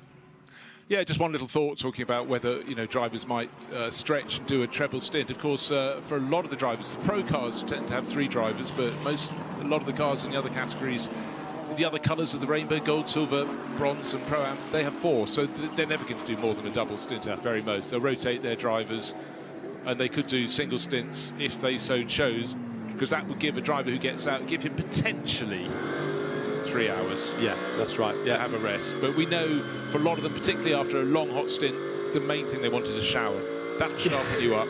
Yeah, or have a bath, as one of them was. I was thinking, where they got a bath from? Yeah. I mean, I didn't visit them in the bath, clearly, but they were having a bath, and that's why they weren't able to have the chat. Got an update for you. There are 4 updates. I've been negligent in my looking at the screen at the bottom, but car 222 has been shown the black and white flag for track limits. Car 700, a time penalty of 30 seconds. The car 700 is the... it's the ComTU Racing. It's the one I spoke to earlier on, in fact. The Sarah Bovey car. In fact, you were talking about her a few moments ago. And maybe you jinxed it. Maybe not. Silently. Yeah. Car 0, black and white flag for track limits, and car 5 as well. So that's the car 5 is the Optimum Motorsport car there that's fallen away a fair bit. Okay, but the absolute key at the moment, still a bit of bodywork flapping away on the... That was dislodged quite a while ago, the number 3 Mercedes, the Verstappen racing car. A little bit of side-by-side contact, and these things, the pit crew will have to check them the whole time. They will have an effect on the driver, but not that much. But the trouble is, if it's a part that's now weakening because it's vibrating more, it could lead to it coming off, and that's a whole different element. Just remember, something lying in the track, particularly in the dark, you could run over it and suddenly you're the one that's got the puncture. That's right. I imagine that'll get a bit of tape put on it when it comes into the pits just to tighten it back up. Again, I'd have thought it's quite a quick fix, that one there, with a bit of tape lying on the side. They'll just get it ready and get it taped up and protected. And I'm sure the number 3 with Junkadelic in the car right now, double stinting, we know that's what Jules Gounon told me earlier on. They'll be double stinting throughout the night, so they'll probably just get that restored the next time he comes in. And still, Ben Took is finding a way to stay in P5, and he's not lapping particularly slowly. He's lapping somewhere around about 8/10 off the back of Scherer, who's leading the way. So the gap is growing, but not at an alarming rate or anything like that. No, but what is happening is that the first 2 cars are making their break. Dan Harper, remember, he was half a second down on Mario Engel when the field was released after the race went green again. He's now 11 and a bit seconds down. That has been a huge margin. So pretty much every lap, Fabio Scherer in the race leading number 64 Ford, Mario Engel in the number 48 team man filter Mercedes are lapping in the 2-minute 19s. Everybody else pretty much is lapping in the 2-minute 20s, apart from Jordan Pepper. Just bear in mind that number 32 BMW from Team WRT chipping away. They're fine-tuning how it works through the course of the race. They stayed on the lead lap at one point in this race by the skin of their teeth. Yeah. And likewise, at the moment, the number 51 Ferrari, by the skin of its teeth, stayed on the lead lap. Nicholas Nielsen, the driver who pulled away at the start of the race until the safety car cost him all of his margin, he's down in 21st position, still on the lead lap, and in fact, just as we speak, has set his fastest first section of anyone. So he's also lapping at decent pace, but really, it's that top 2 just chipping away, pulling clear of everybody else. And but we've got some top names. We're just looking at the position of car number 51, 13th in the pro class, 21st overall. That's not where you expect it to be, but it's ahead of that Boutsen VDS Porsche that served a drive-through penalty. Yeah. That is why that's down there. And now the car that was leading the race, Fabio Scherer, into the pits. Remember, he could potentially have made this pit stop 2, even 3 laps earlier Mauro Engel will do, but for Mauro's crew, they might go, hold on, is it an advantage to bring you straight in on the next lap or just run you another 2 laps? We'll see, but suddenly, just remember this Ford from the Hout Racing team was leading the race by just under a second, but has looked comfortable. Fabio Schura doing a really, really good job down there.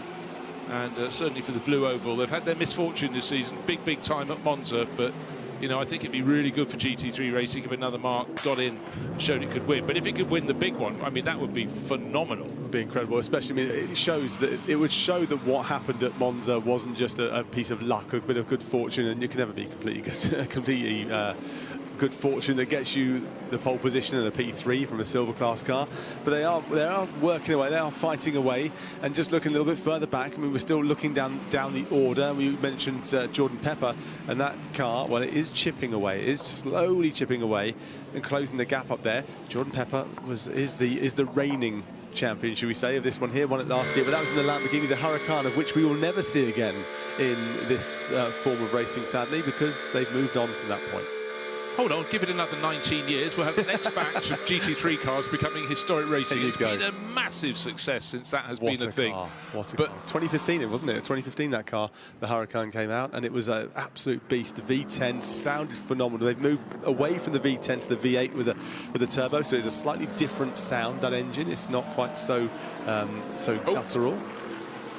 I think, guys, unless it was just headlights lighting something, I thought I saw to the west of circuit a bit of sheet lightning. Okay. Or it could be someone just having a bonfire, but I don't think so. There was a flash of lighter colour in the sky. So maybe a time for a little glance at a weather map in a team garage. I'll have another little look. My weather app's not suggesting rain is on its way, but certainly there was something lighting the sky. Looking out the window here, there's still a huge amount of fans, supporters, crowd looking on. They've had a brilliant day in the sunshine and staying hydrated and doused in suntan cream, and they can now relax a little bit as the temperature drops to a more comfortable temperature down in the pit lane. And there is lightning in the sky. Yes, the report is lightning in the sky. Wow, that's very good eyesight there, Bruce, I have to say. I mean, I never doubted you for a second. You did. The look on your face. It was a little. I thought you're gone crazy. Yeah.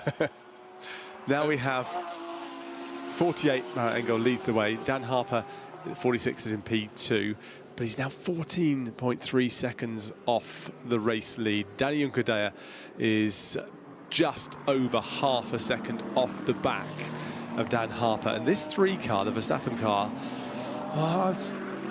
it's a great driver lineup, and it's performing well, even though Jules Goulet says they have no straight line speed. I think he was fairly right, actually. I think he was seen that battle. He was just so unlucky getting caught out. They tried to guess which way to go through rally on the car. He thought was going to the middle of the track. He'd go around the outside. Didn't quite do that for him. And no second invitation for Mathis Jobert going past. Right, this is shopping and changing. These cars should be nearer the front. Nicholas Nielsen, driver who pulled away at the start of the race. He's in 18th now. Maurice Schuring tucked in behind. Just to reiterate, number 2 Porsche, who initially we went, I don't really understand why that's pitted now. We then noticed a message on screen saying drive-through penalty. That's what knocked it back. So very frustrating. All the pace is there, but as you can see from the graphic, it's ebbing and flowing in fairly equal measure between the car in 18th place, the AF Corsa Ferrari. That's car number 51 with our pole starter Nicholas Nielsen, and Maurice Schuring, young Dutch racer, trying to sort of make amends for that moment, that contact that spun the McLaren around. Oh, dearie me, that's not quite fit for purpose, is it? Suboptimal, I think we call it. Just talking about penalties, car number 8, that is the Car Collection Motorsport car. That there has got itself a 30-second time penalty for track limits. And car number 4, the Optimum Motorsports, Harry George, Adam Smalley. I caught up with Adam Smalley, in fact, on the grid a little bit earlier on. They've got themselves a 30-second time penalty for track limits as well. So it seems to be, through the night, tiptoeing slightly off track, and these penalties are now starting to come thick and fast. Right, now what you get, Joe Osborne was explaining this, you're allowed 6 track limit warnings in each of the 6-hour quarters of this race. Yeah. And we're getting towards the end of our second quarter, towards half distance, but looking at the crews at the top, track limit warnings our race leader, Mauro Engel, 3, so he's got 3 in hand. The next 2 cars, Dan Harper, Danny Juncker, they've got 4. They've got to watch it. Who else is getting close? 5 at the moment for Matt Campbell, the number 22. But, you know, sometimes you have to...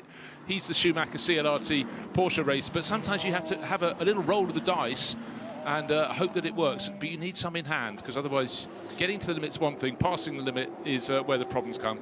Then your slate is wiped clean. Well, I tell you what...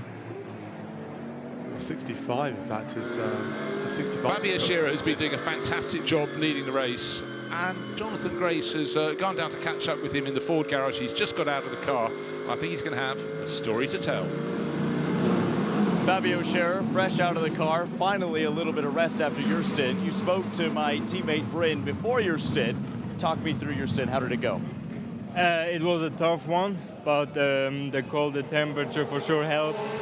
We got more pace, and yeah, it was mega stint. I didn't thought I managed to keep the whole stint this pace up, and yeah, it was a good fight with Mauro, but yeah, he's for sure super quick. But I think we are in a good window now. Plenty of pace in the Mustang as well. The 64 car has been flying the flag for the Blue Oval at the head of the field. That's where you brought the car in from, was the sharp end of this race. Part of that was helped by strategy. You went off sequence in the hands of your teammate Arjun Maini. That worked a treat with you with the timing of the yellow. Exactly. This time we were lucky. I hope we keep lucky, but you never know in this race. There's a long way to go, but I think for now we can be more than happy. Car is fully in one piece, no issue at the moment, so couldn't be much better. Finally, a little bit of rest for you. I'll let you go momentarily, but I do want to ask you one thing to follow up on something you and I were talking about before we went live. You said this Mustang actually likes the warmer temperatures. Does that bode well for your pace in the morning? Yeah, the cold now is for sure all right, because the tires are a bit cooler. So I think as long as the night goes, as better it should be for us. So let's see. Well, plenty of pace in the morning, plenty of pace in the evening. We'll let you get some rest. Perfect. Thank you. Yeah, quite an accolade, really, just looking at that stint, keeping Mauro Engel behind him. And, you know, drivers need the right package. But when they get the right package, and it does seem the Ford right now is the right package, you've got to deliver. So certainly... Fabio will go, actually, that was a more than satisfactory stint. I showed pace, I showed resilience, I didn't leave the door open, and that means a lot. It means a lot. I mean, he's a very experienced driver, LMP2 winner at Le Mans back in 2023. In fact, has had multiple race wins in F4, racing DTM as well. So he's got a pretty decent CV. And if you want someone to come in and sort of say steady the ship would be completely unfair, but you want somebody to come in and put in a very, very strong performance at this stage of the race. He's the guy to do the job, and it just, I think, you know, confidence breeds confidence. As we know, you know, safety cars breed safety cars, and I think when you've got someone like that who's helped steering the ship in such a good way, it does give that confidence into the team. No, for sure, but also for him, the advantage is that he's now got something more for his show reel. If he could be driving just as well in 8th place, but the camera's not going to sit on him. Yeah, you know, it's on these little things. You know, often. Some of the very best drives in a race aren't from drivers in cars anywhere near the front, but there's someone that's lifted that car by the scruff of the neck. They may be driven around a mechanical problem and delivered. And it's all sad that in so many ways they don't always get the credit. But you can't spot, in a field we started with 69 runners, there will be so many brilliant stints that are being done that are very easy to slip by because they might be over, you know, 46th position. Yeah, that's right. You know, more and more coming into the pits now. We're going through another one of these cycles, aren't we, of quite a few cars in and out of the pit stop. We've seen there's still quite a few cars staying out on track. There's a few offset strategies going on now, and this is where it starts to get interesting, and it'll get more and more interesting as this 1 hour leads through into the final hour or so of the race, and it all starts to make sense. And somebody who we haven't spotted somewhere in the middle of the pack will be on a completely different strategy, and wallop to the top they'll go. Yeah, and one thing we'll have to keep an eye on will be the long pit stop, the service pit stop. You have to make. You can't make it in the final 2 hours of the race. But if someone's done theirs at, let's say, the middle point in the race, they'll be down the order, but they've done it. And you just have to keep an eye on the special column that lets you know, have they done that? Because if you save it really late, you're going to suddenly go tumbling down the order. But the others have taken the pain earlier. But as yet, we're waiting for those to happen. And this is another element. This is car number 46, the BMW that Valentino Rossi had been driving so well, diving into the pit lane, and again, hit your marks. And again, that was done very nicely indeed. So Dan Harper in from, well, he'd suddenly been promoted into the lead of the race, but remember, he was fighting right at the sharp end, but Bit of bodywork damage on the Yeah, front there was, left-hand corner. yeah. Oh, well, from the right hand from the driver's point of view. As the brakes start to catch fire, which is the usual thing when they sit there for a while, the amount of heat that goes into these cars is just incredible. The brakes, when you stand next to them in the pits and they pull in alongside, you can feel the heat coming off those corners. That's how you do it. There you go. It just needs maybe a bit of tape, or maybe not. No. Well, I think they're going to get it back in the race ASAP, but we'll have to keep an eye on that one. So front right-hand corner of the number 46 BMW, that's very much been in the mix. And Dan Harper might be able to say how that happened, or it might be something that happened earlier in the race. Second of the Ford Mustangs, this is Eduardo Cossetang has come in. That rose up to 7th place, but that's because there's been a real rotation. Yeah. Its effective position before the pit stops was probably around 15th or 16th position, in the ballpark, still on the lead lap. So, you know, you got to be in it to win it. But your little quote about got to be in it to win it, you know, first you have to finish. Someone I knew long ago, he managed to crash on the warm-up lap. The team chief went and grabbed him by the belts and said, but first to finish, first you have to bloody start. It's very wise there. I think it was Confucius. Yes, it could have been. Bit of a debrief going on there. That's Jordan Pepper just having a bit of a debrief with his team as he gets out of the car and just tries to maybe cool off a little bit, but not as much as it was earlier on. More penalties coming your way. Let me give you an update. Car 65, black and white flag for track limits, but car number 4 has had a 30-second time penalty. Oh, maybe I did that one. That was the orange, the Optimum Motorsport. Maybe we went there. The 123 pit lane speeding is under investigation. The 123 car is the Muller Hall Fumal Latour Muller Motorsport car. So they, well, that's not what they want. They're currently down in 51st place, so maybe they won't be too bothered, but certainly won't want to be accumulating any more penalty. Yeah, well, it won't swing the race away from them, I think, at that point. No. You know, you have to accept if you've had a handful of setbacks and you don't have the pace of those ahead, you've got a very different element in your race. You are racing for survival, for completion, and you have to accept that there are so many elements that can just swing against you, but the top team's still the tail. It's body still work wobbling, lapping away. Yeah. But at the moment, the number 3 Mercedes for Verstappen racing, we had just going nicely. It certainly is. In fact, it does seem to be developing a bit more actually, but maybe it's just it does seem to be loosening or worsening.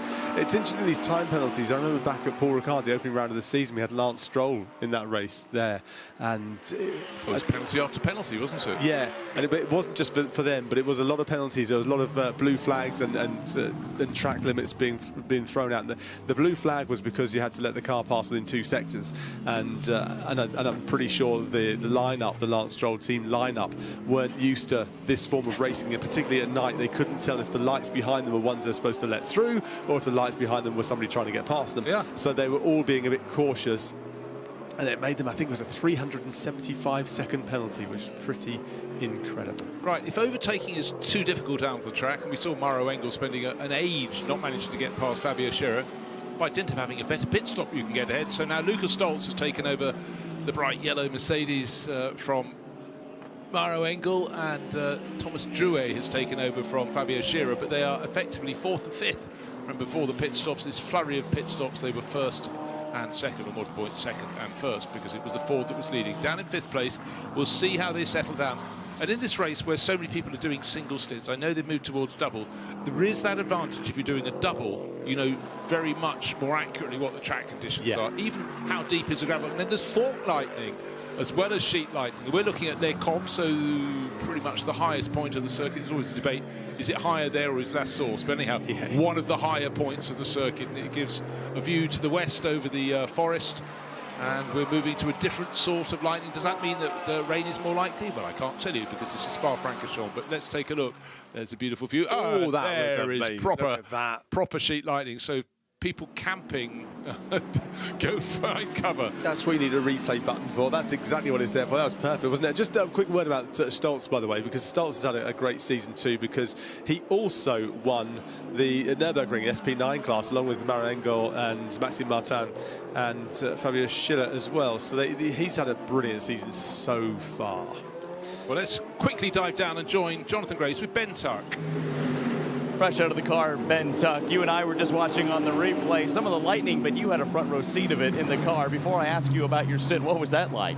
Yeah, I mean, that was quite cool anyway, just wondering when the storm's going to hit us. You could see it for the last half an hour, just sort of rumbling away over in the woods, but I think it might just miss us. But it's getting really windy out there as well, like there's leaves and rubbish and dust and stuff flying about the track. It's pretty windy. Well, I suppose if it does rain, you can watch it from under the cover of the garage here. I want to ask you about your last pit stop. You quite literally drove the doors off the thing. Your team swapped the doors around. The original door was sat just behind us. What happened? Did you feel anything in the car? No, didn't feel anything. It was literally just in the driver change. I guess the hinge mechanism broke on the door, but there's obviously no spare door ready in that situation, so the guys had to run out the back and go and get one, but they tried their best, but I think we lost about 30 seconds there. Well, a successful stint nonetheless. You were rapid to put that car well up the order in qualifying, continued in the hands of your teammate. You yourself looked pretty sharp in the evening hours. How is the Ferrari performing under the cover of darkness here? Yeah, I think in the cooler conditions now, we're faring up a lot better. In the heat, the start of the race, I had a lot of understeer, but now the balance is really nice. So hopefully tomorrow it's a bit cooler anyway, and maybe even if it rains a little bit as well, it might keep us in the mix. Earlier in the race, we saw your teammate Mathis Jalver charging his way up into the overall top 5, and the team coming over on the radio saying, hey, you have a significant gap. You are still at the head of the Bronze Cup. What was that like watching on from the pit wall? I mean, that was awesome. It's just fun to watch. I mean, I fully trust him. He knows what he's doing. He's one of the new superstars that's coming through. I'm a little bit older now, so I can appreciate when a younger guy comes up as well. A little bit of sleep, I'm sure, on order, and some dinner, I think, well earned. But will we see you back in the race car and when? I'm not sure when I'm next in, actually. I think I can have some rest now. Probably after sunrise, I'll get back in. Took enough of your time. I'll let you get to sleep. Thanks very much. Thank you. Ben Tuck, a little bit older. He's 28. I know. Has got 2 24-hour race victories under his belt, both in Dubai, so not the level of this event, but a way that a lot of teams start their seasons, and sort of long-standing race now, 20 plus years of that event in January. But to see what they can do in this, they're sitting very pretty, still leading the bronze class, but not that far clear of the Paradigm BMW that's getting closer and closer. Kellett is back on board that, so they're having their own run. But yeah, just that weird thing, losing 30 seconds. For a driver not to be aware there's a problem, get out and find there is a problem, but you know, teams have to practice these things. They certainly do. The door, and if they manage to do it in 30 seconds, that is outstanding. You were just indicating on screen an awful lot of drivers have set their best laps in the last handful of laps. I was getting quite excited. Conditions are looking good, but it's early in the stint, fresh rubber for most of them, of course. Suddenly they're getting to use it, but continually air temperature and, more importantly, track temperature just easing down to a more comfortable level. That will certainly have a role to play in all of this. Certainly. You look down the timing screen and they give you an idea. So Stoltz, for example, just got his best lap, the fastest lap, on lap 228. He's currently on lap 229. So there you go. So that gives you an idea of how recent. Dre also 227, lap 227 to 229. He's completed. Here we go. Klingman's got his very, very recently. It's all the way down the timing screen, in fact, and it is purely down, I'd say, because of that track temperature and it all coming to you.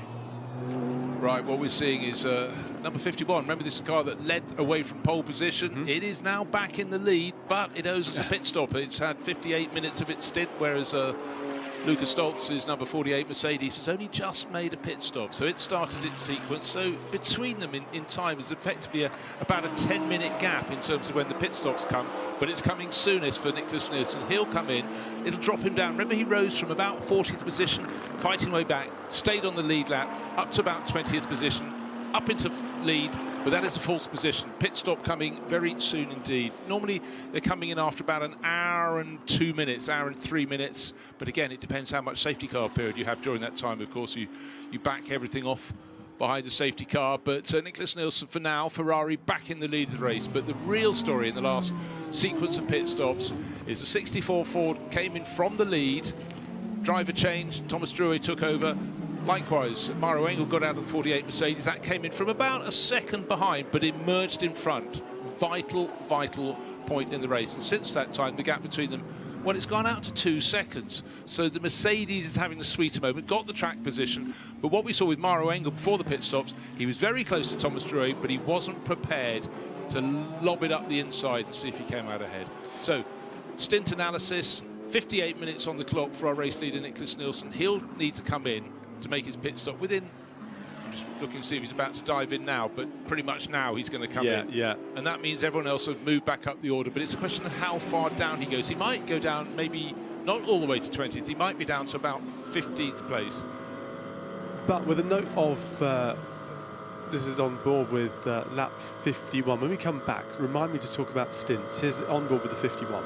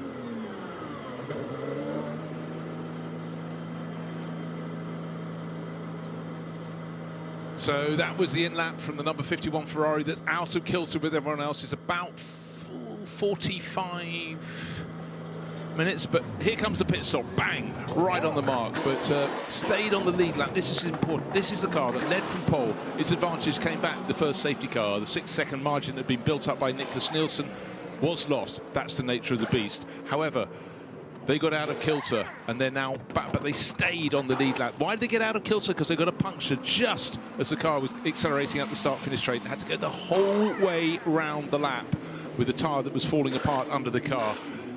Didn't damage the car. That is the absolute key. It just cost them time, but they stayed on the lead lap by the smallest of margins in a flurry a while ago. Just a little inspecting every moment. Don't want to send anything out. You can't see stuff on the car when it's dark out on the circuit. Just the patience, get the full load of fuel on board. Where this one will come back out into the pack, but remember, it stayed on the lead lap, but only just. I think it'd come out in about 17th or 18th position. It's going to be a long, slow recovery, but they've got to keep chipping away. And they, of course, have form in this race. They have picked the trophy before, and it was looking very good in the early stage of this race. But the setback, one puncture, that's all it's been. The rest of the race has been perfect. But I tell you what, we are going to go and have a look at the highlights of what's been an enthralling race so far. So sit back, strap yourself in, and enjoy. Daylight, and very, very hot daylight indeed. The grid was absolutely thronging for this round of the Intercontinental GT Challenge. The temperature was soaring. 39, 40 degrees Celsius before the start of the race. Track temperature 55 degrees. Brilliant start from Nicholas Nielsen. Massive save from the McLaren in about 8th place there. Marvin Kirchhofer somehow didn't drop it, but unfortunately on the exit of Pouon, JB Day's Aston Martin was given a massive thump from Ariel Levi. 2 other cars eliminated, and the Aston Martin continued in the race somehow with a lot of quick repairs, and then side by side and occasional contact. Valentino Rossi very early in the car. At the start stage of the race, no one wanted to do more than one stint. It was so hot in the cars, and there, at the moment, no driver likes to see 99 Attempto racing car losing a wheel. It was not their day. All 3 of their cars out of the race before the halfway point. And then high-class racing having a high-class moment and a massive save. A rodeo right. The Kessel Racing Ferrari, blue and white one in the middle of that pack. Real battle with the Ziggo Tempesta Sport Porsche. But that 74 Kessel Ferrari would rise and rise. The car that was also a Ferrari would spin and spin. And that was Arthur Leclerc going off with more than a hint of a push and shove at Speaker's Corner, and that wasn't the last time. And the 71 Ferrari getting on the CSA, going wise by McLaren, facing the wrong way around. Raffaele Marcello, he can be robust. He was quite positive, no contact with the Ford there, but there was a definite indication, I am coming through. On we went, the light started to fade a little bit. You expect it, we're going towards evening for, but it was still so hot. But that yellow and green Mambo liveried Mercedes, always right in the mix. McLaren in there too. Different manufacturers having their moments as the temperature began to fall from searing to just merely very, very hot indeed. But always the yellow Mercedes in the mix. And all the drivers can hope is no mishap. So there is a mishap. This is the car that was leading, picked up the puncture, the 51 Ferrari. That has just served its pit stop. It rose to the lead of the race, but effectively is at the tail end of the lead lap, down in 15th or 16th position. Mulner Motorsport nearly ending up off the track, and then a bonnet in the driver's face. Well, phenomenal save from High Class Racing to get that back. Leo Yihong Lee doing a stonkingly good job. But then the moon rose, a full moon over Spa-Francorchamps, full darkness on the outside of the circuit. There, huge moment for Sebastian Boe, dropping it to Curb Paul Frere, over and out for number 42, Aston Martin. And then this race gets its whole complexion when it goes from day to night, and suddenly you get pockets of light, explosions of sound, and some fantastic racing. This probably wasn't the best moment for the Ziggo Tempesta Porsche, spinning one way, being hit twice, possibly 3 times in the melee. The number 11 Aston Martin off as well, and that was a moment that doesn't look so good for Maurice Scheuring, because unfortunately that was the battle for 3rd place, and for Louis Pret it drops him down the order. And how's that for a dive into the pits? Maro Engel nearly had nowhere to go, but we're still going. The lightning is coming. We've got more than half of this race still to go. Oh, take a breath, right? Take a breath. That was an involved one, wasn't it? And you see the fans looking on and things, and it's been an enthralling few hours. You quite rightly say. Just to give you an update as well, some penalties have come in whilst we were looking at highlights in the onboard.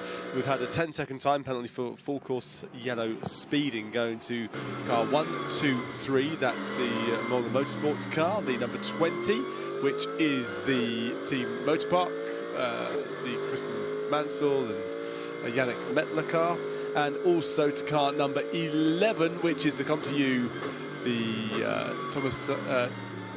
Tomasoni, the Marcelli, the Gialmini car. So it's quite a few penalties come through for speeding, full course yellow speeding, and we've had another time penalty as well for time penalty for speeding in the pit lane going to car 1, 2, 3. So they've been collecting penalties. They have almost got the royal flush. They do. But you know what you will notice, and again it comes down to experience and possibly communication from the pit wall, is that you tend to have the teams that are less experienced picking up more penalties. Let's go through the class leaders. Well, outright leader, car number 48. There it is, Lucas Stoltz at the wheel, and certainly his teammates will be delighted. He's continuing the work that both Lugiauer and Maro Engel have put in. So leading the race outright by a margin of 1.5 seconds over the Ford of Thomas Drouet. That is our Pro Championship or class leader within this, but we've got a real mixture of classes up and down the order. The most notable one, top in gold, is you know, near the very top, 3rd place overall, Tom Fleming in that McLaren that just continues to be quick, whether it's hot, whether it's cool. It's never been cool, but less hot. But a real mix. Bronze class, Dennis Marshall still leading that for the 74 Kessel Racing Ferrari. Silver class, it's Jeff McKeel's AF Corsa Ferrari in 14th place overall. Top in Pro-Am, by the way, it's 999. It's Marvin Klein. Almost rhymes that, doesn't it? Down in 37th position is Mercedes, top in class, only by 2 positions over Anders Fjordbach. So the high-class racing Porsche that had led the class, that was the one that had the bonnet slammed back on it.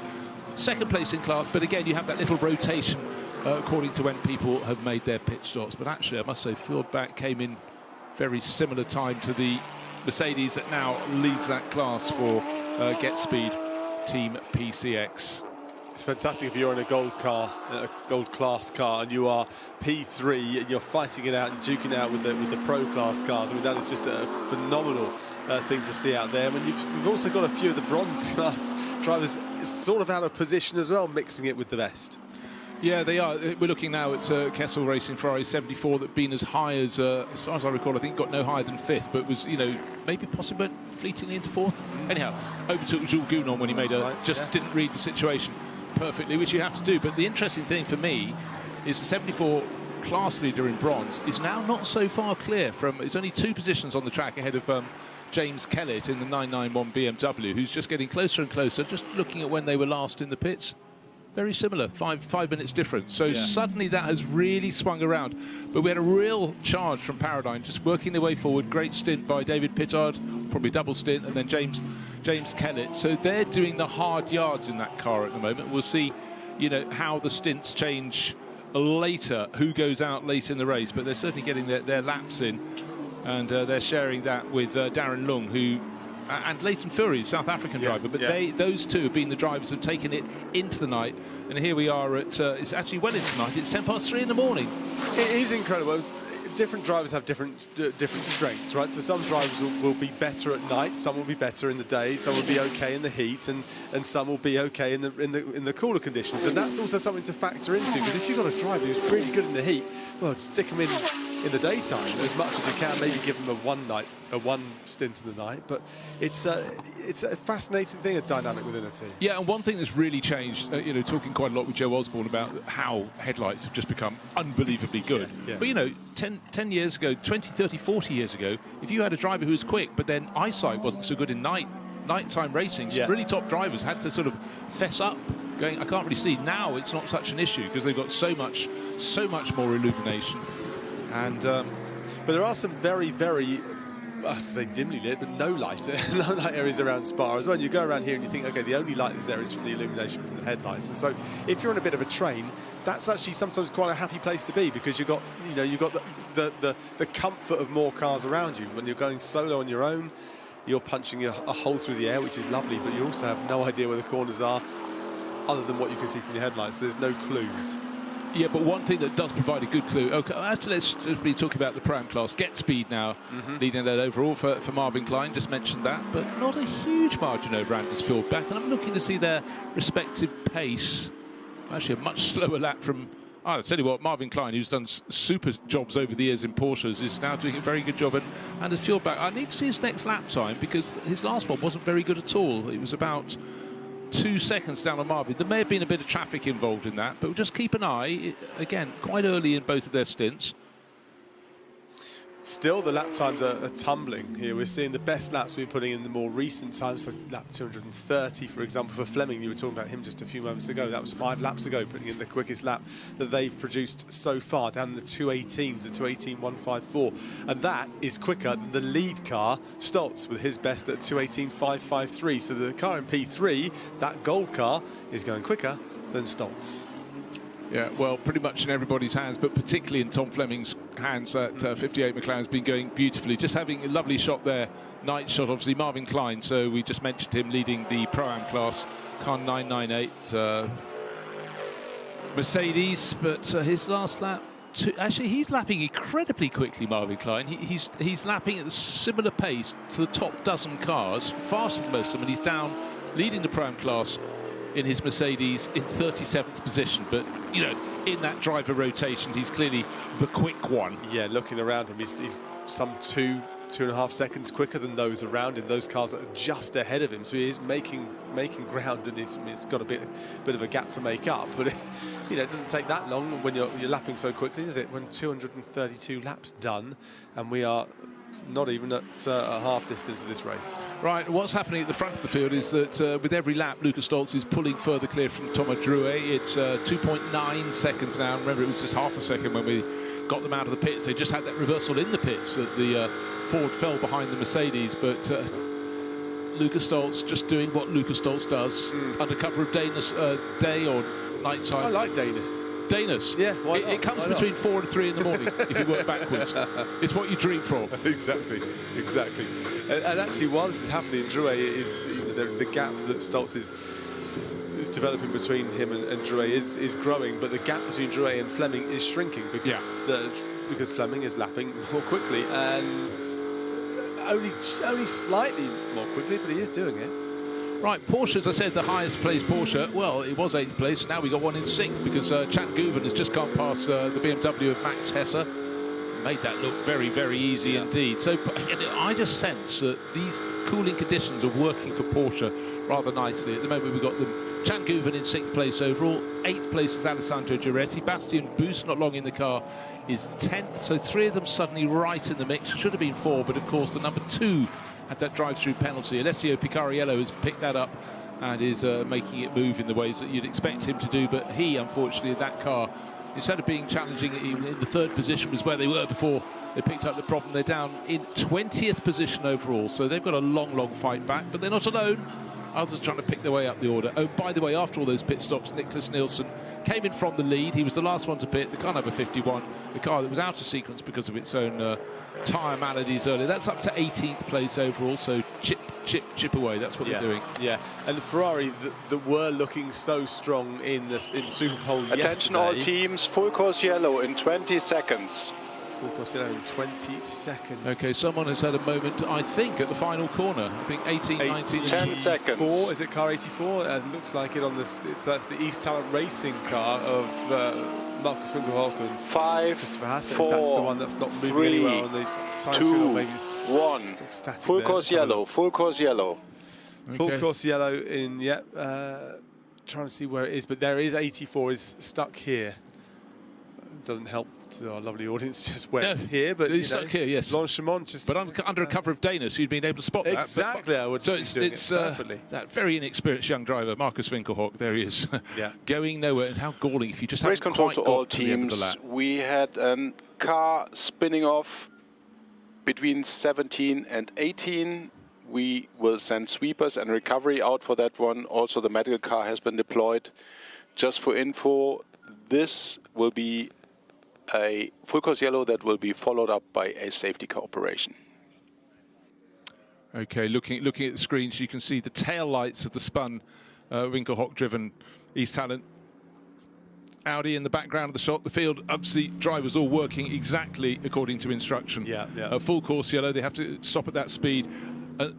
You don't just spin into that point. That is something that's happened going through Blanchimont. Possibly that classic case of a wheel just going over the curb, it going into a bit of a dip, and round it comes. One of the most experienced drivers in the field. I mean, Marcus has been racing for Audi for ever and 2 days, I'd say. But, huge amount of success.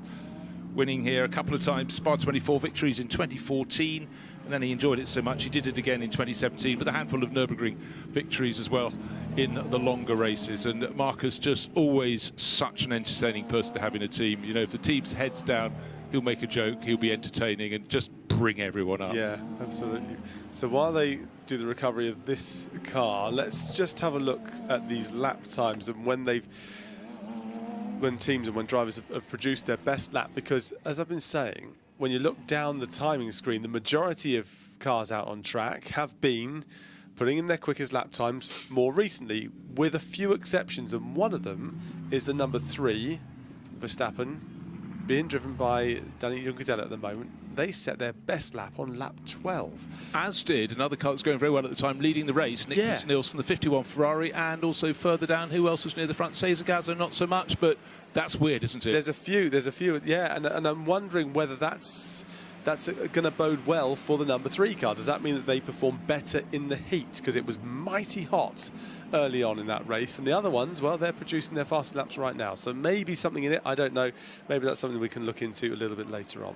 Again, when you look at a timing screen, there are many different ways you can read it. But again, these interruptions of full course yellows, particularly if someone, how does a team deal with it? But when you've, actually most teams, most of them, with a few exceptions, did their pit stops within about a 5 or 6 minute window. There aren't many outliers at all, and that's unusual. One that is sort of a bit out of kilter is, well, Nicholas Nielsen, car number 51. Yeah, unsurprisingly. He was the last one into the pits, but still on the lead lap, still chipping away, still in there or thereabouts, 18th position. Seems crazy, doesn't it? Oh, he's 18th, might as well go home. No, not a bit of it. You've got to get through the night. And I'm just going to stress, again, the element about the sheer amount of heat, even while the cars were waiting to start the race, out in the sunshine, all the heat kicking off out of the track, into the cars, into the drivers, into the crews.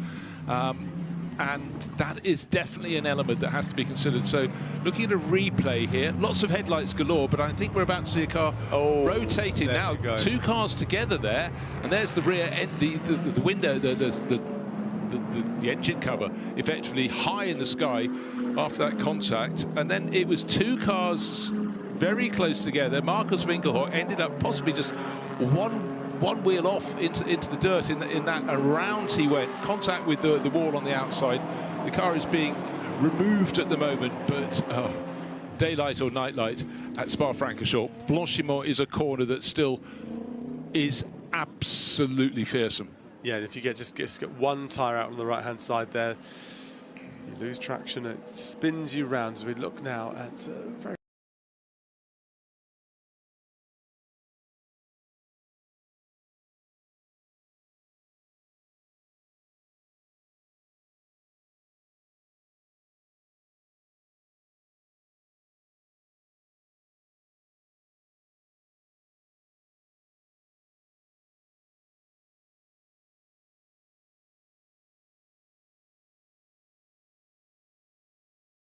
In the cycle to be ready just in case. And Farfus Smythe said, no, I'm very happy with the double stint because it's getting cooler or whatever. More lightning over the top end there at the source. So I just saw it as I glanced across there. And while we're under the full course yellow, I think when we look at, that's what teams do. They just relax, which is...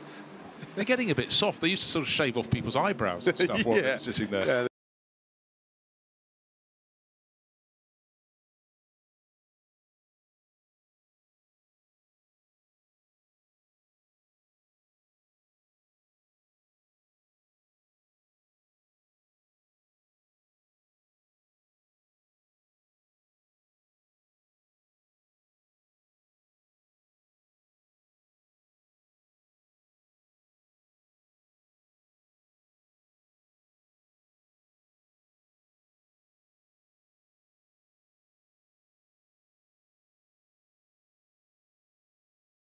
And the pit lane, as you can see, with cars darting in and making full use of the full course yellow, have less of an impact if everyone is having this neutralised race.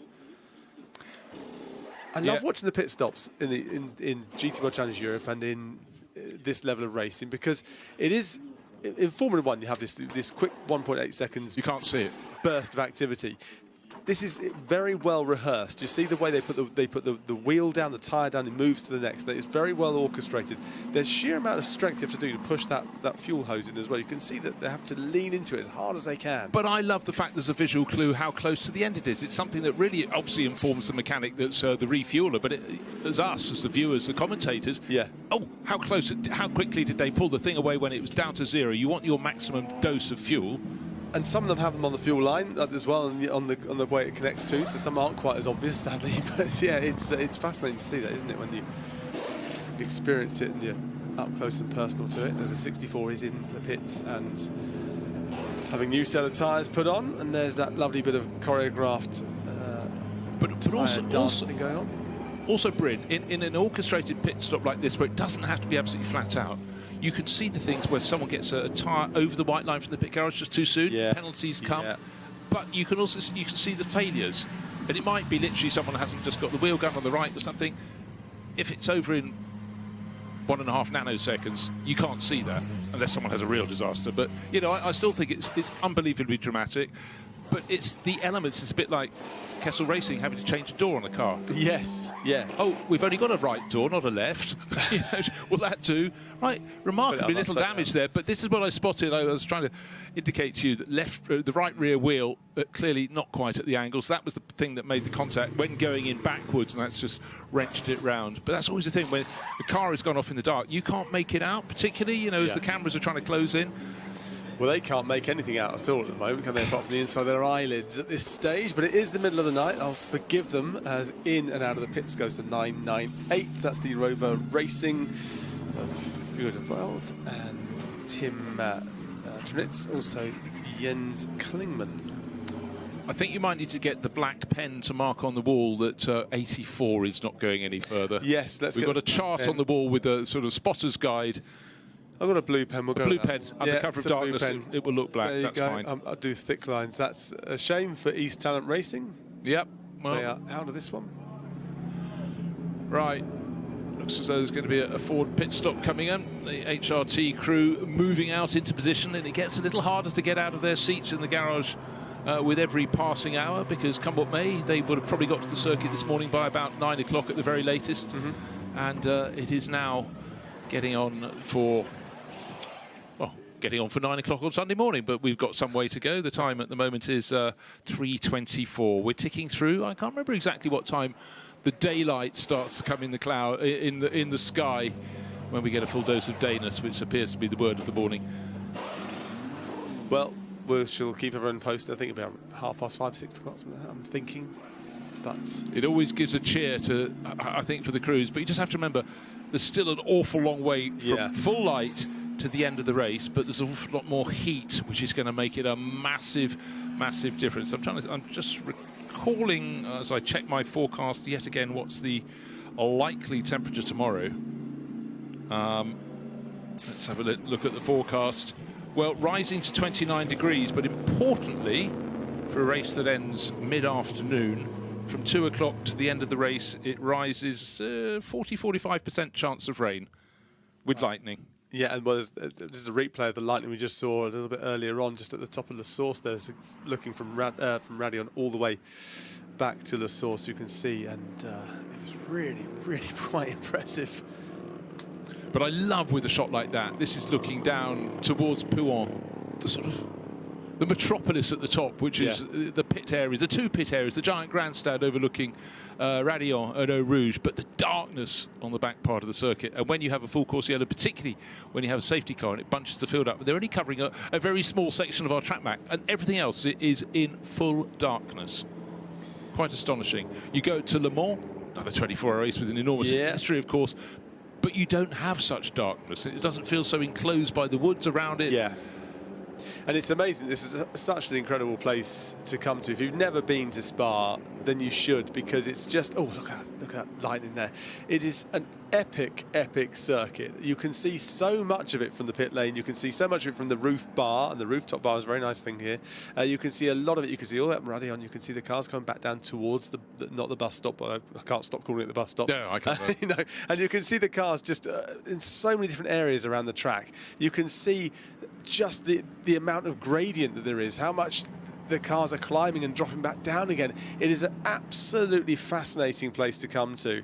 You'd have seen it on the TV, but just come here and see it in the flesh, because it is incredible. The racing it produces is fantastic, and it just produces so many different elements as well within one race. I mean, this one here, look at the darkness there as all the cars disappear off now. This is pitch black. This is complete darkness. It's not lined with lights all the way around or anything like that. The cars are just punching a hole in the air in front of them, and if they've got a decent set of headlights, they can see where they're going. But also, what else is missing at this point?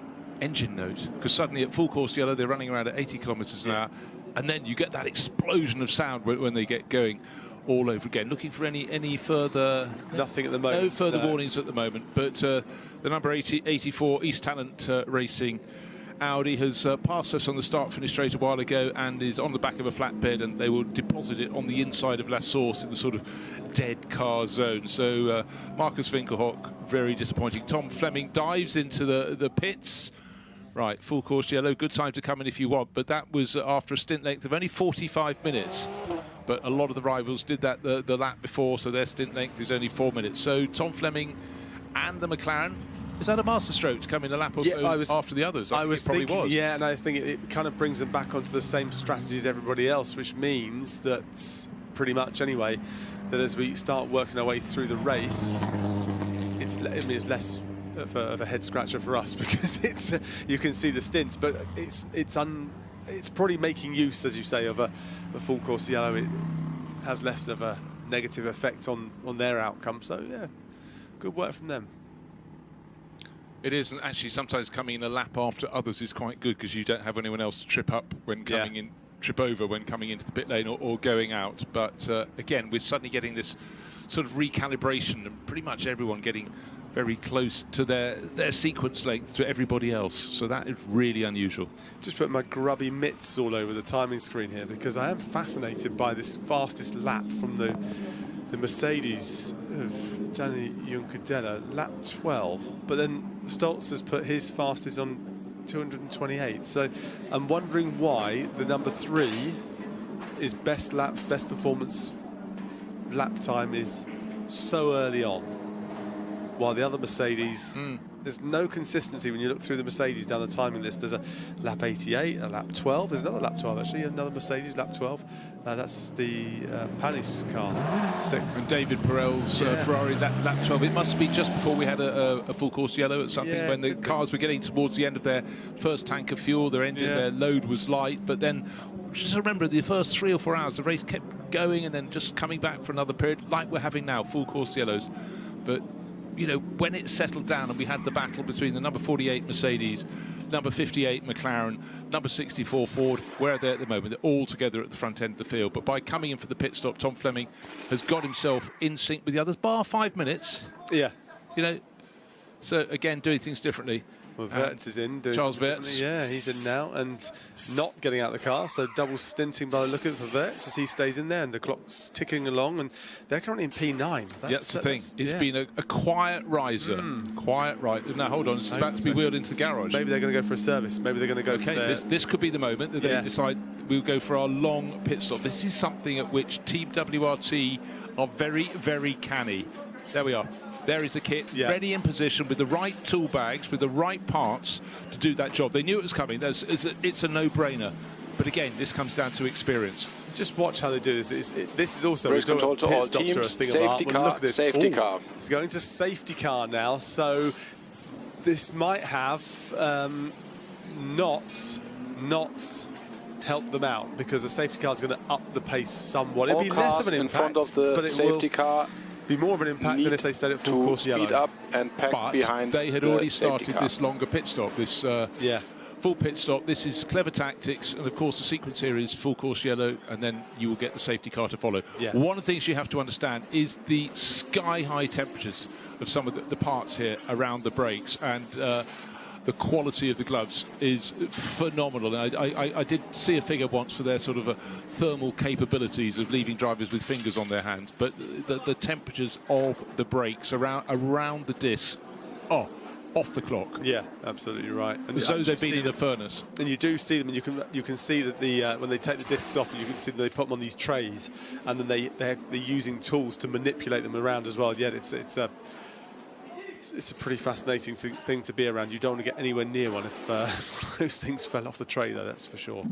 So they are the only car in the pits at the moment. So again, it's a roll of the dice. And you know, when you'd fallen back as far as this car, number 32 car, one that definitely would be considered as a pre-race favourite, but for BMW it all sort of fell away through qualifying, and just actually a disaster in many ways. But it's been fighting back, and I just want to point out it did manage to stay on the lead lap when all looked as though it was lost. And again, that was down to tactics, but we have time aplenty in this race, but I still will not discount this one. And right now, they're plummeting down the order because the others are still out on the track, but the others are running behind the safety car. So it's faster than they were during full course yellow. Vincent Voss taking a look.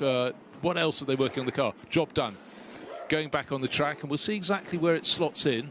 What's the time on it? Because what's the minimum time for these? Let's have a look here. It's at 3:40 at the moment. Oh dear.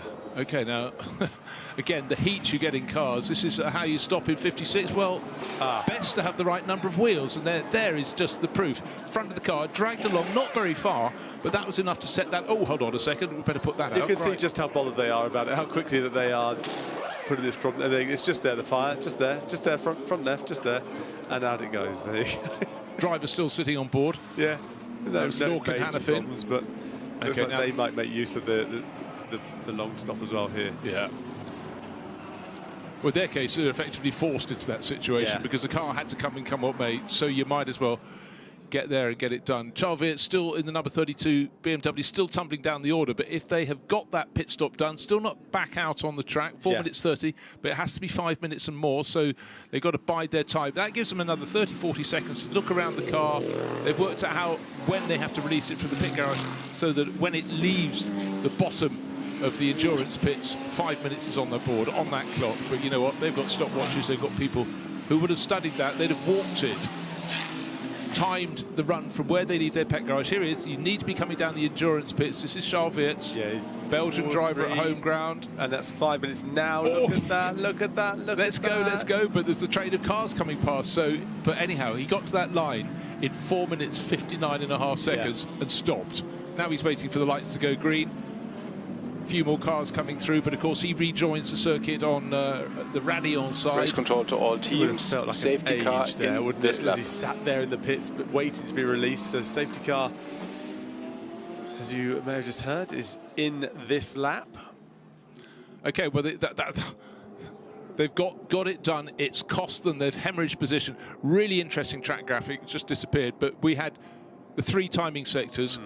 Early in the race, it was Ferrari fastest in all 3 positions. Last time it was another cluster, and all those positions are swapped. And the first of the 3 sectors of the lap that takes you all the way up from, well, up to La Source, down to Eau Rouge, through Radeon, up the straight. That's now Ford territory. Yeah. Last time it was McLaren. Before that, it was Ferrari. It's moving around, isn't it? It's got to be to do with the temperature. And yeah, absolutely. Just looking at the 32. They have fallen down to P24 now, Vitz in the car. They are certainly in contention, even though they are in P24. They've made, let's have a look at the pit stops. They've done 14 pit stops. We look at the lead cars on 13. Dre in second place has only had 11 pit stops at this stage. So there's a complete change in order at the moment, and I know that some are caused by earlier issues and having to make a little additional stop, but as this one starts to play out, when we get a few more hours into this race, it will become apparent and it will shuffle the deck again, won't it? Oh, more lightning flashes in the top of the picture just Safety there. car lights off. Now, does that mean safety car lights off? There's the message, that's clear. So the person looking at the back of the safety car is Lucas Stoltz, but what if we have a sudden flurry of rain just as they reach, I don't know, La Source? Well, yeah, we've seen it before, haven't we? This wouldn't be the first time. I was here for British GT a few years ago. It rained at La Source and nowhere else. It was the most bizarre thing, but Spa does that, doesn't it? And we did see actually on a safety car moment early on in the race, in fact, where we thought maybe they'd gone too early. And the safety car got into the pits and out the way, but you've only got to just time this absolutely perfectly, don't you? Okay, we've still got 2 names at the top of the chart. Green flag at the James line. Kennett and Arthur Leclerc. 30 overtaking manoeuvres each there, topping of the chart. And Joel Sturm, 25, he's in 3rd place overall. There could be an overtake or 2 on this lap, but not before they reach the start-finish line. It's controlled the restart by Lucas Stoltz, that bright yellow and green Mamba liveried Mercedes, and he gets across the line with 1.2 seconds, nearly 1.3 seconds over Thomas Drury. That is a really good restart from him. He's got himself the gap that he cannot be tackled, at least until La Source. There is a visual, 6 car lengths. That's right. You saw him go into the chicane, and it was impressive. He just went and he just caught Drury sleeping a little bit. I'm surprised he did, because there's not much track. You can almost run out of track at that point then on the restart, so you're going to go just before the chicane, aren't you? And he just caught Dre napping. Right. The progress of Porsche, its relative competitiveness is improving. I think Chan Guven is the driver making the moves, and McLaren up the inside there. Yeah. Chan didn't get the move done, but he certainly had a run through Radeon, stays in 6th place. But it's Lucas Stoltz, Mercedes, Thomas Drury, Ford, 3rd place, Tom Fleming in McLaren. And the first of the repeat manufacturers is Mercedes 1st and 4th, Danny Juncadella in the mix. And still that extraordinary element that it set its fastest lap on lap 12. Other teams were doing those in the last half hour, but now I think the Mercedes is coming back into the fray all over again. Of course the field has been bunched behind the safety car. Right, a black and orange warning flag. That is for car 87, transponder not working. That's always one where they think there's something of your car. It's the Rutronic Racing Porsche. Martin Rump was doing the driving in that early on. Michel Gatting, Sven Muller and Antara Zhao. But the warning flag is there. That means they have to report in within, I think it's 3 laps to have any mechanical malady considered and inspected by those that need to do. Actually, it's Dan Arrow at the wheel at the moment. Yeah, I'm wondering whether the reason that Juncadella isn't putting in, I mean, he's putting in good laps, I mean, there's representative laps, that's for sure. Just look at the last lap, you know, they're all kind of much of a muchness, but I'm wondering if it's because he's so close to the car ahead. So he's always had a car ahead of him just by about half a second or so to 800s. Maybe it's just he's not punching through clean air, maybe he's just getting a little bit of turbulent air that's coming off the car ahead, and it's just not allowing him to eke through the lap. So his best was a 2:18. 8:28, and obviously his last lap was extremely slow because we were behind that safety car. So let's see what happens when they get going again. I just need to correct myself. I was talking about the 97 car, which is the Rutronic Porsche, not the 87. Can't read in the darkness. The 87 is the Winward Racing Mercedes. So Dan Arrow at the wheel of that. And the Acura Ecos Blackthorn Aston Martin is noted for an unsafe release as well. So potential penalties coming for quite a few things through the night. Oh, that's a nice little move there, moving out the way, just give them some space, running slightly off track, but that's okay. Yeah, in the race at this point, as they get pounced on by car after car after car. Yeah, you just see that moment. If you lose your momentum, where you really need to be building it between Eau Rouge and Raidillon, you have lost your performance advantage for the entirety of the Kemmel Straight. So it's the longest point on the circuit in which your position can manifest itself. Right. Let's have a look at the front of the field. It's now 2.3 seconds first to second. So Lucas Stoltz had a really good restart. Thomas Drouet maybe struggling a little bit in his Ford, but actually Tom Fleming a similar margin back. Top three cars covered by just under 5 seconds. So 2.5 seconds, 2.5 seconds. But that is looking good at the moment for Mercedes, in the lead of the race, pulling clear. And the best second of their cars, only 6 seconds down in fourth place overall, Danny Juncker there. And we're looking at Danny's car, number 3. And just looking at the number 7 car, I just saw that the Comtu Racing, the Mathieu Drudy car, that's the Nicky team car there, has just been an absolute stonker of a lap at 2:19.969, when all the others around them, 2:22, 2:23, 2:25s, that sort of thing. That's a huge margin that they've just made up on that restart. So Mathieu Drudy's just brought that car back into the fray by the safety car bunching everything back up again, and on the restart, them absolutely closing it down. That's very impressive. Well, we've suddenly got more than 20 cars on the lead lap, so actually the last 2 laps, last few moments, a few other cars have sort of made their moves. But to me, it's looking at where the number 32 fallen to. 29th position overall, Charles Wirtz, but they have done their mandatory long pit stop, 5 minutes and more. They've got it behind them. Other teams will have to do it. Right, 5 minutes.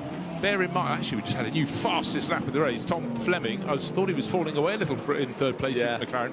Not a bit of it. But for all the others, 5 minute minimum pit stop, that is 2 laps. And number 32, Charles Wirtz, has lost 2 laps. Yeah, they've got the job done. Again, I think that's a masterstroke, but we've got an awfully long way to go in this race. Not yet for another 45, 46 minutes. We even got to the halfway point, but they have taken the pain, and I think that was inspired. And I think a lot of the teams will be looking at these full course yellows and safety cars. I mean, we're bound to have at least one more full course yellow at some point in this race, aren't we? They'll be looking at these and saying, OK, we need to start thinking about when we're going to do our stop. And also, they're going to factor in when they're going to be their most potent. Because if you're running slowly through the night, you do it through the night, get it done while you're running more slowly, and then it has less of a disadvantage, should we say, to you in your time. But if you're absolutely struggling in the highest temperatures, and it's got to be served with more than 2 hours left on the clock, then you do it at the peak heat before that 2 hours comes in. So there's a lot of questions to be answered, and hopefully we'll have the answers for you as this race develops. I can tell you that Juncadella, though, is falling away because the 3 cars ahead of him have put in 2:18s, 2:18s, and a 2:17 there for Fleming, the quickest lap of all. That's around about, well, he's 2 seconds. He went 2 seconds quicker than Juncadella did on that last lap. So eking out the gap, eking out the distance. And I'm just looking as well as you are, Bruce, at this screen flashing up with penalties coming thick and fast. Shall I read the numbers out and then you can do the honours? Well, I tell you what, to make it simpler, go on. Of the 5 or 6, 5 have just got 30-second penalties. The best place of those is car number 22, Chan Guven's car, 6th overall. Yeah. A lot of the others, as I said, are coming to people who are further down the order, but someone's got 150 seconds, 2.5 minutes, more than a lap and a bit. It's car number 914. The Resume. Yeah, Resume car. Again, it's coming to teams with less experience and not the ability to stay within the white lines. Bronze class just has had it's now 991. We have had a change of position for so long. It's been the 74 Kessler Racing, Ferrari, the Paradigm, BMW, almost all the nighttime laps have been David Pittard and James Kellett. And James on board at the moment has just moved into the class lead. Nothing between them on the track. That, not so long ago, that 74 Kessel Racing Ferrari was in 5th or 6th position. The best of the rest was down in 18th. How that's changed. Now the Paradigm BMW has moved up to 13th overall, top in the bronze class. So things are chopping and changing, but we do know that Jared Weberski and Darren Long still have to really get into. We're not yet at the halfway point in the race, but they have done very, very few laps. And Jared Weberski is in the, yeah, absolutely. Jared Weberski is in the SRO Academy competition as well this season within British GT with a brilliant, brilliant prize. If you were to win that competition within British GT, you would then join the winners from the, is that rain on the windscreen? I did think a few laps ago I saw some, but I then watched and we then stopped riding on board for a moment. Yeah. I'm not sure yet. The prize anyway for Weberski would be a seat in this race next season with the winners from the other areas. So there's North America, there's Asia, and one other. Australia. Australia, thank you. So that's a fantastic prize. So Weberski sampling it here this year. Well, if it all goes to plan, you'll get a free seat next year too. Yeah, it doesn't look like rain, does it? But no. Something was, maybe it was just a bit of muck from the car ahead. I don't know. So there we are, change of faces at the top of bronze class. It's been a long chase, but you know, the last couple of stints, and James Kellett is staying on for a double stint. You know what, when a driver's absolutely in the swing of things, but also then have worked this out. Maybe Darren does much more lightning, by the way, just coming in from the west of the circuit, so we can see it from our commentary box. Still quite light on the start-finish straight because, of course, the pits have a huge amount of light. They certainly do. Yeah, if you're out, particularly at the far end of the circuit where it's properly dark, the lightning will be so much more dramatic. There won't be a driver out there who's missed the message, put it that way. If you ever need waking up, the best thing to do is take a little stroll out into the pit lane because it feels like it's a summer day because it's so bright out there. Well, look at those last few laps. I mean, best lap, 2 minutes 18.8. There's half a second difference in terms of the best laps they've managed. Their stint length is exactly the same, 18 minutes. Yeah. Everybody pretty much came in 18 minutes ago.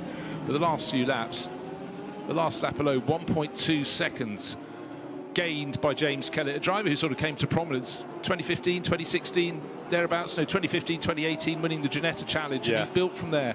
Second in the British Porsche Championship in 2023. But, you know, this is a remarkable run he's having. And I think he'll look on back on this with a lot of pride. Because particularly in this, we keep talking about the various classes. It's very easy at the front end to just focus on, it's all pro. With the odd gold class car will be up there.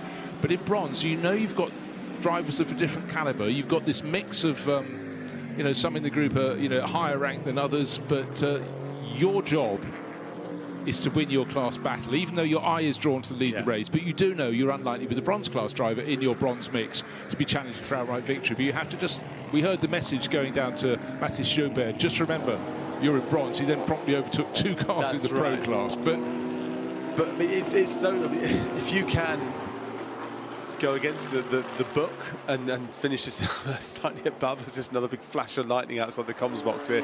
It's starting to get closer, I think, Bruce, this lightning, which means maybe rain is on the way. Yeah, if you can finish out of position in a positive way, it just does so much for you. And I'm just looking at this timing screen, looking at some drivers that are out of position, because Ferrari that disappeared a little bit. They fell down the order. They started, they qualified Ferrari looking so good yesterday in Superpole, and before that in normal qualifying, the first session of qualifying, or the first aspect of qualifying. Then in the race, they've all sort of fallen away, but they are starting to creep their way back up the order. I know we might be slightly out of sequence in the pit stops and other things to look at there, but they are starting to work their way back into it, as we still have the Mercedes of Stolz leading the way, and 1.893 the gap, so nearly 2 seconds the gap over Dre at this point in the Mustang behind. And then it's the McLaren of Fleming in P3, and then again the second Mercedes, Juncadella in P4. He's now 8.2 seconds off the lead. And it wasn't that long ago that the safety car bunched them all up again. But just bear in mind that at the start of the race, we had a couple of Ferraris really featuring. Nicholas Nielsen leading away. Positions are still changing left, right and centre, but I was just going to talk about the number 71 Ferrari that started right at the front of the grid, but at the moment Conrad Larsson's down in 44th position, 7 laps down. Yeah. Do you remember why that dropped back so much? I saw a bit of contact at one point. I think they also picked up a penalty for contact, but that wouldn't be enough to lose them a further 6 laps. I'll have to go back through my notes. It might be while I just nipped out to get something to eat. But anyhow, I'm in for a 9-hour stint here. 11 at night to 8 in the morning, so I might, by the end of it, have worked it out. Yeah, you're not allowed to nip out. That's just against the rules. Black and white flag for car 71, so track limits. Again, we'll get to the point very soon where we'll get to the halfway point in the race in half an hour, and then all those misdemeanors will be swept clean. Yes, and the 86, that's the high-class racing Porsche 911. That one there has got themselves a 75-second penalty for track limits. So they are still coming in. They're not going to be... Well, that won't help. They'd fallen to second in the Pro-Am class, but Marvin Klein has gone off into the wild blue yonder. He's pulling away from them, but that will set back the second-place car. Anders Fjordbach, team owner, at the wheel at the moment. Barcelona-based Dane. I'm just unsure as to why Juncadella is having such a difference. Oh, hang on a second. His fastest lap was the last lap, Juncadella, so now we're seeing a change in pace.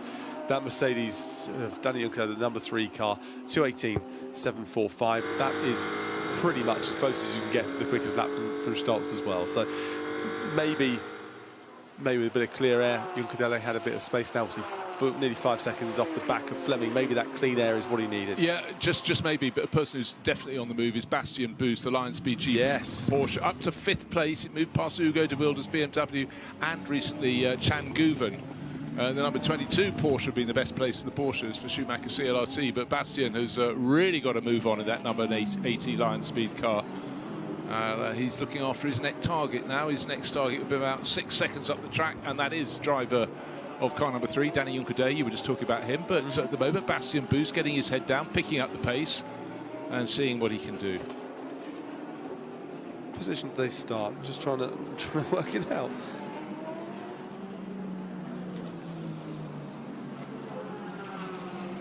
Still powering down to Eau Rouge, up to Raidillon, proceeding on their way. First to second, 2.2 seconds. Seems to have stabilised that lead battle. More and more lightning coming in. Top end of the circuit. We're looking out from our position over the start-finish straight, looking slightly to our right towards, away from the grandstand, up towards La Source. And a lot of a light show. Not just a bit of sheet lighting, a bit of fork in the air as well. So you can study weather maps all you like. You probably can just put your hand out of a pit garage shortly and you'll find out when the rain is coming in. Be interesting to know from a few of these teams how the conditions are playing into their hands and who's really struggling, because the Porsche are coming back into it. Ferrari is starting to come back into it as well. We're now seeing the lead with the Mercedes. They're finding a lot more pace. No one seems to be struggling in these conditions, and that's relatively obvious thing to say, because the conditions in the daytime have been so horrifically hot. That's an understatement of the century, but they have not been useful for these cars. As you see, brake lights glowing bright there on that Porsche as it makes its way around the circuit. But they had this interesting situation with how do you deal with the temperatures. The track's so hot that the tyres are sliding around. They've got zero grip out there because the track's been too hot. You have the window, the operating window, where the tyres come in, try and get those tyres into that operating window. And what they've been trying to do is keep the tyres in that operating window by trying whatever they can. And it's such a bizarre thing to be trying to get the car, almost cool your tyres down to get them into the window, as opposed to get them hot and get them into the window. So the track has been almost bubbling away at points. Joe Osborne took a video, in fact, of the track yesterday, and he said you could almost see the tarmac bubbling away. It was that hot. Well, it might be about to be cooled a little bit by rain, because still the lightning is flashing away. Can't hear thunder because we've got our headphones on as we talk from the commentary box, but I think that'll be something that'll be rumbling away soon. We're getting towards 4 in the morning. Gosh, how it's moving through. It's 3:53 at the moment, but the battle at the front of the race, it's Mercedes from Ford, from McLaren. Those 3 cars a little bit clear of the rest.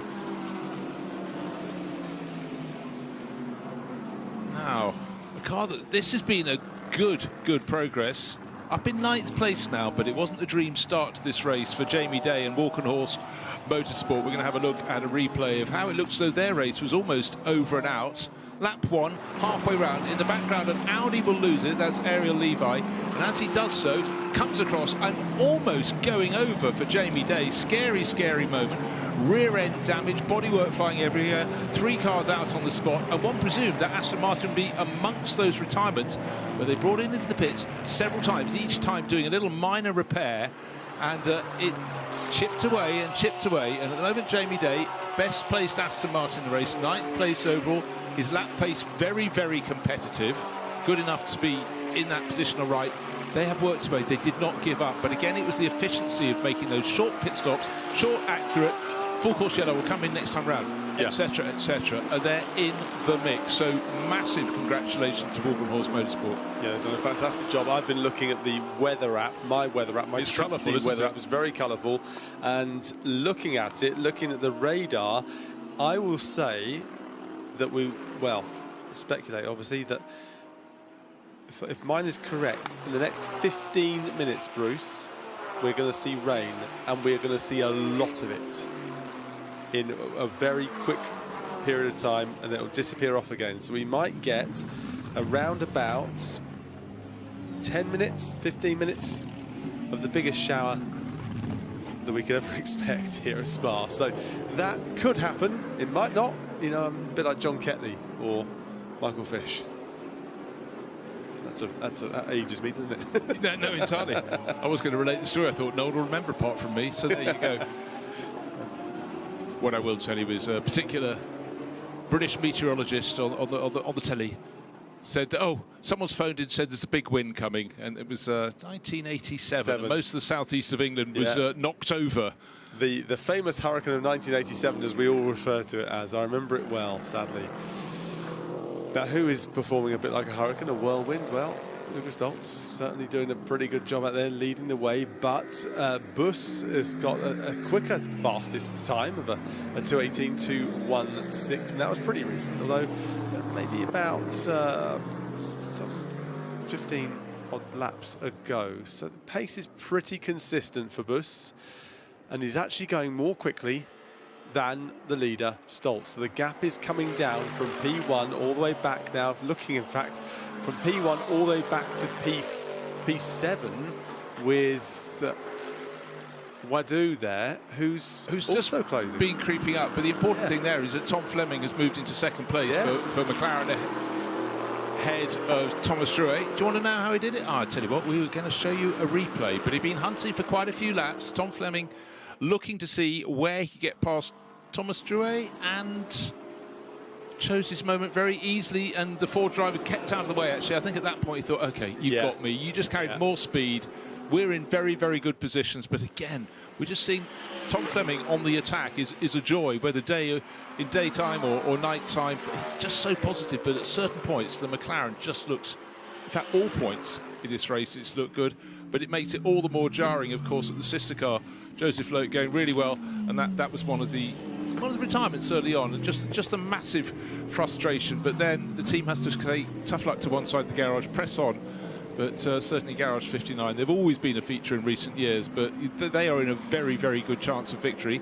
However, we know we're going to get through the night with rain, because and it'd be a miracle if it doesn't hit the circuit, because the amount of lightning that keeps flashing around us up towards Les Sources it's about every 30 seconds it's coming through. But then we're going to get to tomorrow. There'll be a lot of humidity through the night, might even be slightly misty in the morning if it gets cool enough for that, but then the temperature is just going to go soaring.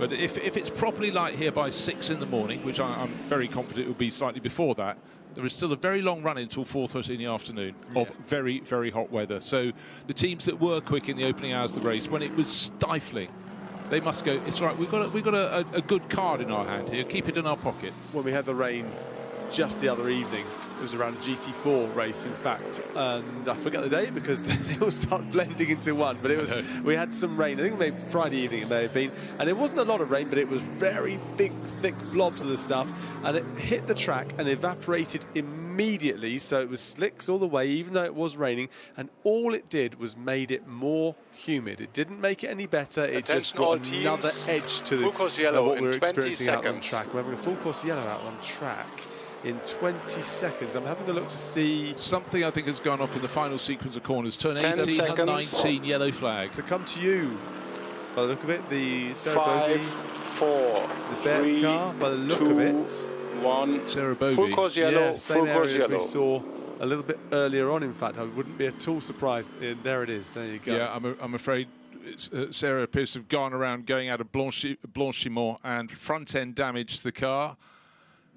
And full course yellow. The marshal's very, very quick. I must say, the race officialdom doing just an astonishingly good job to be so clear and concise in everything they say and so quick to take decisions. But with the Aston Martin off in the gravel, and that isn't a sight we wanted to see. Sarah was in, well, she's now in 40th position. Just for info, the track should be clear in that area. We have a driver in the runoff and driver's right. Please be aware that there's medical service on the way and recovery is on the way.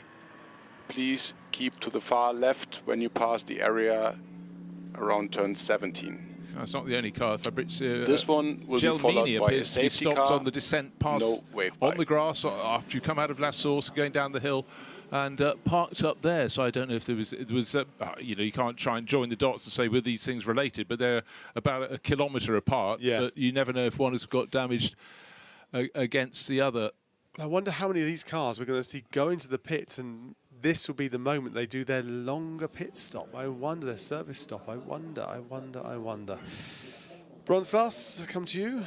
As you can see, that is the number 11 car. Yeah, that's the one we're looking at there. That's well, it looks like it's game over, doesn't it? Unless they can recycle and get going again. But it looks like it appears to have no power, and the driver's obviously getting out now. Chris Lullum there. It looks like he's about to get himself in the car.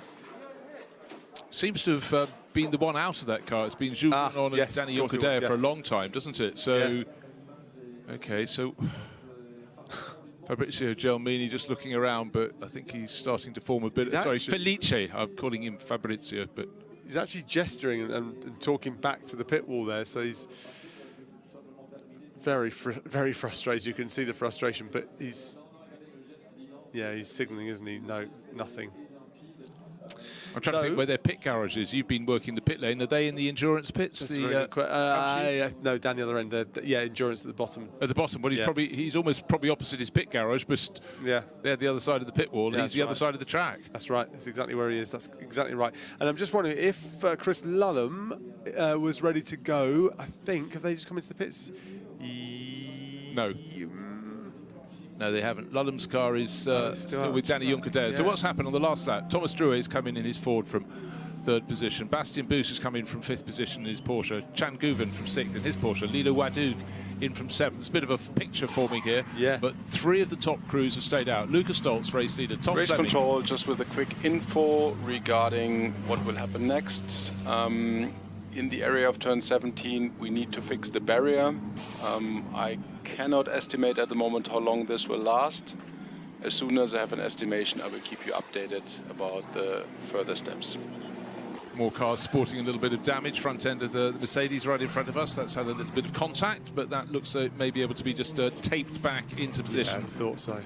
And of course, when you've got damage at the front end of the car, if the airflow just keeps pushing it back, that's a helping hand. At the back of the car, it often pulls them away. Oh, suddenly forked lightning up above La Source. So drivers sitting, waiting, not sure what's to greet them. But they'll have been driving around, seeing a lot of lightning from a lot of positions. 17, which is basically the exit of Blanchiment. Fleming has just passed Drouet as well. So okay. Oh, we saw that actually. It was a bit of a way back, wasn't it, actually, thinking about it? But for Felice Gelmini, helmet sort of resting on top of head instead of overhead, but he knows his Aston Martin is just going to be dragged clear.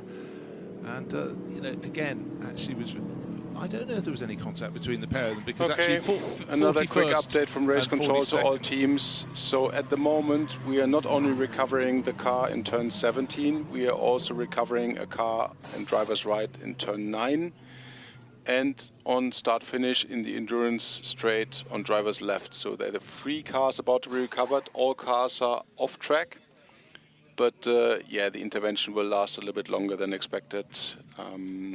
No exact prediction possible at the moment. So a good chance, a good time to get into the pits and do your long stop, your service stop. The car they're talking about there's a car 42. That's the Oman Racing by Century Motorsport car that's around turn 9, just stopped there. So they'll all tiptoe past that one while the recovery is sent out to clear the track. So expect a fair bit of time on the full course yellow. Well, that is a gift-wrapped opportunity because the teams will observe Team WRT serving their service pit stop, the 5-minute minimum, and then, well, not that long later, suddenly there is an opportunity with not 1, not 2, but 3 cars off around the track. But probably the worst element of that is the fact that there is barrier repair that is required between Blanchimont and the approach to the final sequence of corners. There are Bobby's Aston Martin sporting damage sitting in the darkness down there, but repairs are going on. Oh, and Team WRT have done another of their cars, I would suggest, for the pool pit stop. Let's see, car 46, Max Hesser. Yeah, it's Exactly rolling right. at 3.5 minutes already. They'll need to get him down. And well, excuse me. That's what happens when you go off a Blanchimont. It's that big thick, that flick to the left, and obviously the car's almost gone straight on there into the barrier. So it's a big hit there, and they are recovering the car. Let's have a look. This is Sarah Bovey, top of your picture. Oh. Oof, look at that. Off very, very wide, huge speed. The gravel trap slows it down. Oh, the car high in the air. Impact, yeah. And that is horrible for Sarah, but the news is she very quickly got out of the car, which we hadn't seen to start with. Thank you very much for the TV crews to let us know, but that was a horror show. Yeah, it'd be interesting if we can. I don't know whether we'll get to the bottom of it, but to wonder if she had brake failure or something, or if she just lost complete just grip as she turned in and the car just darted off. It was a, it was a straight line, wasn't it? It was a straight line, and Sarah knows this circuit incredibly well. Absolutely right. Huge success in all forms of racing here, and that would not have been an enjoyable moment for her. No, absolutely not. Well, they'll get that recovery sorted, but here's the shot of it again.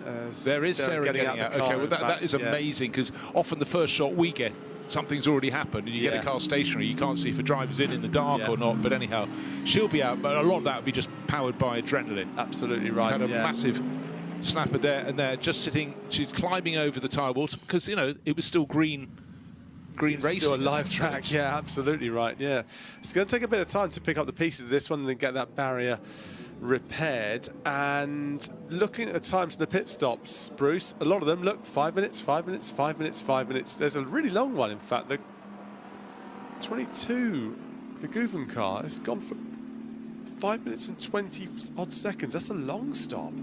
That's a very Hold long on, stop. they had an extra 30 they did seconds. Have 30 seconds today. Yeah, correct, yes. Yeah, so they're factoring that in as well. Yeah, theoretically. But even then, it's still 5:30. Still ticking. Still going. Raindrops in the pit lane. We've had lots of lightning. Ironically, for the last 2 minutes, we haven't had the lightning, but just dropping. Again, one of the higher points of the circuit. Yeah. So many times you have rain here or rain at Les Combes, Speaker's Corner, that end of the circuit. But right here, right now, we could see, looking at the wind on the flag in the pit lane, they were blowing down the pit. Actually, the wind has dropped away now. Yeah. The flags are limpid. They're falling straight down, but they've still got rescue. But if this turns when cars have gone back on the track and they put them back out there on slicks, oh my word, that will change everything. But I wouldn't be bold enough to go, hey, let's put wet weather tyres on, because it's only a spit of rain. We saw the little drops on the windscreen, the screens of one of the cars in the pit lane. So while the track is clearing up 2 broken Aston Martins, this one, the number 11 car, still not really sure why that came to a halt on the downhill, on the descent from La Source, pretty much opposite Come To You Racing pit garage area. Gesticulations from Felice Gelmini, but the car, it's going nowhere. It will go somewhere now. It's on the back of a flatbed. Yeah, but exactly, yeah. I think you need your marker pen of doom to go on our wall chart fairly shortly. It's not going to be as fast as they'd like, though, is it? That's the thing. So let's start. Just a quick etching out some information names in from just a race few control to moments. all teams. I do have an estimated repair duration of 30 minutes. 30 minutes, the duration of the repair work in turn 17. I will keep you posted if it stays like that or if we can go a little bit faster. Okay, well that means everybody else who hasn't served their their service pit stop will do so, and that is quick work getting that Aston Martin loaded. I'm just noticing car number 20 is under consideration for the incident that had the 700 Aston Martin off. And car number 20, it's Team Motopark with their Mercedes. I'm trying to think who was at the wheel at the time. That has continued on its way.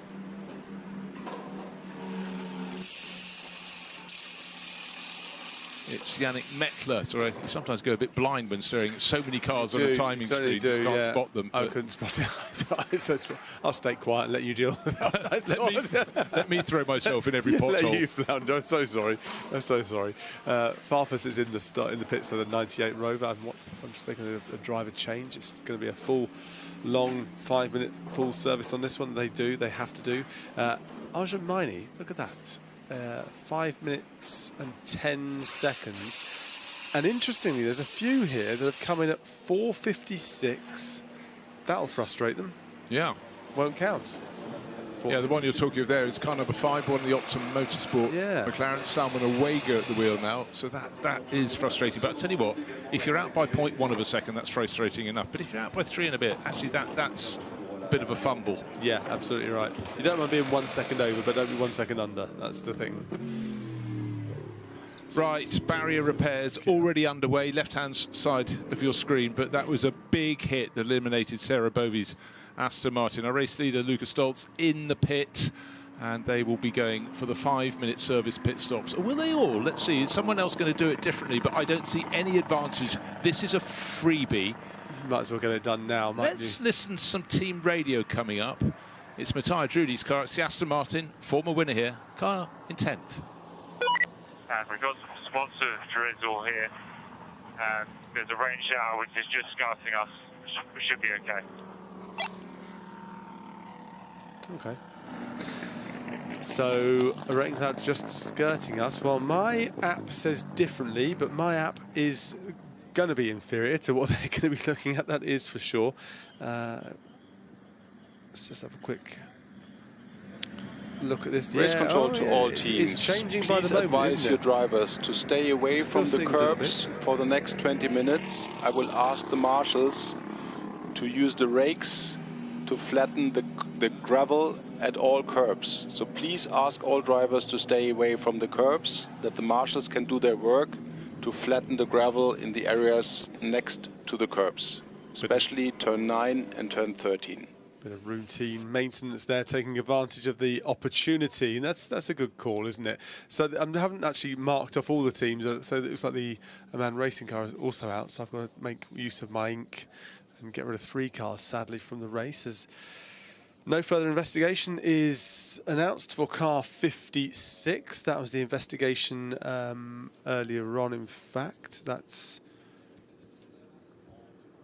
scanning. Can't see. Oh yeah, unsafe release. That was what it was, and that's now no further investigation. Yeah, that was the Curiacos Blackthorn entry. So, Team WRT, we thought they played a blinder by getting there. They were the only team that came and did their service pit stop. But then, in very short order, there was another period when people could get it in for nothing. So you might as well do it. There's no point going, I'll just get track position, because you're only going to gain a lap.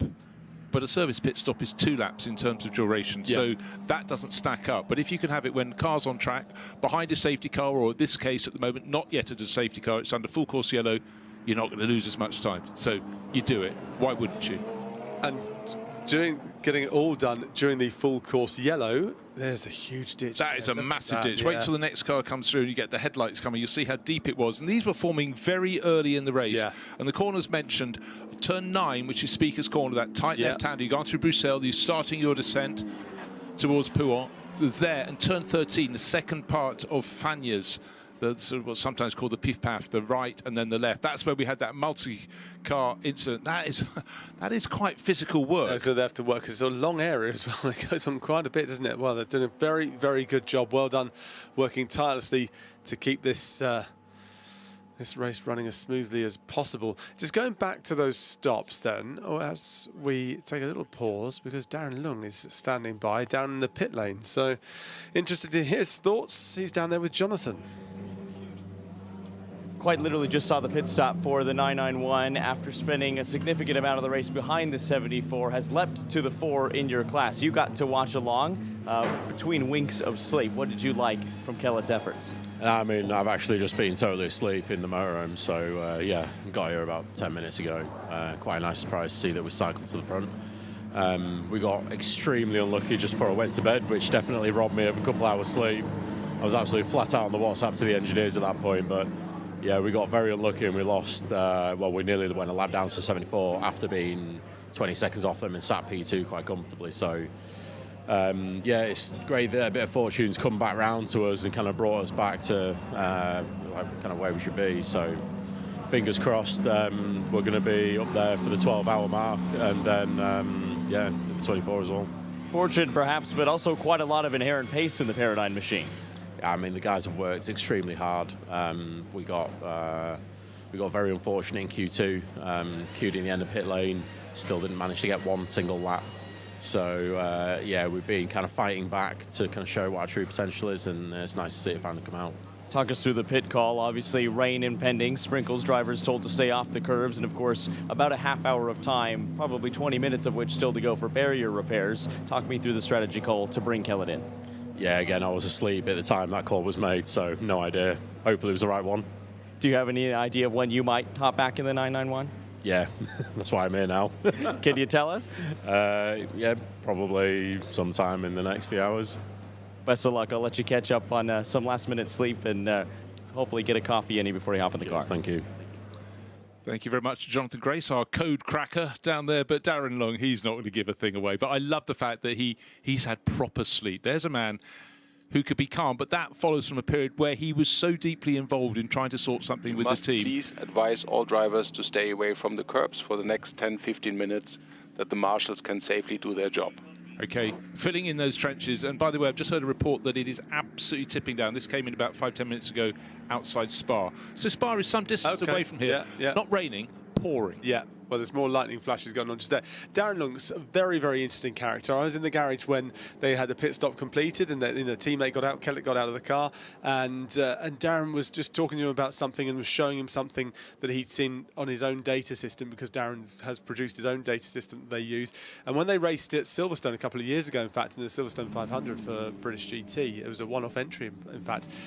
They had the Paradigm car in the same Century garage, and they weren't sharing data because he got his own data system. And Darren takes this extremely seriously. He also has his own PT, and he used to always have this PT there. They were doing punch bag exercises before he got in the car to help get rid of some of that pent up rage or adrenaline, maybe get him into the zone. He's worked so hard on trying to lose weight and get into shape and get primed for racing. And then he goes and does a little sleep there. And then he's very honest, you know, when are you going to be getting the car? Probably the next couple of hours, that's why I'm here. But you imagine if he's there, it's going to be sooner rather than later. Yeah, you'd certainly think so. It'd be nonsensical. But Darren is such... Everyone tells me he's just a numbers man. Yeah. No, not just a numbers man. He is a man who makes numbers work for him. Yes. And figures of power, but also... when people have been coaching him in his career, he listens so intently and can analyse what they give him very, very clearly, because that is the way his brain works, that is his business background. But not everyone can do that. But he can go, OK, so I need that there, that there, that there. Yeah. And, you know, clearly look at the results that have come so quickly to him.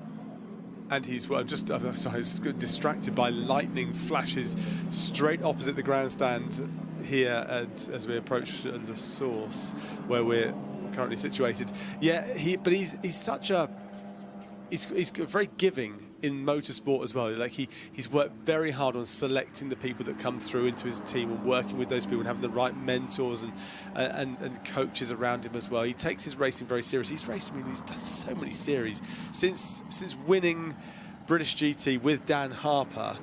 What a combination that was back in British GT. But he's worked so hard and raced in so many different series, and we're both getting distracted by the lightning, which is now becoming much more... it's old hat. Yeah, but it's becoming much more constant, isn't it now? It is. The gaps between these lightning forks is coming down, so it's getting nearer and nearer and nearer, and I imagine anybody that's sitting out in the grandstand might want to start thinking about taking cover. But there they are, still sitting in the grandstand, coming up to 20 past 4 in the morning. So, in theory, in just over an hour's time, we will have light in the sky. But maybe in between, we will have a lot of stuff coming out of the sky. Yeah. But it may just skirt past. But certainly, all the team, any teams checking in with them, they're going, yeah, this rain is coming. Right. What we have had, obviously, is a bit of a shuffling of the pack. Yeah. But I'm trying to see if there are any outliers who've tumbled down. But we've got some team radio coming up. Matthias Drudy, and this is the Aston Martin, previously a winner here, that's ever closer to the top. So what did happen when I was dipping? 55 penalties, lost 9 planes, and so track limits, penalties. Nicky roughed up a few cars trying to get past him, so lost the dog planes on both front corners. Then he sped going into a full-course yellow, we believe, and we got drive-through for that. And I believe was the extent of what you missed out on. So he's in the car and asking what he missed out on when he was sleeping. Did he just get out of bed and get straight in the car? Did he not speak to anybody? Yeah. He would have had opportunity to. There's a lot of debris on the track there, just so much. This is dropping down past the endurance pits. Of course, we had the Aston Martin parked on the other side.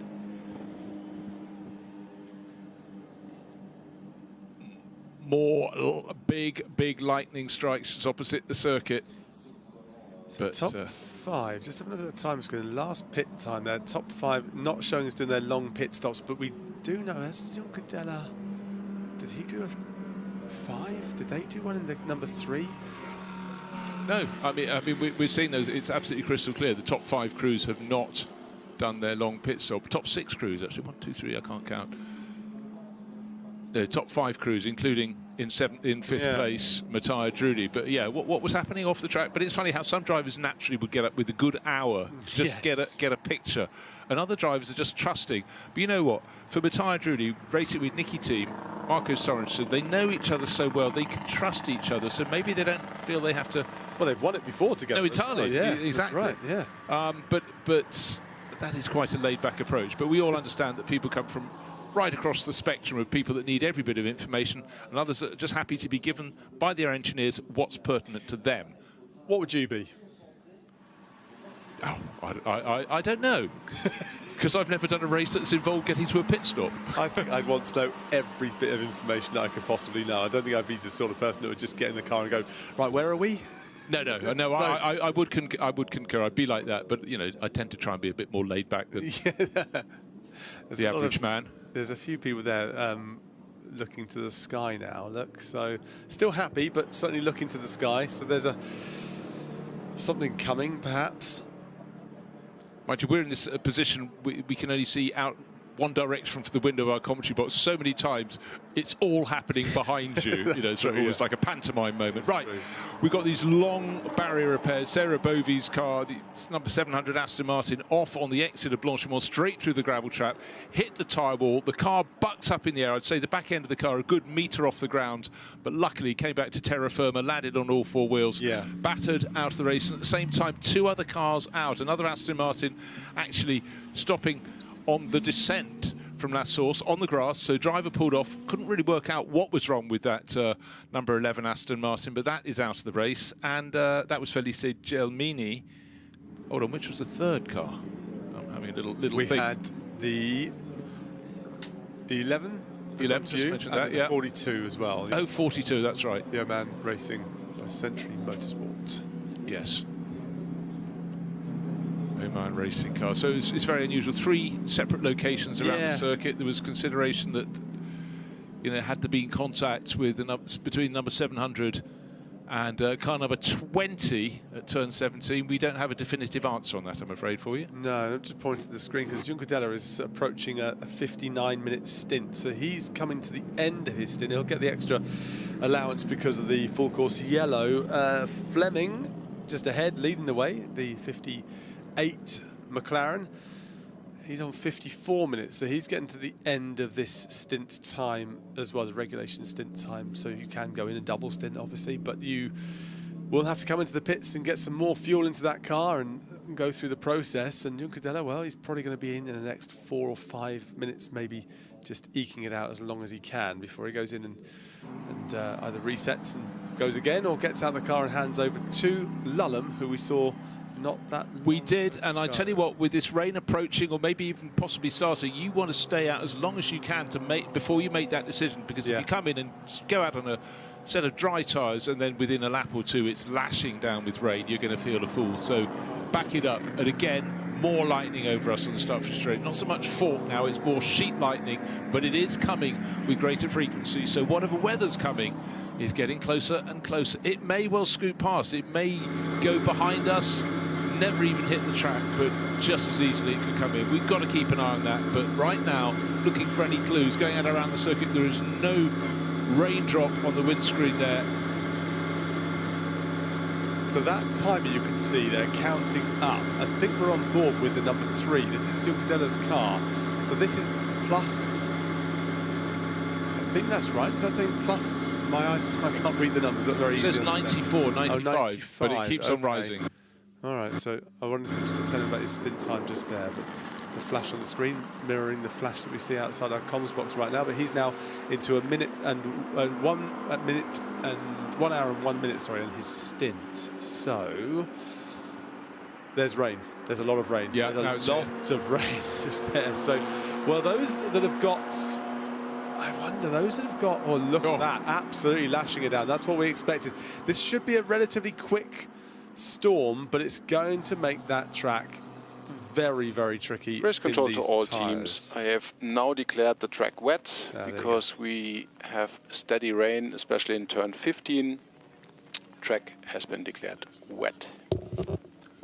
Okay, turn 15, that's Curve Paul Frere. It's the bottom end of the circuit. You've had the descent all the way from Les Combes through Bruxelles, through Speaker, through Pouhon, through Fagnes, past Campus, low point, but it's the point at which you're supposed to be really putting the hammer down to come up the rising return through Blanchimont and up to the final sequence of corners, but properly wet down there. And we knew when it came it was likely to be heavy, but was it going to miss the circuit? The answer is missed a lot of the circuit, but unfortunately the bottom end, while the gravel is still being swept up, and the poor marshals out there deep into this race, they've been pushing the gravel back so there aren't great trenches beyond the curbing, and now they're getting drenched at the same time. But work continues at the moment. Definitely wet track conditions, so race control being very clear. Again, it's when you look at the amount of bounce back when it hits the surface of the track and comes back up. This is properly heavy rain. But you said the rain the other day was heavy, but just really large drops. Yeah, it wasn't anything like this. It was thick drops, but it wasn't a lot of them, if that makes sense. So this is completely different. This is absolutely torrential rain. And I was out in Miami for the Grand Prix, and we had exactly the same thing. And it was like 7 mils worth of rain in 1 hour, and it was very similar to this. So it's raining outside our window. It's raining across. Yeah, it's raining a lot outside our window. In fact, all the way up to the source now. And just looking at the track in front when the headlights shine in it, it's very, very apparent that it's raining very heavily, as you can see just there. So I'm just wondering, will the number 3, will Danny Juncadella come in, and will they put some wet tyres on that car? And if they do, have they got it absolutely spot on by leaving them out for that extra lap until the rain came? I think so. Waiting also for Tom Fleming to take that decision. Just weather update. There's heavy rain all around the circuit. You're probably aware that all the marshals are reporting heavy rain all around the circuit. Again, the repeater, wet track has been declared. Okay, so from the lead of the race, Tom Fleming comes in. again, they waited as long as they could. Danny Juncadella from second place comes in as well. Slick tyres off, rain tyres on. How long is this going to last? But it's interesting. There was a message all around the circuit, and definitely the feeling is it's going to be in for a while. So the race has a different change of pace now. We're, oh, a whisker away from half distance in this race. Don't forget, there's a big dollop of points on board. So there was another reason to try and stay out as long as you can, but it was the position of the race leader when you get to that 6-hour, 12-hour mark that is the important element. And that is actually really, really cruel timing for the rain. Because for Danny Juncadella in this car, the Verstappen car, that had to come in. It was at the end of its stint. Maybe one lap in the bag, potentially for Tom Fleming. They could have stayed out a bit longer, but when your hand is forced, it is going to be forced. But everybody in this field is going to have to get wet weather tyres, so maybe not as disastrous as it could have been. No, but I wonder if you're at offset stint as they go into the pits, the 58 car. So this should be a service. This will be the full service. Remember, the top 5 cars did not do their service pit stop. Now they're going to do it. And so then they go for their full service just there. So if you're on offset, slightly offset stint time, this could play into your hands because you, as Juncadella goes into the pits, let's have a look at this. Wow, look at that.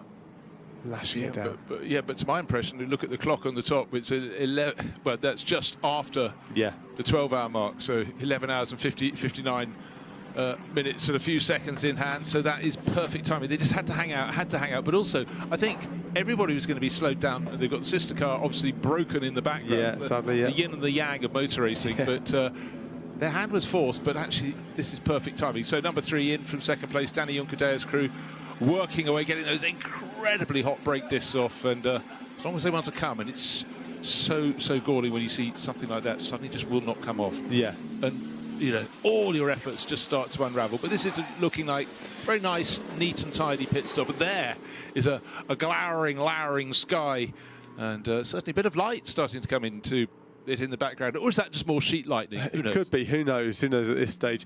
It's becoming even more fascinating now because this rain, how long will this rain last? And is it going to dry very quickly? We don't have the same track temperatures we had yesterday or when the race started. And when that started yesterday, when the rain came, it just evaporated straight away. We won't have that same issue. Right, halfway point in the race and an extra dollop of points being awarded. So again, you always want to be at the front, but particularly when some freebies are there to be had, and that will help in the championship big time. So the number 58 McLaren from Garage 59, they take the maximum haul of points. Number 3 Mercedes from Verstappen Racing there, second at the end of the halfway point, and the 991 bronze class leading Paradigm BMW, David Pittard at the wheel. They take the points for 3rd overall. So these are huge in the course of a championship. Sometimes they get a little bit lost within the heat of a battle, but right now it was the number 58 McLaren and the number 3 Mercedes waiting and waiting to make sure that they could come in just as 12 hours got on the clock, particularly with the rain. Everybody's slowed by the rain, but they just seem to time that to perfection. And then the bonnet doesn't want to close. No, of course, wouldn't want to play ball, but it's Drudy's in the pits as well, and they're going for, I think they're going to go for a long stop 2 out of the garage. Now comes number 3. That was swift work from the team. Yep, and again, they've just gone past 4 minutes, but they've got to go from the F1 under the speed limit in the pits, then down the other pit lane. Is it still Juncadella? Mercedes often seem to take a second or so to fire up, and I think Joe Osborne was saying he gave some very good technical reason, but there is still that fear that, is this the time it won't kick in, won't fire up, seem to need a full revolution of everything. Lullum is in the car now, so it's just confirmed on the timing screen that it's now Lullum in the car. So he won here last year in the gold class, Chris Lullum, now this season running in the pro. The Max Verstappen protege, really discovered him, or you know, from sim racing and brought him through. But he'd also been doing some track racing before. It wasn't like he went sim straight to this. He'd also done a little bit of track racing before too. Well, let's go down here from a driver who's done a fantastic job. He just got out of car number 3, Danny Juncadella. Danny Juncadella, as rain well and truly started to fall over the racetrack, you came in not only for a driver change, a change of tires to put wets on, presumably, but also to do some repair work and the longer duration service to that AMG. Talk me through what some of those repairs were, because it looked like there's some work going on at the front end of that race car. Yeah, we took the time to do the technical stop. So there is you have a mandatory technical stop to do in the race, which has to be 5 minutes. So we used that to change brakes. But unfortunately, on the pit entry, there was a track blockage. When I got in, I don't know if they showed it on TV, but I just made it through the corner, and suddenly there were 3 cars stopped, and I couldn't avoid contact. I hit a Ferrari in front. It felt like quite a big hit, but apparently it's only the front grille, and we managed to change it pretty quickly. So yeah, we dodged the bullet there. I suppose luckily the front end of that Mercedes is long, and it looked to only be cosmetic damage. Did you feel anything untowards in the car that concerned you? No, because it just happened here at the pit entry, like just as I came in. There was all cars stopped there, and I just basically went head first into the car that was standing there, and yeah, I couldn't really feel anything on the pit straight, but seems to be okay. So yeah, lucky with that. Obviously, Chris Ullum taking over in tricky conditions. What type of a race car did you hand over to him? Because all 3 of you have been rapid so far. Yeah, it's been good so far. I think we are fairly competitive. McLaren looks very quick out there. But yeah, we're in the group at the front, which is always good. It also started raining just at the right time when we were pitting, so I think that gained us a bit of time. We went on wet tire. Let's see in the wet. We've driven a lot in testing here in the wet, so that's good. The car should be strong. Fed nicely into my final question. Does the rain help you in the timing of that stop? Yeah, absolutely. We took our chances to do that long stop, get it out of the way, with still less than halfway to go, and put the wet tires in, which probably many of our competitors couldn't do. So that's good. Best of luck to you and the rest of the 3 crew. I'll let you get some sleep. Okay, that would also explain why they couldn't get the bonnet back down. Yeah. The mechanics in the way, so we couldn't see the grille being replaced. But now, do we have proof of what was happening? Ferrari in front, the number 3 Mercedes in. Oh, there you go. Okay, well, it wasn't the Ferrari driver's fault. 2 other cars up ahead. Did one of them hit the wall, maybe? Why was the first one in that queue stationary? We had a car stop on the entrance to the pit lane on a race a few days ago, and it caused complete mayhem with 4 cars stuck behind it, actually, before they could get the car moved. And, yeah. Right, the 58 McLaren, obviously that has had its driver change. Benji Goether's got on board, likewise Chris Lullum we got onto the number 3 Mercedes. But, gosh, it's just peculiar when you get these little elements, like you come around the corner, you think you've done the job, you've got your car off the track, and then suddenly, as Danny Juncadella found, that's also the problem here. It's that curving pit entry. You're sitting low. The walls are high. It's sort of almost driver's shoulder height as you're coming in. At that point, you're sort of exhaling. You're probably just starting to pop your belts a little bit, and then, didn't expect you there. Right, track temperature, so still 28.6. It was 55 degrees at the start of the race, 83% humidity, and I'm getting reports in rain is expected to fall for another 20 to 30 minutes. Oh, excellent. That's great. The humidity is just, I mean, it was 50% yesterday, and so it's just terrific, isn't it? 83% humidity. Sorry to anybody who's at track and watching and listening to this one here. Track limit warnings, by the way. All cars have been reset for this second half of the race. Well, there have been many rolls of the dice so far. We've just got to the halfway point in the race, and let's take a look back at the best highlights since the start. So there was a light wind at the start of the race, and that was just a temperature dispersing from the grid. It was incredibly hot. Pierre Fillon from the ACO, the president, waving the flag away. The 2x2 start didn't stay 2x2 for long. Mauro Engel in the yellow Mercedes trying to make a move. Then a big tank slapper, an amazing save in about 8th and 9th position. Marvin Kirchhofer in his McLaren. Nicholas Nielsen leading, but then there was mayhem behind Ariel Levi in the Ivy. In the Audi, clousing the back of Jamie Day's Aston Martin, and in behind a couple of other cars out of the race before they'd even got to the end of the opening lap.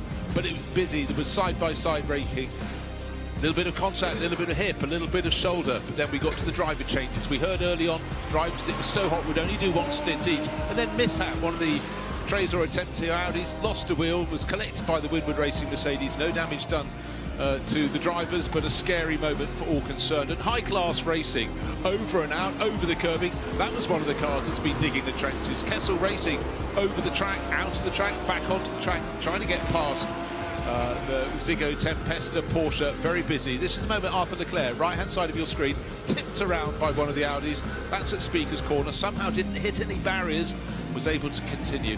And then the 71 Ferrari very much in the mix from the start of the race. That had its own problems early on with contact at the final couple of sequence. A place on the track where there was a lot of overtaking, and certainly Raffaele Marcello was looking busy. One of the most impressive moves was the BMW of Dan Harper picking off the number 7 Aston Martin at no less a place than Blanchimont. But up front, a car that was always in the mix was the yellow and green man filter Mercedes, and in the bronze class, but actually trying to go past cars from the Pro class, was Kessel Racing with its blue and white Ferrari. But McLaren very much in the mix and duking it out at the front. But then the number 71 Ferrari was leading the race and suddenly was overhauled, because when it came on to the start-finish straight, with an update to all there teams. was We unfortunately at the a moment puncture, and it lost the best estimation part for the end of the repair works, max 5 minutes. While those repairs had to be made. Then the bonnet came slamming up for high-class racing. Not a nice place to have it around the track, and even a bit of contact with the JMR Corvette there. Into the pits for repairs. Day turned to night. The moon came up. It was a beautiful evening, but unfortunately for Sebastian Boe, got it wrong at Curb Paul Frere. Aston Martin seemed to be in the wars, and there'll be worse to come for that mark later on with a handful of their cars. But at night, this circuit has its own special moments. But with a lot of gravel on the track, there were a few drivers going around, and the Ziggo Tempesta Porsche going for a double spin and being hit a couple of times during that escapade. And then right at the front of the field, Maurice Scheuring in the battle for third place, spinning around to the number 58 McLaren. He got a drive-through penalty for that, but what was approaching was lightning. What was approaching was rain, heavy, heavy rain, and then all sorts of moments happening on the track. We had Marcus Winkelhock spinning around a car that had it missing its front left wheel, came in, and the front end being dragged on the ground, caught fire. So tense moments in the pit lane. And the car on the climb was the Aston Martin, JB Day's car that had that contact in the opening lap of the race, getting back all the way up to the top 10. So that is very impressive. But here is the rain. It's heavy. It's going to be with us for a while longer. And while you're going through those fantastic highlights, and what highlights they are, Chris Lullum came into the pits, and Max Hess came into the pits, and Jamie Day came into the pits as well. And I'd love to know why Chris Lullum came into the pits. Do another reset? As I came out of the highlights, I said the rain will be with us for a while. It appears to have stopped raining at Eau Rouge. The track has been heavily wet, but just think how warm it is. That will dry out very quickly indeed. Already a bit of a dry line appearing as the cars exit La Source and come down towards Eau Rouge, but that's the bit we can see. Maybe at the far end of the circuit it's still raining, but that's interesting. I was getting reports that maybe another 20 minutes of rain. 28 degrees, wasn't it, the track temperature? That's enough to dry it fairly quickly, and it's baked in as well, isn't it, that temperature too? So it should clear relatively quickly. They are running around on the track as well. They've got their very hot tyres running around on the track, so maybe that's helping dissipate the rain a fair bit, and they've got their wet tyres on as well. That removes a fair bit of the water as well, so maybe that's exactly what it is. Let's see whether or not we can get an answer. Maybe Jonathan, before he dives back up here and continues his hard work in the commentary box, maybe he can get a quick word on the wets back onto the slicks. We shall have to wait and see.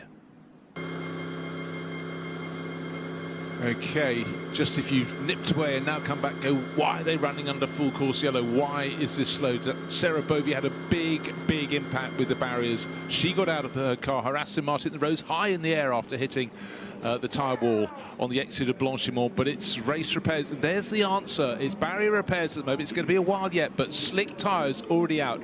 High temperatures, hot track, even here at 4 in the morning. This should be at the point the track is at its almost coolest, maybe another half hour from now. But those that everybody came in and got on wet weather tyres, but those that are maybe wanting to do something differently, they're going to go, I've got to come in this lap, because under full course yellow the cars are going around very slowly, and if you're half a lap down, you're probably, what lap times they're doing? They're doing 5.5 minutes lap. So you've got 2 or 3 minutes if you're halfway around the lap to make the decision, will we come in for slicks? And the answer is people are coming in. Dennis Marshall in the pits, Benji Goethe, the number 58 McLaren, in the pits, Lucas Stoltz from tucked in behind the 48 Mercedes. These are cars at the front end of the field. And Bastien Boost, the Porsche that keeps on rising, the car from Lion Speed GP, looks very attractive in its white livery, but they are reading the runes very nicely. And Arjun Maini now back into the 64. Race control to all Ford. teams. Safety car, safety car. Okay, end of full course yellow Lisa safety car. Half the field, well, the top end of the field will all be in the pit shortly for slicks. And Lulham's stint time obviously resets as well, so he's now back to a 4-minute stint time that he's now ticking away at. So they've gained nothing, they've lost nothing. It's all race control equalised. to It's all all worked teams. itself out, hasn't it? Procedure, as always, all cars in front of the safety car need to increase their speed to group up behind the safety car in one single queue. So who is this going to hinder? Who is this going to help? Those that are in the pits right now, well, they'll emerge, but where will they emerge? And where will they be when the restart happens? Where's Lulham going to be? Where's Jamie Day going to be? Where is the car that was leading the way?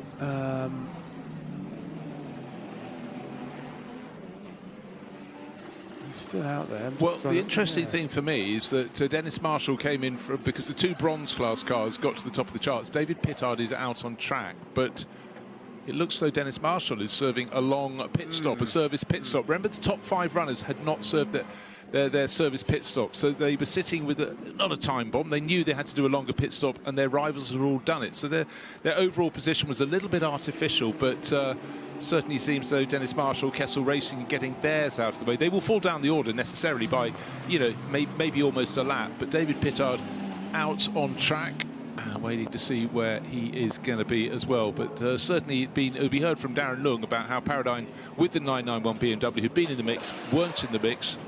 He didn't know, he was asleep. But, have worked their way back, chipped away. But it's been David Pittard and James Kellett who've been doing double stints, and really showing the form. Right, it's amazing how quickly those tyres look actually slightly tired already. But I think there's a lot of dust because on the track, even after that heavy rain. Here's the gold class leaders at the moment, the 24 Stella. Oh, it's cool, isn't it? It always looks good. It always looks good when they do that. What doesn't look good is when they stall. Yes. And you think, oh, when the camera's on it, and it's all one of those damp squibs there when that happens, but... And suddenly calm in the pits. You think about the last 10 minutes, they had a regular pit stop, they had service pit stops for some, not for others. Still people coming in and out. That 89 Porsche, that's it's the other Lion Speed car. They've got one that is 80, and that's largely white of livery. And this multi-livery car from Lion Speed, 5th place in the bronze class. But that bronze class, it really, okay, we've only just gone past the halfway point in this race, but it very much is between the 991 BMW from Paradigm Motorsport and 74. Dennis Marshall has been a fair bit of driving in the last hour or so for that, but that's a Kessel Racing Ferrari that's been in the mix. And, in their driver rotation, I think when they get the whole way back to Mathis Jaubert, who was just a superstar in that car, they know they've got someone who can make it work, but also maybe they keep him back a bit, because where he was quickest was when it was very hot indeed. Yeah. And I think you do need to sort of match your driver. It's a bit like saying do a double stint, and when you go out to do your second part of the stint, you know what the track conditions are. You only saw them 2 minutes ago. And I think likewise, when the conditions were hideously hot, that's when Mathis Jaubert was really flying in the 74 Kessel Racing Ferrari. So 991 going from the wets off the car and putting those dries on. Looking down the list here, Bruce. Drudy in the number 7, currently in 21st. I've got a sneaky feeling they're really in the fight here. I've got to think it's going to start. Oh, they really are, because they're start bringing it back. They'll be in 6th or 5th, something like that. Yep. Race control to all teams. Car 71, car 79, car 25, car 86, and car 123 must overtake the safety car now. car number 5 will stay behind the safety car. Car number 5 is the leader and will stay behind the safety car. Okay, so it's a short pit stop. It was simply for our race leader, David Pittard. Safety, you have the leader. BMW from Paradigm Motorsports. 1 minute 48 pit stop. So that was simply in. Safety, wet you continue tyres with 100 off, kph. Dry tyres back on. David Pittard remains at the wheel. And here I am pointing at the screen because the Optimum Motorsports car do the wayfare procedure for the next 500 hours. Is 4 minutes and 56 seconds, so that is too short. So that would, well, it's not going to help them, is it? Because it won't count. They'll have to do it all again. Yes. Right, so okay. That's going to really hamper them. Yeah, so just to reiterate, 991, its last pit stop was not a 5-minute pit stop. Yeah, more than simply the to change tyres. 3 laps we had already. Correct. But the number 5, who's in second place, okay, different fight really in the whole scheme of things, because it is now essentially the race leader, had a short stop, was going for the 5-minute service stop. Could you please reply, thanks you? No. That's going to be a huge disappointment for the team. No, you don't have to Real answer frustration. Right, light coming in the sky. We've had light in the sky because it was lightning. Now we're getting morning light is coming. But for the race, maybe it'll now settle down. The flurry of rain came through. Still, you can see drops of rain at certain points on the circuit. Boy. But we've had barrier repairs. That's why we've had this long period. But coming out the other end, the safety car. Would you like to answer this one? Full course yellow. Niels, your microphone is open. That's okay. So David Pittard out of the pits, but a short pit stop for him. But Paradigm have come from really way back down the order. Remember, we started with 69 cars. I mean, just an astonishing field. We're sitting with about 56 of them still in the race. And we've had the barrier repairs, and again the crew's so efficient in sorting things out. But at this moment, we suddenly, after all that shuffling, the 2 Fords are together. Baxi Moosen is now at 65 in the silver class entry, is ahead of Arjun Maini, but this pack will have another shuffle. And just remember that Ford had been at the very front of the field. The number 48 Mercedes had been at the front as well. That was Lucas Stoltz on board. That's down in 6th place at the moment, and others that have been playing. You know, it's been chopping and changing, but the beauty here has been simply the fact that we've got so many different manufacturers at the front end, and suddenly we now have 2 Ferraris in the top 4 positions. But that will shuffle through. Lila Wadu, car number 50 from AF Corsa in Richard Mille, AF Corsa in 3rd place, and Gilles Stadsbader, who's now up to 4th place overall. But we've got a silver class car leading the race. It's the McLaren from Optimum Motorsport, one of the pair of cars they've got in this race. Salman Vega, young German racer, at the top of the charts by 2 seconds. We're behind the safety car, and it literally was the perfect timing for that number 5 to get to the front of the queue. Would be perfect timing for anyone. They were there as cars ahead of them dived into the pits, and then we went from full course yellow to safety cars. So they are the cars with the protected lead, and Salman will control the restart of the race when the signal is given. So Salman Ovega leading the Silver Club, but our pro leader now car number 32. And that has been up and down the order. But Charles Weerts is, sorry, I'm looking at the wrong, I'm looking at the number 46, not 32. 46 is second. I was overall. wondering, but it's okay. No, just we'll draw a veil over that one. I look at screens. I was just looking at the team. Race control to all teams. Safety car in this lap. Maxi Gertz's car there as well. They were, not favourites to win maybe, but they were going to be there or thereabouts. And even with Loke in the car, when they had their issue in the Garage 59 car, they were saying all week really that they haven't really felt the car has been behaving properly, and yet the performance of that car out on track was stunning today or yesterday, and that was a real piece of a misfortune that they had to unfortunately retire the car when Joseph Loke was driving along and doing pretty sterling work. So yeah, that's one of the 10 cars that we've lost, more than 10 cars we lost in fact. Yeah, we've lost about 14 cars, but disproportionately Audi's in the trouble. All 3 of the Trezor Attempter racing cars, 66, 88, 99, all out. That is immensely bad luck. And we heard from Daniele Diamato when he got out of his car, and it just was shoulders down, just an absolute slump. And here we are. In fact, this is probably something I've never seen in all the years of doing GT World Challenge events, in the top page, which covers the top 35 runners, there isn't a single Audi. Yes, yes. Not a single one. No, you have to go all the way down, in fact, to 40th place. And I'm looking at the track map at the moment, and it won't be long until the 1, 2, 3, the car at the very back of the field, reaches the back of the train, which is currently heading around turn 14, 15. Heading back uphill towards the bus stop after a bit of a time, but safety car is in this lap, so they've got a few more moments to catch the back end of the train. But in the meantime, it is Vega who leads the way in the McLaren, who is going to be deciding when this will suddenly fly and take off. Now, just bear in mind, the rain largely appears to have stopped around the circuit, but the dry line is the line all the cars are on. But if you want to make an overtaking manoeuvre, you will be going onto the damper line. Track very warm, so it is drying remarkably quickly, but of course the difference having 50 green flag when the cars get to the line. It's green flag now, but of course no one can overtake Salmon Vega. Is Optimum McLaren at the front of the field. He's dropped the hammer, not as early as others. What a dramatic sky in the background there. So stormy clouds, but daylight approaching. Nobody can overtake till they get round the corner. This is a start-finish straight. Bit of debris, lots of tyre stuff, but a really good restart from Salmon Vega. But Max Hesse has sort of dropped back a little bit in the BMW. There it is. He's being challenged around the outside, and the change of position will do. It's got him, yeah, change of position, yeah. She's on the inside. There's another Ferrari right in the mix with Gilles Stansbader. Gilles I think it's Gilles who's made the move, the red and yellow liveried car. Car number 52 is, I think, the one that's actually gained the position. So that'd be astonishing from 4th up to 2nd, but...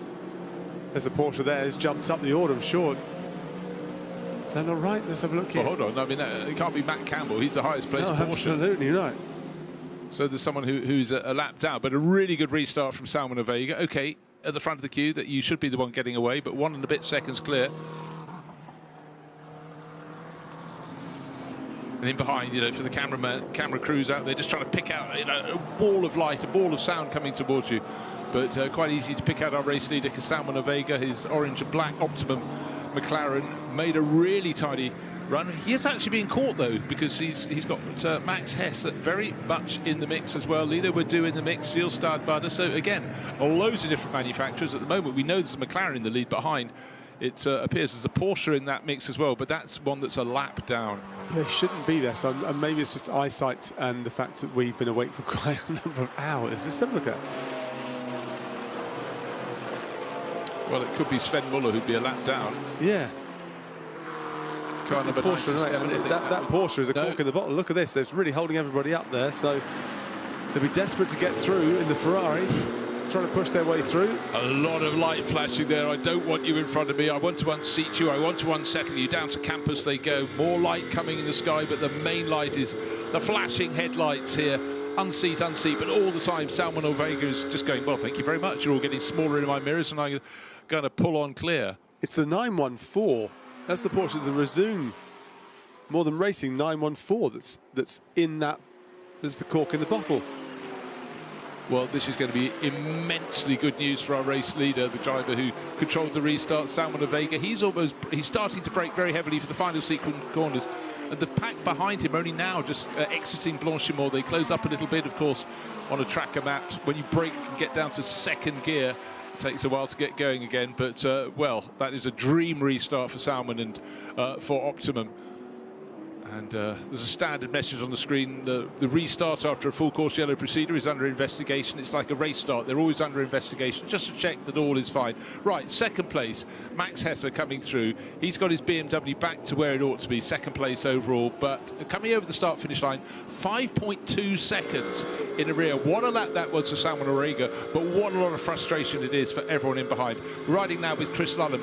Into Eau Rouge we go, and again the flashing lights from behind, from in front, all just really quite trying for the drivers out here on the track. But light is coming into the sky. Chris Lullum getting settled in. There have been a lot of stints from Danny Juncadea in that car, Jules Gounod, but kept back for where we go from night to day on this run. That is where Chris Lullum has been popped in. So I'm very confused as to why that 914 was in that position there, because they were allowing the cars, I think, to pass through. But anyway, it was the cork in the bottle, and that's allowed Vega in the number 5 Optimum Motorsports McLaren to extend a lead to over 5 seconds off the start. So that particular problem there was able to get the jump, and that Porsche in the way held up every single car. It gained him the best part of 4 seconds in the space of a lap. And think how many laps you could work away. But Jonathan Grace is being busy down in the pits, and car number 46 is going very nicely, and the driver on board is Max Hesse, but the driver who's going to tell us about it is Dan Harper. Driver of the number 46, Dan Harper, your teammate Max Hesse installed right now. You were watching on the restart. What did you like from the restart? Because it looked tense there for a moment with a few cars jostling for that second position. Yeah, I mean, that heavy rain, obviously with these temperatures it dries so quick, so we're all still on slick tires, so those are always the most tense moments. And we seem to get that every year at Spa, which is it's the best. That's what we all enjoy the most. It gets the excitement levels back up, especially now in the middle of the night. So yeah, I'm glad Max is doing it, and I'm here watching.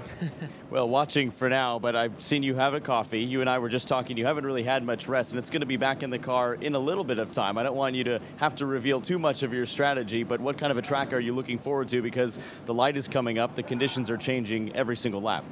Yeah, I mean, definitely more coffee. That's going to be the strategy from now to the end. But yeah, I'll get a bit of rest after my next stint. I think Max as well, so get Vale back in at some point because we've sort of been resting him a bit through the night. He'll do a bit more in the morning, and then we go to the end. So yeah, still a long way to go. A long way to go, but as we get closer and closer to ticking away more hours, I have to start to ask, is this a race-winning car in the 46? Yeah, I think there's no reason why not. For sure, there's a couple of cars that are outright faster than we are, but I mean, we've been in the mix now for several hours, and you know, we have the best team, and you know, we know the BMW is strong, and especially if the conditions now start to mix it all up a bit, that can only play in our favor, I think. So yeah, there's a long way to go. Before the rain a few yellows ago, it was the 32 that jumped the gun and was the first car to make a full service change and utilize that 5 minutes, and then the rest of the team WRT cars and really the rest of the grid followed suit. What did you change other than maybe just the normal service to the brakes during yours? So we had a little bit of contact actually during my previous stint. It was on the safety car restart. We sort of went, and I think the leaders sort of realized he was maybe a bit too early, so we all bunched up at the bus stop and had a bit of contact on the front. So I think the guys checked that a little bit to make sure it's all good, which thankfully it was. And yeah, just brakes is normally, that's all you want to change at least, and get it done as quick as possible. Well, Dan Harper, I'll let you get on with your espresso and watching what's a pretty exciting battle at the front of this field. Thank you very much. Cheers. It's the voice of Dan Harper, but also the voice of a driver who's chock full of enthusiasm. It's going well, and we saw in the daylight hours, seems a while ago now, that his overtaking manoeuvre on the number 7 Aston Martin coming up at Blanchimont, so every reason to attain. And that was that the Lamborghini going off wide at the side of the circuit. There we're looking at the battle in the gold class, but it looks like the Lamborghini went to bouncing.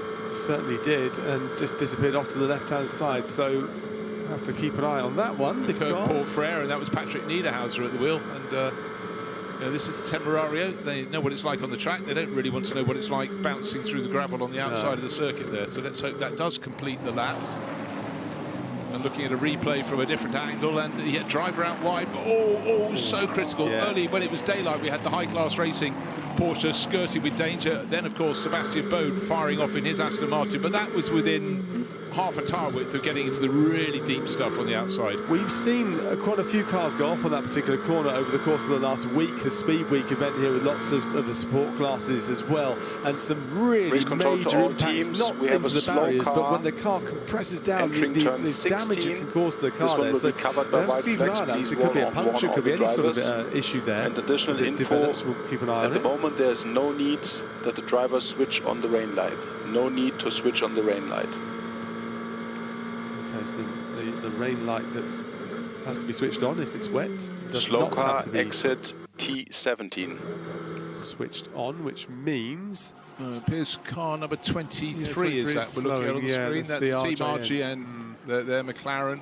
Hopefully they can get back. If there is a problem that's slowing it, it's near Was that the one that went pit off? in. Well, that must have been the one that we saw bounce over the gravel, no? No, the one we hold on. I'm trying to think who we saw. Puncture rear right. Yeah, something drag. Oh yeah. Slow car clear Tyre off the is track in the pit lane. Not on its rim anymore, but again, inside. Is that a car running fully over the curb? And we saw the trenches that had been dug by the cars beyond the curbing being filled in as best as the marshals could manage during one of the full course yellow and safety car periods. But in we have, and the dynamic Porsche sitting up on its jacks as well in the pit lane. So he's not alone on the pit visit. Angus Whiteside still listed as the racer of the 54 Porsche from Dynamic. Race lead now come right down. Salman Vega had that massive advantage on effectively the first flying lap of the restart. He got 5 and a bit seconds clear, under a second now. Max Hesse closing in that number 46 BMW. But Vega will have to come into the pits in the next 4 minutes or so expect a pit stop there as we look at Lucas Stoltz around the outside. Getting the job done very easily through the field as they pass in P3. In fact, he's just gone past Woodhouse. He's just moved his way up there to P3 from P4, Stoltz. So he's working his way through the order. That is the 48 car, that is, Lucas Stoltz. It's Hess ahead by not a huge margin, but certainly a margin, 4 seconds. So the gaps are coming down. As you say, it was a bit of an accordion effect, isn't it? It keeps extending and shrinking back again. Vega will have to come into the pits in the next few more laps, maybe the lap. That's probably the next lap, in fact, or this lap. So that will then free up some space for Hess to attack. Only 3/10 off the back at this moment, riding on board with Lucas Stoltz. Track temperature would have dropped a little bit with that flurry of rain. Also, naturally, this would be the coolest time in a race. That doesn't make it very cool because it's been a hugely hot meeting, but the temperature will rise from here on in. But the thing that's going through my mind doesn't seem to matter, rain or shine, boiling or slightly cooler. But that number 48, yellow and green, man filter Mercedes, right in the mix. You could have predicted that from the outcome. Yeah. Just looking at the driver lineup, just so super strong. Lucas Stoltz doing the job now. Lugiauer and Mauro Engel have already done their job, but right now it's the time for him to settle down. I also want to see what Chris Lullum is going to do lap pace-wise. At the moment, he's bang on the money, but that number 3, Verstappen, racing McLaren, is down in 7th place. Of course, there was a shuffling of the order, but light coming in the sky. A flurry of rain has been, but we don't think that's going to be the last rain in this race. We certainly think the final 2 to 3 hours of this race, there's a 50% chance it will be thunder and lightning, and that can again just shuffle the pack all over. But right now, hopefully we get a decent period of green flag racing. The barrier repairs have been affected. We're riding on board at maybe Benji Goethe down in 15th place. So this is a car that's been very much in the mix. But the timing of all the pit stops and when the long pit stop, the service pit stop has been carried out, has just moved stuff around at the top of the charts. But really with Garage 59 McLarens, they've been very quick in any weather, whether it's been enormously hot or not so hot. They seem to have a handle on this race. One of them is leading the race, but it's not one from Garage 59. It's Optimum Motorsport, but their pit stop time will be coming very soon indeed. They're very nearly at the end of their stint, and most of their rivals are just getting towards not even the halfway point in their stint. So that's a real case of a car being out of sync with the others. We'll be now. Will drop back down the order. When the others pit, they'll go back up the chart. So really, you almost have to back time it from the end of the race and just extrapolate. Yeah, exactly right. Wouldn't it be incredible if the 48 could take the victory here? Because not necessarily for Stoltz, but for his teammate Mauro Engel, it'd be what an incredible season he's had so far to date. You know, individual races. He won at Bathurst. He won the Nürburgring 24 hours with Lucas Stoltz. Lucas Stoltz came 6th at Bathurst in a different lineup there. So that would be an incredible, a hat trick of the big ones. I mean, what a great start to the season for Mauro Engel. It'd be an incredible performance. Yeah. There are so many elements. The longer the race, the more elements that come and trip you up. But if he hasn't bought a lottery ticket, he needs to get one. I don't think he needs one, but no, I think he's probably just probably above, doing okay now. Yeah, above that sort of watermark. But no, it's remarkable. I'm sorry, I was just taken in by the background of the shot, the light coming over this circuit. Oh. Big twitchy moment there that was recovered by the Ferrari. I'm trying to work out if that was Lilo Widou's car. Yeah, we're looking forward from the Aston Martin of Jamie Day. The Walkenhorst car, that was the one that got battered up the tail end on the opening lap of the race, and that was Moscow actually passing Lullen, because we were on board with number 3 at that point there. So you sure it wasn't number 7? Let's double check. We were on board with the number 3, and okay, quite right. There it is, number 3, and that's down Chris Lullen. He's lost the position to. Shows the Fords are getting good all over again. They tumbled down to bottom end of the top 10, but just remember the 64 in particular, and that's the one with Arjun Maini back in it. Leading teammate Maxi Mouston, yeah, they just picked off Lullen. Maybe Lullen made a slight mistake, but this one will ebb, it will flow, but very, very busy indeed. But all along, there is a McLaren leading. It's only by half a second. Max Hesse chops away, or chips away at the margin. Chops and chips, does it the whole... And he takes the lead. There we go. Max Hesse looking at the timing intervals, and he's 1.5 seconds clear. It's made the move. The 46, is it a car that could potentially win the race? Dan Harper, the teammate, was asked. Well, I suppose so. Effectively was what he said. Not going to say no, is he? Rude not to. Yeah. Never stop hoping, never stop going. As into the pits comes number 5. That from the lead of the race, of course, we said that was owing us a pit stop. And in it comes. Salman Awega will tumble down outside the top 10, one would think. But then in half an hour's time, when the rivals on almost the alternative pit stop strategy come in for their pit stops, it will go. But first, penalty, you're not allowed to work on the car if you've got a penalty to serve, and this is one that needs to be gobbled up. It has been gobbled, and then replacement driver hops out. Salman Awega, almost a pirouette as he came out of the car.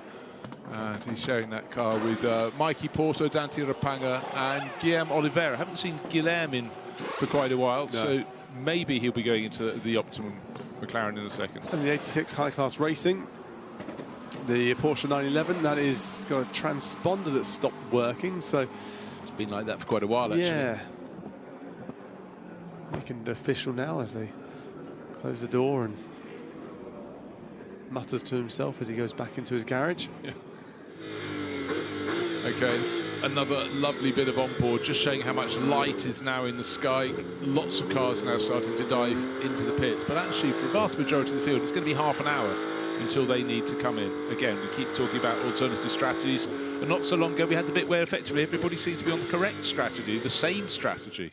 Whether it's correct is another thing we have to consider. Right, back on board with the number 3 Mercedes again, and this is a car that is going backwards down the grid, not forward. Chris Lullen, last time I looked, was 9th. He just had the Fords go past. They're still sitting in 7th and 8th, but Chris, in that number 3 Mercedes, has fallen down to 12th position. Remember, there's a bit of contact when the car came into the pits. Danny Juncker told us that. Maybe there's a bit more damage than they realised. Yeah, fair bit of contact, wasn't there? Yeah, and they smashed that bonnet back down there to get the car back out. And what are their lap times? Yeah, the lap time is about 2 to 3 seconds off the pace. Let's see if this lap the pace improves. But I don't know if he was just muscled a little bit wide and everyone else said, thank you very much, I'll be coming through. Oh, by the way, Guillaume Oliveira is the driver who's got on board the Optimum McLaren number 5. Right, 12 hours with the extra helping of points for those that happen to be at the front of their field, and a couple of runners that really found an advantage there. Lucas Auer, Maro Engel lead on 70 points. That's tidy at this point of the season, a 14-point advantage. Of course, there are more points at the end of the race. Lucas Stoltz, 56. Then Kelvin van der Linde, Charles Weerst, 38. So this is massively a case of car number 48. 2 of the drivers that share it are leading the championship. The driver who shares it with them, Lucas Stoltz, is in 2nd place overall. And that's a sizable margin. The gap back to the car in 3rd place is almost double the score of Kelvin van der Linde and Charles Weerst. So plenty of reason to find yourself at the front end of the field halfway through the race, and you give yourself a massive pat on the back, so put some points into your pocket, and then you just press on with the remaining 12 hours of the race. But in fact, it's way less than that now. It's 11 hours and 16 minutes remaining. So we've cracked half the race out. We've almost cracked the night. Light is coming. We have indeed. Sky. Getting those points in there is also you've already got them in the bank now, so you can. If something really bad happened in your race, okay, that'd be majorly disappointing, but it would take the edge off. Yeah, you don't go away with nothing. That's right. That's right. Most of motor racing, you don't finish you don't get a smile on your face. Exactly. Well, Jonathan is back here in the booth. He was, I think, enjoyed himself running up and down the pit lane and getting some very nice insights as well. But you get to sit in the air-conditioned or mildly air-conditioned comms box now as I get back into my race suit and go back outside into what is, I'm now assured, a dry condition. So I shall love you and leave you, Bruce. I shall hear you. Thank you very much, Bryn. I just press on and good luck down in the pits, and hopefully, at least by the time you get out of there, the humidity won't have really finished you off. So, more and more light coming in the sky. We've got a battle at the front of the field. The Fords are on the charge, back up the order after that latent sequence of pit stops, but Valentino Rossi has a reason to be cheerful. He's not in the car at the moment. Max Hess is on board. That is leading Race car control number to all 46. teams. Car 86, a black flag with orange disc, transponder not working. Car 86, black flag with orange disc. Well, it's been quite a while for that 86 high-class racing Porsche that's been going so well in the Pro-Am class. But actually what has happened in the time that Jonathan Grace was down in the pits is the Pro-Am class, we now have a dominant leader. It's the 999, Benjamin Pack at the wheel of that. That's the Get Speed Mercedes. Marvin Klein put in an outstanding double stint, and he's moved that clear of the best of the rest. But, right, life in the pit lane. How heavy was that rain when it came? Torrential for a few minutes' time, but really only for a few minutes. We could see it on the monitors, and it looked bad. I can promise you it was. So I luckily was taking refuge under some of the lovely pit stalls here at Circuit Spa-Francorchamps. But I think for the drivers, understandably changing to wet weather tires for that moment, because that's what it looked like. The rain just didn't have longevity. But I think the 3 and the 991, the 44, amongst those who opted for those wet weather tires, and then very quickly changed their tone. Because the field was still under such a lengthy yellow, didn't play out horribly for them. But I can understand where they were coming from. The sky was properly dark. It was angry. The rain was coming down. And look at this battle right here along one of the straightaways. Look at the state of that windshield as well. 58 right into the back, and some clear bodywork damage now on the bonnet. That rear end of the Porsche housing the engine is robust. And a little bit too robust for the 58. 58 just isn't just any car. This is a car that has been so dominant in the gold class and been challenging in the top 3. And Benji Goethe now has got a car that maybe is not quite as it left the factory, not on factory settings. So we'll wait to see if that one is going to dive into the pits for repairs, or will Race control to all teams. The following cars receive a 30-second time penalty that must be served with the next pit stop for ignoring blue flags. Car 25, car 91, car 24, car 555, and car 23. All these cars, 30 seconds time penalty to be served with the next pit stop. Okay, nice clear message, and as has been happening, then none of the cars at the very front end of the field are picking up those penalties. So again, it's down to experience, it's down to clarity of communication with the drivers, and that was for not getting things right. Where's the nose of your car? Well, this is Benji Goethe. This is a car that not so long ago. And one more time, race control to all teams. Car 54, a 60-second time penalty to be served with the next pit stop, also for ignoring blue flags. Okay, getting things wrong under blue flags, but is that, as we look at the broken, well, the missing part of the front end, you can see the impact's been right in the middle of the grille, so it was a hit straight up the back of the car in front. But why did that happen? Did the car in front slow? I'd like to see another replay, but with that bit of bodywork missing, that, what have you got to tap it down? Have you got a spare one of those to put in? How much damage has gone further through the car? That car is going to go up on dolly jacks once the refueling is done. And one more time, race control to all teams. Car 123, also 60 seconds time penalty for ignoring blue flags. Car 123, 60 seconds time penalty, needs to be served with the next pit stop. Here was a look at the front bonnet on that 58 McLaren coming off. We saw woes for the sister car, the number 59 from Garage 59. There goes the hood, and you could see the gesticulation from the right hand at least aboard the number 58, and you feel for them. It's gone back in the garage. Smoke, presumably some kind of coolant pouring from the front of that car and leaked on the ground. Understandably, it was a pretty significant whack on the front end of that McLaren 720S GT3 Evo. Crew hurriedly looking to get to work. You can see the sister car stricken behind it. Driver change at the ready if needed, but I have a feeling this is going to be more than a simple 5-minute repair.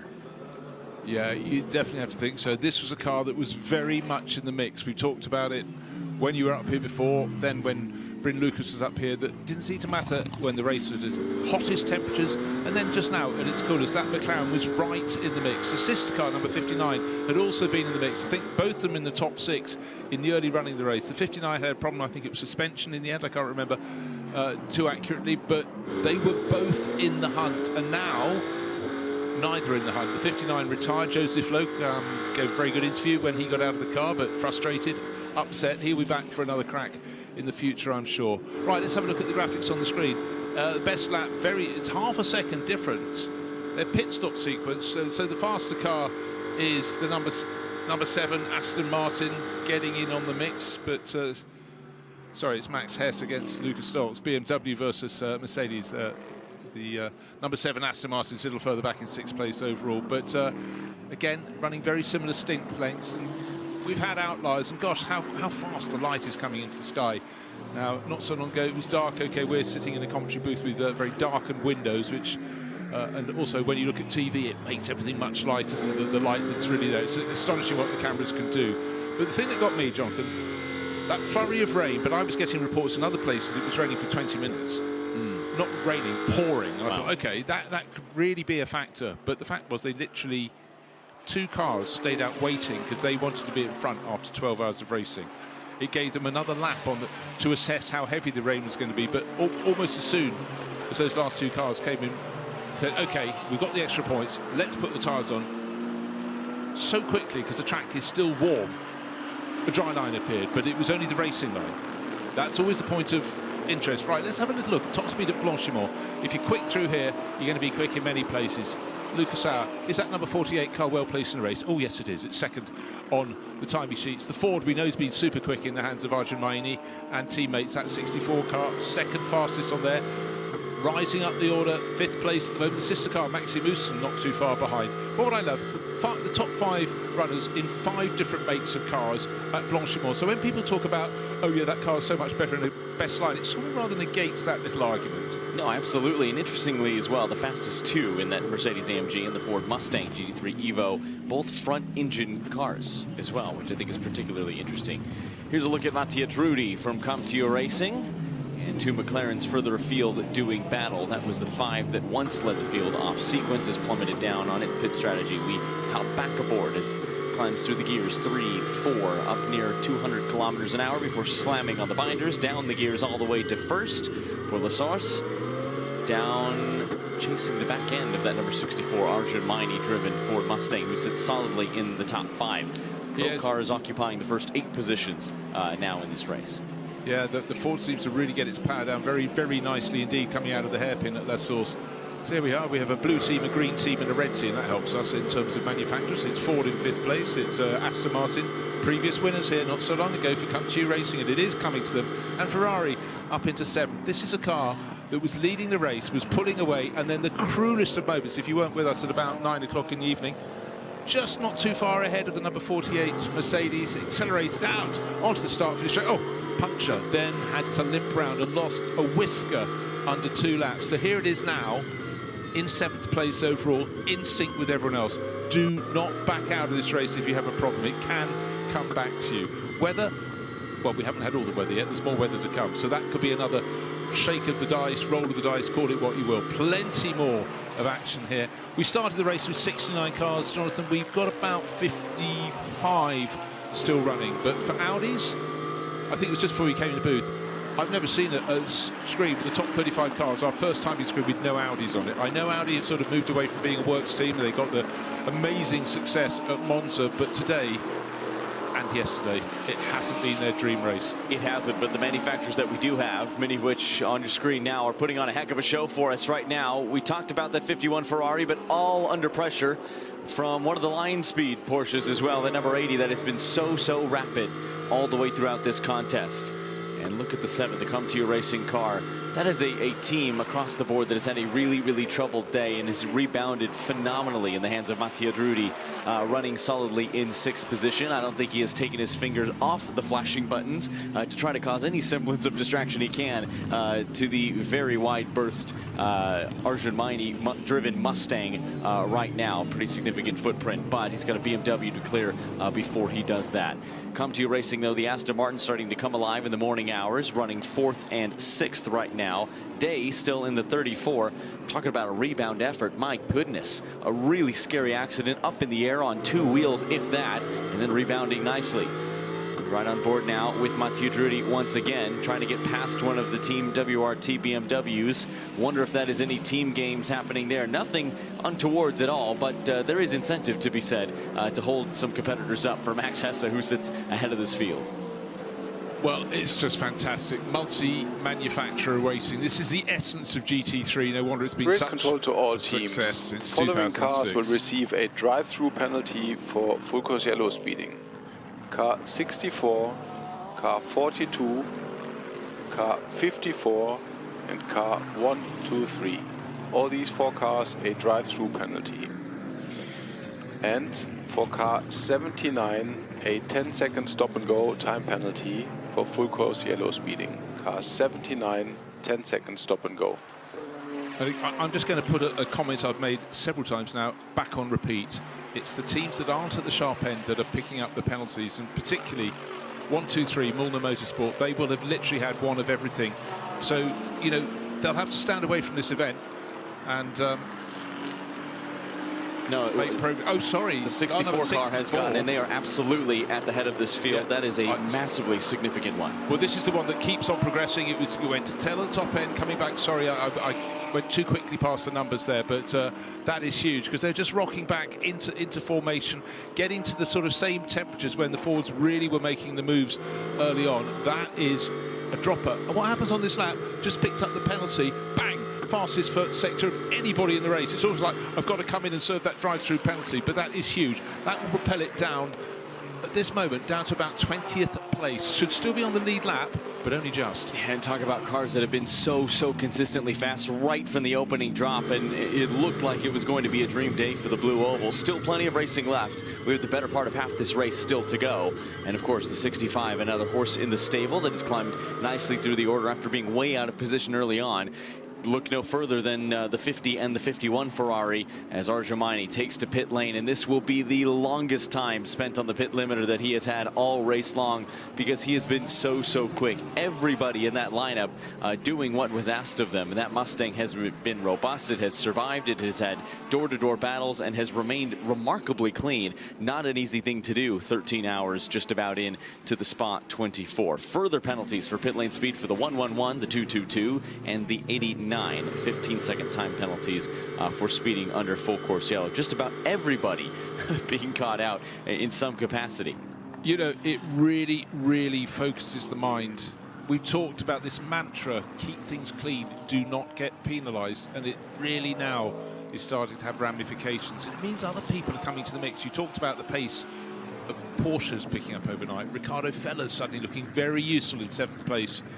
Just a little back of this group, the Aston Martin, the Ferrari. There is the Lion Speed Porsche tucked in behind. 1 or 2 Lion Speed Porsches. The light is coming into the day. Maybe, I don't know how quickly the sky is going to turn bright blue because we're expecting a full sunshine day to a certain point, and then the rain is coming in the final 3 hours of this race. Here is Arjun Maini exiting the pit lane. He will be on the loud pedal as quickly as possible, and we will wait to see where he shuffles out. Now the leading Mustang in the hands of Houston is 65. He's sitting in 8th place, just ahead of Matt Campbell, just behind Ricardo Feller. So sandwiched between 2 Porsche 911s. Arjun Maini tentatively in 19th place over Pla in the 111, also carrying a 15-second time penalty. That's going to be something to keep in mind as everyone serves their next round of pit stops. Some like for Lila Wadu, are owed sooner rather than later. Others, like your top two, Max Hesse, Luca Stoltz, Day, and Mattia Drudi, maybe a few minutes after that. Light is coming quickly. There is a lot more running in this race still to come. Do not make mistakes. Do not pick up penalties. Then you have to look at the cars that are consistently at the front of the field. The number 46 Team WRT BMW leads the way. That's been there or thereabouts, but it's been sort of top 10, top 5, up to top. We like that sort of progress, but number 48, there it is, yellow and green. The man fills a car right on its tail, 0.8 of a second down. That has been super, super consistent, exactly as you'd expect of that driver lineup. Luca Stoltz on board at the moment, Mauro Engel and Lugi Auer. But how similar does this look to what we saw in the middle of the night? AMG chasing the number 46 and just unable to draw a beat on them in a straight line. We hear Jules Gounon complaining about the relative lack of straight line pace on this given set of circumstances at this particular weekend. The 46 seems to have a little bit longer leg on the way down some of these lengthy straightaways, but the AMG has been mighty under braking. Boy, look at the attacking of the curbs. I think Hesse and Stoltz are responding to the pace of one another and evenly matched, but that's the other thing. SRO has done a phenomenal job at making these cars super, super even. It's part of the reason why it's been so hard for the AMG to get by is because they're putting down really, really similar lap times. Yeah, and also what we have seen is the BMW strength is its straight line performance, but you know, we'll probably get a graphic bottom right of our screen sometime soon saying, right, the 3 timing sectors around the lap here at Spa-Francorchamps, these are the 3, you know, the people. Someone could be fastest in all of them, but it's chopped and changed. And again, yes, we've had, sometimes it's track position, but as the weather conditions change, it seems so weather, temperature dependent. Still a little grease on the circuit down there, but on the racing line after that, brief but heavy flurry of rain, that's almost bone dry. But where do you do your overtaking? You move away. And by the way, Arjun Maini just listed as 19th, and I think the last car possibly on the lead lap. There were 20 the last time I looked, but that is a big drop. They were in 5th, rising to 4th, so everyone else behind gets promoted. And that includes Mattia Drudi up to 5th place overall. Jamie Day is actually the better placed of the Aston Martin drivers at the front end of the field in 4th. 3rd place, Lila Wadu, but she, as you pointed out, Jonathan, owes us a pit stop in her number 50 Ferrari. Then Luca Stoltz, 4 and a bit seconds further up in 2nd. And Max Hesse, who is being given chase, leading for BMW. Lila Wadu, Ferrari Race control to all teams. At that. A 10-second time penalty to be served with the next pit stop for a full course yellow speeding for the following cars.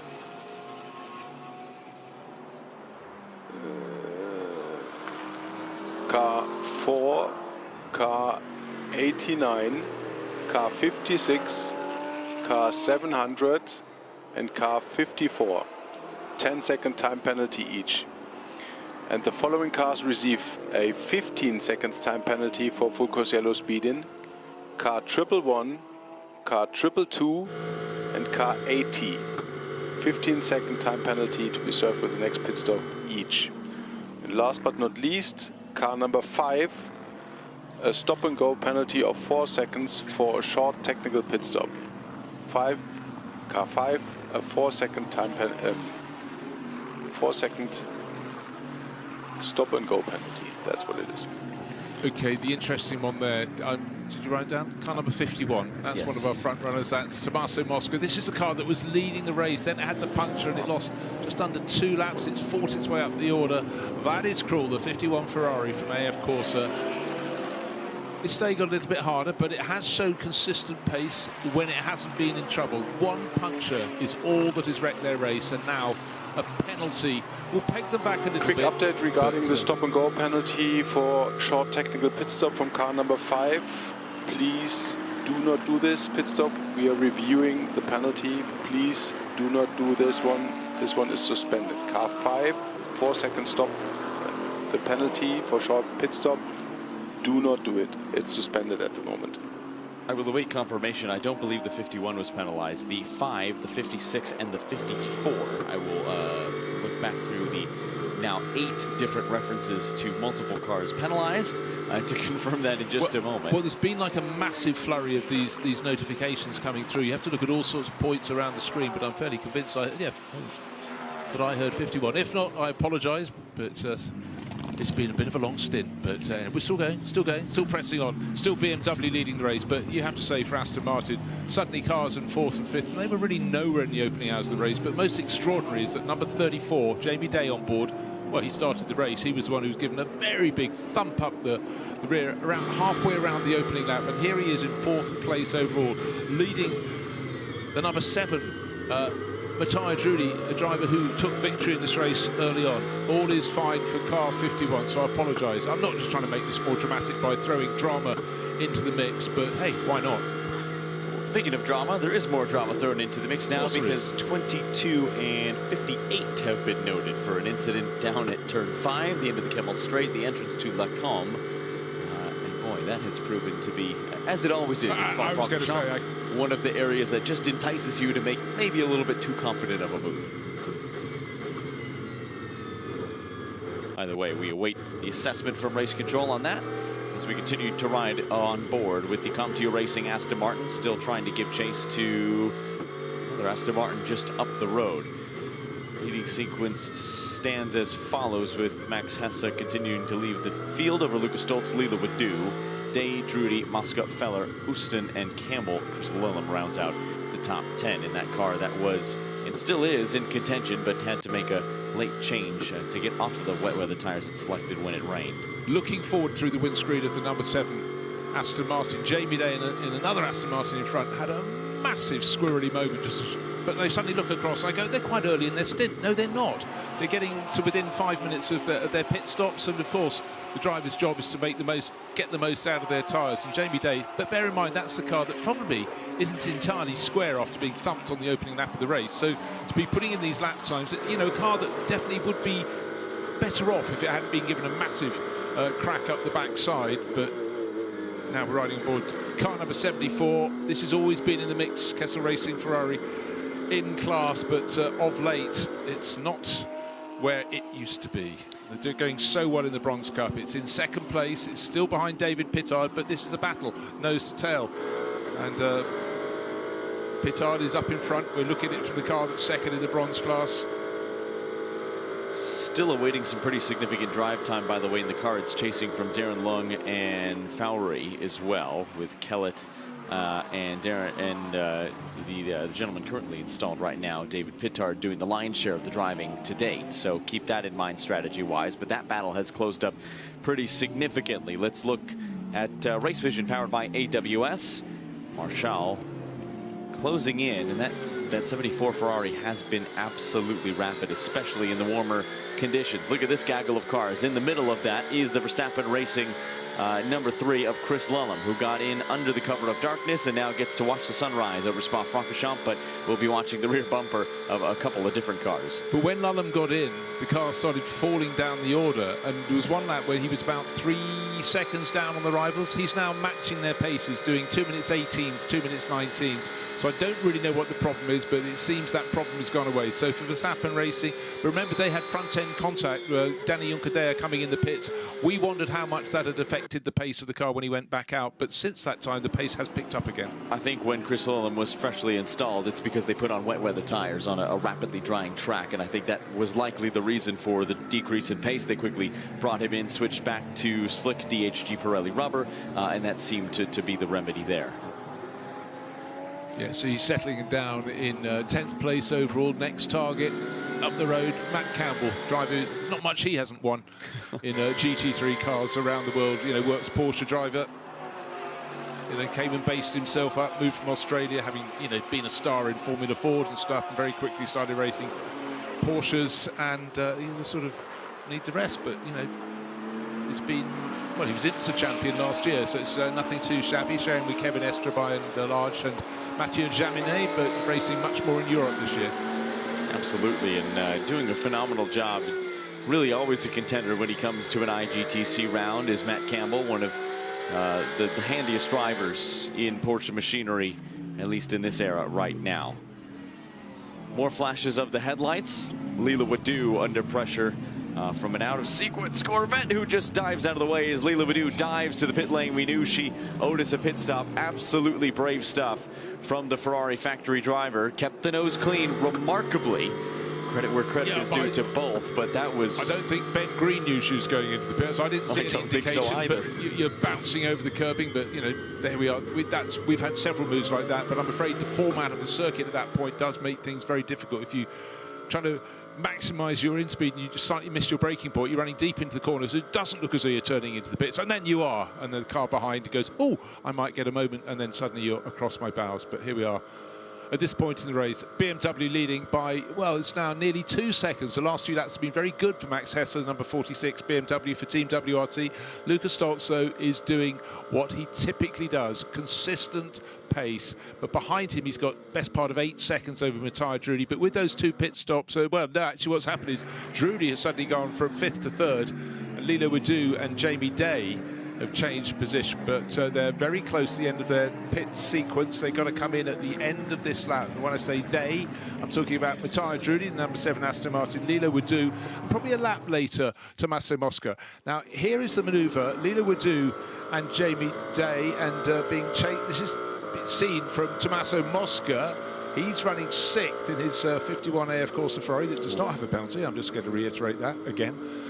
Getting very close to Jamie Day. Matthias Drudy's already gone through, and shortly Drudy was going to pick off another car in front of him. But pretty much everyone on the track is going to be in within the next 10 minutes for some, but for most of them within the next minute, probably the end of this lap. But Tommaso Mosca chipping away, back up to 6th place. The car that was leading the race picked up a puncture and fell to about 40th position. So night turning into day has been a phenomenal time for AF Corsa. They have just picked it right. Absolutely. You know, it was interesting, the section of pit lane I spent the bulk of my time in. I crossed by AF Corsa, the absolutely mighty pit stand they have for all of their cars. A beautiful thing at that, with all of the structures inside. But I don't think at a single point during the 3 hours and some change I was out, I saw an ounce of anything resembling panic from anybody from the AF Corsa squad. Cool, calm, collected, which is pretty remarkable. It's very easy to get chaotic, and look at the hopping over the curves. More takers into pit lane with the 65 Mustang. A little wiggle from the front end of the COMT Racing Aston Martin. Slows it down for the pit lane speed limiter, and then just pins the gas pedal. It sounds awful, don't they, when they come in on the pit limiter. So Matthias Drudy into the pits, riding on board with him. 51 Ferrari, Tommaso Mosca in. Maxime Ouston in from 7th place in his number 65 Ford. So quickly, driver in, driver out. Driver breathing heavily there. Tommaso Mosca out of the car again. The driver can't get out and just run away. Can't head off for a coffee or a cold drink. They have a job still to do, and it might seem boring for them, the amount of practice the team's put in. Now there we are. That's a tiny little incident there. The airline getting caught around the rear wing not only slows the mechanics there doing the wheel change, but it could have damaged an end plate on that wing. And these little things, we've still got a huge distance to go. Just under 11 hours of this 24-hour race is here at Spa 24. They seem to have got away with it, but just things like that. It's tiny little elements. It's about not making mistakes, not speeding in the pit lane, not getting time penalties. Exactly, but that is part of the reason also why you build in redundancy. You could see the gentleman carrying the tire caught it when the gentleman with the wheel gun would have not, and was able to pull that out of harm's way. Potentially scary moment, but of course avoiding disaster as well. Debriefs happening in the Team WRT garage. Thumbs up. Pre-brief in some way, I suppose, a briefing, because this is Dan Harper ready to take on. He's such a jolly interviewer, isn't he? He's very positive, but also should have a smile on his face. He's done some great overtaking in this race.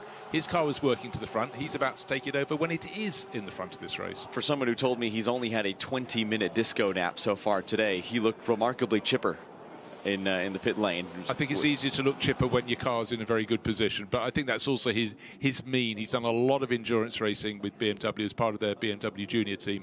And BMW, they go back, their junior project goes all the way back to the 1970s. And, you know, if you get on, I remember the drivers at the time, when I was a young journalist, because one guy phoned me up, he said, right, every single thing is going to count. Could you tell me exactly how a table is laid in terms of knives and forks? I want to go to a big dinner because they want to see how we react when we're wearing a suit, possibly in front of sponsors. And he thought that little attention to detail could make him a works driver, and it did. It is the little things at the end of the day. It becomes a cliche in so many industries, but you're very right. You think of some of the iconic monikers throughout the sport. Penske Perfect comes to mind, right, in the categories that they contend with. I think Team WRT often adopts the same mindset. probably 5 or 6 times while I was waiting for that interview with Dan Harper. I had to move out of the way of a vacuum. Someone in the team had a few minutes, slipped the fire suit off, and decided they should tidy up after some of the service stops. And they've laid carpet down, their own fresh carpet that they've kept washed and vacuumed and neat and tidy. It's things like that, that attention to detail, that going the extra mile that often makes the difference. Again, I'm just going to dip back as the Rover Racing BMW's had its form and its fortune, but it's been up and down the order, but that's coming back into the picture. So Jake Dennis brought that one in. But just go back quite a while. One team, famously in British Formula 3, when they arrived, their standards were so high, they would put a new tile floor down in any pit garage so that it looked nice for their sponsors and stuff. But of course, those circuits would say, oh no, you don't get the same pit garage, you're in another one. So gradually they get some of their pit lane tiled beautifully. No, just concrete floor for you, I'm afraid. Just move them down 1 box every single year, and all of a sudden you've got a renovated circuit. Paul Stewart Racing. That's the standard of excellence you get from Jackie Stewart. It's attention to detail. It's like McLaren in the early days under Ron Dennis, that that suddenly was a whole new level of professionalism. And of course, I think as well, you look at just the decorum that goes in, little details. There's LED lighting around the cutout, custom holders for the helmets that are on display. You have a built-in bit for people to spectate as well. As we spectate on with some of the work going on with the 58, this is a potentially race-winning car that has fallen out of contention. A really, really tough day for a car that very well and truly could have won in the gold class. I still haven't actually worked out or had any messages about what car was hit by this. There's certainly the car in front of the McLaren, 22. It's 22. Okay, there we go. I was suddenly looking back. We've had so many penalties. Our penalty warning screen has been just a run through of so many things. So the message goes very quickly back up the screen and it disappears. But the 22 was given a Klaus at the back for whatever reason. Oh, it was the Schumacher CLRT Porsche, of course it was. But here is really sad sight. Both the cars from Garage 59 were ultra competitive in this race. 59 out with suspension damage quite early, but you've got to be in it to win it. You've got to be out there, and there's Dan Harper, door open, driver out, Max Hesse. They have done so much racing together. A lot of it in the early days was at the Nürburgring and the long-distance races. And it's actually a very small gap to get between the seat back and the wheel. But again, that's practice. You understand exactly how you angle yourself in. Yeah, I think they've done this once or twice at this stage in their careers, very young careers as well. You mentioned their affiliation with the BMW junior team and the fine work they've done there. It's amazing for two individuals who are very quickly becoming established names, not only with BMW as a mark, but with Team WRT and really in GT3 racing in general, that they've done so much fine work together. Two really natural talents that just work so well together. Just about any circuit you put them at, these two are uber competitive. If you're going to grab a duo to put in your GT3 car, Max Hesse and Dan Harper are probably at the top of that list. And if you stand them side by side, they're almost exactly the same height. That has a helping hand, you know. But so many elements are put in. But the fact they've been kept on the scheme. There's Johor Motors, very elegant. I really do like that dark blue and white livery on the Corvette. You know, it's amazing how one livery can totally change the shape of a car and then it changes from night to day. But that's really crisp for JMR. But importantly, our race leader, Lucas Stoltz, now with Dan Harper, having the car he'd been chasing, the 46 BMW, having made its pit stop. In fact, is still having its pit stop with Dan Harper being put on board. But at the end of this lap, I truly expect this car to come in from the lead the race. Lucas Stoltz, bonnet flapping up and down. That's something that may needed to be sorted out, and that's on the, as I say, the Johor Corvette. So Ricardo Feller going nicely, but here Dan Harper out onto the track. Lucas Stoltz. Well, he goes for one further lap. He does. You know, he actually what he probably doesn't want is to be hassled so hard by the car tucked in behind. But Ben Green going very, very nicely indeed in that Corvette. That's car number 0. And down in 37th position. It's had its setback. It's 5 laps down overall, but in Ben's hands, it's clearly not short on pace. And Lucas Stoltz probably thinking, okay, prove your point, but you know I'm leading and I'm going to come in for my pit stop. Don't flash your lights at me anymore. Just get off my tail. But right, gosh, it was quite quickly going to proper daylight here. little light cloud around, but not so long ago with the first shots of day, they were dramatic storm clouds picking off a BMW. And well, tell you what, at the end of the Kemmel Straight, I think we're going to have the Corvette going past Lucas Stoltz. I said, just leave me alone. Doesn't get the move done, but Ben Green, you know, it's absolutely his entitlement to go for it out on the track. He may be so many positions down, in fact 36 positions in arrears, but he wants to try and get a lap back, but you know, he's working his battle, and he's trying to get the Pro-Am honours, but at the moment he's not top in Pro-Am, he's second in Pro-Am, and it's still the class being led by the 999, which is the Get Speed Team PCK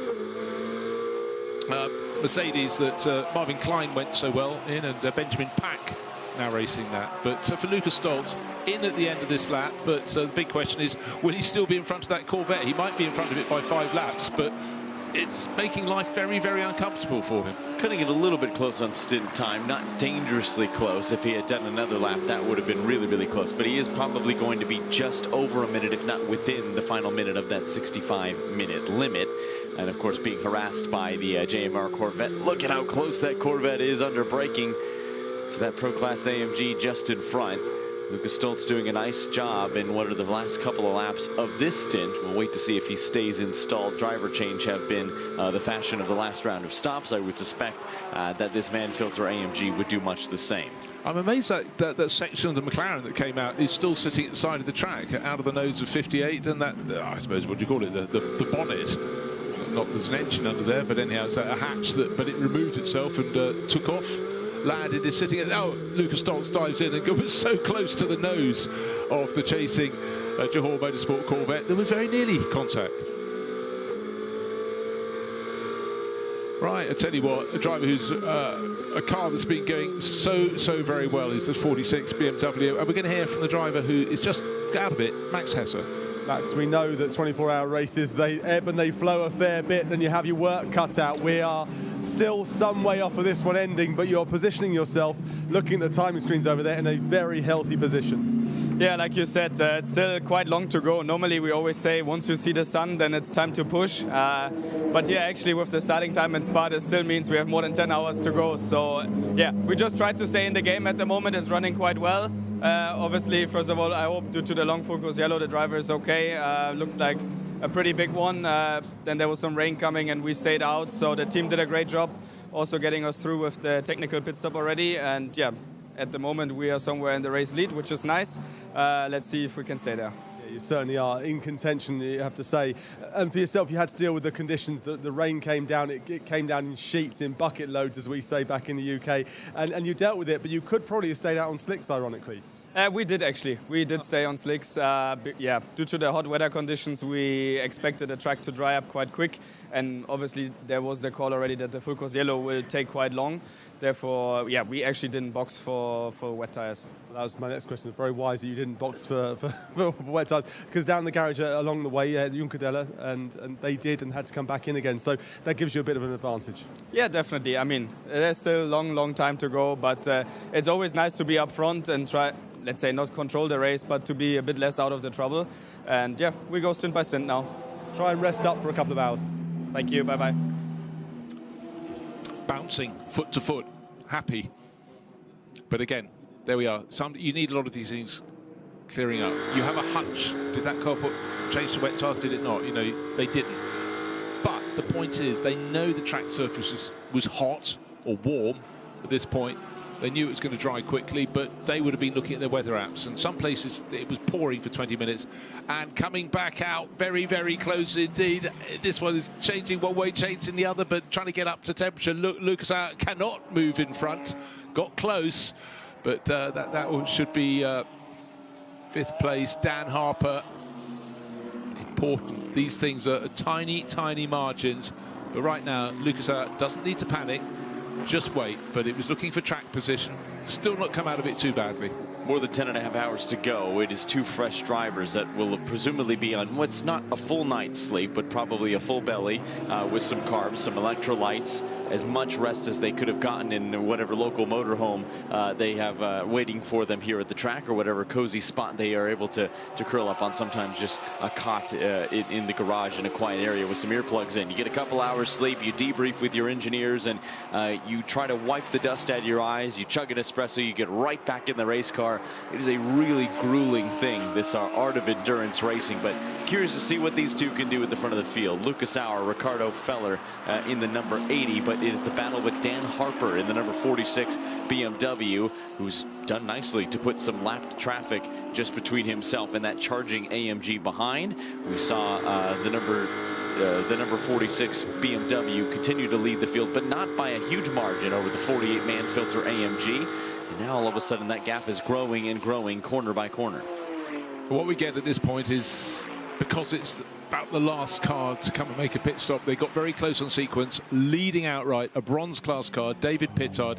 He surely is getting to the end of his time in that car, because we've got 2 drivers who need to get in and really start getting some laps in, because David Pittard and James Kellett have done the heavy lifting, but we're waiting for Leighton Fury and Darren Lung to get in. It should be Darren next. We did have him in the pit garage. He says, sounds so he just had a very long sleep, but Pittard leading the race, but the pit stop will be required in the next blink of an eye. He's only got a handful of seconds before he'll exceed the 65-minute limit on pit stop. Waiting to see if David is going to dive in. I think he has just entered the pit lane now. It's going to be very, very close. That was tight. He had about 6 seconds to go. Boy, if they've timed that now, they've timed it absolutely perfectly. There is the 105. 65 minutes is the stint time. Awaiting confirmation that that car is in fact in pit lane. We'll relay that information as soon as we have it. If not, no, it's not clear, is it? I think I might have called it a bit early there. Yeah, that is over. I think he's half a lap too late. We watch on with the 2 Ferraris, 50 and 51, comeback efforts for both. But Alessio Rovera, who led the field in qualifying pace, it was Nicholas Nielsen who led the field to green for the CrowdStrike 24 Hours of Spa. Now these 2 dazzling Ferraris, dazzling us on the racetrack, running inside the top 5. David Pittard now takes to pit lane, 40 seconds too late. There you go. That is a big mistake. I'd say 38 seconds too late. You know, what's that among friends? But but the thing here is both of these Ferraris, 51 led away Nicholas Nielsen at the start of the race. Then it had its much publicised puncture that delayed it and cost it best part of 2 laps. Number 50 seemed to have all the problems early in the race. Yet here they are. AF Corsa, Francorchamps Motors, as we call them when we're in Belgium, of course. But Sean Gelael in one and Alessio Rivera in the other, very, very much in the mix. It's amazing. Get it through the night. It does seem like it's a statement from the 1970s or 80s. These cars are incredibly robust, but it's incident that has shaped this field by and large. The front runners hitting problems, it's been things like the 58 McLaren clattering into the back of another car, its front section being very heavily damaged, but everything else, it's been little things that have affected them by and large. Puncture for the 51 Ferrari, but who's left at the top? We're looking at 46, the BMW that Valentino Rossi has been having, but Max Hess and Dan Harper sitting there, and another car always going well, that number 48 yellow and green Manfilter Mercedes. 2 cars you could have predicted would be right up there. Now chopping and changing, Alessio Rovera and Sean Gelael just changed positions. Again, that would be team orders, because Rivera on a charge, they want him coming through. Yeah, Rovera has been so quick right from the drop of the green flag, really since that car came off the truck. He has been absolutely mighty. So too has that Ferrari 296 GT3 Evo package. But Sean Gelael, I think, deserves a lot of credit as well. Haven't said his name much today, and probably should have more. There is the Paradigm BMW making its way into pit lane, albeit I think just a little bit tardy. But Sean Gelael has done a lot of really good work racing in the Middle East, has done a lot of good work in the recent years, this dating back to, it looks like 2024 in GT World Challenge Europe, the Sprint Cup and the Endurance Cup. Has done a couple FIA World Endurance Championship rounds, has been a mainstay in the Asian Le Mans Series grid as well. A really good amount of seat time, and deservedly so, for a very rapid driver in Sean Gelael. Here comes 991 back out onto the racetrack. And we will wait and see if there is any investigation, or if they did in fact make their stint time in time. Looked to our eyes like it was a little bit late, but of course we are just running on the information we have in front of us and certainly are not racing stewards. But if it did fall afoul of the drive time, that would have serious implications because it is the lead car in its class. Lead car in its class, and actually if it had managed to pip in, you know, it's also, Paradigm is driven by numbers. This is Darren Lung's team. He is a man who runs by numbers, and so I'm sure if he's the next driver in, and I'm sure he will be the next driver in, he was certainly surfacing as though from a sort of lair. He came back in, you know, said, "Oh, I've been sleeping very nicely, thank you." But I expect him to be in. I don't expect Paradigm to have made a mistake like that. But we will see. The messages are coming up, but there seems to still be quite a big backlog of punishment coming the way. Mainly black and white flag warning for track limits, and just to point out. So 65 minutes rounded down. Car came in just in time. Thank you, Bryn. Delivering updates from the pit lane. All is good. Well, numbers game working a treat. They have calculated that one to absolute perfection. 12 seconds to the good if it is rounded down. How about that? That is absolutely tack perfect. That car will retain its position, 15th overall at the head of its class. But that is still so tight. If on that in-lap suddenly a full course yellow had been thrown, you're done for. So that really is pushing the envelope right the way to the edge. Still some fantastic racing, and you know, for a lot of the drivers actually being able to see the corners now. And that's the thing about the less experienced drivers in these races. They're still learning the feel of the track in the night. What's changing up the front? Good to see the Lamborghini still going. You know, obviously the first year of the Temerario in GT3, but it's not at the sharp end of the field. Look at all the movers and shakers throughout the course of this race. 61 positions gained for the number 80. That's that Lion Speed Porsche. You have the 56 position improvement for Pla and his number at 111 McLaren, albeit with some penalties looming. The 65 Mustang, 56 positions up as well. 21 gained for Cronjes in the 34 after incidents at the start. 24 positions for Sean Galale as well. We mentioned a comeback effort that started right at the beginning of the race. Only 2 positions lost for Alessio Rovera, but he is right inside the top 3 now, and he is chasing down the race lead. Still some work to do, but not much. It's really just under 7 seconds. What I want to see now that David Pittard appears to have gone back out onto the circuit, just you know, his pit stop just going through.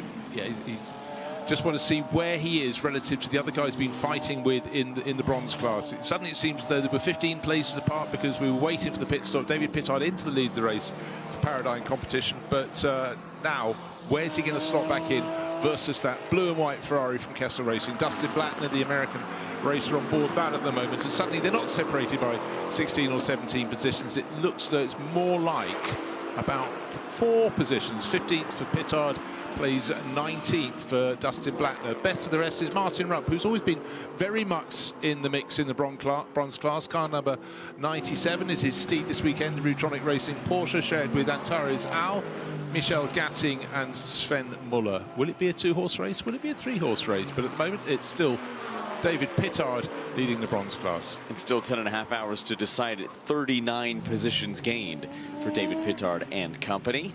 Pretty handy effort as well.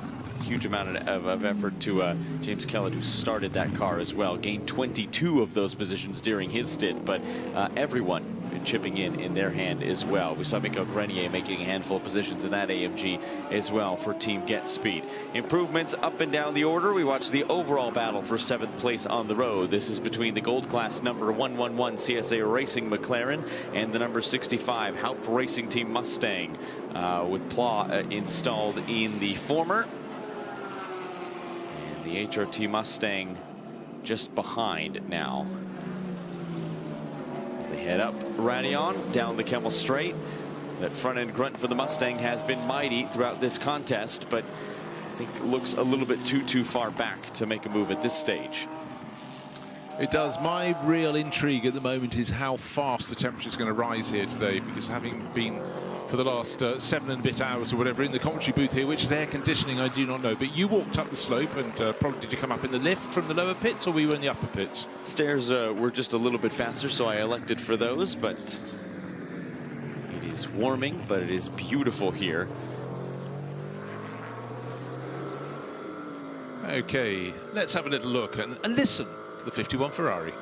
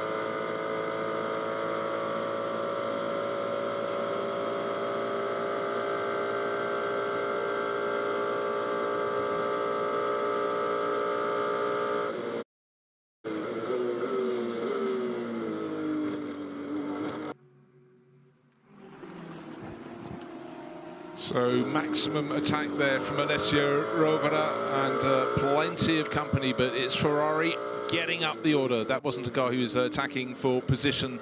That was a car he just needed to get out of his way, because Alessio Rovera in third place overall. He just had the swap with teammate Sean Gallel. In fact, he's pulled about 5 seconds clear. But the important thing for Ferrari fans, the Tifosi, is catching Lucas Auer, who is in second place. It's Dan Harper leading the race by 0.8 of a second, but the top 3 covered by 5.5 seconds, closing in just how we like it. But the last 2 laps, sometimes 0.7 of a second being gained by this Ferrari driver. He is on a flyer.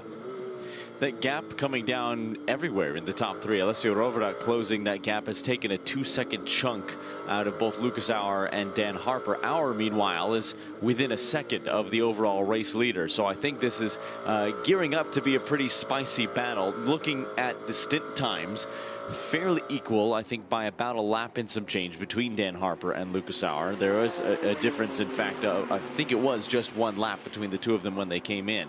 It is a few more than that for Alessio Rovera, who has done a stop a little bit before that. But boy, 10.5 hours to go. We have had a whole lot of action up until this point. Let's take a look back at how it's all unfolded. Super hot, super passionate down on the grid. 69 cars trying to get the honours here. The Intercontinental GT Challenge, the 24 hours of Spa-Francorchamps. And Pierre Fillon, president of the ACO, waving the flag to get them going. Down the slope they went. Nicholas Nielsen leading for Ferrari. Big moment for Marvin Kirchhofer. Back in about 8th or 9th position. Somehow he kept his McLaren on the track. But unfortunately, Ariel Levy getting it wrong. Glory at Monza to disaster here at Spa-Francorchamps, halfway around the opening lap. 3 cars on the right-hand side of your field eliminated, and the Aston Martin that was given a blow up the backside, that's got back into the mix somehow by judicious repairs. But the track action, as you can see, fast and furious and incredibly tight. Even the pit stops had to be manicured and made to perfection. And then there was a scary moment for the Winward Racing Mercedes to get a face full, a bonnet full of bouncing rubber in front of it, coming off one of the Tracer or Attempto Racing Audis. And then high-class racing, that's a flick to the left, to the right, up in the air, down to the ground, and some tight battling. Blue and white Ferrari in the middle of the pack. Kessel Racing always at the front end in the bronze class, but look how close it is. Right hand side of your screen, problem for a different Ferrari. That's Arthur Leclerc being spat out, car number 50. That has since risen to 4th place, but at that point it pitched it down the order. Another Ferrari going very well in the early stages, but lost about 4 laps with assorted problems. The number 71. This is how you do overtaking. Raffaele Marciello, you signal your intent and you make it happen. Another drive with intent. Here we are. That is extraordinary. Dan Harper powering past the 7 Aston Martin through Blanchimont, no less. Fearsome corner, made it look very simple. But 2 cars that were always at the front end, the 58 McLaren and the number 48 Mercedes, right in the mix. Riding on board here with the bronze class leader, the Kessel Racing Ferrari.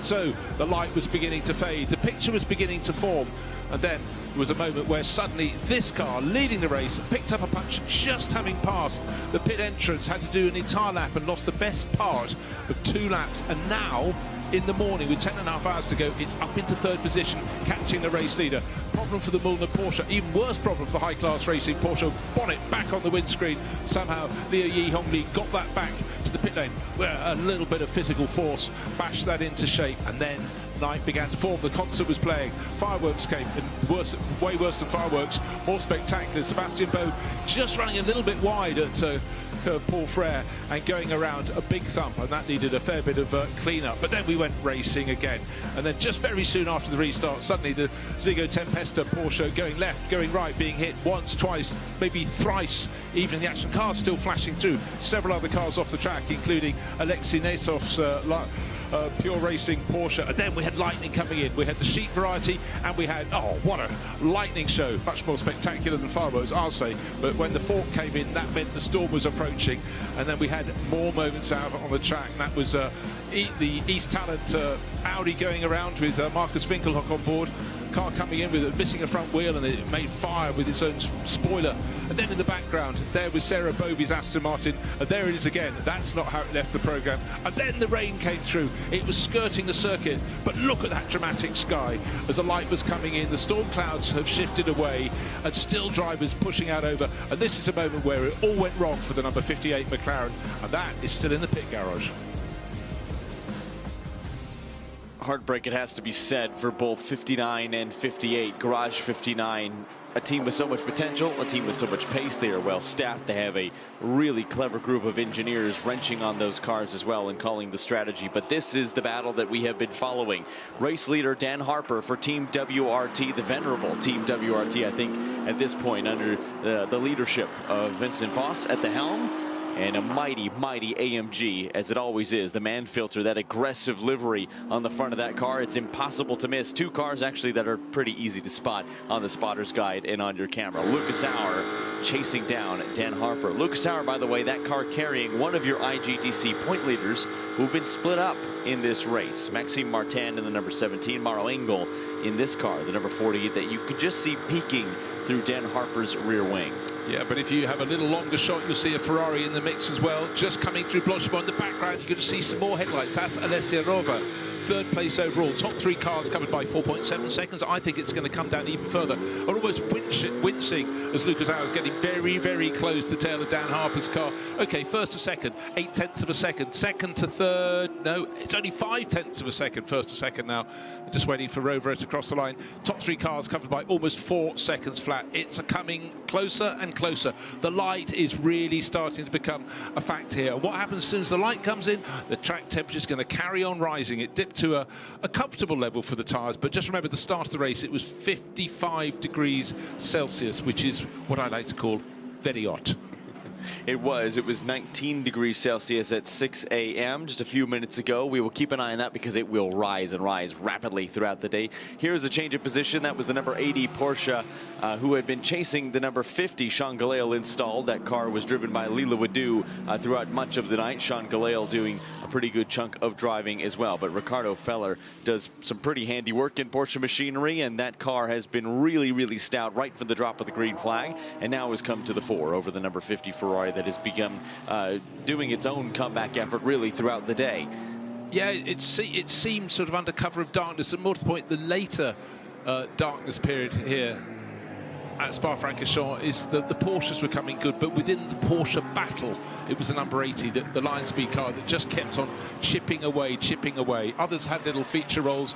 Matt Campbell is still in the mix. He's down in 10th, but the best Porsche now up into 4th place. And Ricardo Feller, yeah, his lap pace is very, very competitive at the moment. Sharing with Bastian Boos, who did a great stint, and Thomas Priding, not a weak link in that change in terms of sort of Porsche superstars. So that is a car that, you know, you're going to say avoiding moments, avoiding penalties, and talk about just looking, Sean Galale getting very, very loose there. He's taking the shortest line around the circuit, actually becoming a little bit lurid. Maybe at this point his handling's going away, but hold on, he's not that late in his stint, is he? He's only halfway through. No, he's not, but I actually noticed the same thing when he was battling very briefly and very respectfully with compatriot Alessio Rovera earlier in the race, dipping a wheel there, a little Belgian smokescreen, if you will, kicking up some of the dirt and gravel that has been laid across the Spa-Francorchamps circuit. Look at the light that is now gracing this beautiful track laid in the heart of the Ardennes forest. For Daniel Harper, he'll have one heck of a view because he's got clean air in front of him at the head of this field. Team WRT, who has been competitive all the race long, has done a nice job at bringing that day glow 46 car, at least partially day glow, donning the number that has become synonymous with Valentino Rossi, who did a really, really good couple of stints earlier in this race. We will see Valet back aboard the car. That was the report from Dan Harper when I spoke to him just about an hour or so ago. But he has Lucas Auer, and a very strong and competitive Lucas Auer to contend with. A little bit of a gap now that he's drawn down the Camel Straight, but Lucas has been so strong in that AMG on the brakes. brakes. Race control to all team, end of night procedure, lights off. There you go, can blow the candles out now. We've got daylight, proper official daylight here at Spa-Francorchamps. So a lot of people will not have made it the whole way through the night with us. We welcome those that can, and for some people, of course, they might be watching it in a time zone where it's already their evening. But here we are in Western Europe on European Central Time, and it is getting lighter. Temperatures beginning to rise. Track's drying out. We had a flurry of rain. But if you went away and look at the order now, you go, okay, the 48 Mercedes, that was in the mix when I took a few hours, a bit of shut-eye. The 46 BMW as well. Oh, now having a replay coming up. Chris Lullum is apparently about to lose 2 positions, and there the Porsche's gone past. And around the outside, well, suddenly very busy, and then Jake Dennis coming through in the Rover BMW as well. So it's not all been sweet running for Chris Lallum in this stint. He had a problem early on because they were on the wrong tyres. But actually, timing-wise, in terms of his laps, they're sort of fine. They're very much ballpark, but one little slip up. But the field is so tight. But just going back to my point, you go away, hold on. If I was last here at 9 in the evening, who's in third place? 51 Ferrari. That was leading the race. And then number 48 was immediately under its rear wing, and 46, the BMW is a little further back. So still there, but a lot has changed since then, a huge amount. The main story really has been the removal from the race of the number 58 McLaren. Not necessarily retired as yet, but long repairs. It's been sitting in the pit garage because a bit of contact hit the back of the number 22 Schumacher CLRT Porsche, and the front section of the car stoved in, and also the bonnet, if you will, and all the ducting sucked out, and it's lying trackside down the bottom part of the circuit. It's not been rescued, but now we've got a time with cars in the pits, and it will rotate all around again. That's car number 33, which is no, it's not number 33, I beg your pardon. Yeah, number 30. Eyes are getting a little tired, please excuse me. I have been in the commentary box for a little bit of a while now. So that is also from Team WRT, Ignacio Montenegro, Amaury Cordil, Mathieu Detry and Mathis Lismont. So they're having their pit stop. But the one that's really counting for Team WRT is this one, leading the race, Dan Harper, 0-0-1. But how much is he leading by? 9/10 of a second. First to third, now down to 3.2, because this car number 51, is chipping away lap after lap, getting closer. That was a more than 7-second gap that is closed to 3.26 seconds at the last time of asking. Alessio Rovera showing the pace that he showed us in the Super Pole session. A remarkably clean day for the 51. It suffered a puncture, the cruelest of fates, I think is how you described it, and I think it's an apt description because it's a team that has otherwise run a pretty flawless race, not a scratch on the thing. Even did a nice job at bringing that car back into pit lane without damaging too much of the bodywork, even with the stricken tire, and had to fight its way back up the order. Here it is. But you know, the thing about that, Jonathan, is the fact that they lost the best part of 2 laps, but by dint of having several safety car periods, they reacted to every particular element in front of them, kept their noses clean, and they're back in the race. If we hadn't had those safety car periods, they'd be a lap down. They're not, which is astounding, but it does also mean the pace they've had in the car is very strong. But that was the car that was pulling away at the start of the race when things were really hot. Nicholas Nielsen from pole position, he had about a 6-second margin. He built that up really quickly. Safety car, boom, back came down. But then safety cars worked against them at the start and then for them more recently through the night since that big problem with the puncture. It was chaotic in the evening hours as it was. It was marred by multiple full course caution periods, many of which turned into safety cars, which, as you said, bunched the field, in many cases allowed cars to get their laps back, and that is part of the reason why the 51, look at a significant curb strike there for Alessio Rovera, who was absolutely on the loud pedal, trying to close that 3.2-second gap. Now a 2.2-second gap, I believe, at last time in asking, 2.5 seconds. My goodness, he is closing rapidly. But a real bellwether. Drivers don't like to go over the curbing at that final sequence of corners, but when they're on the chase, they think, I can do it for a while, okay? I won't do it all race, but this is my chance to close in. Because if you can get close enough, and I'm trying to see who's up the track ahead of our race leader, Dan Harper, because his margin is up and down. It's 0.8 of a second at the moment, but riding on board with Alessio Rovera, he can look up ahead, up the Kemmel Straight, climbing all the way to Les Comps. He's closing in bit by bit by bit. But the real question is there any particular traffic ahead of them? No, not really. Not for the next couple of laps. So it's going to be down on natural pace. But what Rovera wants to happen, he wants to get on the tail of that yellow Mercedes by the time they catch a back marker, and then maybe as they're going past, maybe just find an advantage, find a little bit of a gap he can go into and try and make a move. So extra reason for the Ferrari driver to keep pressing really, really hard. We've seen with his curb strikes, he's not leaving anything out there on the park. Not at all. And what he really needs is for the 46 of Dan Harper to start to catch some traffic, and he is. The 91 is a little bit further up the road, but after that, there's a really significant gap into the 89 in the 222, which is doing battle with a silver class car in front. Pit stops underway, out of sequence, fresh Pirelli rubber going on, and all of a sudden we start to see some of these pit windows come into fruition. Nobody really close up against that hour mark, except further back in the field. The 87 AMG is. We see the 999 from Get Speed having a little bit of cleaning done. You already see some of the reflective tape on the front of that car. Tear off going. Again, those are precious few across the duration of a 24-hour race where you were doing so many pit stops. If you factor in a 65-minute stint, you were doing almost 1 an hour. It's a 24-hour race, and sometimes if you go off sequence, you do either 1 or 2 less, you can do 1 or 2 more. But it is a busy, busy time in the pit lane, and some tape adorning the front left corner of the sister Bartone car as well. Yeah, well, that was our Pro-Am class leader, but actually the gap is coming down because the incredible laps we saw from Ben Green when he was challenging the race leaders and they sort of wanted to release him. His move has moved that Johor Motorsport Corvette very much towards the class battle, but it's still being led by the 999, which is the Mercedes from Get Speed Team PCX, and Yannick Mettler. Is just into the hands of Jordan Boisson now. So we're getting to the point where quite a few drivers didn't really do a great deal in the night, but they're now in, and they will allow their night drivers, those keenest of night owls, to go and have a little bit of kip and then come back to play when the track temperatures will be really hot. Different ways you can plan this race. But look at this battle between first and second. It's I gain a tenth of a second, you gain a tenth of a second, but a few laps ago, a third of a second. But we got to the point where that 48 Mercedes driven by Lucas Arias, back markers up ahead. This could be an element in play, but this is exactly what Lucas Auer is looking for. A little bit of delay, perhaps, for Dan Harper, not a given, but Alessio Rovera just keeps chipping away. First 3 cars covered by just over 3 seconds, and here we are. We're whistling into Sunday.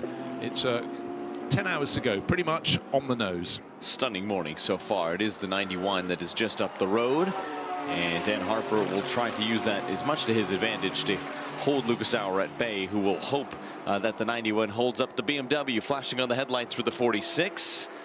And pretty good amount of pace in that 91. It's a pretty good amount of pace in the 48 as well. It's really even pace between the 48 and the race leader in 46. Such are the differences between these two GT3 platforms that Lucas Auer gets held up just a little bit. Still plenty of time as well in both his stint and the race, but all the while Dan Harper will be able to stretch the legs just a little bit, and that was a less than second gap that will now extend to over that margin. This also does not help Alessio Rovera's charge. No, exactly. In traffic, you've got to work it. It can work for you, it can work against you. But Dan Harper, at this stage, he thought, I'm not waiting for second opportunities. I have to get through, put another car between me and everybody else, which is exactly what he did. And the number 91 Porsche actually keeping out the way rather nicely there. And I think it's Alfred Renard at the wheel at the moment of that. Let's have a little double check on that front. Yes, it is, in 31st position overall. But he has to put that black Porsche somewhere. But advantage to Dan Harper, the race-leading BMW. His margin will have grown in that instant. But they start another lap. And the gap between first and third, it was 3.2 seconds. It was originally 7 seconds. It's down to 2.6 seconds because Alessio Rovera, there he is in the background. He's going to pick off that black and gold Porsche. But he won't do it before Eau Rouge, so he then won't have the momentum he needs to go up through Radillon. So he's the loser there, and the big winner, as car number 79 gets a 10-second time penalty for causing a collision. And 79 is the Tsunami RT Porsche. Johannes Elger, Fabio Babini, Hiroshi Hamaguchi, and Nico Metzel. Not all at the same time, obviously. Trouble day for that car right from the beginning of the race, unfortunately. Alessio Rovera has cleared the Porsche, albeit in almost dramatic fashion down the Kemmel Straight. Had to well clear to driver's left. Not quite on the grass, but pretty hefty kink of the steering wheel to the left-hand side. 51 still in pursuit. Trouble day for Garage 59. Team manager is standing in pit lane with Bryn after both of their cars have suffered a tough day. Well, it's been in the garage for a very long time, but it's nice to see the 58 coming back out. Yeah, it is. It's a real shame. We've been sort of in the top. Well, we've been leading at 12 hours, and we were leading gold the whole way through, and yeah, just a bit of an error. I think Benji, outbraked himself and ended up collecting another car, and that was the consequence. So these things happen in 24-hour racing and GT racing, and it's nothing much you can do about it, but getting back out on track shows how hard the team have worked. So a quick thought about the effort the team have put in. Yeah, I mean, look, you've got to keep pushing, haven't you? Especially in this situation where you're leading the championship coming into this. So there's still some points to be had. But yeah, they've worked hard to get it back out. Try and enjoy the rest of the time. Remarkably upbeat Andrew Kokoni there, who's been in charge of that team for quite some while. But McLaren, they promised so much, and in this race, that looks as one of the top 2 or 3 cars, and it ran there not just for a short while, it ran there consistently, and so maybe just one little slip up there. So Benji Goethe will not be too pleased with himself, I'm sure. But it was the point also he raised there about championship positions, and often gets obscured in a race that has 69 cars in it. You tend to focus on what's happening in the race, but I'll tell you what's happening right now. It's being a bit of a struggle to get the number 10 Boots and VDS Porsche pushed back into its garage. It didn't look as though it was sitting properly on its little dolly jacks there, but that's a car that's going to be it's listed in the moment down in, let me see, 16th position. It was higher than that. It's lost positions coming to the pits, but there we are. Little setbacks are coming in. There's Porter's still looking pretty good, but the best of them is still Ricardo Feller. Just checking his pace. He's about 9 seconds down on Rivera. Rivera's 51 Ferraris in 3rd. But no, Feller's been putting in some very, very tiny lap times. But those first 3 cars are in the first 3 positions, because they do still seem to be the fastest cars in the race. But again, where are we?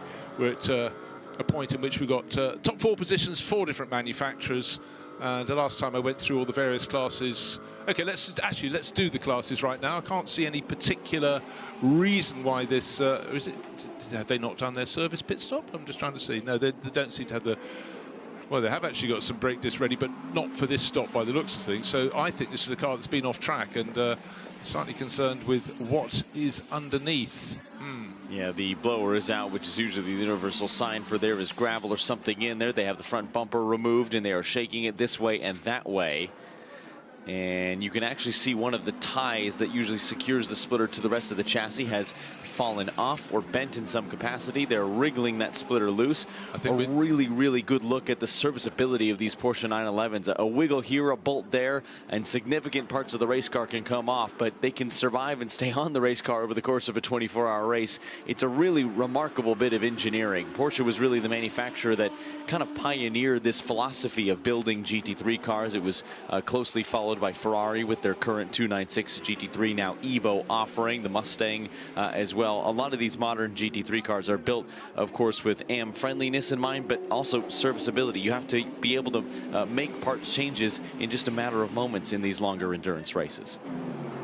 A really interesting comparison would be if you had one of the cars from the first season of GT3, 2006, and you took it apart side by side with another. Now, accessibility, reparability, it's this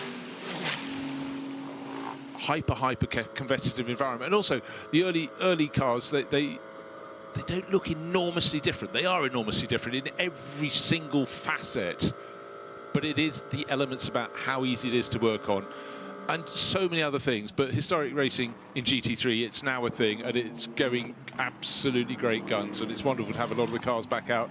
A lot of the drivers who said, oh, I raced that in period, how old does that make me? But they're still not even 40 years old. That's the thing. Absolutely not. In fact, they are 20 years old, and that is being celebrated by I'm saying that, but the drivers who raced some of these cars in period when they were new, absolutely, they're only just cresting 40. That's a point well made. And it's a bit insulting. They go, what do you mean historic? And I go, well, I've got to break it to you rather gently, but... We have seen a whole host of these cars that are 2 decades old now, many of which are from the 2006 to 2012 homologation period. We've seen an Audi R8 LMS Ultra. We've seen the Lamborghini Gallardos, the Aston Martin V12 Vantage GT3, that beautiful gull-winged SLS AMG, even a Nissan GTR Nismo GT3. Yeah, well, that always draws a lot of fans. But the one that I loved in period because it made the best sound was the BMW Z4, which they slotted a V8 into, which wasn't what they'd have in road trim, but they just rumbled beautifully, competitive. And I tell you what, we've just seen Boots and VDS having one of their cars shoved in the garage. Their car raced beautifully along with Mark VDS, back in period. But anyhow, we move on. But the fact of the matter, a lot of people still go for them. But I tell you what, Bryn Lucas has been very, very busy, and he's got a driver. He's just got out of the Pro-Am race-leading car, class-leading car. His name is Benjamin Pack with Bryn. You must be really happy with what's been going out there for your class, leading until the pit stop. That's to be expected. Actually, it's a fantastic race until now. We had no issue at the moment. The team did a fantastic job. My teammates as well.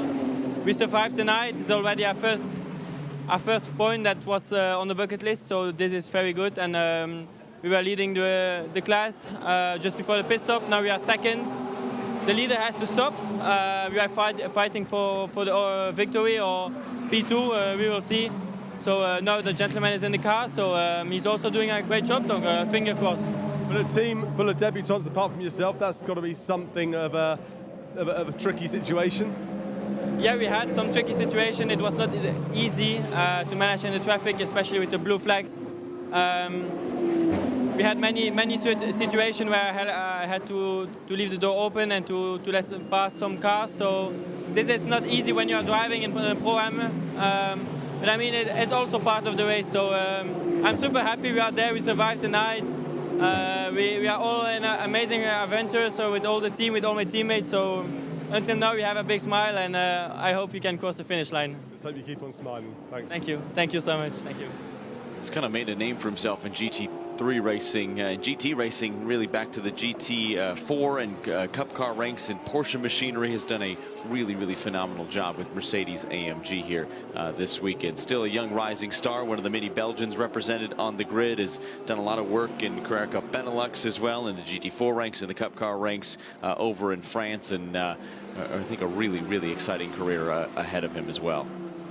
Yeah, it's one of a host of drivers who are just sort of turning 20, 21, and again, this is the thing, if you wound the clock back to the start of GT3 in 2006, the average age of the drivers was somewhat higher, and certainly the junior drivers were not 2-3 seasons into their car racing career, but they also probably didn't do an entire childhood of karting, whereas now it is de rigueur. Right, Arjun Maini, just remind that car lost a lot of positions. It's down in 17th place, but Arjun Maini doing what we expected him to do, bang on race leading pace, but he's got a lot of ground to make up. And just looking at the time difference, his car 1 minute and 11 seconds, so 71 seconds behind the race leader. What's left on the clock? Well, we've got 9 minutes and 59 seconds. Let's call it 10 hours among friends. We're 14 hours into this race. And the 24 hours of Spa-Francorchamps is doing what it's done ever since it began. It's a race of drama, and it's never, ever over until the end of the race. So still repairs going on in various garages. This is the Boots and VDS Porsche still working away. And you can see there was a lot of gravel inside as they removed the body parts. But I think that's had an off-track moment. Where it went off, I don't know. But there's been a massive curb strike to loosen everything at the front end. But I would think that's a curb that was hit very hard indeed, that front right-hand corner. Look at your top trio here. Dan Harper is drawn a little bit further from Lucas Sauer, who was drawn a little bit closer to Alessio Rovera. And we were riding on board momentarily with Arjun Maini, who's in the middle of a comeback effort. If you want an indication that a comeback effort can work, after a couple hours of patience and good strategy and strong stint times, look no further than the 51 Ferrari, and really its sister 50 for that matter, in the hands currently of Sean Glale running 5th. But Alessio Rovera, if that Mustang is running race-leading pace at the moment, I think the 51 should be in that conversation as well. He has reeled in the Manfilter AMG and has his sights set on the overall race leaders. 3 different manufacturers in the top 3. It's Ferrari chasing Mercedes AMG, chasing BMW M, who leads this race after 301 racing laps complete. What is so remarkable, it wasn't that far into the race where we had the problem for the 51 Ferrari. Maybe it was about, let's think about this, it was about 4.5 hours into this race, and it was out of the picture. Already the sister car, number 50, was out of the picture. You know, seriously, way down the order, but they've stayed in it, and the safety car periods have been kind to them, not now being kind to the number 10 Boots and VDS Porsche, because that's almost off the front page of our timing screens, which means at the moment it's down in 33rd position and will soon be passed by both of those Pro-Am class challengers. But the Boots and VDS car just waiting for the moment when this proffered front bit of bodywork can be applied, and clearly the problem was the front right corner from the driver's point of view. Oh, that does slot together very nicely. Often later in the race, just gradual distortion of the bodywork means suddenly you're all fingers and thumbs and things won't fit together like you're trying to put together, you know, a bed from a certain famous flat pack furniture company. You always end up with a few bits left. I mean, don't get me wrong, sometimes with all the vibration and undulation and curb strikes and gravel tracks and off-track excursions and contact with other cars, sometimes you do have to give the nose of the car a little whack. A little percussive maintenance goes a long way in the racing world here and there. It makes you feel better, doesn't it? Boy, doesn't it, especially when it works. Yes. Yeah, not when bits snap off. Oh dear. Right. Better run through rally. Oh gosh, just a moment of cars coming out of the pits. That wasn't okay. Oh, let's go either side. Classic Spa manoeuvre there, but it was just, you're thinking from the point of view of Alessio Rovera in the red and yellow number 51 Ferrari. He's thinking, I've got, oh no, that car, where's it going to be when it comes out? Because I want to carry every bit of extra momentum I've got through rally on, then use it the whole way up the Kemmel Straight. But there, first three cars in shot are the first three cars in the race, covered by under 2 seconds now. Looking to see the pace of Riccardo Fella. He's not as quick. He's lapping. Actually, I'll tell you what, he's within a tenth of a second of a couple of them, so but he's not really closing it. He's even Stevens in fourth place. I really fancied, once the number 80 Lion Speed GP Porsche had got clear of the car it was fighting with and moved ahead of Sean Gallel, that it would really, really catch the front trio. It hasn't as yet, but they're not that early in their stint, not that late in their stint. Maybe 15 minutes for some of them left, some maybe closer to 20. We'll see. But good to see Boots and VDS number 10 running in the gold class, back out onto the pit apron and underway. But still the lower pit lane, the endurance pit lane distance to be covered before that car goes back into the race. So this battle for the top three has strung out just a little bit. You can see the back marker Porsche. That is not the car of Riccardo Fella. That is the Lion Speed number 80. That is a little bit further afield, as you mentioned, almost 12 seconds back now behind Rovera, Auer, and Dan Harper. Your race later, but it is Alessio Rovera who's hoping he has just a little bit left in those Pirelli DHG tires now, as the morning light continues to trickle over the Circuit de Spa-Francorchamps into the final chicane. And the one factor that these drivers are going to have to start to contend with in a few laps' time, even though we do have some pretty dense forestry around the Ardennes, in which this beautiful racing circuit is based, is that sun is going to start to peek through the trees and into the eyes of the drivers trying to navigate this more than 7-kilometer circuit. And that is a moment where the bright light in the driver's face makes them realise they didn't get as much kip, as much sleep as they managed to do. Some drivers literally, particularly those in the pro class cars, because this race was so hot, normally they'd almost go straight out, do double stints, and then start to build towards treble. Too hot by far, so everyone was just doing single stints. So it meant your time out of the car was much shorter than it would not ordinarily be, which is fine through the first cycle through, maybe through the second, but eventually if you were carrying on single stints, you go, oh, I've only just got out of the car, you need to be back in again, oh, you know, and then you can't relax. And then you probably think, oh, I've only possibly got 20 minutes which I can sleep. And then you panic. You get uptight and then you're uncomfortable because it has been very, very hot here at Spa-Francorchamps. The hottest I can remember it for a Spa 24 hours. And I've been coming since the late 1980s to these, but the scene has changed. The magic of the track, however, has not. It still stays. Anything other than the layout in the sense of history in your mind that stuck around, that's a unique feature of Spa in your mind? I'm curious if anything has remained consistent. The surprise this circuit always throws at you, whether it's the weather, it's the variety of racing, and you can never, ever relax at Spa thinking this race has a form. This race, the only form it has is there will be an upset at some point. And as I said earlier, I've done some races here where you've had all 4 seasons in one day in terms of the weather pattern.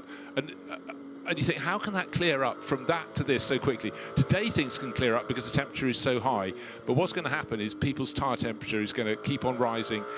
And right now, well, let's take a look at the weather. Humidity still very high, 84%. Track temperature 27. That's only pretty much half what it was at the outset of the race at 4:30 on Saturday afternoon.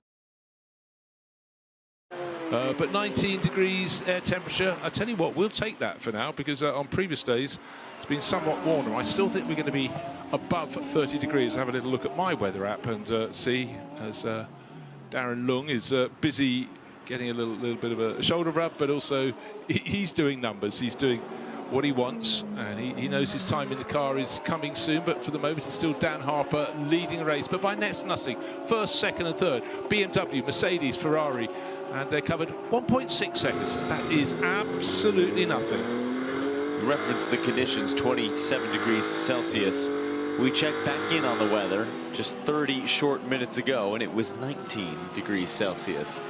It's 8 degrees centigrade in 30 minutes time.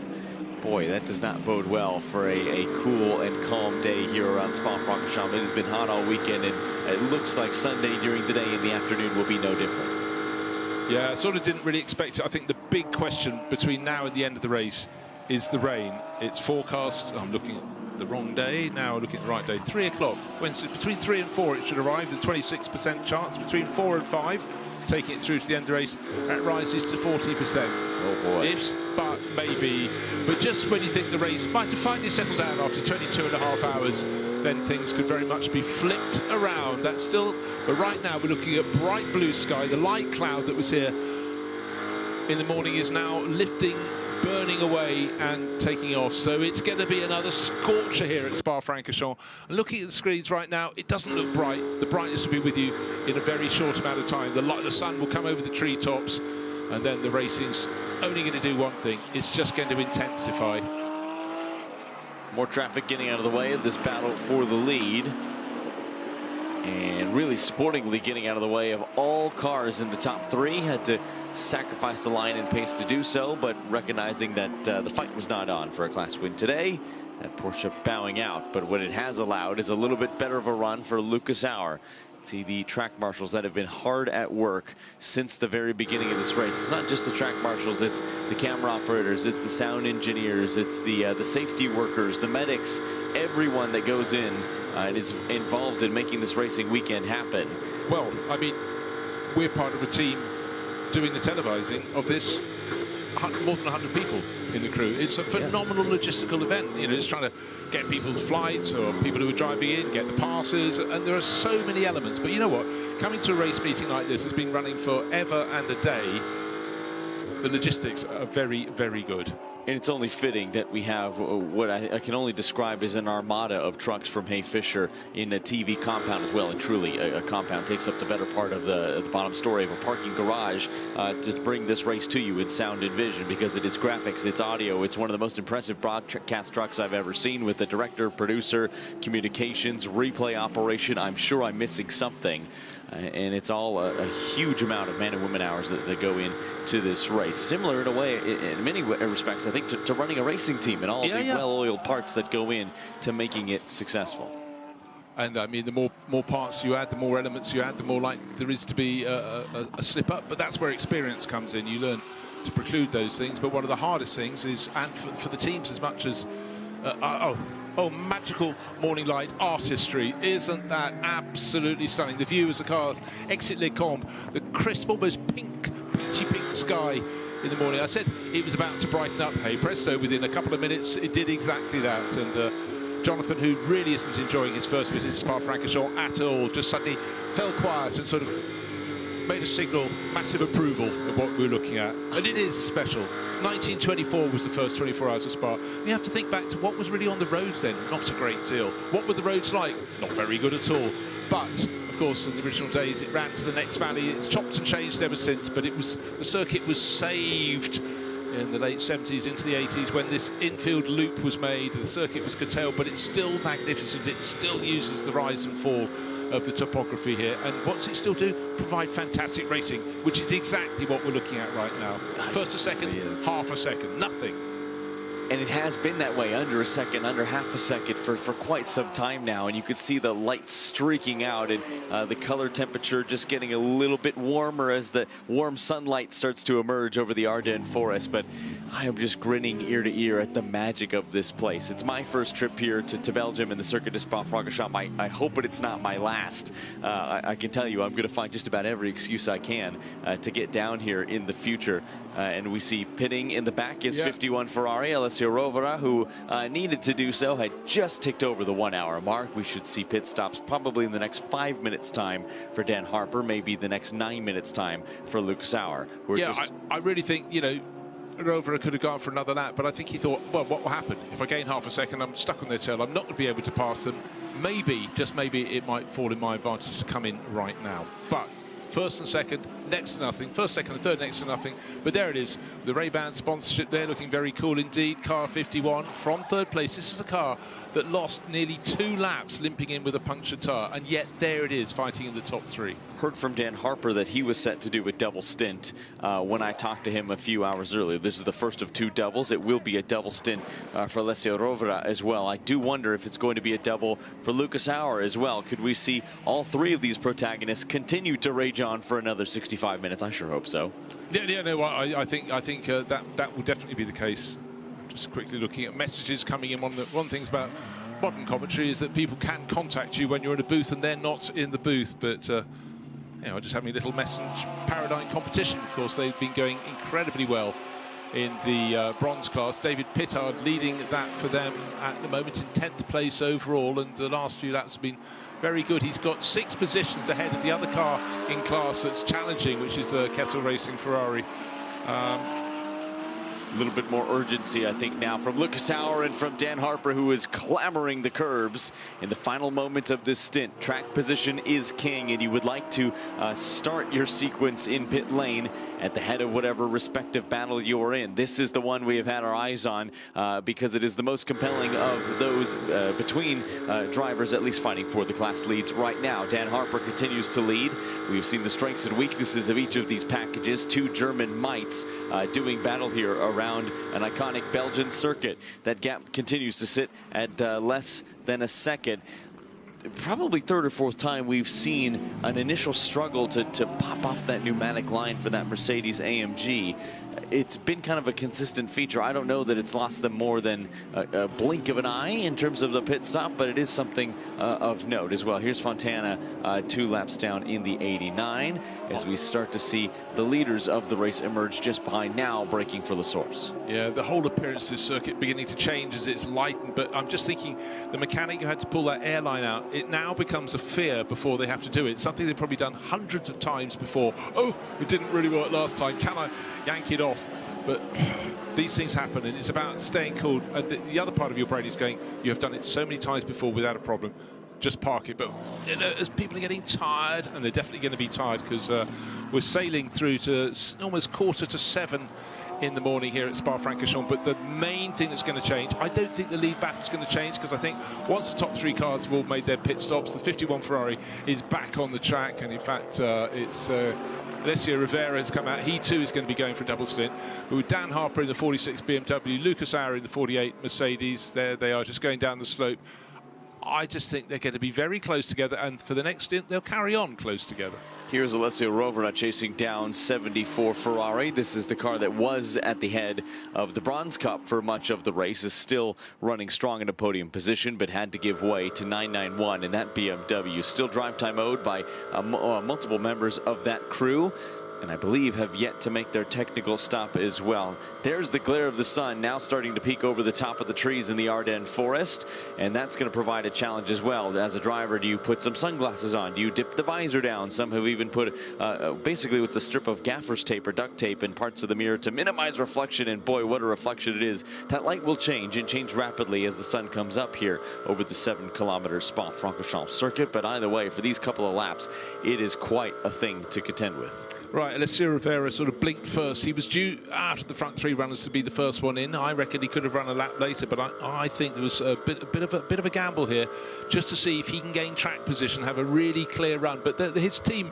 would have looked at the circuit tracker map and thought, where are the back markers sitting? Where is the traffic? And right now, this is the traffic that Dan Harper, race leader, does not want to have. He's diving into the pits, nearly gave a bit of a rub, but importantly, Lucas Auer, who can come in a lap, even 2 laps later, is carrying on. But where these 3 cars, the 51 Ferrari that's already pitted, the 46 BMW that has just pitted, and the 48 Mercedes that has yet to pit, they should be, I reckon, after their pit stops, nose to tail again. But what I don't know is in what order. Well, it's very interesting that the overall lead of this race could come down, as it often does, to traffic management. Lucas Auer will have to navigate probably 4 or 5 cars as a clean pit stop on the mark for the 46. Line goes in, fuel goes in, door goes out. Dan Harper staying in salt, fresh drink bottle. And Now he will get a nice, cool, hopefully cold, refreshing, likely cocktail of electrolytes to keep himself focused in the car. Already had a lovely smelling espresso under the cover of darkness before he hopped in the car. Fresh Pirelli DHG rubber going on as well. Total Energies Excellium 100 going aboard this car as well. What a beautifully orchestrated thing is a pit stop from Team WRT. Not a hint of panic among them, even though they're leading the biggest and greatest GT race of them all with a very, very compelling driver lineup. And what a look from our camera crew as well, taking you well and truly inside this pit stop. Car is off, a little hiss on the line, and after that effectively pole position spot in pit lane, off and away, and can rejoin the rest of the field. But where do they balance out with Lucas Sauer when he makes his stop?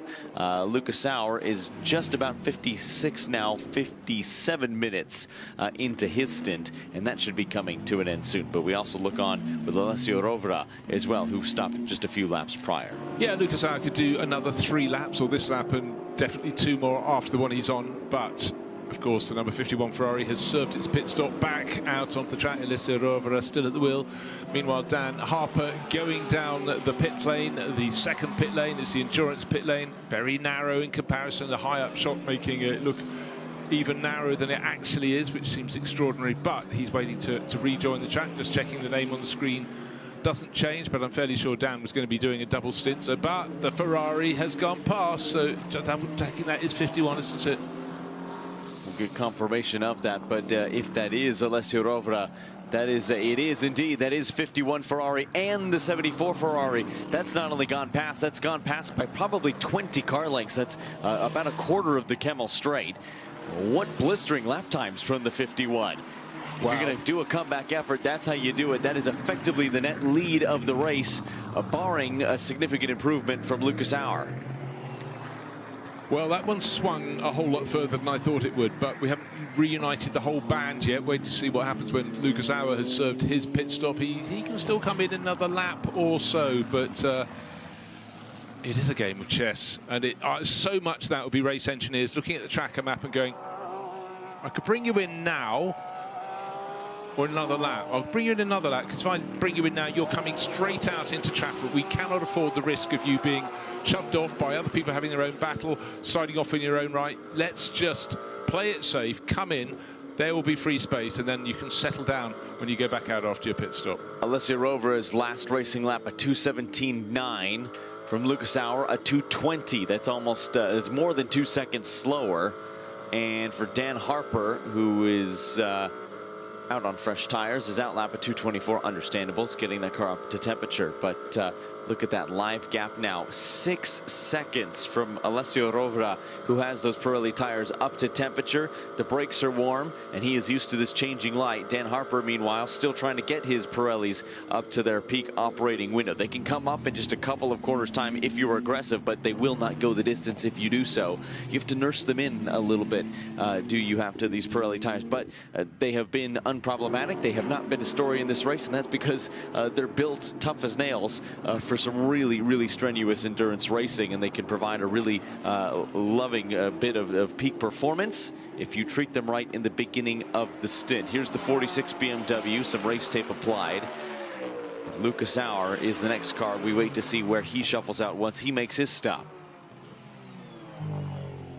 Again, he's looking to see what traffic's up ahead of him. He's got Boots and VDS Porsche. I reckon this time he's coming in, and so he does. So he could have done another lap, but there's no point looking at the traffic ahead and thinking, I'm not risking it for the sake of maybe saving a second, because the penalty you get when you don't get your pit stop done in time, well, that is a massive, massive game changer.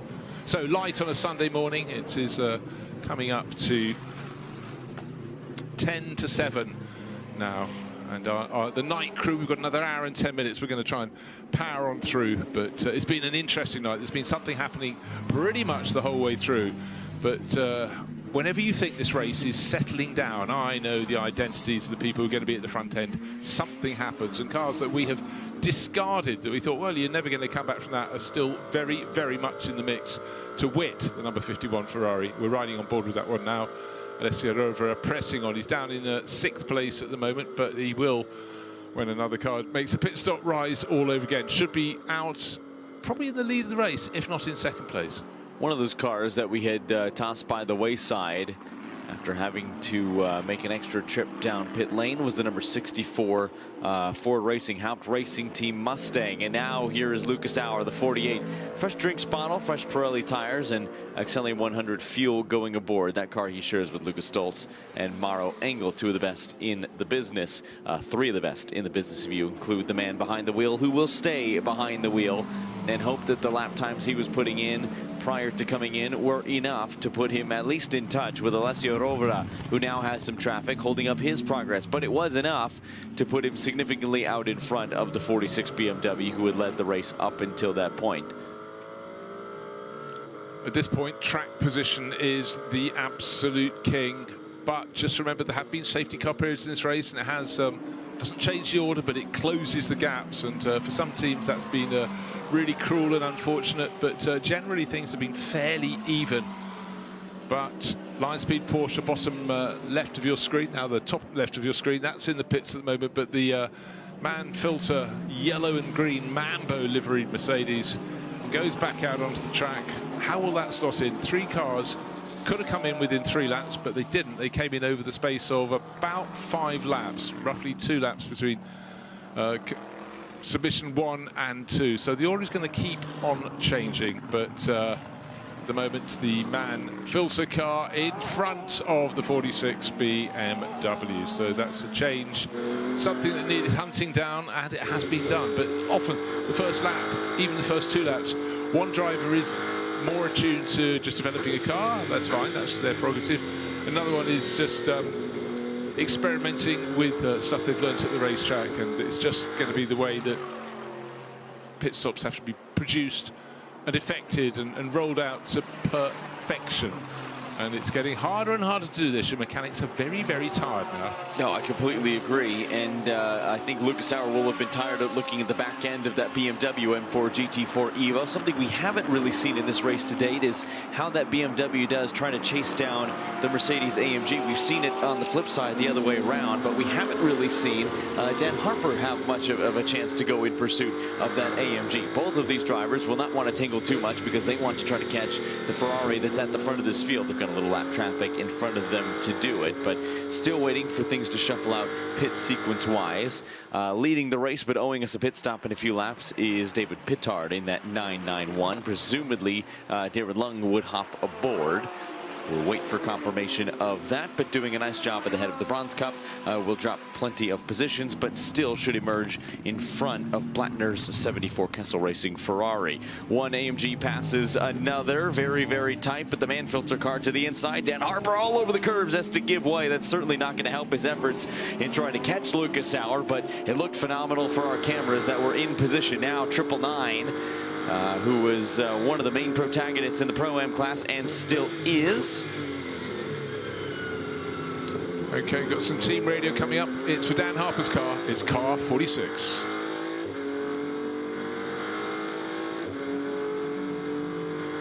Tire pressure still low. Let's see when it comes up. Okay.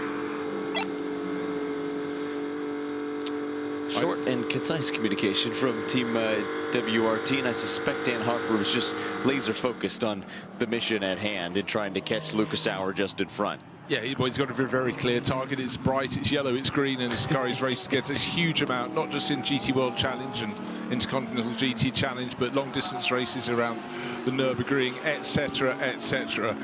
And so people you race against, you get to know, you find their foibles, the way they like to do things. But right now he's got track position, which is what he is looking for relative to some and not to others. So we'll strip away David Pittard from leading this race. Nothing personal, David, but you're about to owe us a pit stop probably next time around in your Paradigm competition BMW. But then we will have the number 51 Ferrari going back in to lead the race. Its pit stop sequence was far better for the Ferrari than the 48, but Mercedes and Dan Harper's number 46 BMW for Team WRT. And we're looking at the tail end of Lucas Auer's bright yellow Mercedes, and there's nothing being gained really for either of those drivers in terms of relative to position. They're staying the same, but already a handful of cars still coming in the pit stops. But just to point out that Paradigm competition, last time they pitted from the lead of the race, again with David Pittard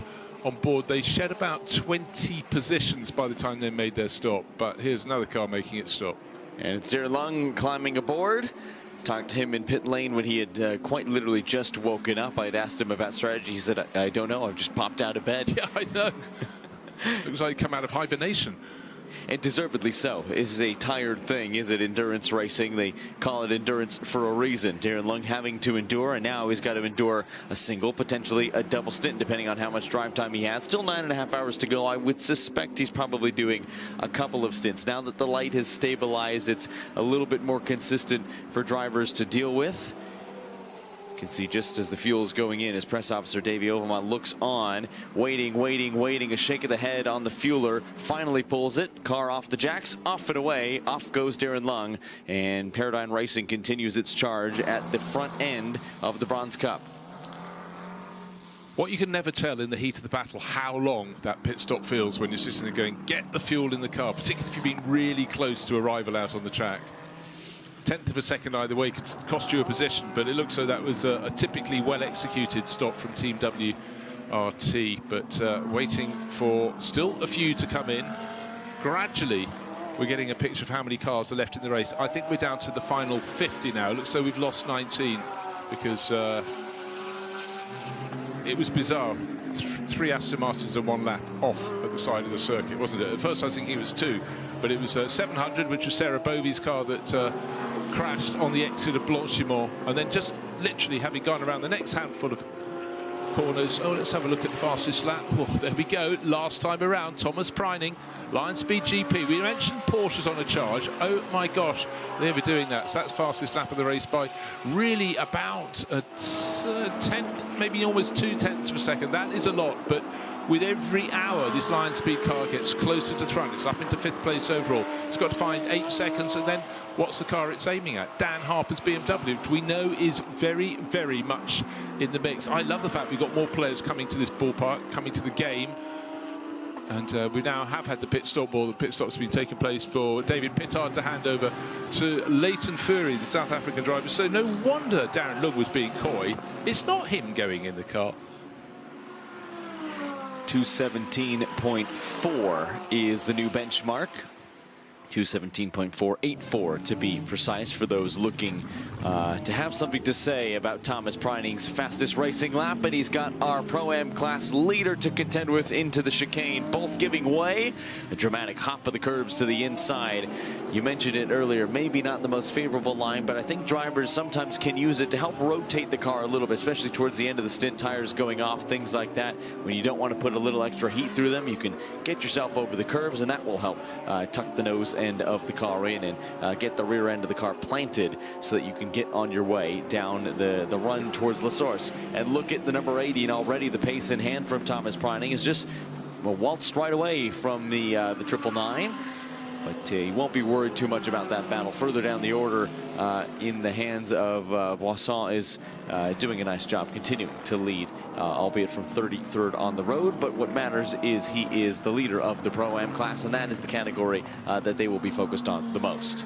No, entirely, and for a lot of drivers, if they come in as a higher ranked driver, but you're bringing on a gentleman driver, your role is manifold. It's not just get in and drive the car as fast as you can, it's to coach the driver and your mentor and bring them forward, which is the very essence of sports car racing. It's what's kept it going for so many years, and it's, for a lot of drivers, it can be a really, really rewarding gig to know your racing gets paid for, but you've got a job to do, and if you deliver, a lot of people can be, reward you very nicely. But for some people, they don't really like doing it, but for others, they go, this is really enjoyable.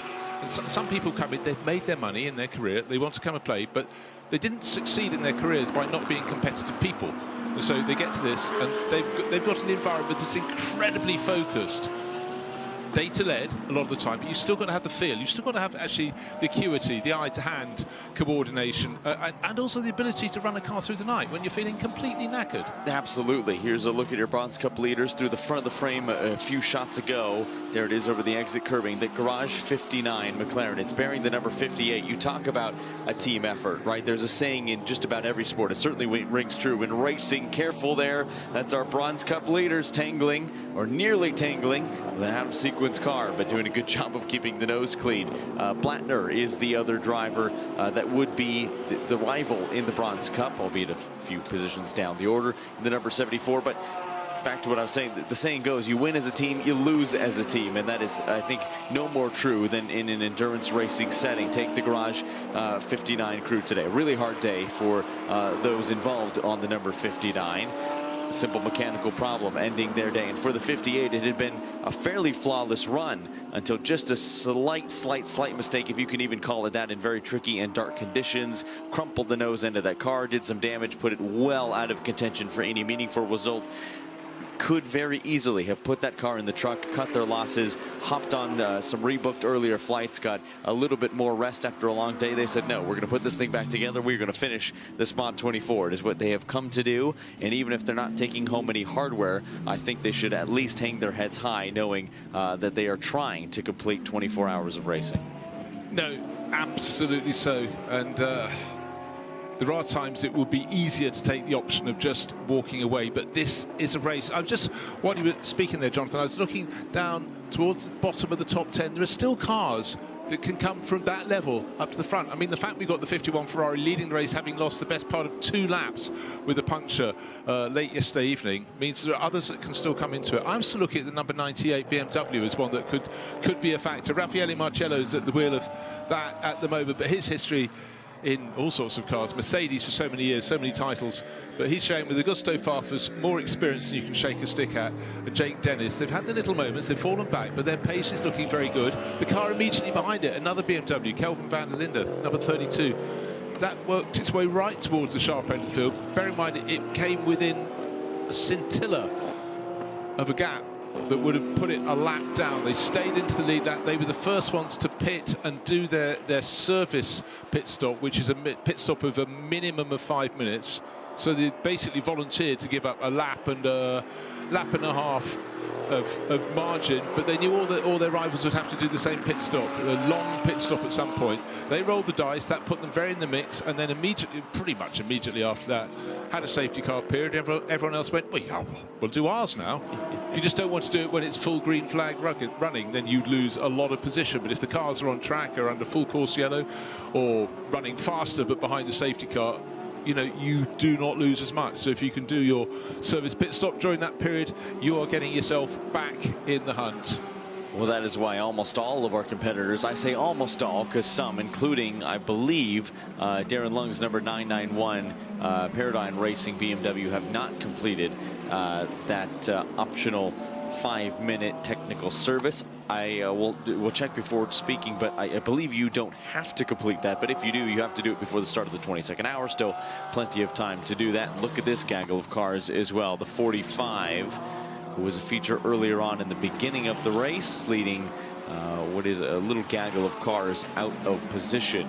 We look on as wheels kicking up in the dirt. That's, I believe, one of the Corvettes off. And here's Leclerc in the number 50 Ferrari. That car was spun and rear-ended some of the barriers early in the race. Did a nice job of rebounding. And Leclerc now running in 5th position in that number 50 AF Corsa machine. Again, just a tale and testament to the comebacks that can happen in an endurance racing setting. If you're patient, you have good strategy, your drivers do what they're supposed to, anything can happen. And Nicky Team trying to not execute Murphy's Law here, not run into the back end of that McLaren in front of him in the number 7 Come To You Racing Aston Martin Vantage GT3 Evo, running 6th position right now in what has otherwise been a fairly difficult day for this team. The team, by the way, that conquered the Spot 24 a couple hours ago, running solidly inside the top 10 right now. Yeah, so many cars in the top 10, top 15. You think, actually, you've run really well. There's been one moment in their race that's put them back. Yet they're still there. We still have time on the clock. We still have 9 hours and 20-odd minutes. So there is time aplenty. If we've been exchanging notes after 9 hours and 20 minutes in this race, so the middle of the night, well, early night, about 1 in the morning, you'd be going, oh, well, I mean, they're having a disaster. They're out of the picture. And you're going, no, they're not. So here we are. With 9 hours 20 remaining in this race. We'd have thought a lot of water had gone under the bridge. That was before the rain, obviously. But it hadn't. These races, you start to convince yourself when night has fallen, oh, we're getting close to the end of the race. You're not. You come out at the other end, and it's closer to get from the start of this race. It starts at 4:30 to darkness, which came at about 10 o'clock, than it is to come out the other end. We've got much more day on the Sunday, daylight racing for them to do. It should make it easier for them, but what it is going to make it is harder for them because it's going to get hotter and hotter. It's been extreme heat across Western Europe the past 4 or 5 days. It worked its way across the United Kingdom, through France. France had an absolute pasting with the temperatures slightly cooler up here, but a low pressure zone with a high pressure zone in the middle, moving across like a big blob across Europe. But no wonder the teams, as ever at Spa-Francorchamps, but probably even more so than normal, just were constantly looking at their other apps and the very clever programs. Our race leader working his way, actually, sorry, that's the sister Ferrari, Charles Leclerc, which, Charles, I think not, Arthur, Charles is busy this weekend. 5th overall, but getting close. But importantly for Aston Martin fans, Nicky Team is closing in. He's under a second down. He's in 6th. Leclerc is in 5th. And again, it was almost like somebody's turning the colour up every lap. The cars go around the top of the hill Les Combes. It wasn't quite black and white when we began to come into daylight, but then the skies are lightening and the track temperature is rising and rising really, really quickly. And just remember, yesterday evening, as afternoon fused into evening, a couple of manufacturers seemed to have cars that suited the conditions, and one of them, when it was hot, began with an F. Answers on a postcard. Fair enough, and they have been strong, and this Fortified has that AF Corsa unit from Ferrari in their 296 GT3s, but being chased by one of the most colorful and energetic and probably one of the most popular GT3 drivers on Integrity you put him in, Nicky Team.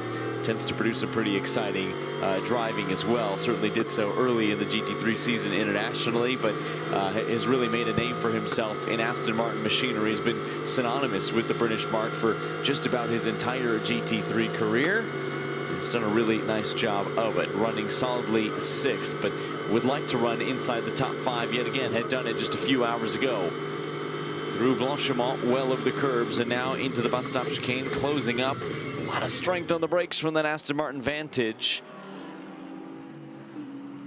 And we look on in the battle for 11th place as well. This now the number 32 Team WRT BMW. This is the first car in the field to take their technical stop. BMW gambling just a little bit. Had a chance to speak very briefly with some team spokespeople who were saying, yeah, it was really, really close on the call whether or not to do it. But as soon as what was the first of many yellows to fall, I think it was actually one of the middle yellows to fall. Funny enough, a crash for CompTIA Racing Aston Martin. That Team WRT said, yep, let's do it. Let's do the service now before anyone else. And then I think just about the entire grid followed suit when the field went yellow again less than an hour later.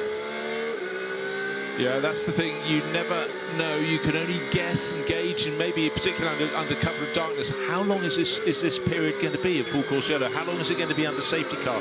How long does the barrier repair take? And that does affect the decisions you make. Am I going to go for it during this period, or is it going to be too short? And will the track go back to full green flag racing with everyone on track absolutely pressing on, or will they be running at a bated pace behind a safety car, or even a slower pace? How long will this period of full course yellow go? So if you can get in legitimately into the pits and start making your pit stop, you may buy yourself some time. But I still think there are so many other marques that can come back into this. I said it was a marque that began with a letter F. Of course, I could have been talking about Ford. We know Ferrari are at the top, but the glory is at various points in the race, the Ferraris have been fastest, the Mercedes have been, if not the fastest, right up there in the mix. BMW in the mix, Porsche beginning to come in the mix, and Aston Martin far from finished, as we can see, with Nicky Team gaining ground, and Ford coming back into the pattern with their car that hasn't been so well placed, the one in the 65 in the silver class car. But, you know, conditions are changing.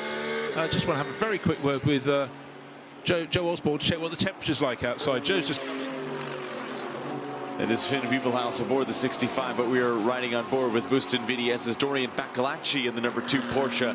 That has been stout really throughout the entirety of this contest, but has been locked in a little bit of a battle, and has the number 3 Mercedes AMG GT3 Evo, that VerstappenRacing.com car for company just a little bit further up the road. That number 2 had been running at the front of the field and now sitting 13th place as it stands.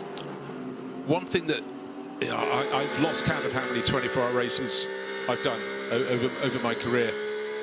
But it's that moment in the morning when there's enough light to see the cars clearly and you start to go, they are a little bit tatty. They have been through far more of a battle. We see what the cameras show us. But as I said, we started with 69 cars, and you could see a car, but you only ever see one flank of it, the other flank where the damages is. But it's just those moments where you get the cars, like we're about to have now, where cars are turning into the last couple of corners, turns 18 and 19, side by side, bit of contact, little bit of a bend here, a twist there, and just look how tight it is. And it's so hard to think these cars are not all on the same lap. We've got a couple who are 1 or 2 laps down, but it's when you're coming through as one of the front runners, you do not want to lose, even a split second, but you've got to be cautious. You've got to remember that some of the drivers are now remarkably tired. It's getting hotter. At that moment, we heard early in the evening yesterday, one of the first drivers to be spoken to, having done a double stint, was Valentino Rossi.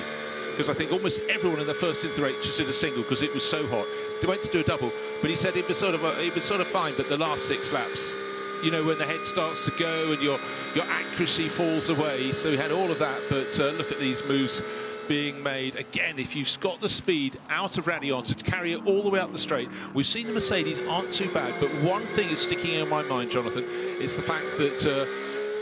That was a change of position. 3 working its way forward. Jules Gounon going past Dorian Boccolacci. Mercedes going past. Again, this is a car, the number 3 Verstappen racing car. It's had its moment, but for a long time in the race, you remember Jules Gounon could not get past the car in front of him, and he had to just not try in the end. His pit stop was coming around.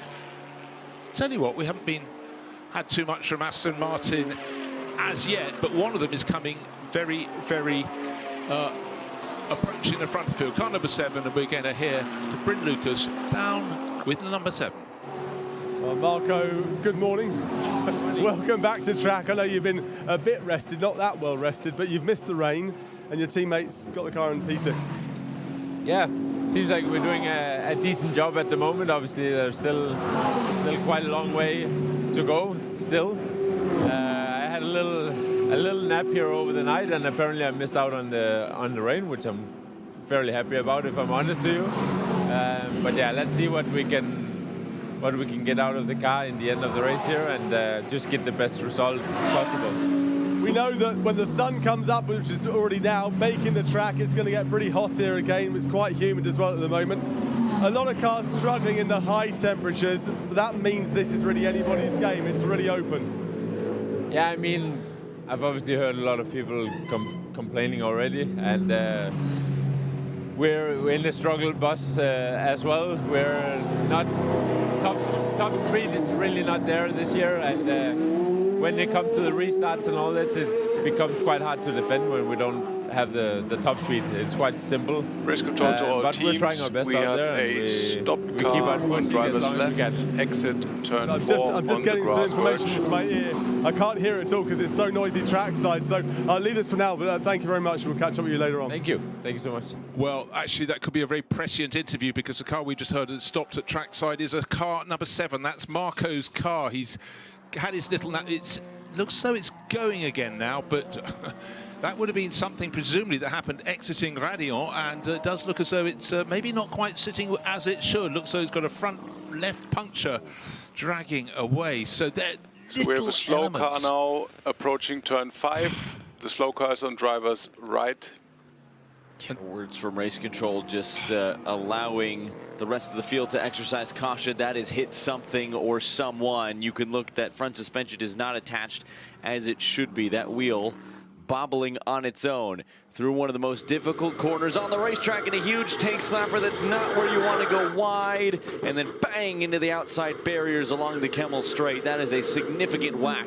Remarkably, could have been a whole heck of a lot worse, and everyone getting out of the way. I don't know how someone didn't run into the back of that Aston Martin, and an even better job for the driver of the 007 to try to get that car home. That is a really, really difficult task for Nicky Team right now. It is. He was very, very close. He was fighting for 5th place Slow with car, Arthur exit, Leclerc. turn 9 on driver's left. Okay, that means that He's got past Speaker's Corner. He's got the descent. He's staying on the left-hand side. That's the non-racing line down Slow to car Pouhon. now, entry turn But 10, the big question still on driver's is, left. look, he could hardly be more off the track, but he doesn't want to go too far off track because Now moved he over doesn't to want any more driver's damage right to the front left suspension at the there. exit of turn 10. But that was actually Through quite the incredible. runoff. I'd like to see a replay of the Turn 11. replay if I could, because I want to know how close he was to Arthur Leclerc's Ferrari, but also at what point did it snap away. But when it snapped, it went very, very quickly through Eau Rouge and up to Radion. Round it went twice and clattering the barrier.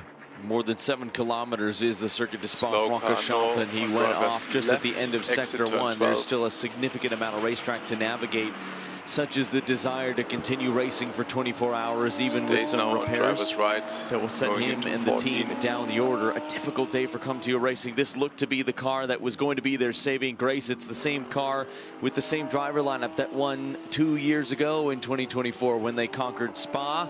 And it looks today that Spa and her favor will not shine kindly on Slow the drivers car on of driver's the left, 007. exit But Nicky 15. Team doing a sporting job Now to try to moving get that over car to the back right into side, pit lane. exit And 15.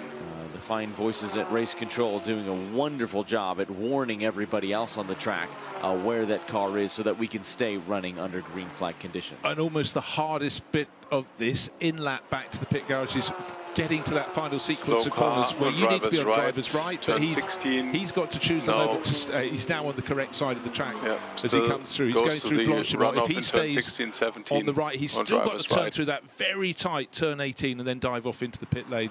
But for Nicky Team, as Marcus Sorensen was saying, the thing that stood out for me when he was being interviewed by Bryn Lucas there, he said, we do not have the straight line speed.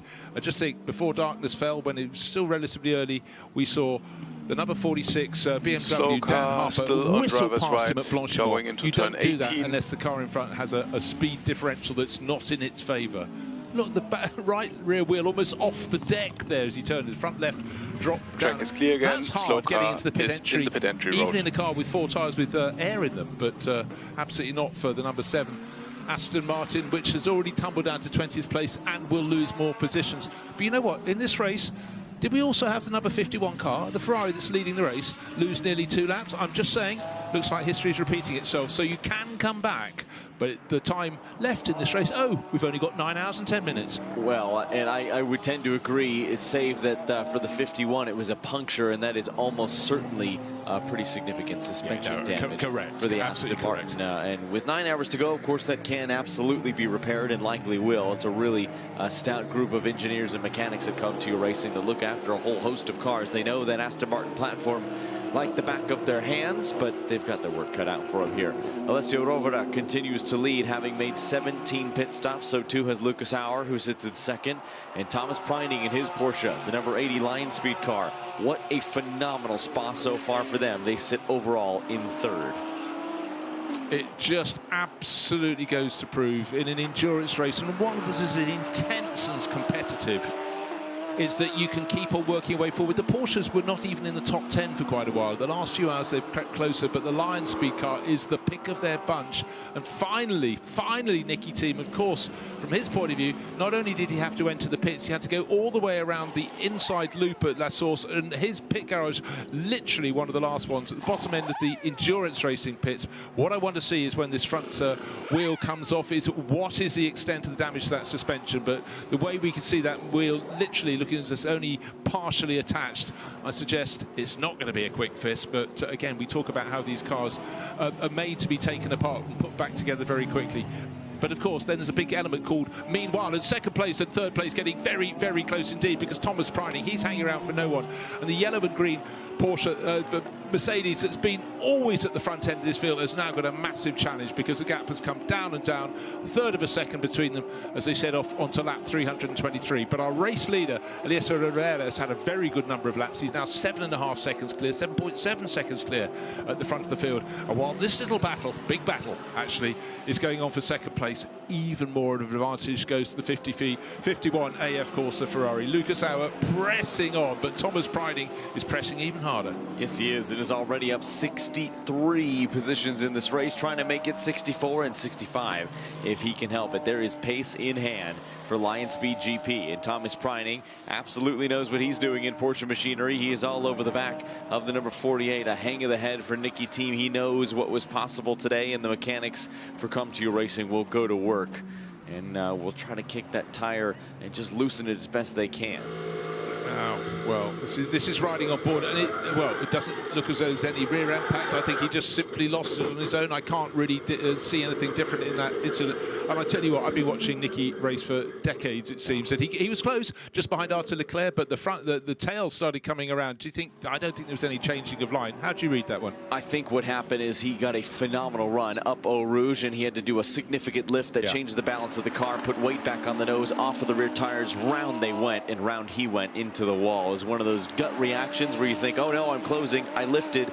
Significantly changes the balance of the car in a very, very loaded corner. And that is very much not a Nicky Team thing to do. He's had huge success, particularly paired with Marcus Sorensen. I think they had 3 WEC World Endurance Championship titles in Pro and in GTE Pro, etc., etc. But that one, and also another element, as they're fixing that car, they're in the endurance pits, and if you look at the garages at an angle, they're much narrower. You can see the mechanics were really squeezed in because they're individual garages. It's not like the double width, full width F1 ones where our commentary booth is sitting atop, but they're traditional pits, and again, it's where mechanics almost need an extra joint halfway down their forearms to get around the tight corners in the wheel arch of the car. But certainly, you know, they're tired now, and it's getting hotter, and they'd probably like a cup of coffee, and they'd like their car that was starting to move its way to the front end of the field to still be in, but they've still got to keep their spirits up. They've got to get it fixed and get it back out there.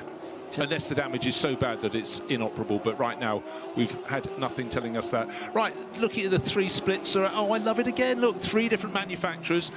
You know, the first section all the way up the Kemmel Straight, the Ferrari is fantastic. That's the race-leading car. Down the hill, the car in 3rd place, challenging for 2nd, Thomas Preining's Porsche.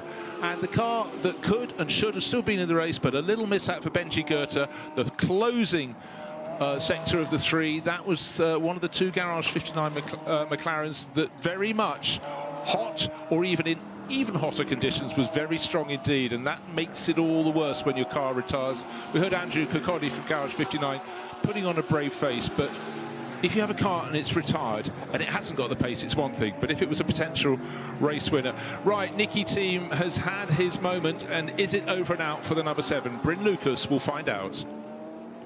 Sometimes part of this job isn't very nice, Nicky, when we have to come and talk to drivers who have had big moments like that after such a long time, after so much effort for it to get away from you. Yeah, absolutely destroyed right now. Yeah, feel so sorry for everyone here. Not much.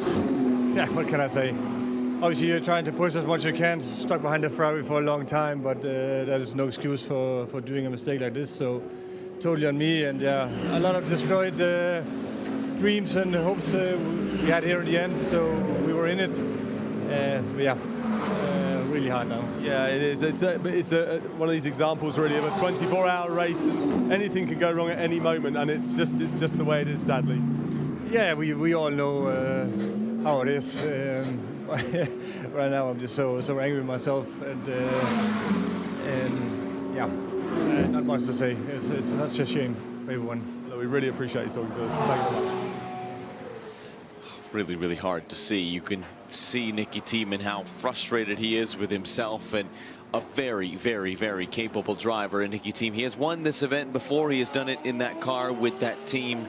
He has done it at this circuit, and just a simple mistake. These things happen. He is allowed, after all, to be human, but you feel for him and you sympathize with the emotion that he is pouring out, because winning this event means so much. That's why we're seeing the pressure applied right now by Thomas Preining to the back end of Lucas Auer, because he would like to set his sights on who is the race leader right now, Alessio Rovera, a little bit further up the field after 324 racing laps. It's a pretty decent run down the Kemmel Straight for the Porsche on the AMG, who's on the flashers, because there is that Tsunami RT Porsche just in front, and could traffic play a little bit of a factor here. Down into Les Combes, not close enough, but I suspect by the time they hit Bruxelles and go down the hill, it might be. Yeah, just thinking back to Nicky Team fessing up, coming out, facing the punishment, but that is the mark of a man. A lot of drivers might have gone and hid and had a little sort of sob but just not showing their face. But he's come out, he's faced up, and you know, again, I think back of the number of wins he's had, the number of top performances. He's not someone I think of as someone who's crashed a car.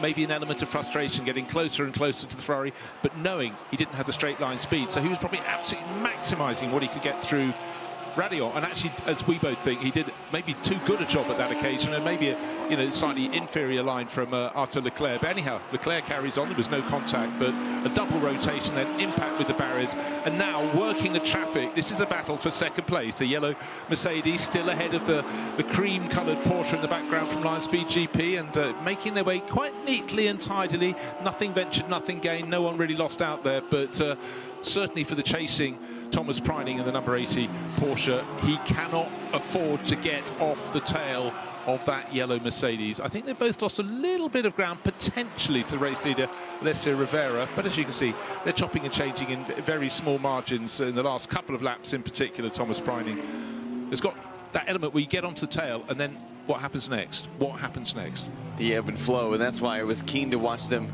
catch the back of that Tsunami RT Porsche. Very, very close as ever through the bus stop chicane as they head down the main straightaway now. Probably a decent run, it would be said, for Thomas Preining. Tucks under the rear wing of that Mercedes AMG, who just starts to scamper away a little bit once he gets on the loud pedal. Such as the strength and the grunt of that front engine V8. It sounds phenomenal through that side pipe exit exhaust. Hard to miss as well in that yellow trim. But we talked earlier about the meaning of winning this race at Spa. That's why these drivers are pushing so hard. And Luke Sauer, one of the best in the business, certainly in AMG machinery. Thomas Preining, I think, could carry a similar moniker in his respective machine. Alessio Rovera at the front of the field, clearing traffic now, and there's a good indication of the physical gap that exists between these cars. And right away, they have caught further traffic. They have to be careful with this one, though, because this is Blattner in the 74. That's the Kessel Racing Ferrari, and that is one of your contenders in the Bronze Cup. In fact, it's the second place car in Bronze Cup that was running inside the overall top 10 for much of this race. And Lucas Sauer closes on the back end of the 296 GT3, goes way wide down the hill. Got to be really, really careful. Both of these drivers will be thinking about their race. Preining goes way wide and nearly into the gravel. And the 74 finally giving way, understanding the position that he is in. Blattner lives to fight another day, so too do the two drivers fighting over second place on the road. Lucas Sauer and Thomas Preining just behind. And look at the pace judge in the last 5 laps from that Pro Cup number 80 Porsche. Pretty phenomenal stuff. Race Vision powered by AWS, giving you a little peek behind the curtain into some of the data, really just making sense of some of the data, the millions of data points that these cars produce. I mean, there's clever data, and then clever data presented in a very, very clear fashion. And the graphics, particularly with Race Vision powered by AWS, in the last 5 years have just come on in such enormous leaps and bounds. But what we're seeing now is the Lion Speed Porsche pushing and pushing, but this is the middle part of the circuit, the second sector. This is where it is the fastest car.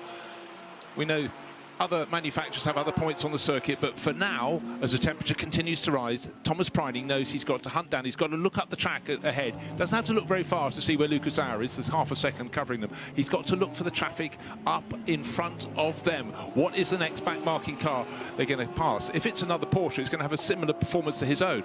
But if it's a point where he's got the performance advantage, he's just got to keep on nipping past. Haven't really talked about 4th place for a while, but it's Dan Harper still, the number 46 BMW. He is only 6 seconds back from them, so 15 seconds covering the top 4 runners. We've got 9 hours left, in fact, a whisker below there, so we're chomping on through. But hold on, 9 hours is an awful lot of racing. If you look at all the elements where people went up the order, down the order, in the first 9 hours, there were plenty of those. That would have taken us through till 1:30 in the morning. Now, a car I want to just look at the progress. Not going so well at the moment. That number 3 Mercedes in the early stages race is going great guns. We've got Jules Gounon back on board. He was suffering from a lack of straight line speed, and that was sort of one of his complaints. He basically said it wasn't worth me making a try. But now look at this, how much to use the curb. And I tell you who's using rather more, it's Thomas Preining. That is, he's getting so close on the launch pad that when he comes into land, he is almost clattering the tail end of the car in second place, which wouldn't be a good thing to do. No, not at all. There may be fangs on the front of that AMG, but that was a huge chomp out of the curbing. And look at that, even more. Thomas Preining is starting to get a little bit wily here late in this stint in pursuit of that AMG. Is this just a case of, as a racing driver, you're hot under the collar, you are frustrated frustrated that a move hasn't been on yet, and the pace has been so remarkably similar that you start to get a little bit rash. This is when you have to be especially careful, especially with so much time left to go in this race. Still 9 hours. It'll go in the blink of an eye because it's been action-packed from the start of this race. But what I can tell you is that the pace between these two drivers has been absolutely even Steven, but both of them are still sitting now 8.2 seconds behind the number 51 of Alessio Rovera. Well, that was Alessio just flashing through the shot, and there's a visual. Wait for it, wait for it. Now, here comes the battle of second place. Mercedes ahead of Porsche, but Ferrari ahead of the pair.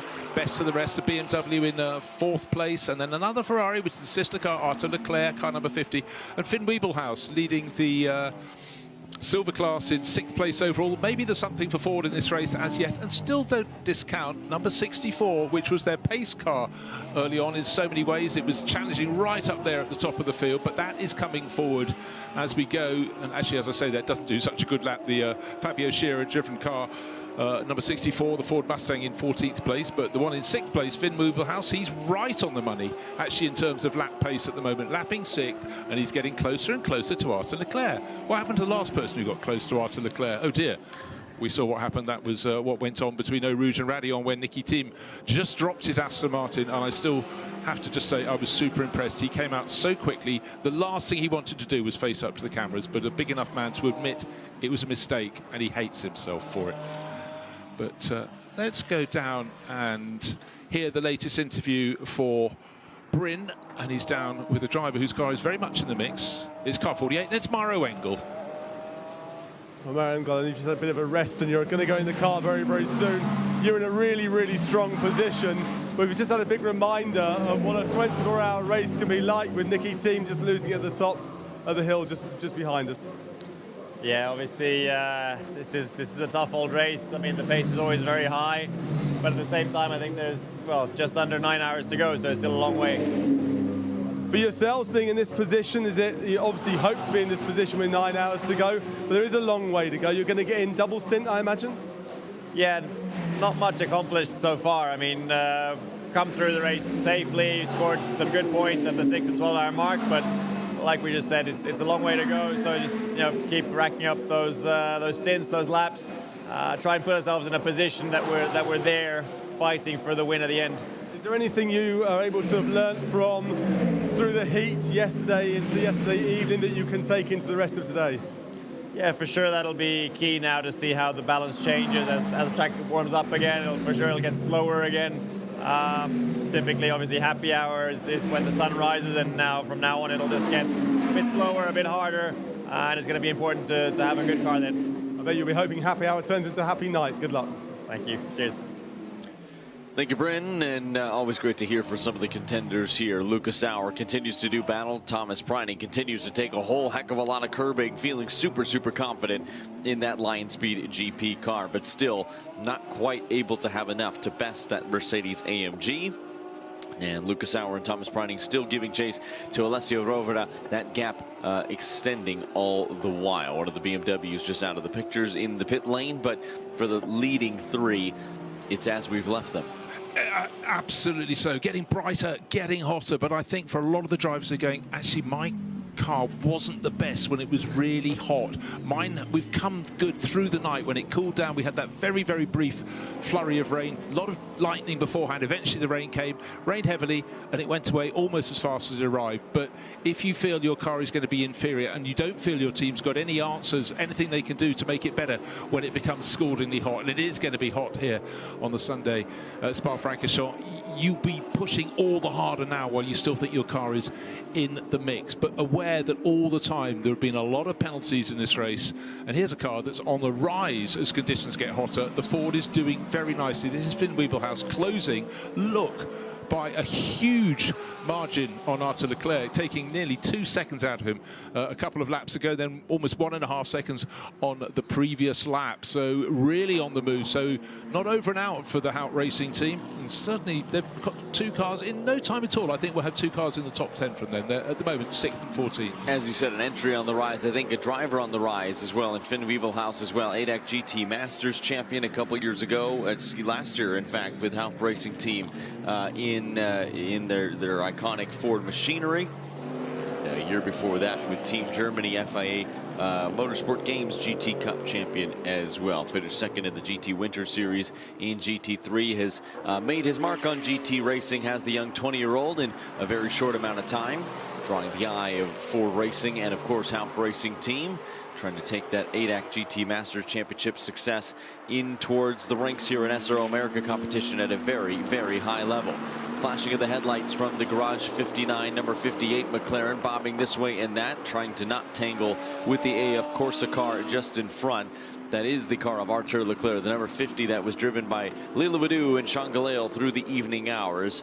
Arthur Leclerc backed that car into the barriers and then started the comeback effort. Has, I think, well and truly amended for what that incident brought. Has brought that car back up into the top 5, and it's his compatriot, the 51, that leads this race overall. That was very good of Benji Goethe. The car back in the pack, and he got out of the way. The car's fighting over in 5th and 6th position, and he must be sitting there. He's right on the tail of under the Mustang, going, I could have been in the mix. I was in the mix, but a bit of contact with he hit the back of the number 22 Porsche from Schumacher CLRT. And yeah, he's here, but it's a really hard mindset for a driver when you're back in the race. How many laps down is he? Car number 58, he's got 301 laps on the board. He's 28 laps down. What can he do? You're not going to recover from there, but he's going to go out and press as hard as he can. But that's why I'm all the more impressed. He's not got too hot under the collar. He realizes there's no point blocking cars that are way ahead of him. He's going to lap very similar pace, providing that the repair has been done well, and I'm sure it has by Garage 59, but even so, it's a hard yard to go, because as the drivers keep on saying, it's a long way to go. It most certainly is. It's nearly 9 hours. We've just got under 9 hours to go, but Garage 59, they've still got one shot, but it's a shot that's probably, they're not pulling the string far enough back to propel it right to the front. But anyhow, it is a hard one, and I think we've just had recently Nicky Tim having to come and do something he didn't want to do, come out to explain that it was his moment that put the Aston Martin off number 7 just as it was fighting over 5th place. And for Benji Goethe to be out in the race, you know, maybe they won't get it through to the finish, but stick it out there, and McLaren will want to see their cars on the track. So down in 58, he's in, I think we've got 50 cars still in the race. He's in 47th position. Now, let's have a bit more of team radio. The BMW 46 is running in 4th place. Let's hear the radio to Dan Harper.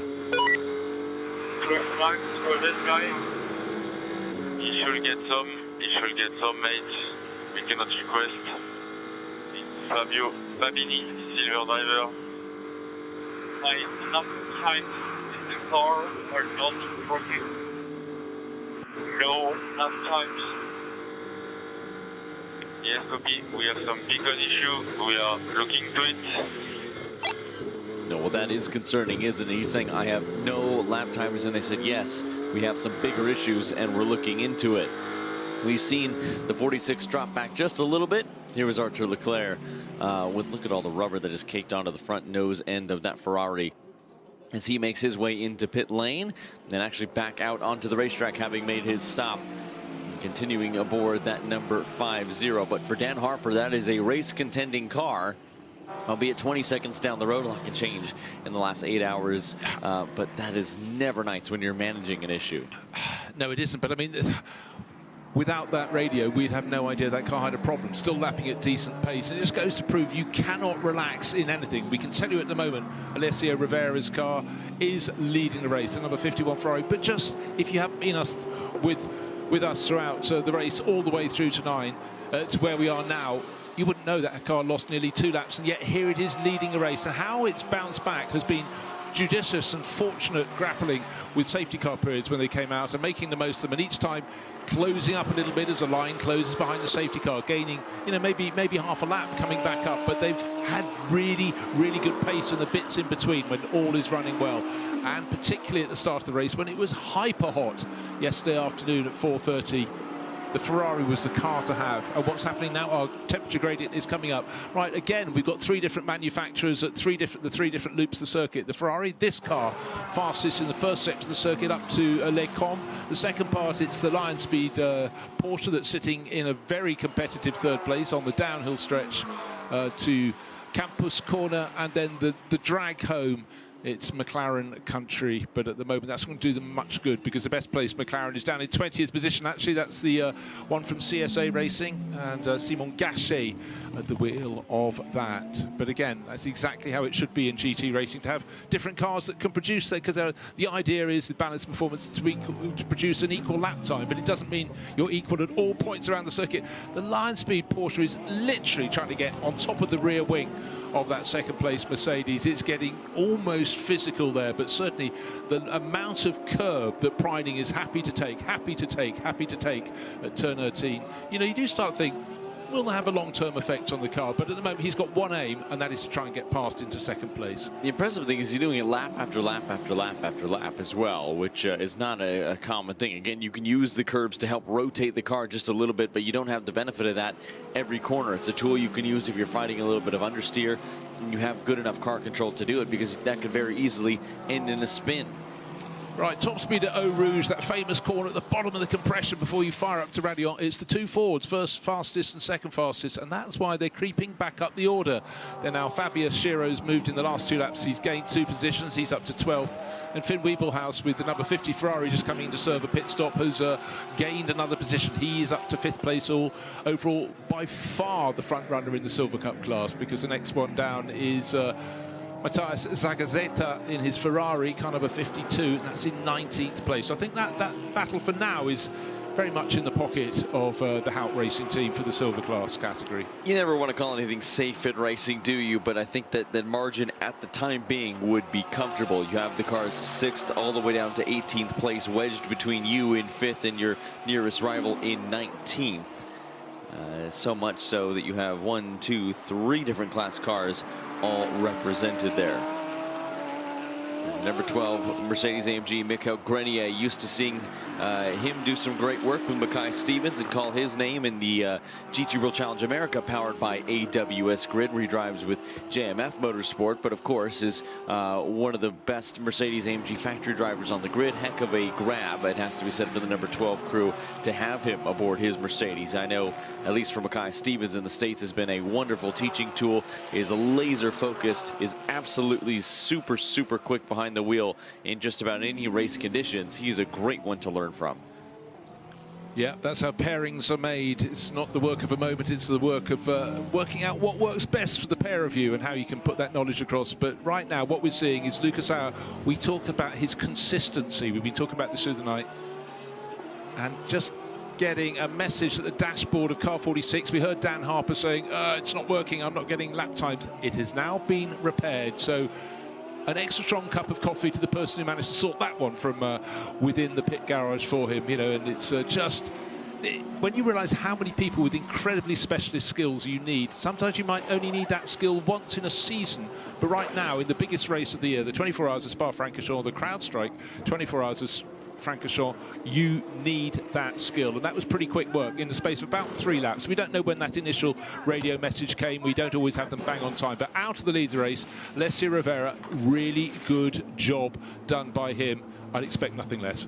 Yeah, Rovera with some well-deserved rest ahead of him, and look at the beauty of that Ferrari garage I was talking about earlier. Just so neat, so organized, so composed. Fuel out, engine on, cars away.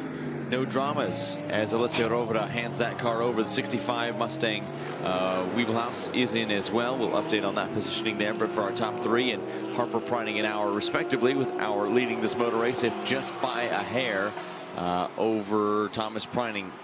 He's done a really nice job of it. And you can see Bryn already hard at work tracking down the driver who put the car on the overall pole position and has done a nice job at nearly completing the comeback effort. At least he brought the car in at the helm of the field. Yeah, exactly that. Well, what I think is super impressive is that the Ferrari mechanics did the bare minimum to that car. They weren't going out and checking lots of stuff, because clearly the reports, it's handling beautifully. You'd have had a visual as it came into the pit, but he wasn't going, oh, that bit of body work, do a bit of attention to that, number of mechanics on car, etc. Going like clockwork. But we've had cars going like clockwork until they weren't. A few laps ago, Dan Harper, no instrumentation in his number 46 BMW. Still running in 4th place, still running at a decent pace. Last lap, not so good. But anyhow, things can just change in the blink of an eye. Just ask Garage 59, unfortunately. And Jules Gounon getting a little bit of a top off of fluid here. Waiting in the background is one of the 2C's cars. I believe that is the 222. Jules Gounon dropped and off and away. Meanwhile, we saw him hard at work in the A of Corsa garage. Bryn Lucas is caught up with the man who was on pole. It's Alessio Rovera, fresh out of his stint. Well, Alessio, we've spoken to your teammates, we've spoken to many of your team about just what happened at the very, very beginning of this race and how it looked like it was going away from you. But this is a very, very strange race. It always is. Yeah, I said last night, if we come back in the lap, we restart the race from zero. And here, you know, with all the safety car, you can pack back again. And luckily, we have the pace to come back because we showed the pace also in the FP and the qualifying. So we're in a good position now. But yeah, congrats to the guys because we could overtake 2 cars in the pit stop, which is the key here because it's so difficult to overtake. But still super long, so finger crossed. Yeah, there were lots of safety cars, a lot of full course yellows, lots of opportunity to get that time back, and it's played very nicely. But there's a long way to go. How are you facing the next 9 hours or whatever it happens to be now? Of course, to stay in P1 is always better. You have free air, you can manage a bit more the pace, and also the physically is a bit better. So yeah, spoken also with my teammates, we will keep pushing and then we'll see. The temperature's going to go up. Good luck. Thank you. Quietly satisfied Alessio Rovera, and the key there to me was he effectively said, we have always had the pace, and we can see that from the outside. The Ferraris, when they haven't had problems, have been quick when it's cooler, but definitely when it was hotter. What's he going to do between now and the end of the race? Get hotter. Humble as ever as well. Gives so much credit to the team, very little to himself, and doing a sporting job of it. I think give yourself a little bit of credit. Alessio Rovera, you were the fastest man in Superpole, and you have been one of the fastest drivers out on the racetrack today. Rover Racing going to work on their M4 GT3 Evo. Car is down, car is away. Undramatic pit stop for them in their Pro Class number 98 entry. Not fighting for the win as it stands, but Raffaele Marciello, always a contender. He is a former IGTC champion, and he is never somebody you can count out. But look at these two. Battle has resumed. It has not gone anywhere. We suspect that pit stops are imminent because they are both effectively now on exactly the same strategy. And they have just swapped positions from where we saw them a little while ago. The 46 BMW was in the mix, and they rifle as close as you dare to the wall all the way through Eau Rouge and up Raidillon. It's a blind corner, it's a daring corner. Right now it's a shaded corner, which means the track temperature might even be different at the top of the hill from where you started. Yeah, the change comes very, very quickly. The sun will come up, and it takes a while to chug. You realise just how deeply recessed into the valley the circuit is in parts. But we got driver change time, and Valle is coming out to play, and into the pits comes Dan Harper. Out he climbs. There's the man with 46 on his back, waiting to squeeze his way into the fray. The taller, thinner figure of Valle. And I love the fact he still occasionally says, I hand the bike over. No, the car. But he's just such an arch enthusiast. And he was trying for years to get into car racing. But as I said, 2019, he started trying GT3. Small way, gradually building up. And when the wins came, I mean, there is a man who cannot contain his joy. I think once he got that first win in Misano, it just opened the floodgates for success. Followed it up shortly thereafter, 1 year thereafter, and then won the season finale last year with, you guessed it, Team WRT, with a strategic masterclass in a rain-soaked Indianapolis 8-hour, and has really not looked back. That success has continued to today. I think probably, in my mind, one of the stints of the race was him fending off Jules Gounon in the evening hours. My goodness, what a show he put on. Was cool, calm, collected. He didn't put a foot wrong, and he did not let Jules Gounon by. It was absolutely remarkable. Yeah, and Jules isn't the sort of driver you can give 2 opportunities to, and he won't wait for the second, but an opportunity did not arrive. Their cars were getting increasingly loose. The handling was not as they dreamt it would be, but that's the point in a race when you're having this massive dichotomy, this amazing a range of temperatures. I mean, the temperature from the coolest to the hottest has been, I think, probably about 36 degrees in terms of track temperature, which is an enormous swing. You know, you think some race circuits 2 or 3 degrees and your car is transformed, whether for the better or for worse. But bam, down on the deck goes the BMW there. That's 998, and that's running in. It came in. It's further down the order, so not all the crews have had a dream race, but that's Jens Klingman, and they're down in 6th place, but that's because we've had a whole host of pit visits. So tail end of the top 10 for them. But what we have in the pit lane, who's going to be, it's the order. Is he going to chop around? Will Thomas Preining get out ahead or behind in the Lion Speed car? We can't tell. He's still up at the top of the pit lane. He's got to go down past the endurance pits as well. We shall see, but trying to make that pass in the pit lane, which you can do. Alessio Rovera talked about the benefits of doing just that, but Lucas Auer's efforts are not going to be helped up by the Tsunami RT Racing Porsche as he closes, and needs to get the move done and the run down toward Bruxelles, and he does. He will have that long arcing right-hander to contend with, but how much time did he lose? And you mentioned the 998, that is our Gold Cup leader, Jens Klingman, climbing aboard, the very young and very talented open wheel star turned sports car up and comer. Tim Tramitz hopped aboard after a really good stint. They have been fighting at the sharp end of that class really since the evening hour started. Fresh Pirelli rubber being slapped on to the side of the Lion Speed GP number 80 machine. Door being shut, waiting for the fuel. A little bit of spray away on the windows, saving a tear off maybe for the end of the race as the tire crew continues to go to work. It is such artistry watching a GT3 pit stop. And precision, but I really feel for Lucas Auer. He decided to go for 1 extra lap, maybe 2 extra laps. Finally had Thomas Preining off his tail, and then he gets a bit blocked. So what he wanted was to gain every nanosecond that he could. And right now, that hasn't been in his favour. He might stay out for another lap. We've got to see if there are many cars sitting out on the track in front of that number 48 Mercedes. But you can't choose where the cars are going to be. You just do not want to have any delays. 2 Ferraris running together, but it's number 51. That's in 5th position. Nicholas Nielsen now back on board. That took over from Alessio Rovera. And what's he got in front of him? A whole host of traffic. That's the massive issue. Well, what's he got in front of him is the sister car, the 52, that is out of position. And if there's ever a car you don't want holding you up, it's one that's under your own stable as well. I suspect that the 52 would provide a tow down the Camel Straight and then sportingly get out of the way, because you do not want to drop them back into the clutches of a very rapid Porsche 911 bearing the number 80 behind, and certainly not with a menacing looking bright yellow number 80 AMG. Auer into the pit lane, just rumbled past our window, that distinctive sort of basso profundo note you get from the Mercedes V8. Fantastic engine note, but he doesn't care about the engine note. He cares about having a really slick pit stop, and can he get through that and get back out. So Maro Engel very quickly into the car and flicking his driver ID switch, but is it going to be out in 2nd or is it going to be out in 3rd? Because you have to presume Nicholas Nielsen should resume the lead of the race in the number 51 Ferrari that has been so strong, whether cool,